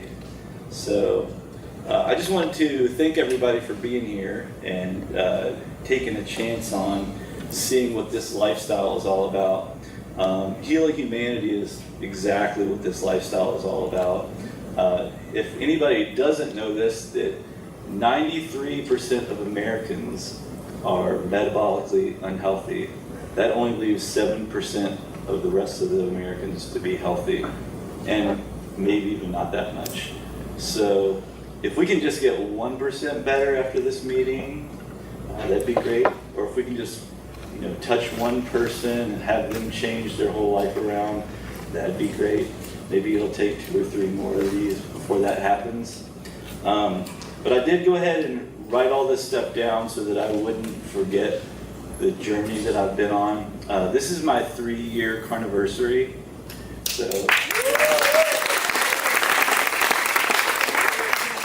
as my hat says, meet my food. It is a steer on there, so I pretty much eat 10 or 12 eggs every morning and a ribeye steak in the afternoon, and I'm good to go. So I'm just going to start from the top. I'm terrible at reading, so if I mess up, just make fun of me later. Gosh, this is a lot longer than I thought it would be. Let me see if I can turn it sideways, get bigger words. Oh, there we go. Well, let me see what slide we got here. Right. Oh, roll, that's left. Oh wait, I'm holding it upside down. That's right. There we go. Okay, this is my channel for sure. I started this, again, like Robin. I was at that same meetup with Robin in Chicago, Illinois. We met each other then. She's a beautiful lady, has a beautiful husband over there. Ooh, I said beautiful husband, but he's a beautiful man. Anyway, Carrie said the same thing to me. Oh, just document. I said, you know, Carrie, I don't have a YouTube. I don't really do social media that much. He said, oh, no big deal. Just start a YouTube channel. And he said, if the only thing you can do is show what you're eating, just do that. Show what you're eating. So for the first year, I just put up what I was eating. Sometimes there's music to it. Sometimes it's a good video. Sometimes it's a terrible video. Mostly terrible videos. But you know, I'm not as tech savvy as these other ones, so I don't have a whole lot of extra, you know, flair to my slides. But this is my original why to get into the carnivore lifestyle. This is my cousin Brad. He was diagnosed with esophageal cancer. And has since passed, but I'm going to tell you that in this story. I'm going to leave that up there for now, and I'll just go. This is my carnivore journey. I started in August of 2022 with a cancer diagnosis, but it wasn't mine. This is when I learned my cousin Brad was having health issues. We were only a couple weeks apart in age, even though I was just a few weeks older than him. He was someone I always looked up to when we were growing up. On one hand, you had Brad. To me, he seemed to be one of the straightest edge people I'd ever known. He was super kind and loving. He had a great job and a beautiful family. He didn't drink or smoke or do drugs of any kind. On the other hand, there was me. I drank alcohol, I smoked lots of weed, I experimented with many different drugs over the years of my life, and I ate a completely garbage diet. This was about to change. He was diagnosed with esophageal cancer, so I thought I was going to be the one to help him heal, so I started researching diets that might be good for a cancer diagnosis, because I was determined to be the one to save him from the problem. This is when I came across the Carnivore Code by Paul Saladino, traitor. And I started reading it. We're at the comedy club, right? Then I found Dr. Ken Berry and all his proper human diet videos on YouTube. I read more books, like Lies My Doctor Told Me by Dr. Ken Berry, Toxic Superfoods by Sally Norton, The Carnivore Diet by Dr. Sean Baker, Carnivore Cure by Judy Cho, Change Your Diet, Change Your Mind by Dr. Georgia Ede. And then I found more people. Dr. Chafee, Dr. Kiltz, Dr. Nelson, Dr. Boz, Dr. Westman, Dave Mack, Kelly Hogan, just to name a few. I was convinced this lifestyle was going to be the way to save my cousin. So I decided to jump right in and take the Dr. Berry's 90-day challenge of beef, butter, bacon, and eggs. I had no idea the impact it would have on my life. I still have no idea. You see, I was suffering from poor diet and lifestyle up to this point in my life, but I had done like so many others and just thought all my problems were related to my age, how hard I worked, and how hard I played. For context, I was 47, working in restaurants my whole adult life, putting in 12+ hour days, on my feet 5 days or 6 days a week. I would come home with neuropathy in my hands and feet. I would eat garbage before, during, and after work. I would party until the late hours, get a poor 5 hours or 4 sometimes of sleep, sometimes not sleep at all, and do it all over again the very next day. Needless to say, my gut health was also terrible. I would go to the bathroom several times a day. I spent 30 minutes or more on the toilet each time I went, often experiencing blood in my stool. Of course, I just thought this was probably normal for a guy my age, especially with the nefarious activity I was engaging in. So, of course I was wrong, because this 90-day challenge became the silver lining of my life. In the first few weeks, I suffered with the keto flu, but pushed forward. Thank God I did, because that is when all the magic started to happen. A fog lifted from my brain that I never knew I had. I could just really think clearer. My joint pain in my hands, feet, shoulders, and knees just went away just out of the blue. Now you're just like walking one day and you're like, wait a minute, what happened to that little crick in my knee? Why does my shoulder feel? I've had bursitis in that shoulder for 25 years. Wow. I was totally sleeping better, and all of my productivity had skyrocketed. I was probably the #1 server in my restaurant to begin with, and now nobody could catch me. So everything got easier during this period, except one thing. The one thing is, my cousin lost his battle with cancer. In February of 2023, this is when I lost my way again. So I went to my cousin's wake, and there was all this great food and all this great family, and I thought, I'm just gonna enjoy it. And that went on for several months. I enjoyed those several months in a very terrible way. I started eating garbage, which led to drinking, which led to more drinking, which led to using weed again to make myself feel better from the drinking. So until a few months by, then I regained focus from a new person I saw online. I bet you can't guess what his name was. Carrie Mann.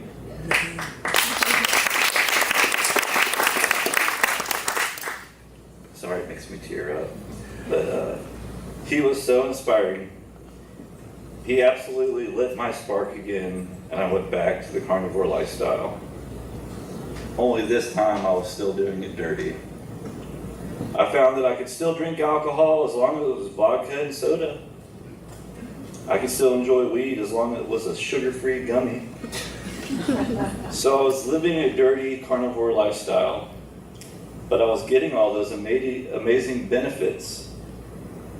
Late that year, I attended my first meetup. It was Carrie's first organized meetup featuring Dr. Tony Hampton. What an inspiring man that guy is.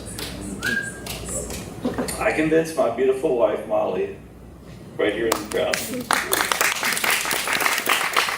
to go with me to Chicago to meet these people who had inspired me to get back on track.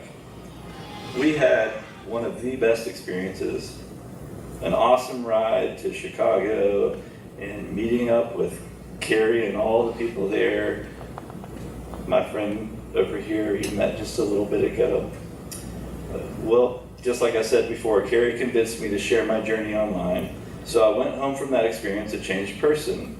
I wanted to shout out from the rooftop how great this life is. Unfortunately, people thought I was crazy.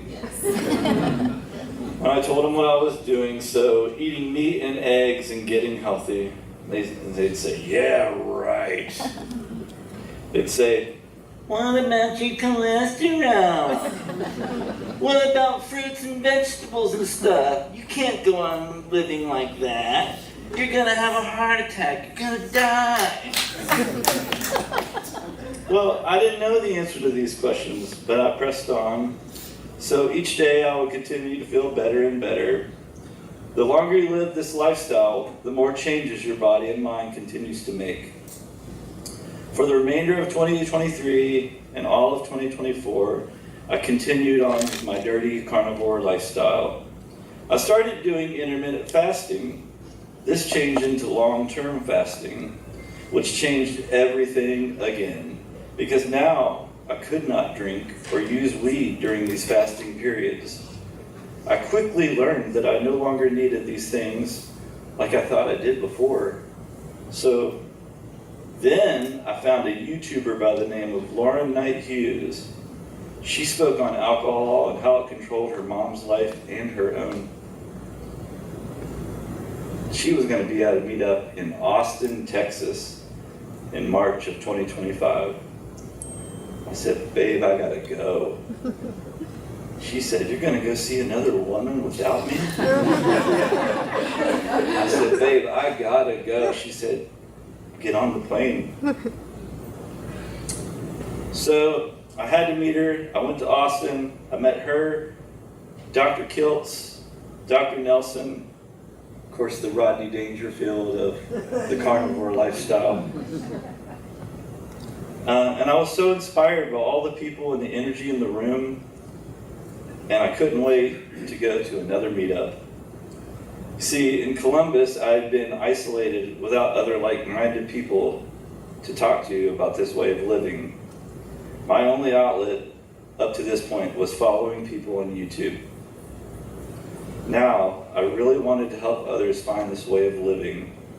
My new addiction was to go to these meetups and talk to all the people who have changed their lives with diet and lifestyle. And I think I met pretty much all of you today as you came in. I think that's my favorite spot, checking you in, because this one right here is a little bit scary. Well, I also dreamed that we could have an event like these in Columbus, Ohio, so I set out to make it happen. Since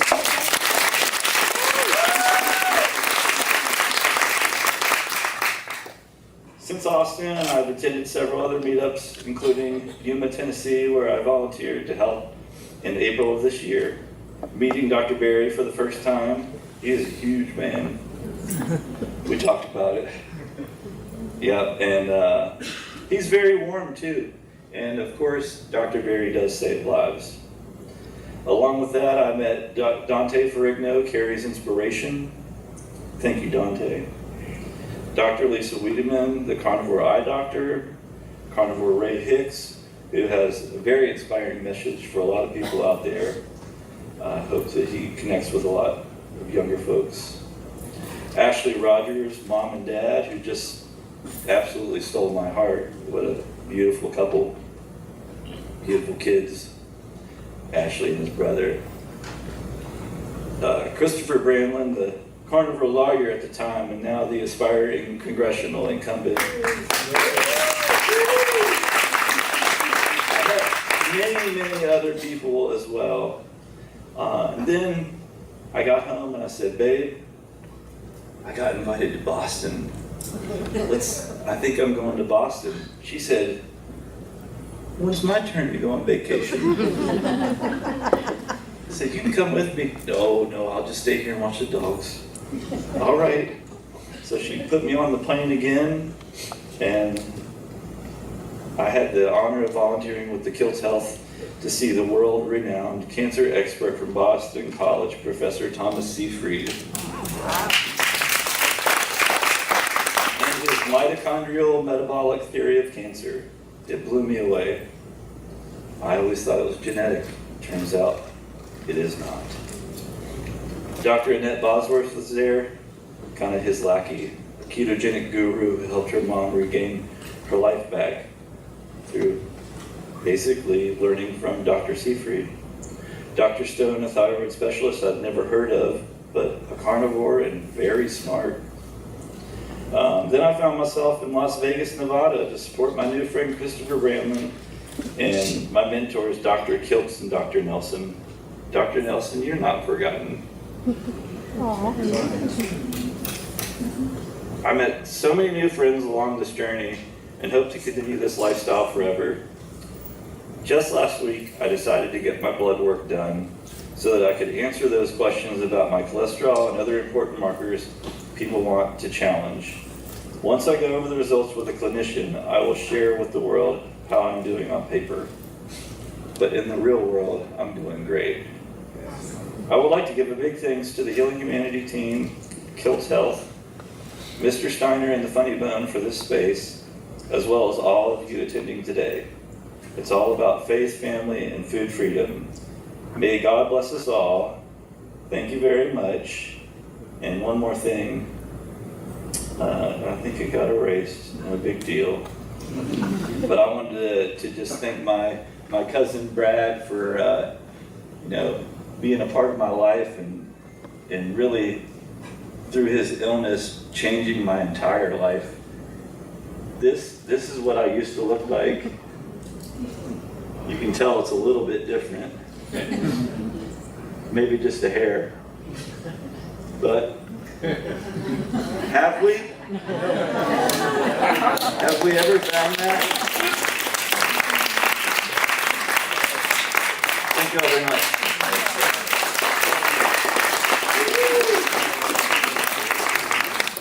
I was 100 pounds heavier in that picture, and believe it or not, those were all of the medications I was on for many years. Statins, medications for my heart, medications for gout in my foot, sleep medications, all sorts.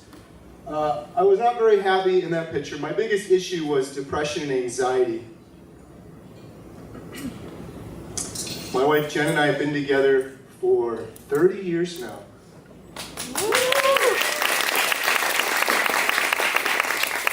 I had another joke, I don't know if I say it or not. Jen and I were happy for 14 years, and then we met. Dr. Nelson likes that one. But that was us at age 14. We've been together for 30 years. At age 15, 1 year after that picture was taken, was when my health started to take a turn. I was actually, this is probably too graphic, but I don't care because we're carnivores. I was going number 2 in the bathroom in the hole.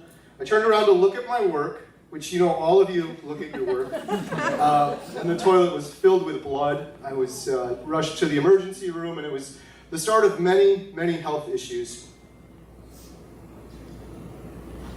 The happiest moment of my life, the biggest blessing, literally winning the lottery, was having my children, my daughter Lily, and then the triplets after that.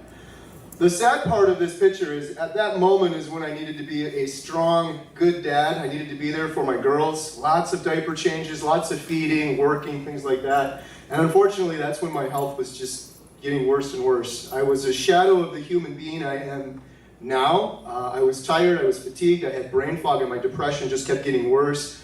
And my health issues just mounted up as they put me on more and more medication. I had depression, sleep apnea, brain fog, man boobs, Adam always laughs at that one, IBS, class 2 obese. I had gout so bad in my foot, I would use one of those mobility scooters when we'd go to the grocery store. It hurt so bad just to put any pressure down on my foot. They wanted to do surgery on my toe. They were actually going to cut my toe and put like a bearing in the toe or something. Luckily, that was one of my last health issues before I found Carnivore. But wait, there's more. I suffered a TIA mini stroke. How long ago was that, Jen? I don't remember any of this anymore. 8 years ago, maybe? A lot more than that. I was at home. I was dizzy. I was confused. I went to stand up. Half my face went numb. Jen's like, "What's going on? You're acting more unusual than normal." And she called 911. I spent 5 days in a stroke unit. I had squamous cell cancer on my ear. I was diagnosed with Barrett's esophagus. After I had the mini stroke, they're like, "What is wrong with this guy? He's in his 30s. He has all these health issues." So they did a lot of tests. And they diagnosed me with congestive heart failure. My ejection fraction was 44, 48% of my heartbeats were premature.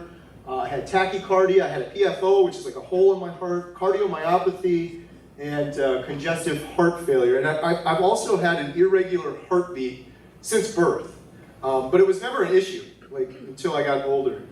So in kindergarten, I had to wear a big vest to school. I've worn heart monitors probably 100 times throughout my life, so I've always had an irregular heartbeat. I kind of skipped through it, but I lost my appendix. My appendix burst on the operating room table, nearly killed me if I wasn't at the hospital when that happened. Multiple kidney stones, had my gallbladder removed. My gallbladder was borderline. The doctor was like, "Oh, we can take it, we can leave it." I'm like, "Take it out because nothing else you guys are doing is working for me. Maybe I'll get some relief from all of this pain." So, lost my gallbladder, lost my appendix. I show all of these things so you guys don't feel sorry for me, but 95% of all of that suffering and trauma I went through was nothing compared to the depression that I went through. I feel sorry for you. Thank you, Dr. Nelson. The depression was far worse than all of that. I would take that other stuff back. I'm so thankful for the depression going away. So how did I hear about Carnivore? I was sick, hopeless, depressed. That was about 886 days ago. I was watching YouTube, and this guy came on, Ed mentioned, Mr. Dante Ferrigno, a real-life hero in my opinion. Dante was sharing his story, and it inspired me when really nothing else would have inspired me. I love Dr. Berry, I love Dr. Kiltz, but a Dr. Berry video would not have convinced me to do Carnivore. I had no trust for doctors. But I could see Dante, and Dante was using my words and speaking my language, and he had been through what I had been through. So his story really resonated with me.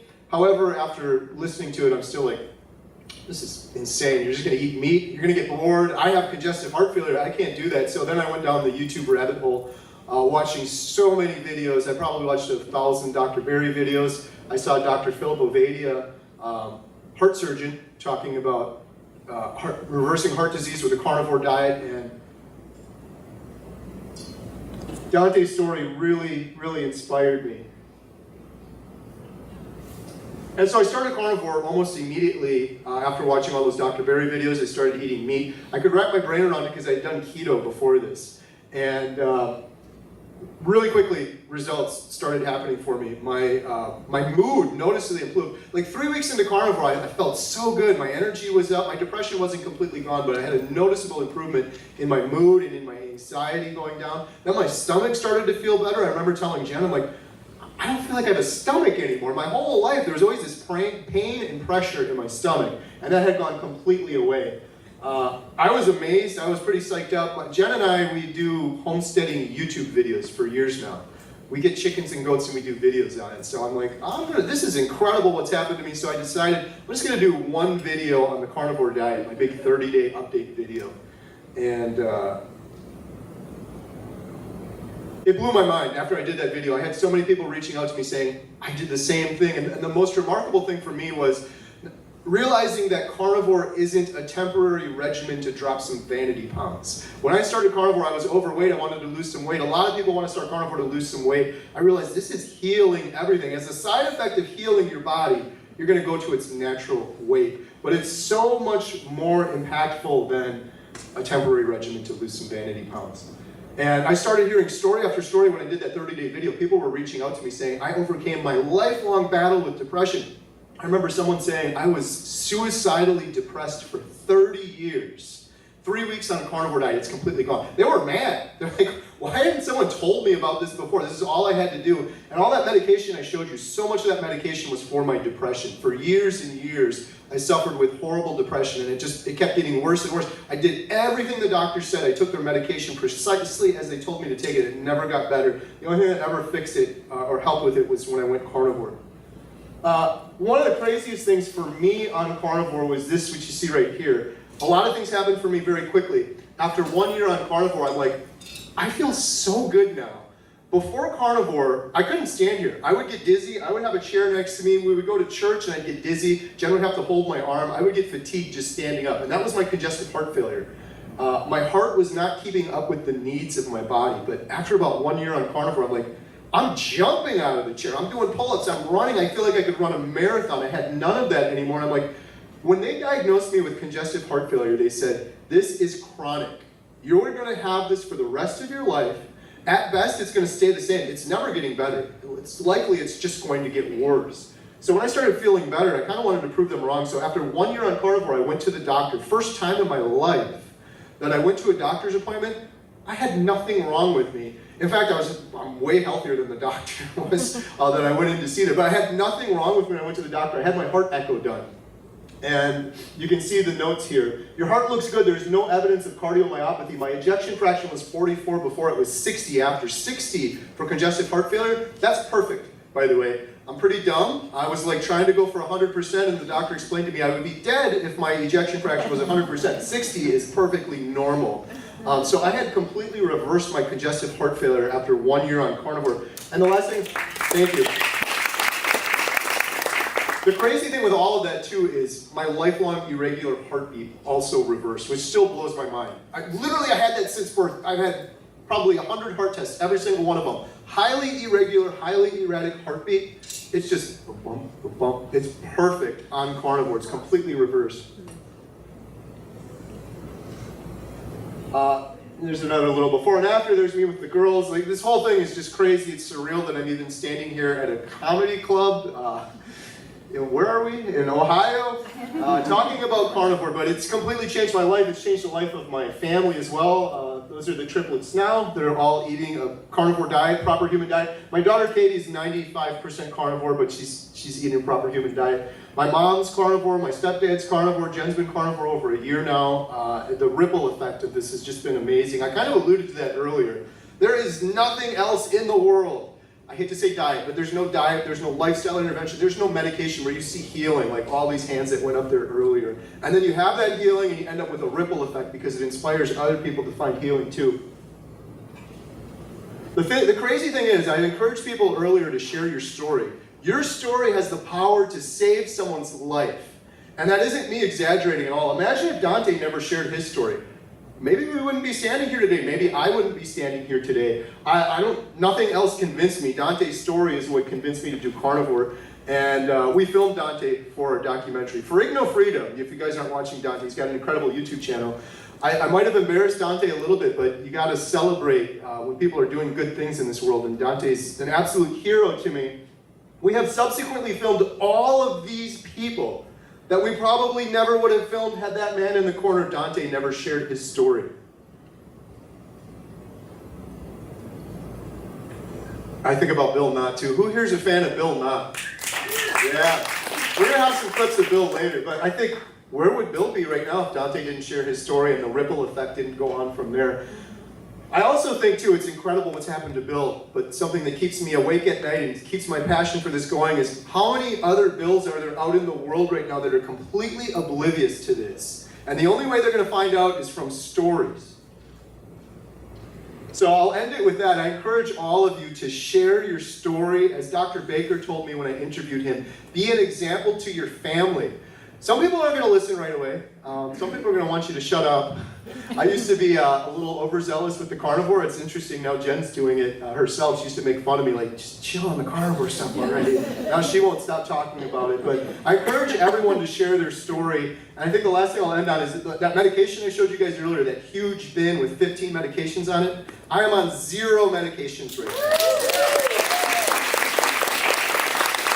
In fact, when I went to the doctor, I realized the first thing they asked me was, what's your pharmacy? And it literally confused me. I'm like, I don't do that anymore. I don't need a pharmacy anymore. So that's my story. I encourage every one of you to share your story. And again, I just want to say a huge thank you for all of you coming out and supporting this. The next speaker we have, she's not going to get nervous because she's a carnivore, but she's kind of terrified to come up. So let's give a big round of applause to Jen.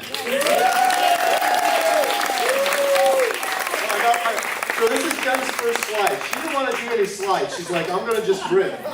So this is the second slide I put in for Jen. You do have another slide. We'll go to the good slide. Here's your slide.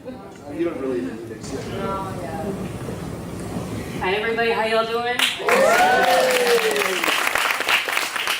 gotta look around and make sure I'm okay first before I can start talking. Alright, so I'm Jen. I've been with Carrie for a long time in my life. I'm very appreciative of him. Adam, thank you for all your work. Ashley, Dr. Kiltz, Dr. Nelson, I can look at you. So yeah, I've been carnivore for a little over a year. I didn't do this because of weight loss. I did it because Carrie was forcing me to. No, just kidding. We just ran out of time. I didn't do it for the weight loss. It's been really wonderful. I've lost 60 pounds so far, which I have a long way to go. But I did it because of my family. My why was my family, my girls. I wanted to see them grow up and to see them get married and to be with Carrie. The way I was going is I was going in the wrong direction. I could barely walk. I had severe migraines. I couldn't get up during the day. I couldn't work. My legs were very swollen because of the lymphedema. I blame it on my girls. I have triplets plus 1. It all started before I had them. I was severely overweight and just wasn't doing well, so I decided that I just needed to take charge of my life. I was a vegetarian my whole life. I hated meat. I couldn't stand it that they were killing animals for me to eat. I was like, why are we suffering? Why are we making them kill them for us? But now I realize that it's a better way of life. I feel much better. My migraines are completely gone. I don't have any migraines. I suffered with migraines since I was 8 years old. I no longer have a migraine. I might have a headache here or there because of Carrie. But I don't have any more migraines. My lymphedema, my legs, the doctors told me it will never go away. You're gonna have to wear stockings. You're gonna have to take water pills. You're gonna have to do everything for it. You're never gonna go away. So I think Carrie, I asked him to do a couple slides for me. And so my legs have definitely gone down. I'm embarrassed to show it, but it definitely has gone down a lot. I had depression, I had fatigue, I have low self-worth. I'm still working on myself and talking in front of you guys and all that make me very comfortable. But a lot of things have gone away, especially my migraines, the lymphedema in my legs have gone away. And like I said, basically with the weight loss, it's been 60 pounds. I have a long way to go, but that's not why I did it. So I don't know, I had the opportunity to meet Bill. I'm gonna start crying. I love this guy so much. My family was there with me. He's such an inspiration. I love him so much. Sorry. Dang it, before Carnivore I was so bullheaded and I listened to metal and nothing bothers me. And now I'm Carnivore and I cry a lot and I hate it. But I love Bill. If you guys don't know who he is, go check him out. He is a new brother to me. I absolutely love him. I'm so thankful for my Carnivore family, all of you guys. Ashley, you've been amazing. Like I said, Dr. Kiltz, he walked away. But I love you all. Thank you for everything. Thank you for listening to me. That's pretty much my story. I'm trying to get more comfortable and talk in front of everybody, but thank you for listening and thanks for everything.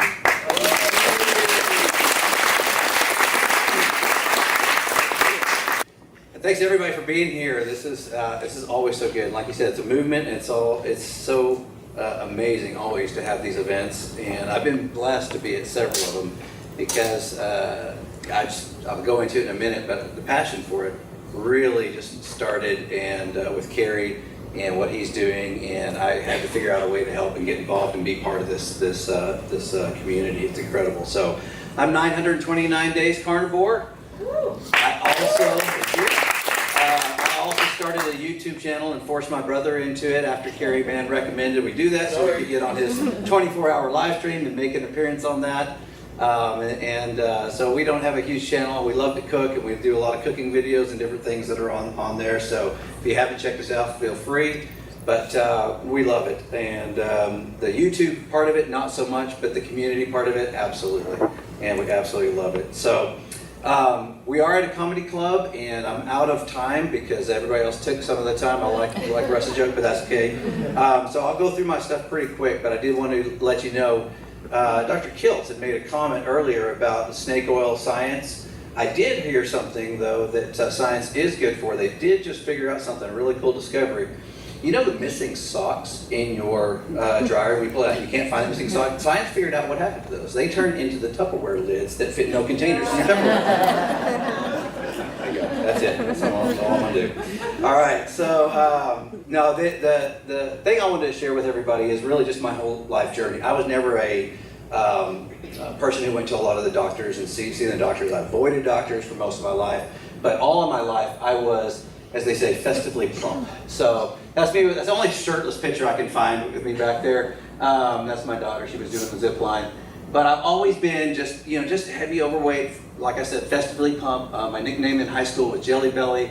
That's just the way I've always been. And as my daughter was born, and we continued to eat what was, as you see in the picture there, it just got heavier and heavier. And eventually, as I aged, it caught up to me. My story really began when at about 40 years old, I started losing weight significantly and quickly. And I had no idea why. And it actually scared me to the point where, like, okay, I've got to go see a doctor. I've got cancer, something's eating me from the inside out. I don't know what's going on. And I found out that I was a type 2 diabetic at this point. Obviously, for years of just eating terribly, standard American diet, even though my mom raised me to eat very clean and as healthy as she thought, she also, all she knew was the food pyramid that she was taught. And so she did her best we had grape nuts for breakfast every morning. We weren't allowed sodas until I was in my teenage years. She did the best she could to make sure we're eating the right things. She just didn't know what we know right now and what we're learning. She's carnivore too, I'll get to that in a minute. Yeah, type 2 diabetic. So for those who don't know what your A1C is, that's the measurement that they use to determine if you're a diabetic or not. If you're type 2, your body still does produce insulin. If you're type 1, it doesn't. I was type 2, so I still produced insulin. I was losing weight because I was in a bad way. My liver was really in kind of shut down stages. My kidney was affected. Several of my organs were impacted. And when I found out that, of course, the doctor's advice was, we got to put you on this medicine. Here's what you got to do. I'm going to hook you up with a nutritionist. We'll start talking to you about how to get this corrected. And I was like, whoa, I don't want to do all that. I know the side effects of the medicine. I haven't seen a doctor in years. Let me do something myself first. I don't know what to do, but I've never really changed my diet. I've never exercised. Let me work on that. So my wife, thankfully at the time, was studying because of a gluten allergy she has, and she says, I know what we can do. Let's try this paleo thing. This was 8 years ago, and I did paleo. And I did it hardcore. I didn't know what a carb was. I didn't know what a potato that was going to affect me, or rice and different things like that. So every time I got mad because I was like, I can't eat that. I can't eat that. What are you talking about? So it was frustrating. But I did it hardcore for 3 months. I mean, if I knew there was sugar in it, if I knew there was a carb, I cut it out best I could, because I was like, okay, that's going to help me. That's going to save my life. By the way, you guys know, I didn't know what diabetes was. You know what the result of diabetes can be? Worst case scenario, death. Loss of limbs, blindness. I had no idea, and I started learning some of this stuff. I was like, okay, I got this. So it scared me, and it got a scared reaction that I got to do something. I want to be around for my family. So actually saw the A1C drop down significantly. What I didn't know at the time was how addictive sugar was. And so what did I do? I rewarded myself with pizza and an ice cream from Costco, because that was my favorite little pick-me-up snack. And that just started the cycle all over again. But in the back of my head, it's like, I know what to do. I can fix it later on. I can fix it. And it just got worse and worse and worse. And then it was a friend of mine who, from a men's mentoring group that we were in, who just asked a question. I was confiding in him about just how I wasn't feeling good anymore. I knew my diabetes. I was getting consistent readings of 299 on my blood glucose level when I would check my finger in the morning, and I didn't do it consistently because I knew it was bad, so I just did it occasionally. It's still bad. I knew it was bad. But he said, have you ever heard of the carnivore diet? I said, no, what's that? He told me I could just eat meat and that was it. Easy, all right, I can do that. I loved it, and I love to cook, and so anyway, we figured it out. Started going down the rabbit hole, found some videos that inspired me. We'll go into that in a minute, but I started seeing something drop. That A1C in 3 months went from, it wasn't quite that high at that time. I hadn't got back up to the level, but it was approaching it. But from 11.1 was my highest. I started seeing the readings going down. I went down to 199, and I remember that one distinctly. The first time it dropped down below 100, and I was super excited. And that was only a couple months in, and I was so excited to see those numbers coming down. And so when I went back to check it again, my A1C was 5.8, and that was only 2 months later. This was the right course, and that really instilled in me that, hey, this diet thing really has a lot to do with the way you feel, the way your health is, and for me in particular with type 2 diabetes. And now I can say I'm very comfortably not diabetic anymore, not a type 2 diabetic. What did the doctor tell me when we first diagnosed it? It's not reversible. You just have to go on medicines and you manage it the rest of your life. And so to have this answer here, and I've talked to several people, they're lying, and people don't realize that. And how many people today are diabetic that don't know you can reverse this disease with a proper human diet? We've got to get that message out there. So I'm big on the bandwagon of spreading that message, and love being part of this community, and I hope this continues to get out there. So that's where I stand. And if anybody needs diabetic help, that's where I love to be able to express this information to them. So here we go, some pictures of me that after I was a carnivore for 3 months. I love to cook. So you're gonna see a lot of brisket videos, that's what I do. I now do some meetups I'm from Texas, and I live in the DFW area. That's Nia in the background. She's also a YouTuber that we met at Hack Your Health, and we were doing a DFW meetup right there in that picture. And here I am with Carrie Mann and the team getting to go travel all around America, not all around the world yet, but at least with America, helping to organize these meetups and be a part of this, because it's just an incredible movement that we've seen, and I love this. This is what I love. And so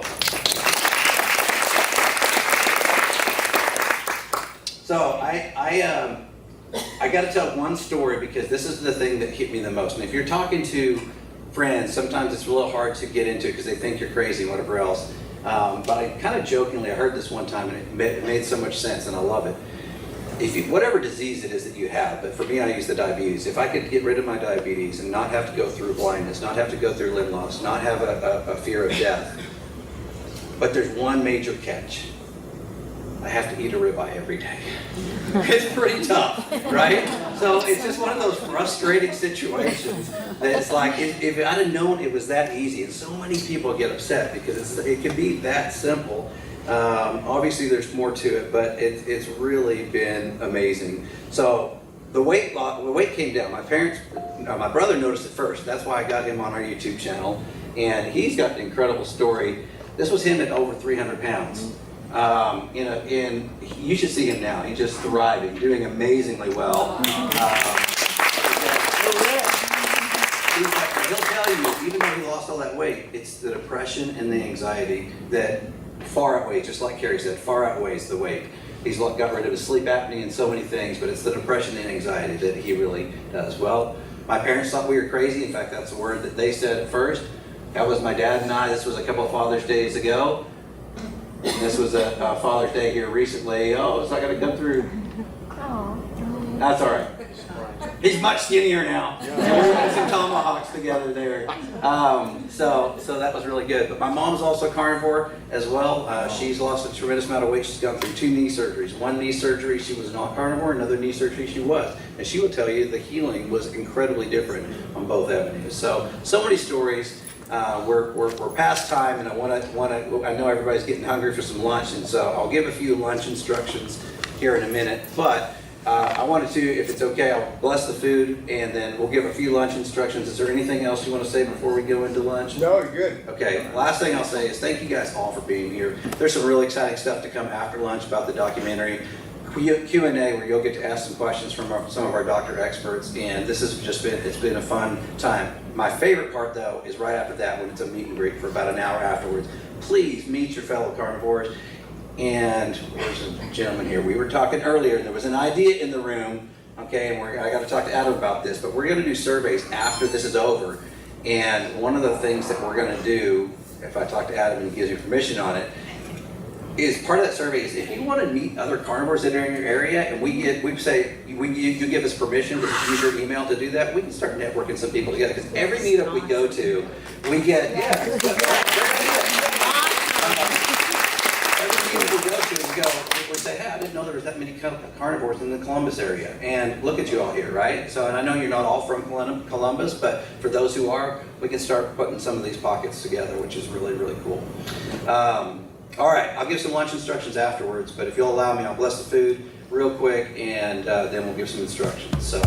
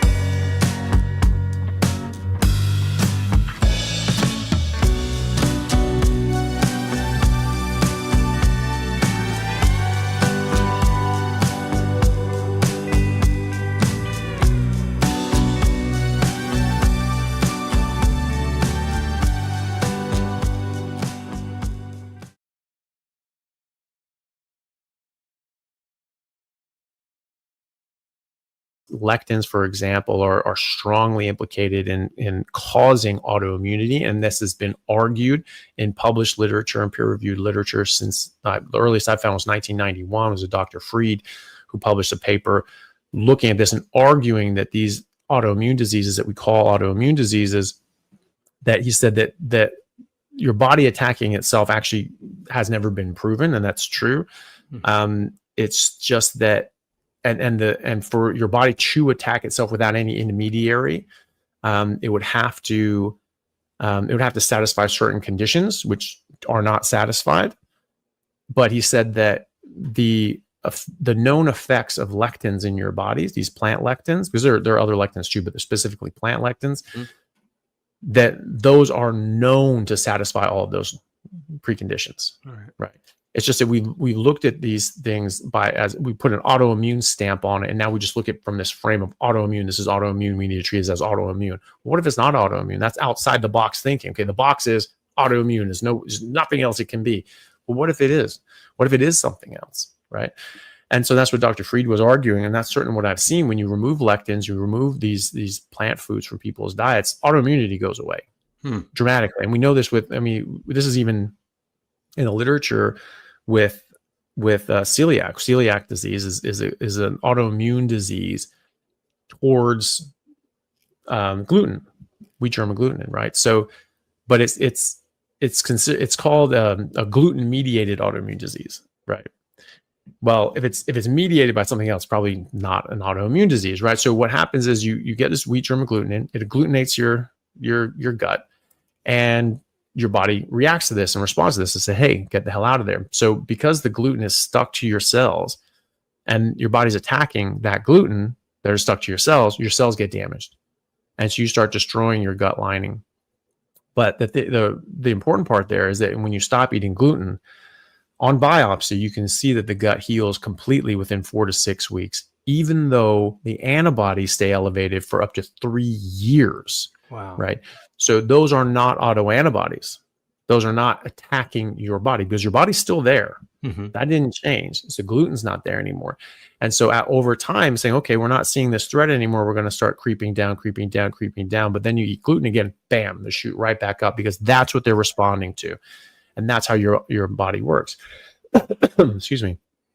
So that's what I see in all autoimmune conditions, especially the ones that we can measure their antibodies, such as Hashimoto's. When I have over 100 patients with Hashimoto's thyroiditis, which is the leading cause of hypothyroidism. It used to be iodine deficiency. Now it's Hashimoto's. So in those patients, when they're able to stick to a very strict carnivore diet, especially just beef, lamb, and water, because that ruminant digestion can ferment and break down these toxins. Again, fermentation, that's a good way of getting rid of these plant toxins, opening up bioavailability of these nutrients, that they are able to break down a lot of these toxins so they don't filter through. Whereas a pig or a chicken or a fish, they're monogastrics, they don't ferment their food before they absorb it. And so if they're being fed plants that they're not designed to eat either, more of these toxins can get in their body, right? And they'll filter out a lot of those things with their liver, etc. But some of it can slip through, and that can be a problem for some people that are very sensitive to these substances, especially. So when they're able to do that, invariably, I see them massively improve their condition. So these sorts of conditions that we call autoimmunity, which I argue are not autoimmune. I have a lecture online. It's called Rethinking Autoimmune Diseases or Autoimmunity, whatever. And I sort of make all these arguments, but whatever we don't call it, Hashimoto's, you have the inflammatory attack that's damaging your thyroid right now, and you need to stop that. But also that has damaged your thyroid to the point that it's non-functional, or at least less functional. And so those are two different things. And so that's why people get put on thyroid medication, but then they don't really have anything to do for the damage that's being done. They basically just say, eventually it's going to die, your thyroid's going to be destroyed, and you're going to have to be on medication the rest of your life, and we'll have to surgically remove your thyroid because it's a cancer risk at that point when it gets completely dysfunctional. So when you put people on a carnivore diet, it stops the damage, even though the antibodies can stay elevated.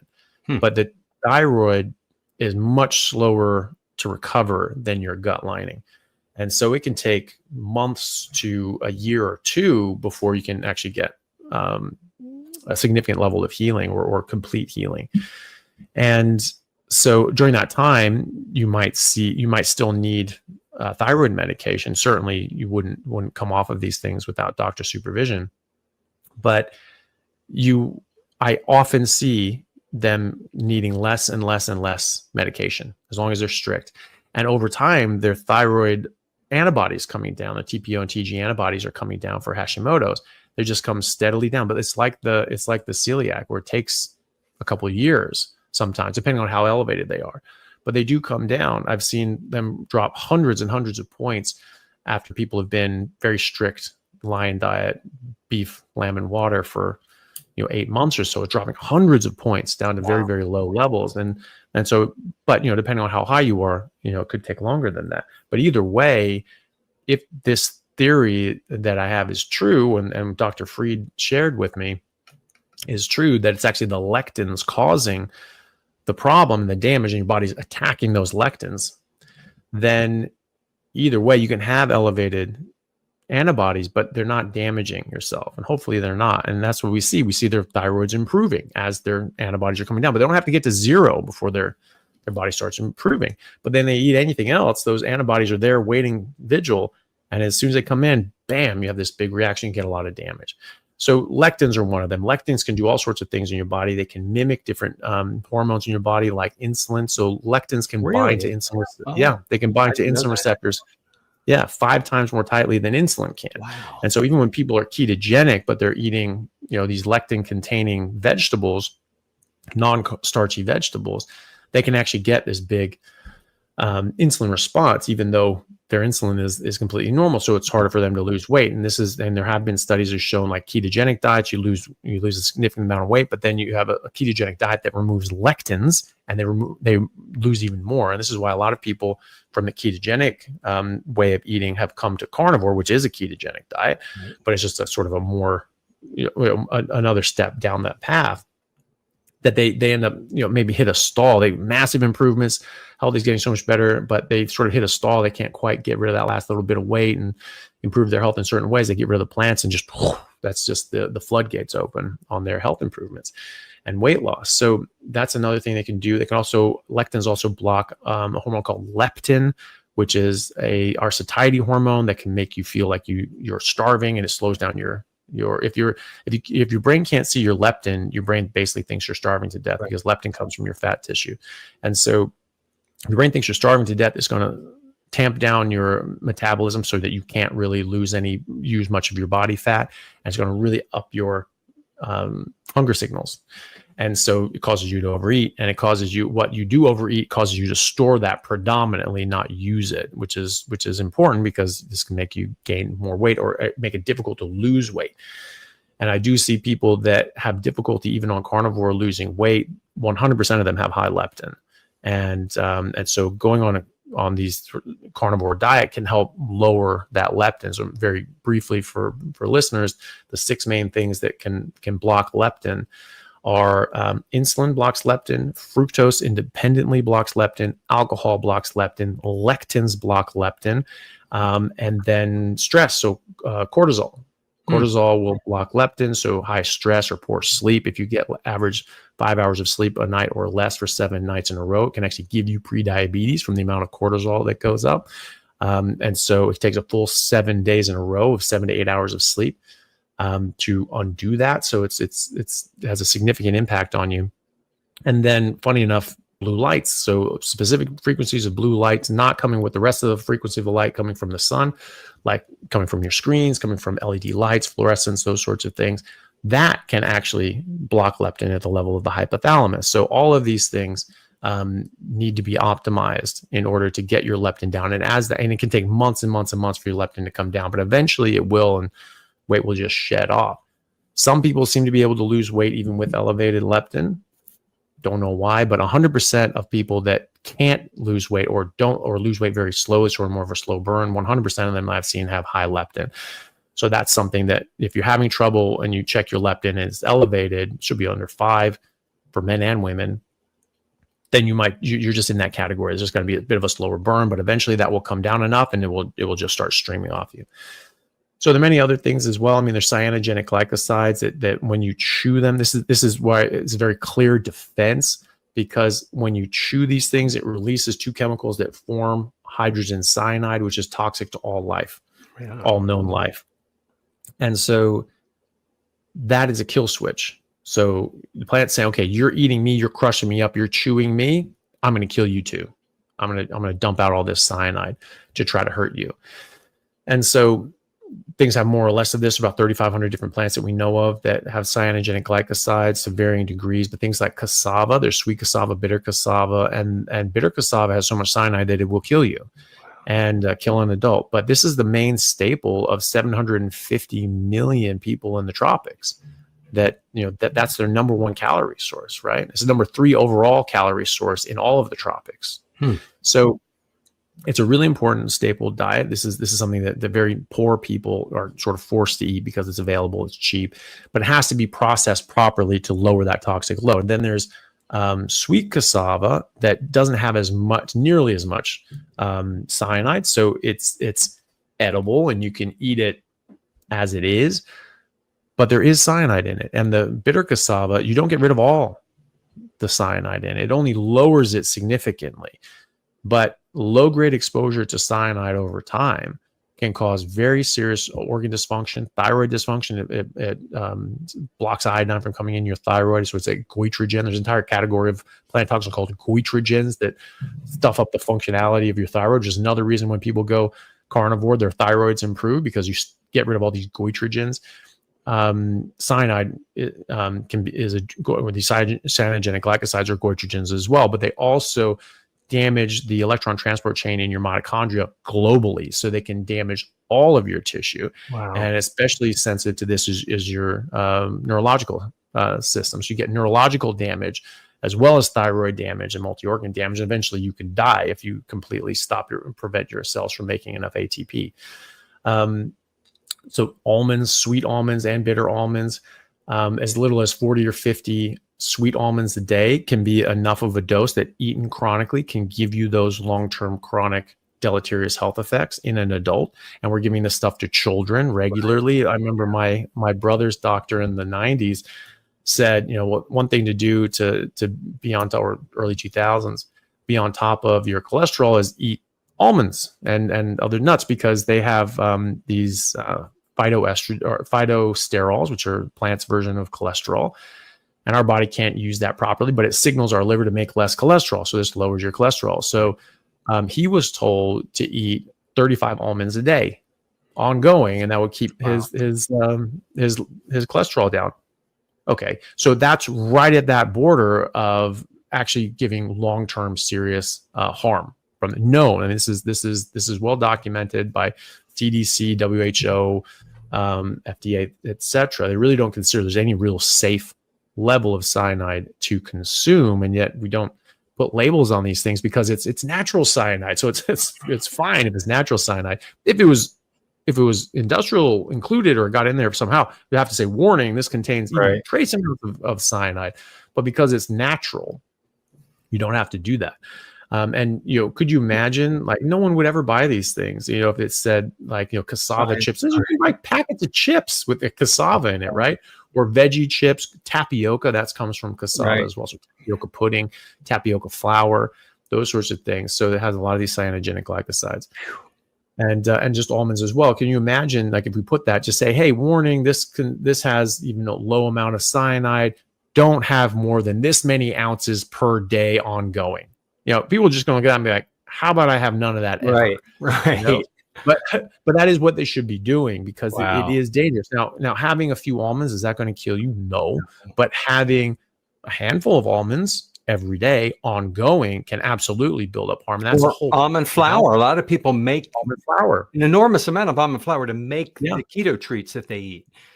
Absolutely. Yeah. And so that's the thing, is that's the entire point of this, is that it's like, not plants are trying to kill you in the sense that they're just going to, stick a gun to your head and you're just dead that second if you eat them. Now, most of the 400,000 plant species that we know of in the world will cause an acute reaction that will make you extremely sick or even kill you with just a very small amount. Right. So North American water hemlock, that's the most poisonous plant in North America. Wow. And half a leaf can kill an adult, right? Blocks the GABA receptors in the brain, which are the sort of the calming receptors in the brain. And so your brain gets overexcited and you get seizures. And so you die of intractable seizures within 2 minutes, and you can't stop them. Right. And not even that you'd have a chance to, being out in the woods or something like that, 1 to 2 minutes, you're dead. Right. So these things are highly toxic. Most plants on earth will kill most animals, even herbivores that exclusively eat plants. They eat very specific plants because they have the defenses towards those plants, but other plants will kill them.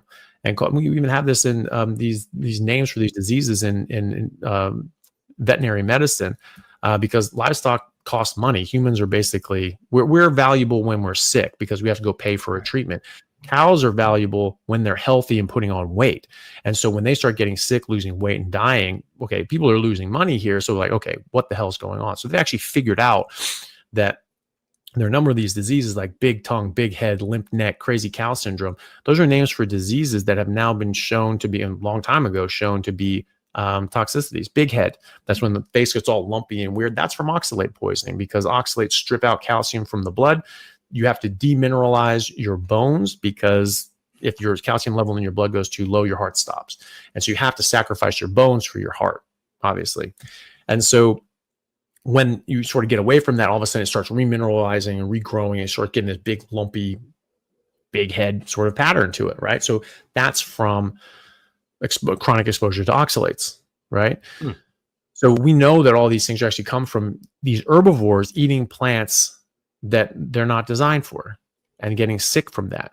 And then we even have nutritional deficiencies in animals that we know about too, because it's very important. If they're not gaining weight, if they're getting sick because of some nutritional deficiency, like they need to know about it so they can put that in the feed. They can get that, if it's not in the soil, they can get mineral licks and so on. This is why you have things like selenium, because selenium is a trace mineral. It's either in the soil or it's not. And so if you're in a sort of a deficient area, you will have to put out selenium licks because cows can get muscular dystrophy from low selenium. So we call it nutritional muscular dystrophy. People can look that up. So that comes from a selenium deficiency in cows, and they display muscular dystrophy. There's multiple kinds of muscular dystrophies in humans.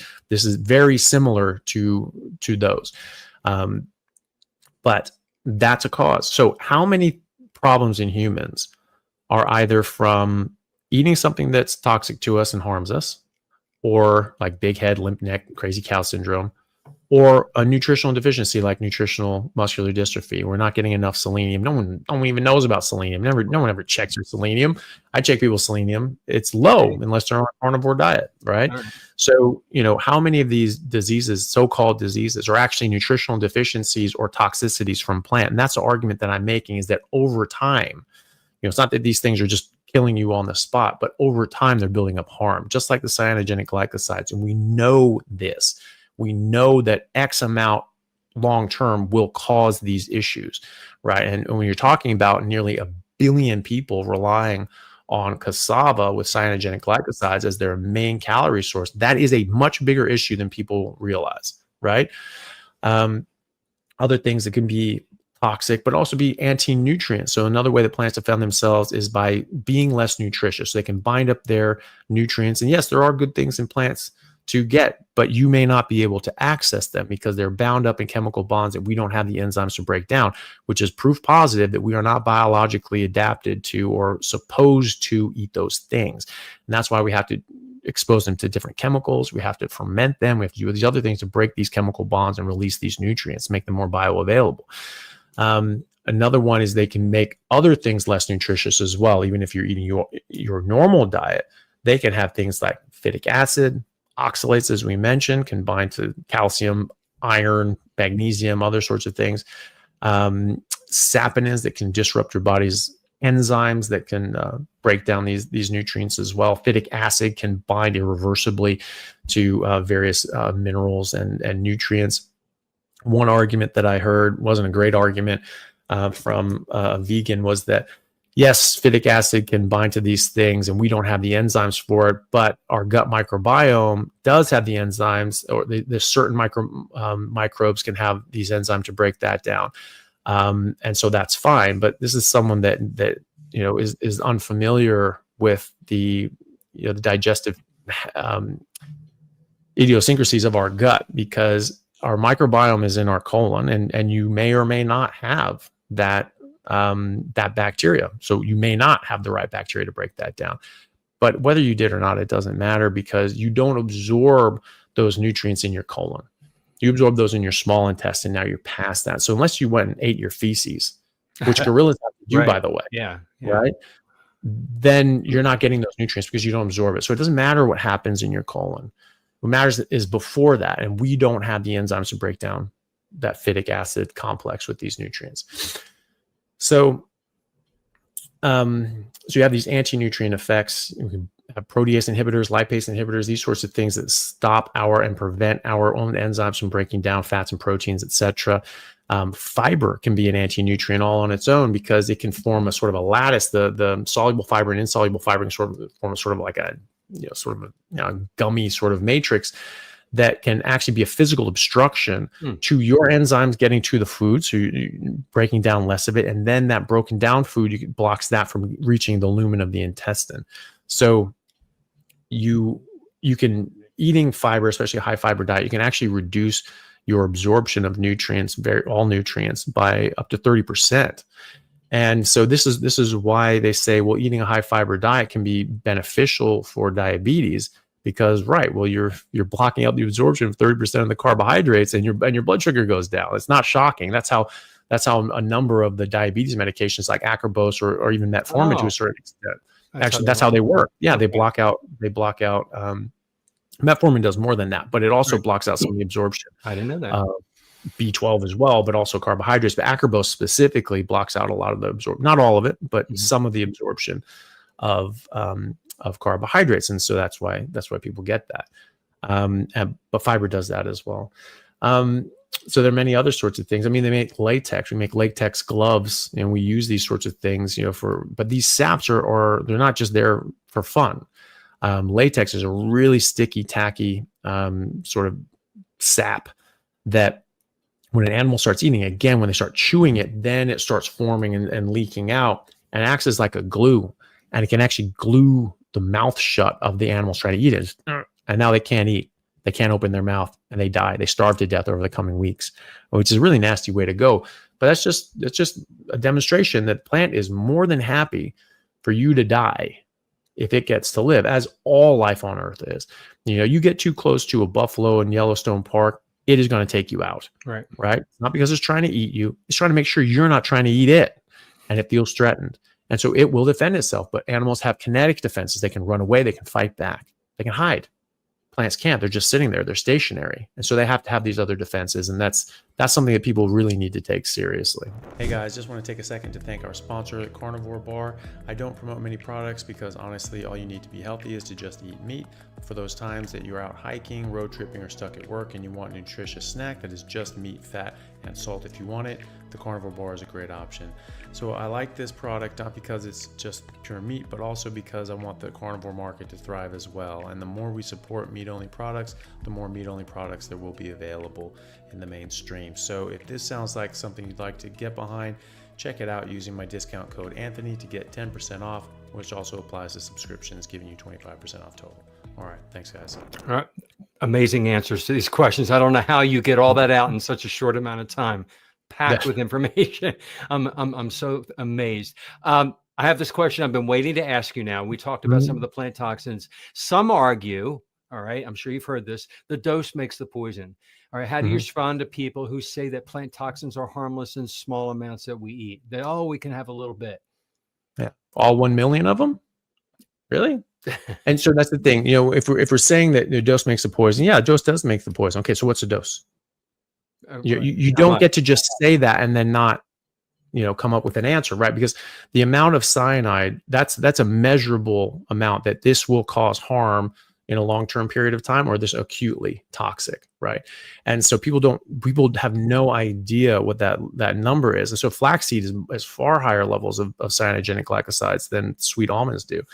And so, even 6 servings, 7 servings can be a very serious a dose of cyanogenic glycosides to an adult, right? And so we're putting just tons of just scoops of flaxseed into smoothies and things like that. There was actually a study that looked at smoothies, the different smoothie bars, and they actually found whole apples because there's cyanide in apple seeds and things like that. Right? Oh my God. Seeds, yeah. So they just put the whole thing in there. It's fine. Instead of coring it out and taking the apple seed out. Right.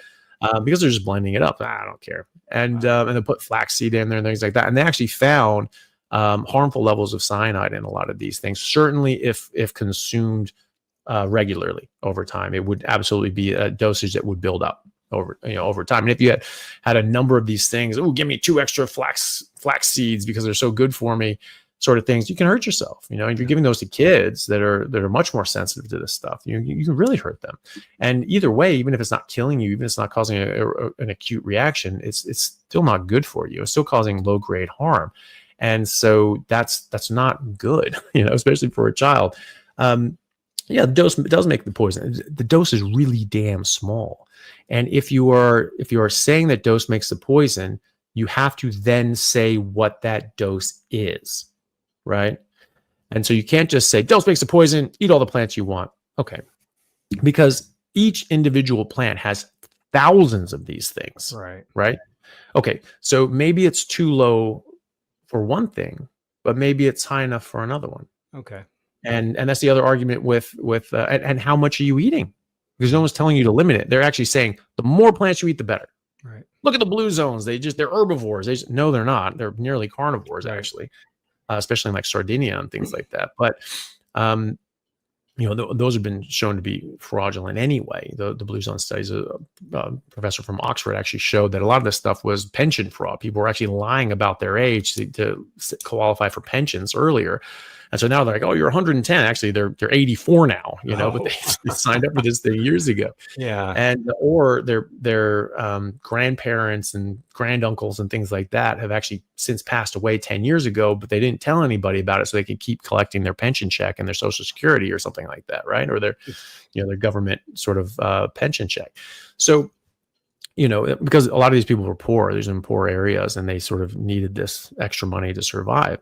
So in any case, it's that's been thoroughly argued against, but also they just eat way more meat than that. But so then people just say, eat as much plants as you can. They're all good, blah, blah, blah.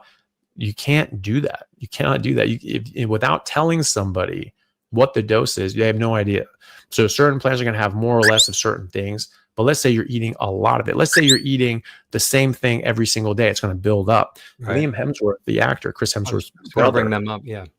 Yeah. Well, he got sucked into this whole vegan nonsense from a nutritionist that they had who pushes that nonsense, and didn't tell him what the dose was. Oh yeah, it's all fine. Everything's great. Liam Hemsworth had to go to the hospital with acute oxalate poisoning from drinking spinach smoothies every morning for 3 weeks. He could have died. And he had to get emergency surgery to remove these massive kidney stones. So, he got very sick. People have died from acute oxalate poisoning. And if you don't understand that that's a potential, you're really setting yourself up for a problem. Now, that doesn't necessarily mean you have to cut out all plants, but understand which ones are worse than others. Try to do things like cooking them, fermenting them, cooking them in the traditional ways, like creamed spinach, spanakopita, those sorts of things, to lower the toxic load, and then mix them up. Don't eat the same thing every day so it doesn't give it a chance to build up in your system. Or if you want to feel the best that you possibly can and avoid that whole garbage in the first place and not have any toxins in your body, just don't eat them. Right. You don't need them. You don't even want them. It's just that, from a health perspective, it's just that, people are used to it and they want to keep doing that. Okay, fine. But, just understand what they are. The next argument is hormesis. So yes, these things are toxic, but they're actually good toxins. This is good lead, It's like, well, okay, again, like the definition of a hormetic, of something that's hormetic, is that it at past this point, it's toxic, right? Oh, dose makes the poison. Okay, past this point, it's poison. Here, it's not poison, or maybe even beneficial, hormetic. Okay.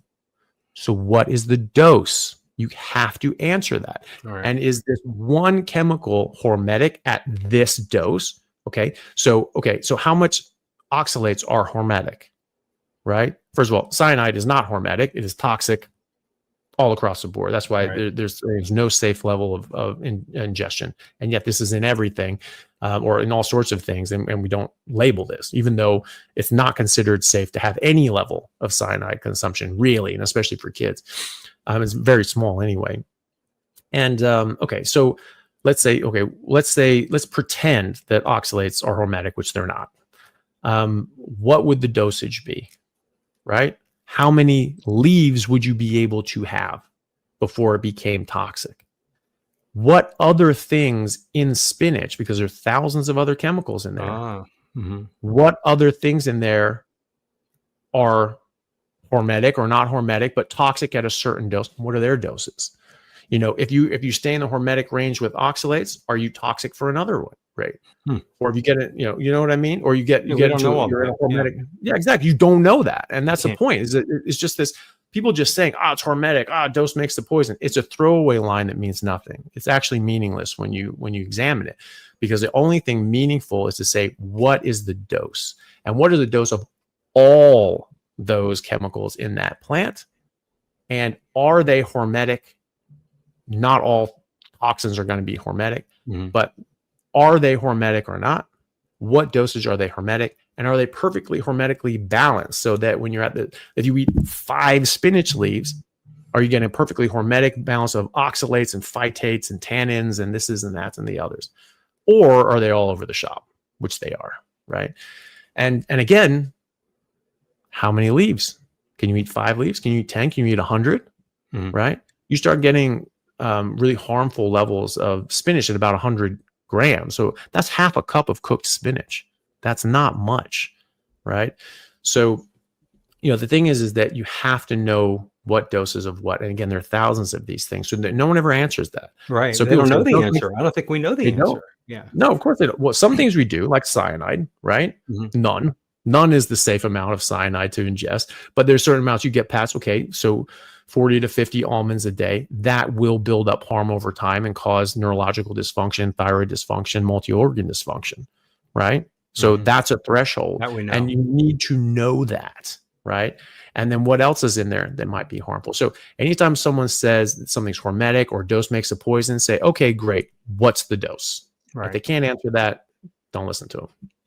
Absolutely. All right. For someone who's curious about removing plants from their diet, it's the reason we're here. What's the best way to start, and what should they watch for in their first few weeks? Well, I mean, it depends on where you're at mentally. I mean, if you're like me, just sort of, I know this is toxic. I'm not going to eat anything toxic. No, thank you. And so I just threw everything out. Jump right in. And you just eat fatty meat until it stops tasting good. You do that as many times during the day that your body is telling you to do. You have to make sure you're eating enough. You have to eat until it stops tasting good. Literally, you get to a bite that tastes like cardboard.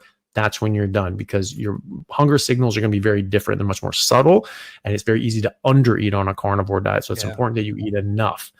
And then it's more about what you don't eat as well. So you need to get enough fat. So 1 to 2 grams of fat to 1 gram of protein. That's typically around the range that people need, and you adjust for your own individual self.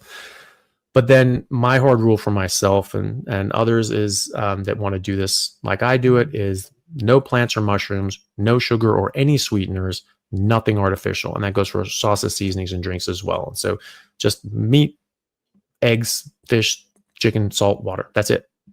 Right? And you just eat until it stops tasting good. If you are the type of person that you're like, dairy is a gray area, probably try to avoid it at first, especially, something like certainly anything with carbs, take it out. And even others can have casomorphines, can actually trigger a hunger response and tell your body to store energy, fat. So especially if you're trying to lose weight, dairy can be a problem.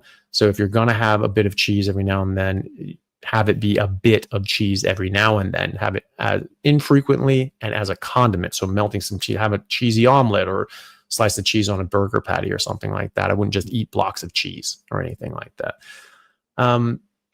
Then the other thing is that if you sort of can't get your head around just cutting out everything in a go, and you want to do this in more piecemeal fashion, you need to have a clear plan on when you're going to do this. We just say, I'll just sort of eat a bit more meat and sort of less of other things. Like, that's good. You're moving in the right direction, but you're probably not going to sort of get to where you want to be. So I would definitely cut out sugar, all junk food, day one, whole foods only. Focus on fatty meat. That's the main staple. Cut out carbs, cut out sugar will be the next step. And then have a mark on the calendar on Friday. Carbs and sugar are gone, right? Yeah. Next Friday, high oxalate foods are gone. Next Nightshades, potatoes, tomatoes, eggplants, peppers, those sorts of things, very high in lectins. I'm going to get those things out and just start cutting these things out. Beans, seams, legumes, nuts, those are very high in lectins. You cut those suckers out. And then you just go down the track, however you want to do that. And then on this day, hopefully 4 weeks later, nothing else except meat, egg, salt, and water. That's it. And so if you have that clear timeline of on this day, I'm cutting this out, on this day, I'm cutting the next stuff out, and the whole time you're focusing on eating the meat and eating less and less of the plants, I think you'll do well. But so it depends on your personality type and what you can get your head around. But if you're going to just jump into it, make sure you're eating enough, make sure you're eating the right things. And if you're going to go into it slowly, have a clear and distinct plan on when you're going to get to full carnivore. Excellent advice. Thank you. All right, I want to be really considerate of your time. Will you participate in a 10-question lightning round real quick? Sure. All right, quick fire with Dr. Chafee. Real quick answers. Number one, what plant food would you never touch again? No, any grain, seeds, legumes, nuts, anything with carbohydrates as well, but those high oxalate containing things and the nightshades as well. All right. Most toxic plant compound in your opinion? I mean, of the edible plants, that would be the thing. Probably the lectins. The lectins are pretty awful. A lot of those can be denatured with cooking, but cyanide is obviously it'll just kill you, but so cyanide would be the worst, definitely. But then lectins would be close to that as well. And those are in the edible ones. Obviously, the non-edible ones, they'll all just kill you. So they're all pretty bad. All right. Number three, the healthiest food people eat that's actually hurting them. Oh, what they think is healthy. That's actually hurting them. Yeah. I'm basically the whole sort of gamut of vegetarian sort of diet approaches. So like oat milk and all these other sorts of things. These are highly processed garbage, and the highly processed plant-based meats and things like that. These have been shown, they're just filled with chemicals that you don't want. They're all these plant toxins on top of the chemicals you're adding towards that. Those are pretty harmful, and people think that they're healthy because they're plant-based, but it's definitely nothing could be further from the truth. All right. One plant toxin that's the most underestimated. Would it be the lectins? Lectins, definitely, because people just don't realize how many problems that they cause. As far as causing widespread harm, I think lectins are well up there. Even with the amount of people that eat, cassava, that's going to be significant health impact. But the lectins, no one knows that. The beans, the seeds, those are probably the healthiest things that people think they're so healthy. They're horrible for you, horrible. The WHO even says that as little as 5 red kidney beans have put people in the hospital when undercooked or uncooked. So they're really harmful. And even when they've been denatured to a point, they're not as toxic, as acutely toxic as that. They can still cause harm. And autoimmune diseases are on the rise significantly. They're a massive increase in autoimmunity, especially in recent years and decades. And that's because we're going more plant-based, and we're saying, oh, this is so good, raw plants, all that stuff. It's getting worse. And 60-70% of the people that follow me on social media and YouTube were former vegans, vegetarians, plant-based. And so many of them, yes, they improved their health at first when they got rid of all the junk food and crap, and they felt that, oh yeah, it's getting rid of meat and I feel so much better. Well, no, actually they changed their life dramatically. They stopped drinking, smoking, they started working out, started eating whole foods, they stopped eating junk food, all these sorts of things, massive changes that they made. No soda anymore, all that sort of stuff. So they made a lot of really positive health changes, and one really bad decision that hurt their health, which is getting rid of the meat. And now they're eating a lot of plant toxins, and they're not eating the meat, and this builds up over time. They start getting autoimmunity. That's such a common thing I see in former plant-based eaters, is serious autoimmune issues as well. All right, probably same answer, but worst plant for your gut. Oh, definitely the lectins. Yeah, absolutely. Wow. Yeah, those suckers are really bad for your gut. They cause leaky gut, which is associated with over 100 different autoimmune issues and all sorts of problems. And the other thing too is the Trojan horse that gets in here are the agrochemical compounds like the glyphosates and things like that are on the plants and get in your body and cause absolute hell in your body and your gut. Glyphosate can damage your gut and kills your microbiome. It's an antibiotic. It kills the soil biome. It kills your microbiome. And it can damage your gut and cause leaky gut as well. Get in your body and is strongly associated with autoimmunity, whether it's binding to your organs and damaging them. Your body's making an immune response towards that as well, like it does with lectins, or like it likely does with lectins. Don't know, but either way, there's a strong association there. All right. You have no meat, fish, eggs, anything available. If you had to eat one plant for survival, what would it be and why? Well, I mean, am I on my own, or is there someone? You're on a deserted island. There's no chop off their leg or something like that. No. Well, it would obviously depend on what's there, but certain fruits are less toxic. Okay.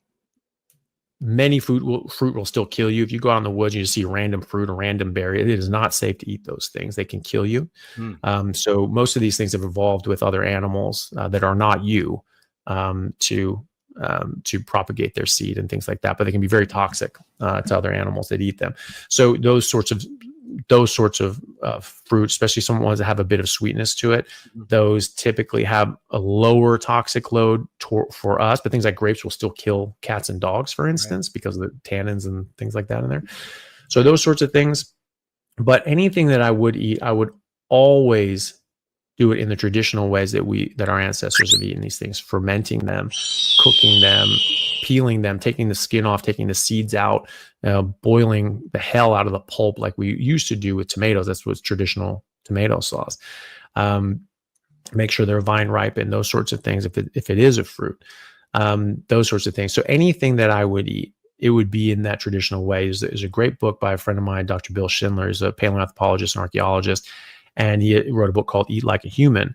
And it talks about, okay, first of all, we're all eating meat, but in the last 10,000 years, we started eating more plant foods because we had to, because the megafauna died out, either because we hunted them out, or was, as I think, there was some sort of mass extinction event, like a sort of a asteroid or something like that, because all the megafauna died on every continent at the same time. So that's probably not everyone just hunting them out of extinction at the same time. Probably not. We're probably well on our way, but it happened too quickly, in my opinion. So either way, we ran out of those things. And so people had to start turning to more plant foods in certain areas, right?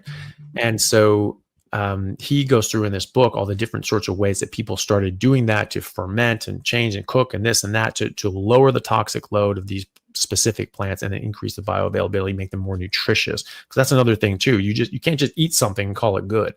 We're not like we're not just like a combustion engine. Anything that burns is okay, right? It's like a steam locomotive. It's we need specific nutrients, So so whatever I would eat, it would be in that traditional way of trying to, as much as I could, fermenting these things, etc.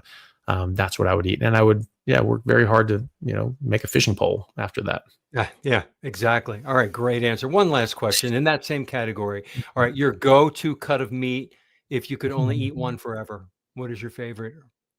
I mostly eat ribeye already right now. Like so it's that's your birthday every day, right? I remember you saying That's it. Yeah. Well, that was my birthday. Yeah. On my birthdays, I always got, the meal that you want, Right. and all I wanted was some big steak, and I wanted as much steak as I could eat, because normally we have, 7 people in my family, 5 kids and my parents. Meat we all wanted the meat. And so you just had to have your fair share, and then you had to fill up with the rest of the stuff. Right. But I just on my birthday, I just want to eat as much meat as I want to until I'm done. And so that's what I did. And it was always steaks. And now I just do that every day. And so it just feels like my birthday every day. And how do you like your meat? Do you like it rare, raw in the middle, like black and blue, or do you like it medium rare? How does Dr. Pretty much. Chafee I often go for more blue these days. So I like it more rare, but seared on the outside, nice and crunchy and crispy Right. on the outside. I age my steaks as well, so they brown really well. So you get this nice crispy bubbly crust, and then the inside can be fairly How long do you age rare. it do you put it in the refrigerator, put it with salt? I know you don't do salt that much anymore, Yeah. but how long No, do you pretty age rarely, a steak in the yeah. refrigerator? So I don't do like a whole loin. I won't age. So I'll wet age the loin like in the the vacuum seal pack. But then when I open it up, I cut it up into steaks, put it on drying rack. It increases the surface area, so it dries out faster. And that's sort of the main thing that you're trying to dry it. You're actually not, in this case, I'm not trying to cultivate bacteria or fungus that will help, break down the meat, then have to be cut away and thrown away and things like that. What I want to do is I want to dry it out. And so that helps concentrate the flavor, and it helps it brown a lot better as well. How long do you dry a regular, say, ribeye steak? 12 hours? Because no, you at least overnight. So you at least want to do it overnight in the fridge. And if you salt it, that's when you salt it, because the salt can actually soak through it, and it sort of is quite nice. It salts it all the way through evenly. But at least overnight. I mean, just doing that overnight, it completely changes the flavor. That, doing that with chicken or fish just overnight really improves the flavor as well. But you have to have it on a drying rack, like a metal rack, not touching anything else. It has to have air circulating around all sides, because otherwise it'll build, it'll trap moisture, and that's where bacteria can hide. So if it's drying, it won't grow mold. Cannot, right? Because mold can't grow without water. So as long as it's not touching anything, you'll be fine. It'll just turn into, beef jerky at the end of it. So that's good too. That's not a big deal. So when I cut up really big, thick steaks. So I just want one of these big things per day. I don't want to have to cook up 5 steaks. There's one 3-inch thick steak. Ooh. Those sort of like 3-inch thick steaks, I found that the really ideal point for both flavor and texture, so it doesn't dry out too much, but it gets really good flavor, it's about 5 to 7 days. And I've sort of, as I've been doing this more and more, I've sort of been liking it older than that. Even like a week, 2 weeks old. I had one that was in there for like 3-4 weeks. It looked like just a hoof. Jerky. Yeah, it's black thing, yeah. But I cooked it up, and it was still red in the middle. It just sort of had the moisture level of like a ahi tuna, like a seared ahi, and it was amazing. The flavor was incredible. And the outside was just all crunchy. It was like this crust. So I actually really like that, but that gets a bit much, some of it's a bit dry, and it's not as good, but the flavor was amazing. But I'd say 5 to 7 days has been my sweet spot. All right. And do you do eggs? Yeah, sometimes I just find that I need like 15 of these damn things. Yeah. So I just like cracking eggs, and it takes forever. It's easier just to throw on a steak. But yeah, no, eggs are great. All right, great. I consider them honorary meat. It's all the nutrients that you need to turn into an animal, and so it's great. So mostly meat. This has been fantastic. I could talk for 3 hours with you. I could talk 10 hours with you. You're just amazing. You pack so much information in such a small amount, and I listen to you every day. And I want to thank you for taking the time to meet with me. My audience, I want them to come over. I want them to see your channel. I want to find Dr. Anthony Chaffee and listen to all your amazing interviews. Where can they find you? Oh, well, thank you very much for having me. It's been a pleasure. My main channel is my YouTube channel. It's just Anthony Chaffee, MD. And so that's Chaffee spelled CHAFFE. Mm-hmm. And so that's where most of my videos are. I also have a podcast called The Plant Free MD. You can get the audio tracks for all of these. It's a bit easier to navigate on the podcast, because it doesn't have all the other, because I'll make like shorts and clips that are sort of 10, 15 minutes long, 20 minutes long. So we're getting certain points out that might be out of a 2-hour, 3-hour interview. Maybe not all of them are that long, but some of them people are like, I don't have that much time, so I have the shorter ones too. And I have playlists on there, people looking for specific things on the YouTube channel. So like getting started on a carnivore diet, or autoimmunity, or athletics, those sort of cancer, those sorts of things. So I've sort of curated a couple of those lists people can take a look at. And then I have Instagram, just Anthony Chaffee, MD. I have Twitter, Anthony_Chaffee. There's some other ones too, but those are the main ones. All right. If you could stay on after I end the recording, I want to give you a proper goodbye. Thank you so much for this interview. And maybe I get to do you again. That would be wonderful. Yeah, definitely. I was going to say too, I just forgot. I just started up a website. So I have a lot of resources. I even have a lot of studies and literature. You can sort of look up like this thing. It'll pop up videos, but also pop up studies and things like that people can look at. So it's just dranthonychaffee.com. And you can, and that'll link to all my social media too. Excellent. Perfect. All right. Okay. All right. Thank you. Hey guys, thank you very much for taking the time out to listen to what I had to say. If you like it, then please like and subscribe to my YouTube channel and podcast. And if you're on YouTube, then please hit that little bell and subscribe, and that'll let you know anytime I have a new video out, which should be every week, if not more. And if you could share this with your friends, that would help me get the word out and let me know that you like what I'm doing. Thanks again, guys.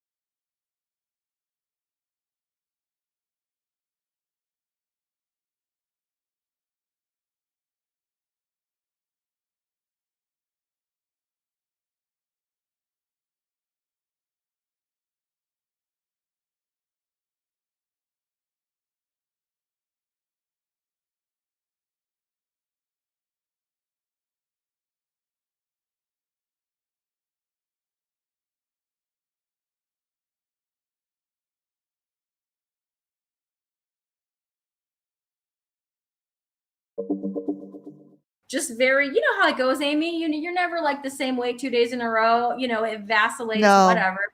And because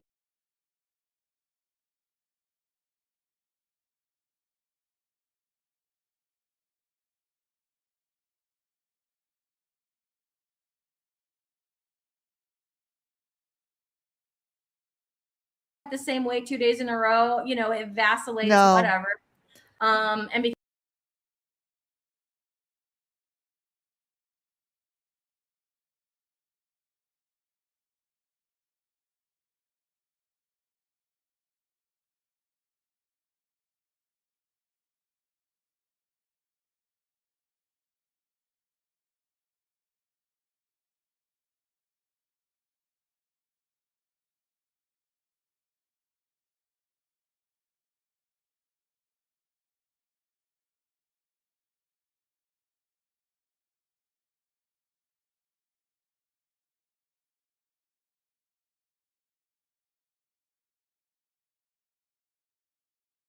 My entire medical career, starting in medical school, I kept hearing these things that just didn't make any sense to me. I'm like, really? Is that true?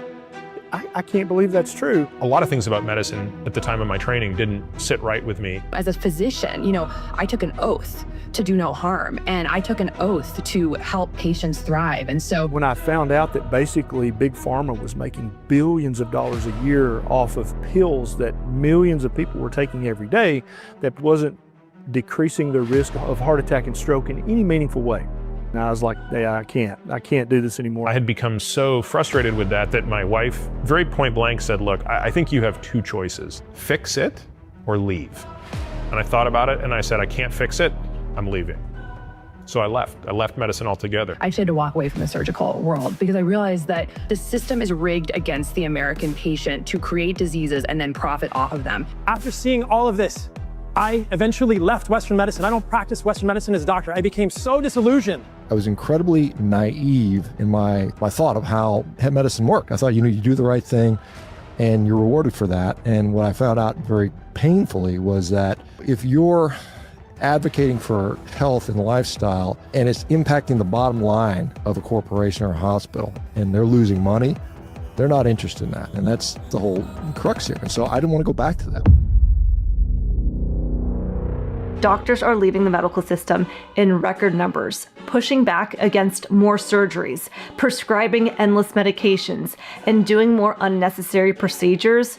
And it's not because they don't care about their patients, but because they care too much, and they're frustrated with seeing people suffer longer than they need to because of the way the medical system is set up. Dr. Ken Berry, Dr. Jason Fung, Dr. Cassie Means, Dr. Paul Saladino, Dr. Peter Attia, Dr. Mark Hyman, Dr. Sean Baker. These are physicians who made it through some of the hardest, most grueling years of training anyone can imagine, and yet they all reached the same breaking point. Through medical school, we're not really taught how to actually help patients get better. My practice had turned into nothing but complete drudgery.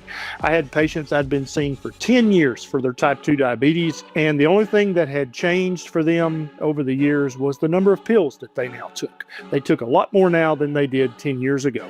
Their diabetes was no better. They were being damaged and harmed every single day of their life because I was an idiot. So why are more and more doctors refusing to prescribe medications, and what does this mean for you? Well, let's talk about it.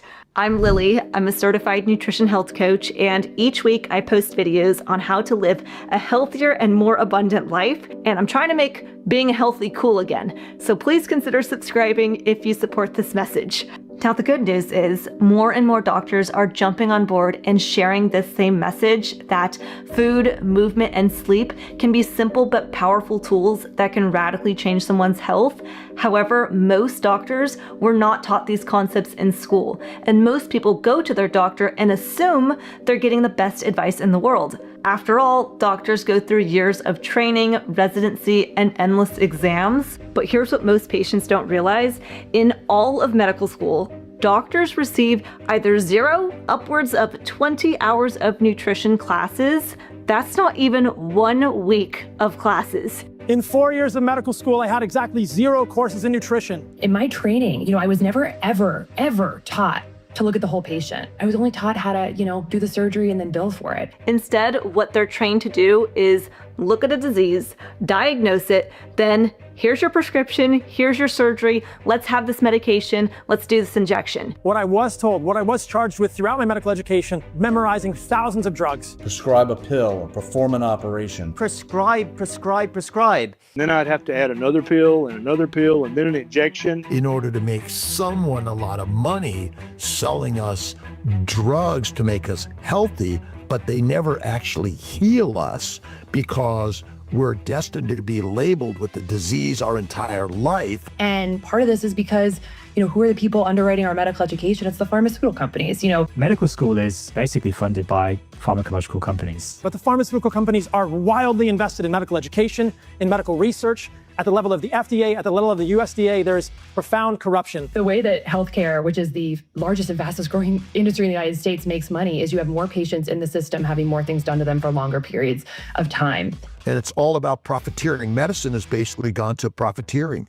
And we're seeing United Healthcare, all the health insurance companies are focusing on how do we make more money. More and more drugs being prescribed and things are not getting better. It's more difficult to actually see a doctor and talk about health and well-being. That doesn't happen. It's all about more and more drugs. It's a system built to manage disease, not cure it.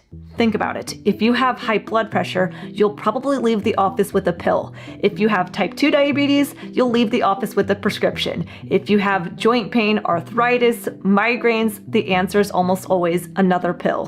And when that pill has side effects, guess what? Another prescription to cover those side effects. Before long, patients are juggling 3, 5, sometimes even 10 medications. They're not thriving, they're not healing, they're just surviving off of pills. 20 years ago, when I started medical school, it would be unusual to be on more than 3 medications. That was considered polypharmacy, which we know is a big risk factor for just worsening health, drug interactions, and so on. 3 medications was considered polypharmacy. Now we have words like hyperpolypharmacy, which is 10 or more. I've seen some patients on 35 tablets.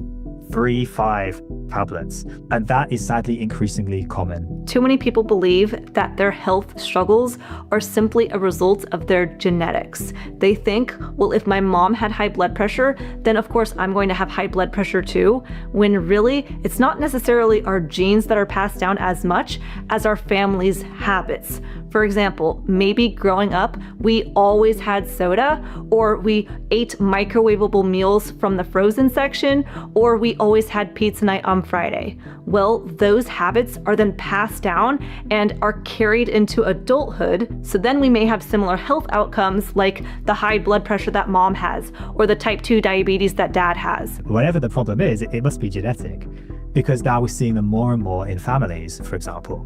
But yet there's no known genetic link. It's just, well, families get it, so it must be genetic. But nobody's saying, well, hang on, families do the same thing. They eat the same thing. They live in the same house. They're exposed to the same toxins and all these other environmental issues. And because doctors rarely explain this, or even learn it themselves in medical school, then patients believe that their health struggles are inevitable. Instead of addressing the root cause, doctors write the prescription, move on to the next patient, and the cycle continues. And here's what's even more frustrating. Many doctors know the system isn't working. Many of them feel trapped that their success is measured off of prescriptions written, not off of lives healed. But their hands are tied because insurance companies measure them based off of speed and volume, not off of depth of care. Most doctors get like 7 to 10 minutes with each patient, which isn't enough time to ask more questions, dive more into root cause, lifestyle, nutrition, sleep, movement kind of topics with their patients. And in some cases, doctors are even discouraged or punished for stepping outside the box, whether it's talking too much about food and nutrition, suggesting alternative therapies, or not using a pill-first approach. I was a head of orthopedics at a hospital. I was incredibly busy. I was doing more surgeries than anybody in the whole hospital. The hospital really liked what I was doing. They put me on billboards, put me on radio shows, promoted the hell out of me. I was their golden boy, more or less. And then I had the audacity to start playing with my own diet and figuring out how it helped me. And then I started to approach patients with making dietary shifts. Their pain would go away. So the reason for surgery would go away. I had people that were scheduling, I'm going to replace your knee in 6 weeks. We got to get you to lose 20 pounds, blah, blah, blah. And they come back 2 weeks later and, hey, my knee doesn't hurt anymore. And I'm like, well, that's weird. Well, if your knee doesn't hurt, we're not doing surgery on you. So I started canceling surgeries. And then as I saw more and more, I said, hey, there's something here. Maybe we can have these people avoid these big procedures that have potentials for complications. And I approached the hospital administration and said, hey guys, I would like to spend, half a day a week just, counseling patients on lifestyle stuff. And they said, that's a good thought, but no, we don't want you to do that. To me, I was like, that's really strange. Here's the hopeful part is doctors are no longer staying silent. They're saying no to endless prescriptions, no to treating symptoms instead of causes, no to the idea that health comes from a bottle.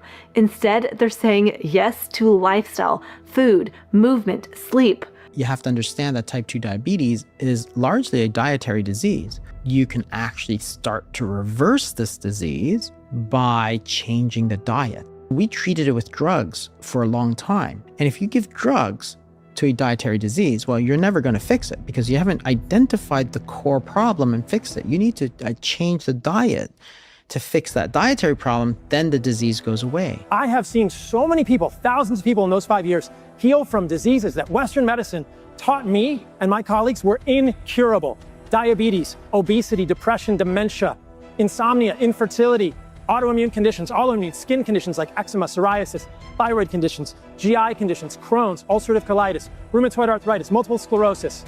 These are profoundly scary words in Western medicine. These are diseases that cannot be cured, and yet many of you have cured these diseases. I've met you at this conference, and I've seen thousands of people do this. 60 to 70% of all chronic diseases that plague this country could either be totally cured or significantly modulated with a simple change in the American diet. When I was sitting in my office treating my patients who are, just endless stream of people with chronic illnesses coming in, diabetes, obesity, autoimmune disease, this, that, and the other thing, I'm like, why is this patient sick? Well, it's mostly because of the food they're eating. Most conditions plaguing modern society, obesity, type 2 diabetes, heart disease, even autoimmune conditions, are strongly tied to lifestyle. And yet doctors aren't trained to even talk about this. And that's why we're seeing this mass exodus of doctors who are leaving the medical system because they want to see their patients get better and heal. Yes, medications can help in certain cases. They can save lives, but most people walking into their doctor's office today don't have a pill deficiency. You're depressed because you have a deficiency of an antidepressant. I mean, it doesn't really make any sense. They have a lifestyle problem. They're not sleeping enough. They're eating ultra-processed foods and not enough real foods. They're stressed, disconnected, sedentary. And the good news, those are things that you have the power to change. You don't have to wait for a prescription to start healing your body. You can start today, right now. All right, so what are some simple things that we can do today to start reclaiming our health? First things first, prioritizing real food, meaning food that is not ultra processed with a bunch of seed oils, added sugars, artificial colors, and instead getting foods that are one ingredient, preferably, meaning meat, fish, eggs, dairy, fruits, and veggies. Now, some of you say that you don't have great quality options at your grocery stores, and so a convenient way to get high quality meats and seafood delivered to your door is through a brand called Good Chop. They deliver high quality American meat and seafood straight to your door. There are so many meat delivery services that could have sponsored today's video, but I wanted to talk about and support Good Chop because they source all of their meats and seafood exclusively from American farms and fisheries. And so by choosing Good Chop, you're supporting local farmers and independent ranchers right here in the US, which makes me super happy. You can customize your box with over 100 menu items, including USDA choice and prime steaks, 100% grass-fed beef, wild-caught seafood, organic chicken, responsibly raised pork, and so much more. And Good Chop sources the good stuff that they have a 100% money-back guarantee. You love Good Chop, or you get your money back. I really loved their chicken thighs. Of course, I'm a ribeye lover. I love those. And I really like that I can get wild-caught salmon and shrimp from them. I'll cook the shrimp in my pan on medium heat in some ghee.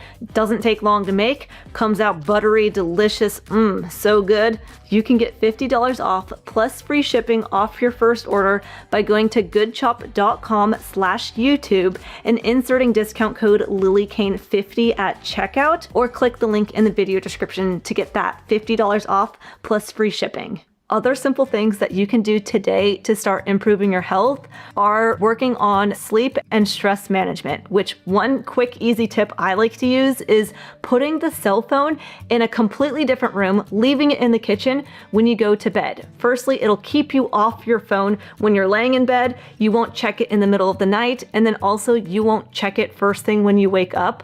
I noticed for myself that I would check my phone in the morning and it kind of like wired my day and even put me in a bad mood sometimes depending on what I saw.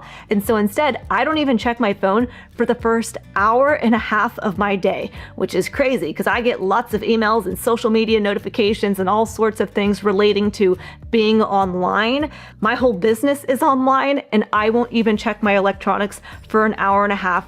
I take my time brushing my teeth, getting dressed, having breakfast, cleaning up, and then I will say, okay, let's see the emails.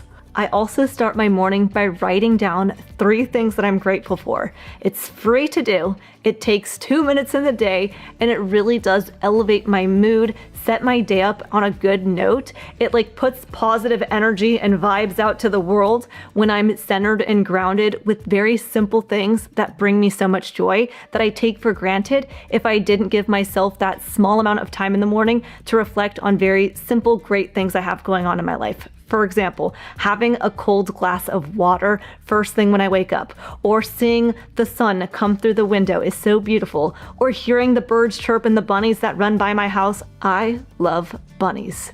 And I love that I was able to wake up this morning and breathe through my nose without any congestion, without any stuffiness. Just very small little things that are huge if we really take the time to reflect and just say, oh, I am so grateful for this.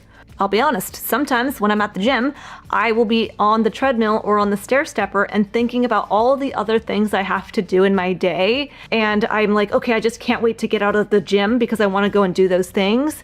But then I catch myself and I start going, I'm so grateful I get to be here right now, that I can feel sweat, that I can move my legs, that I can build my muscles. And when I start doing that, again, in those moments of stress, anxiousness, fear, anger, being able to catch myself and be like, wait, why am I complaining? How can I create a win? How can I change my thinking to be something more positive? And being able to do this has been huge for my health.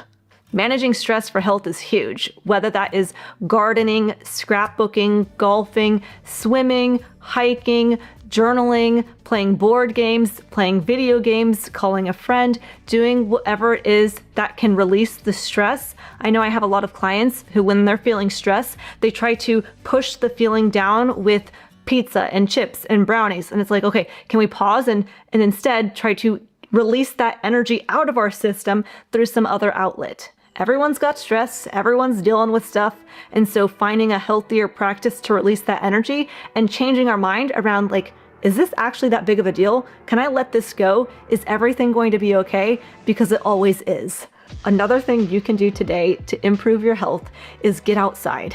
Put your feet in the ground, listen to the birds, feel the wind, feel the sun, and just get out of the house, out of the artificial lights, out of the moldy house, and instead just get some fresh air. Another simple thing is getting more movement, whether that is taking the stairs instead of the elevator, parking further in the parking lot so that way you can get a few more steps in when you're walking in the store, doing arm circles while you watch the rest of this YouTube video, doing crunches when watching TV, doing calf raises under your desk at work, doing very small, simple things that can add up to more movement, more blood flow, more circulation, more strength. When I used to work in the office, I would go into the bathroom and do squats and lunges because I was sitting all day at work and I just felt like tired. And the more I sit, the more I start to slouch in my chair and in my couch and become a potato. And so I have to tell myself, hey, come on, stand up, get going, because it actually gives me more energy and makes me feel more alive.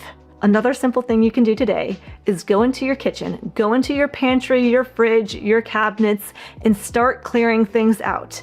Now, whether that is clearing out all of the junk food, or if that is just starting by clearing out the expired food, the food that is moldy and old and gross and that you're not going to eat anyway, having that in the house is probably clouding up your mind and making you feel more anxious. And so by clearing that out, organizing, making it a little bit more cleaned, less cluttered, can make a huge impact on your health. Another simple thing I would do today is I would go to my mirror, I would look at myself, and I would say 5 nice things that I love about myself, because I have so many clients who they have so much negative self-talk around their appearance, their personality, the way that they are, and I make them, hey, wait, pause. We're gonna start saying all of the nice things about ourselves, because by just changing that energy, it'll change how we show up in the world. It'll change how we wanna take care and love for ourselves. I think that if people have a lot of love for themselves, they end up eating healthier, exercising more, sleeping better, because it's just a way to honor their bodies. And so if I can get people to start loving on themselves more, it starts snowballing into other areas of their life. Ultimately, the truth is health isn't found in a pill bottle. It's built one choice at a time. And these doctors quit the medical system not because they gave up, but because they couldn't stay quiet anymore. They saw too many lives cut short by preventable disease, and they knew that there had to be a better way. And so the choice is in your hands. You don't have to wait for a doctor to prescribe you a better lifestyle. You can start today. Your body isn't broken. Your body doesn't need another pill. Your body just needs the right foundation, and the sooner you start building it, the sooner you'll start thriving. Now, even for me, I mentally struggled with getting off of the foods that I grew up having all the time. Pizza, chips, tortillas, soda, pasta, chocolate, ice cream. And so I had to find different swaps to help me transition off of those foods before I could eventually get to eating single ingredient, real whole foods. And so I made a video that shows healthier swaps to the favorite foods that you love. I'll put that video right here and in the video description. Be sure to check it out. Don't be silly, subscribe to Lily, and I hope you have a happy day.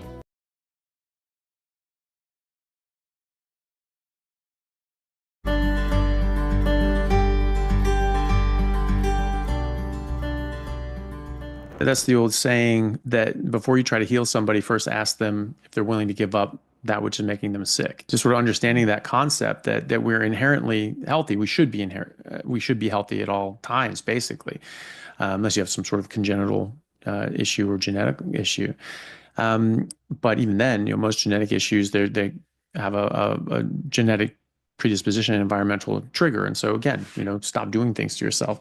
And I know, thinking about that from that point of view, your body's trying to heal, but also you're not giving it the building blocks. That's something that I see a lot in just my day to day with patients. You have to, to use a sort of a specific example, from a macroscopic level, you have someone with like multiple sclerosis. This is a demyelinating disease, means it breaks down the myelination around the axons and the nerve fibers in the central nervous system. And so this is going to affect your brain, your spinal cord, so on, and cause very serious neurological issues. So the first part of that is the damage. Okay, so how do we address the damage? There's certain things that are precipitating that damage.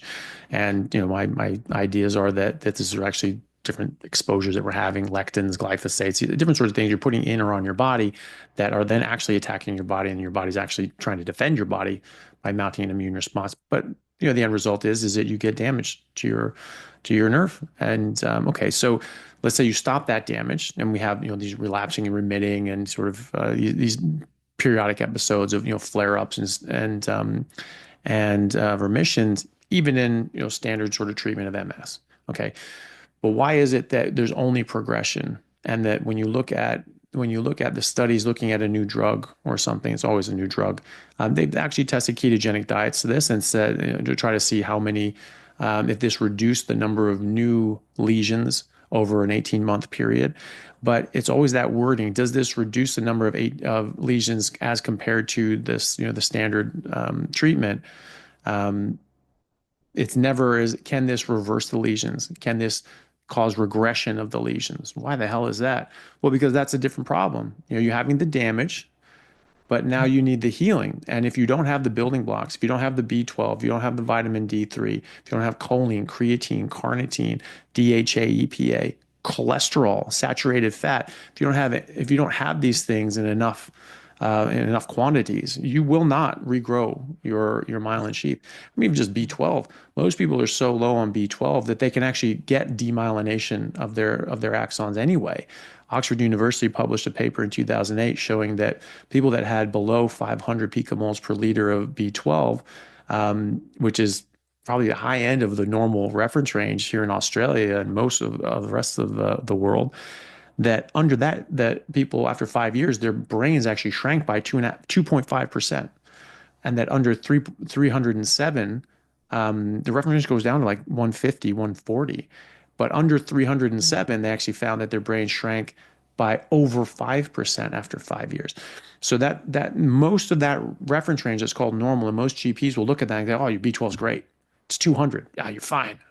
And they actually don't realize that that's such a significant deficiency that they're actually getting brain damage. They're actually getting demyelination without MS. And if you have a demyelinating disease and you're trying to heal that myelination, how are you going to do that with a B12 of 200? It's not going to happen. And so, yeah, so you correct that. You give your body those building blocks, and your body just heals. And I've had a number of patients that have actually had regression of their lesions, and we're getting ready to publish a case series on that, actually showing that this is possible. So I've absolutely seen in real time, in real life, that exact model that you just, hey, take away the harm, take away the problem, and then give your body the building blocks that it needs to heal. And it heals. The body can do that. Hey guys, just want to take a second to thank our sponsor, Carnivore Bar. I don't promote many products because honestly, all you need to be healthy is to just eat meat. For those times that you're out hiking, road tripping, or stuck at work and you want a nutritious snack that is just meat, fat, and salt if you want it, the Carnivore Bar is a great option. So I like this product not because it's just pure meat, but also because I want the carnivore market to thrive as well. And the more we support meat-only products, the more meat-only products there will be available in the mainstream. So if this sounds like something you'd like to get behind, check it out using my discount code Anthony to get 10% off, which also applies to subscriptions, giving you 25% off total. All right, thanks guys. I grew up always thinking that you have these diseases, you have these problems, and that there were people out there working on them. And these pharmaceutical companies trying to figure out pills and concoctions and medicines to try to cure disease, because that's what my great-grandfather, when he was a doctor, that's what he did. He tried to figure out root causes, how to cure diseases. My dad's uncle, set up a number of clinics all throughout Africa and back when it was, colonized, very rural areas, and going from, place to place, different clinic every day, and doing, eye surgeries and cataracts and this and that's and extreme, but just constantly they were trying to cure disease. They were trying to help people in real terms. And now that's sort of shifted. I grew up thinking that there are these diseases, but someone out there is working on it. And I mean, like, oh, how naive we are sometimes. It's and I mean, and it's not supposition. I mean, Goldman Sachs has had leaked minutes from their meeting and things like that, or even slides from their meetings. People have taken pictures and leaked this to the press, asking is curing a patient of a disease a viable business model? And of course, no, it's not, because you're only treating them once, as opposed to treating them for the rest of their life and treating them symptomatically so that they can live with a disease, as opposed to getting rid of the disease, which is the point. That actually is the purpose. Pharmaceuticals, if people are well. Yeah, that's it. I heard a very cynical statement that someone said years ago that, oh, well, this is why I had a problem with it, is that doctors don't want to cure patients because a patient cured is a customer lost. And that I think is wrong. Most doctors want to help their patients. And in fact, that's why there's such a high burnout in medical professions as a whole, is that we're doing everything that we can, everything that we've learned and been taught to try to help people, and they're just getting worse and worse and worse. And then we start getting sick and we can't control it, and we're doing the things that we've advised people, and we're getting worse, and we're like, God, this is just horrible. This is hopeless. And that's hard. So it's not the clinicians on the ground, in medical practitioners generally, in all divisions of it, but really above that, is the pharmaceutical companies. They're not looking for cures, and that's we just need to know that. That's okay. Like, that's their business model. They want to look for treatments to symptoms. Fine. There's nothing criminal about that. What is wrong is holding other people back from looking for the cure. So, that's fine. They can just run on their business model, but we need to know as the public and as practitioners, they are not looking for cures. They're just looking to make money on long-term treatments. Fine. That's their business. But we're going to keep looking for that cure and try to look for. Well, not only are we going to look for the cure, I think the cure is reasonably obvious. If we remove all the things that do us harm, that's it. There is nothing to cure. That's it. Let's just work at it. They can do whatever they want. Let's work at it from the other side of the story. Let's just remove all their customers. Yeah. Well, and that's where the evil part comes in, is because they do try to shut that down, because now they're trying to shut down people like myself and others who are trying to address root cause, because it's costing them money now. So today I'm out on OB Farms. I'm going to be answering some more controversial questions about a carnivore diet. First question, are vegetables really not healthy? This is a very common question. And the answer is, it depends on your personal physiology, probably your gut microbiome, and probably several other factors that we're not even aware of yet. So yes, vegetables contain vitamins and minerals. They contain some of the amino acids, but not all of the amino acids. Usually don't contain hardly any of the fatty acids that your body needs. So that's the nutrition that's in there. Now, here's the thing a lot of nutritionists don't know, and obviously doctors too, is that there are anti-nutrients in the plants that very often prevent your body from being able to absorb the nutrition that's in there. So for example, spinach. Spinach has iron in it, absolutely true. But did you know that many people can barely absorb any of the iron from spinach because of the anti-nutrients in the spinach? It effectively locks up the iron and makes it unavailable for your gut to digest and absorb. Number two, is it child abuse to raise kids on a standard American diet? Now keep in mind, these are questions that you guys have asked me. I didn't make these questions up. This is a valid question. This is obviously going to be very triggering to many parents, but it's completely valid. The reason we eat food is for nutrition, right? And if you're feeding your kids Fruit Loops or Lucky Charms or even Cheerios every morning, that's nutrient void. There's very little nutrition. In fact, there's so little nutrition in wheat, rice, oats, and corn that they have to fortify the cereal. You know where it says fortified with 9 vitamins and minerals? That's because there was none of that in the food to start with. So therefore the question would arise, is it even really food? I'm not going to weigh in on the legal part of it, but I will tell you that if you know somebody who feed their kids breakfast cereal every morning for breakfast, please respectfully, diplomatically ask them to stop doing that. Here's a good question, but Dr. Berry, aren't we omnivores? Isn't carnivore a little extreme? There's a lot of misunderstanding and confusion about the term omnivore. There are many nutritionists and dietitians who get this exactly wrong. They're like, no, you're an omnivore. It's mandatory. You have to eat a little bit of everything. That's a complete misunderstanding of the science and even the Latin term omnivore.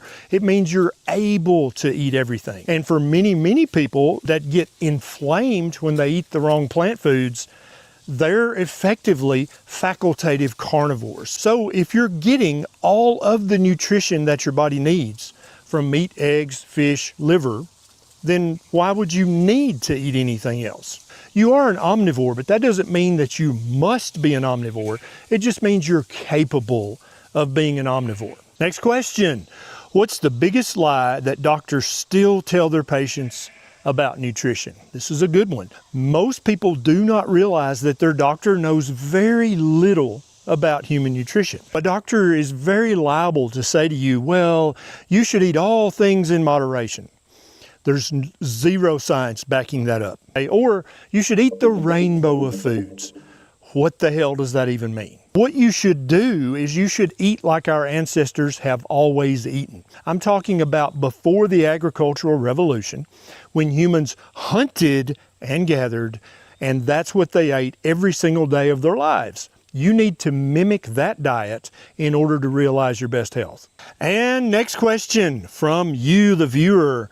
What surprising health transformations have you seen on a carnivore diet? Well, the following things I have seen completely reverse and go away completely, 100% gone on a carnivore diet. Just going to throw stream of consciousness stuff at you. Type 2 diabetes always reverses completely on a carnivore diet. Fatty liver goes completely away. Metabolic syndrome goes completely away. Severe obesity goes completely away. Chronic fatigue syndrome gets much, much better.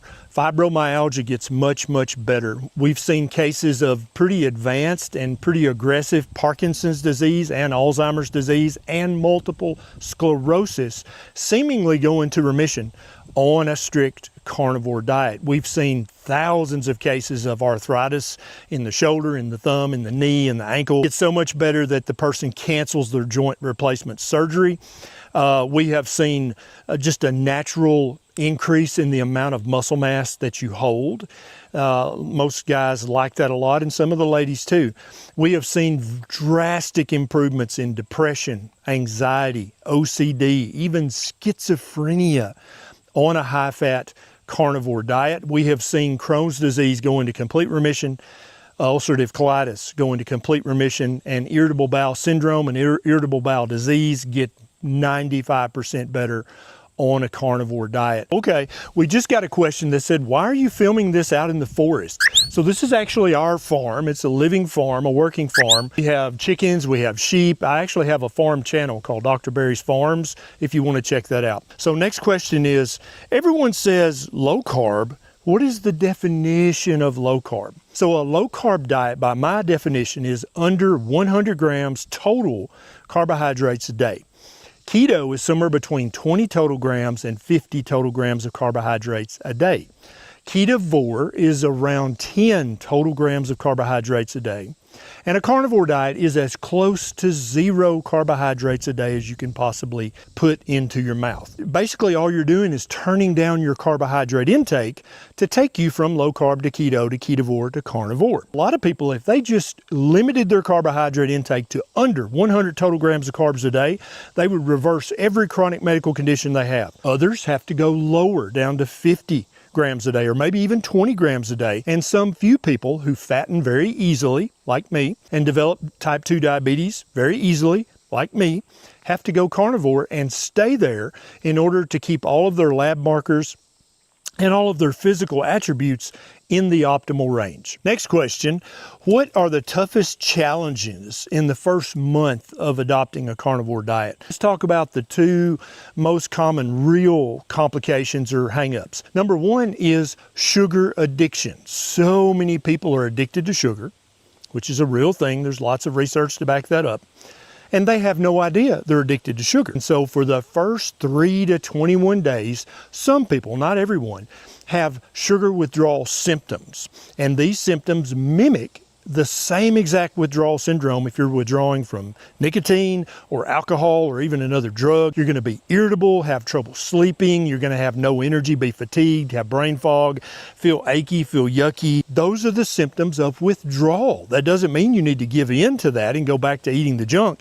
It means you need to stick with it for at least 21 days until you've broken that addiction. Then the other major thing that some people experience when they adopt a carnivore diet is they'll have a few days of diarrhea. Anytime you change diets, you're at risk of having diarrhea for a few days. Totally normal. If people go on Metafast or Deal-A-Meal or Weight Watchers or Jenny Craig, they might have diarrhea for a few days. This same thing holds true for the carnivore diet as well. Any doctor who understands how the human body reacts to changing diet is going to be like, oh yeah, that's no big deal. It'll go away in a few days or in a week or two. Next question, should pregnant women skip prenatal vitamins and just eat meat and liver? Here's the problem with a question like this. It's asking a global question about a very specific issue. First and foremost, we want pregnant women to have all the nutrition that their body needs to build a beautiful, intelligent, healthy baby, right? That's the goal. Can you do that eating just meat with some liver and some fish and some sardines?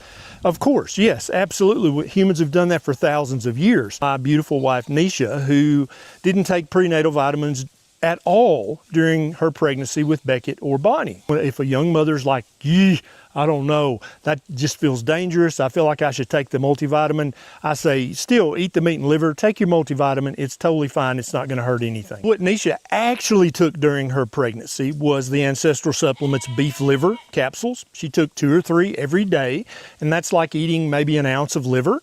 And so she was getting all of the vitamins and minerals. She was getting folate from the liver instead of folic acid, which many prenatal vitamins contain, which you need to avoid. Okay, next question, another good one.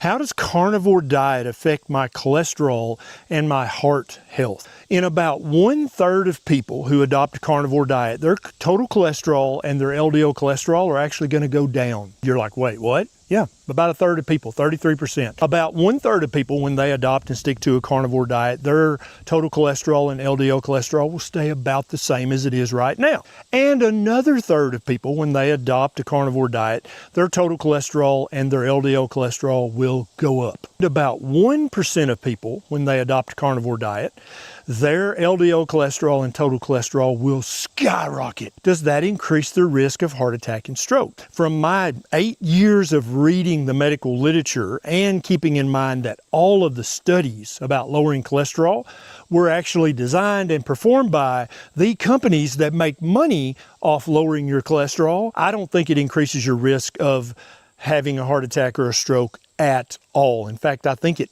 probably lowers it. This is so important, actually, that I wrote a book about it called Common Sense Labs with my good friend Kim Howerton. Okay, Dr. Berry, what supplements do you personally take? Number one is iodine, because in Tennessee, the soil is very low in iodine. The grass that the sheep eat, that we're going to in turn eat, they don't have as much iodine in them as they would in a more iodine-rich part of the country. So I supplement iodine every day. I put 2 or 3 drops in my coffee. I also take vitamin D3 and vitamin K2.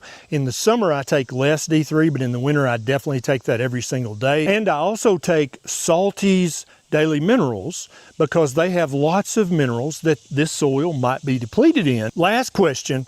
What was the hardest food for you, Dr. Berry, to give up when starting carnivore? So these 2 foods I had to give up. It's kind of tricky, because although they're technically carnivore, for me, they were hyper palatable, meaning that I could eat past satiety by eating them or drinking them. If I was eating cheese or if I was drinking heavy cream, Nisha used to say that I used to put a little coffee in my heavy cream. That's how much I love heavy cream. I also had to clear my throat, had chronic mucus problems.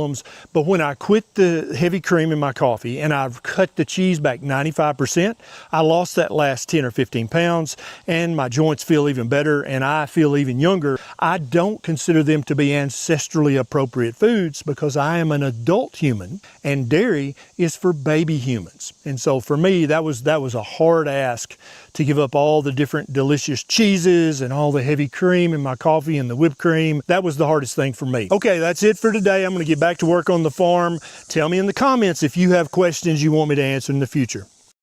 So I went and got blood work done.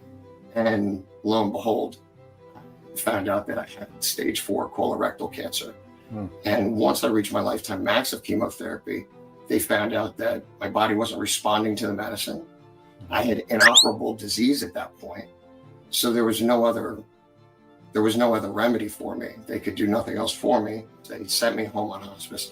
And this is where I usually tell people, well, you don't really get the rest of the story until you hear what happened here. Hello and welcome. Carrie here from Healing Humanity, the power of a proper human diet. And today I'm thankful, grateful, blessed to welcome Kevin Hennings to the channel. Welcome, Kevin. How are you doing? Thank you, Carrie. Thank you so much for having me. I'm excited to hear your story, Kevin. You are a cancer survivor. You are thriving. I believe at one point you were diagnosed with cancer and probably left a little bit without hope.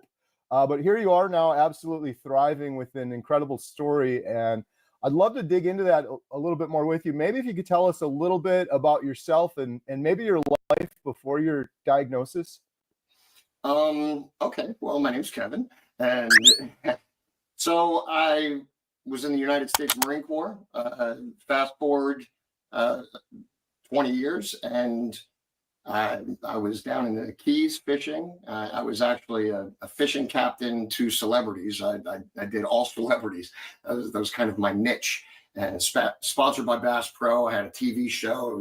Everything was going good. Things were going really good. And then I got sick. I was in denial. My lifestyle. Well, let me rewind a little bit.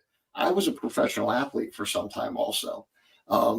Fresh out of the Marine Corps, I fought professionally. So a healthy lifestyle was kind of my thing. And then life got in the way. I found some comfort, and I started gaining weight. And I started pursuing more comfort, and that tended to be the root of all evil for me. Very addictive lifestyle. It didn't really matter what it was, whether it was on the water with celebrities, off the water, doing shows.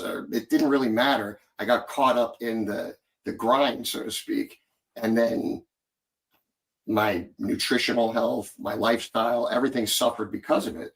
I started gaining weight. I started kind of losing track of where I was fundamentally, whether it be fitness or nutrition. It just wasn't a priority in my life anymore. I got caught up in the game, I guess you could say. Right. And so as a result, I started getting sick, and I started ignoring my body. My body was telling me plenty, but I was ignoring it. And as a result of that, I started going through the symptomatic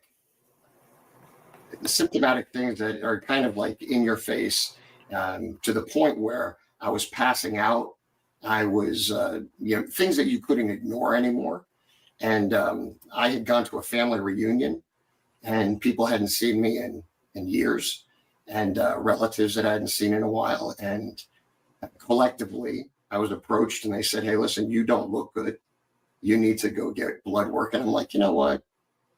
That's just haters are going to hate, So, but I was passing out, and I couldn't ignore things anymore. It was starting to actually interfere with progress in my life.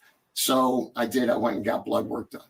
And lo and behold, I found out that I had stage 4 colorectal cancer. And the prognosis was not great, but I went to Moffitt Cancer Center in Tampa, and those doctors were absolutely amazing. They were brilliant. And I battled the cancer for 3 years. I got better, and then I got worse, and then I got better, and then I got worse for 3 years until I reached my lifetime max of chemotherapy. And once I reached my lifetime max of chemotherapy, they found out that my body wasn't responding to the medicine. Quick interruption. Beast Mode Soap sent me this soap, 100% beef tallow, free to try. This is certified grass-fed tallow, never vegan, made in the USA, natural essential oils. We got forest ash, paleo pine. We're in the pine forest. The forest ash is my favorite. I've been using it for a while now. They sent this to me for free, but I liked it so much I agreed to do a paid partnership with them because I believe people need to know what they're putting on their body. And the soap that I had at home is full of chemicals, detergents. Seriously, after I use this soap, my skin feels so soft and so incredible. What you put on your skin ends up in your bloodstream. And I only want to put good things in my body and on my body. And this, there couldn't be much better. This is 100% beef tallow. Learn more at beastmodesoap.com. I had inoperable disease at that point. So there was no other remedy for me. They could do nothing else for me. So I was referred to hospice. And with that, they just gave me very short time to live. It was a very grim prognosis. Now here's where the story gets good, because all of that being said, I do feel like that was almost an invitation in my life. I almost invited this disease into my life because of my lifestyle, because of just ignoring the obvious. if you could just have a timeline of pictures, of yourself over years, you could actually see yourself deteriorating or whatever, and I never took a snapshot of that in my mind.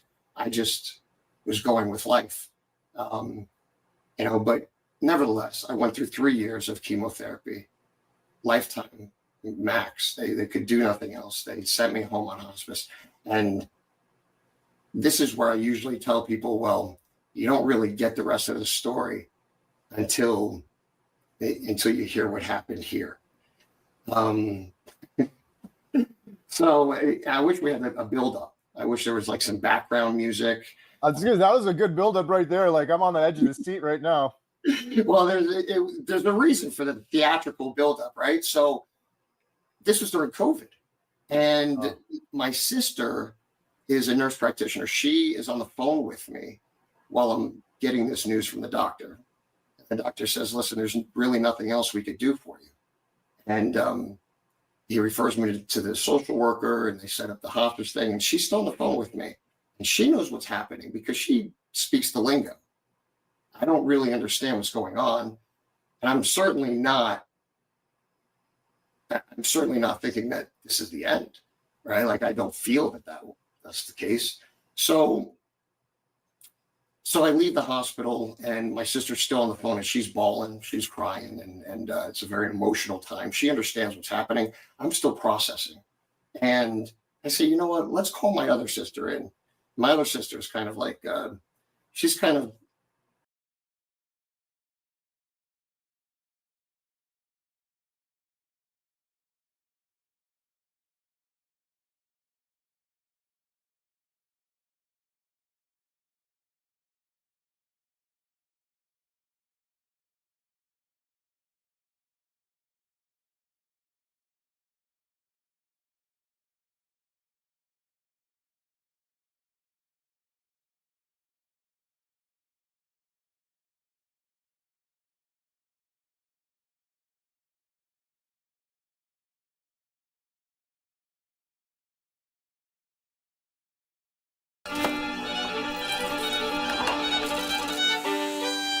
Today, I'm cooking a meal. I'm cutting the onion now? Is that what's going on? To answer a question, can we ever believe nutrition advice? Every nutrition influencer is telling you you're being lied to. And mostly, they're right. Millions of dollars are spent to influence your opinions about food. And as a result, nutrition advice seems confusing. Don't eat eggs because they're high in cholesterol, but you should eat them because they're high in protein. Constantly changing. We've got some urgent new information that you have to hear about. Whole milk versus skim milk. Seed oils versus beef tallow. Cane sugar versus corn syrup. Each of these questions are saturated with corporate propaganda. I've covered big food's manipulation before, but I was hearing advice that confused even me about healthy fats and whole foods. So I tracked down the scientist being paid off by industry and the lobbyists who shape how we think about food and cooked a meal with a nutritionist. Got all of it. All to answer a simple question. If we strain out all the corporate influence, what's left of nutrition advice? Here's what got me interested in this question: the debate over saturated fat. For years, the US's own dietary guidelines told us to keep a low-fat diet. But now, I was hearing about studies that found low-fat diets were pointless. Those on the low-fat group had higher rates of heart attacks. That's FDA Commissioner Marty Makary. His allies say the advice to eat less fat was driven by the sugar and ultra-processed food industry. They wanted someone else to blame for our poor health. They suppressed the data for 16 years. Until now. The new dietary guidelines released at the start of this year were telling Americans, eat real food. That means more protein, more dairy, more healthy fats. At the same time, I was hearing those new guidelines were driven by other corporate interests. How do you discern the truth when two massive industries are spending millions of dollars to get you on their side? We're out of milk. So I got cooking with a little help. My name is Caitlin Dow. I'm a nutrition scientist. Are there any health benefits of onions we should know about? Don't overthink it, just, eat vegetables. Great. I think the reason that I'm trustworthy in this space is because I don't have any conflicts of interest. Here was my mission for Caitlin. Design a meal that would appeal to my dumpster palate, that also satisfied her professional obligations as a nutritionist. All right, so now we're gonna make a yogurt sauce. Yogurt, I'm very confused if it's good or bad for me.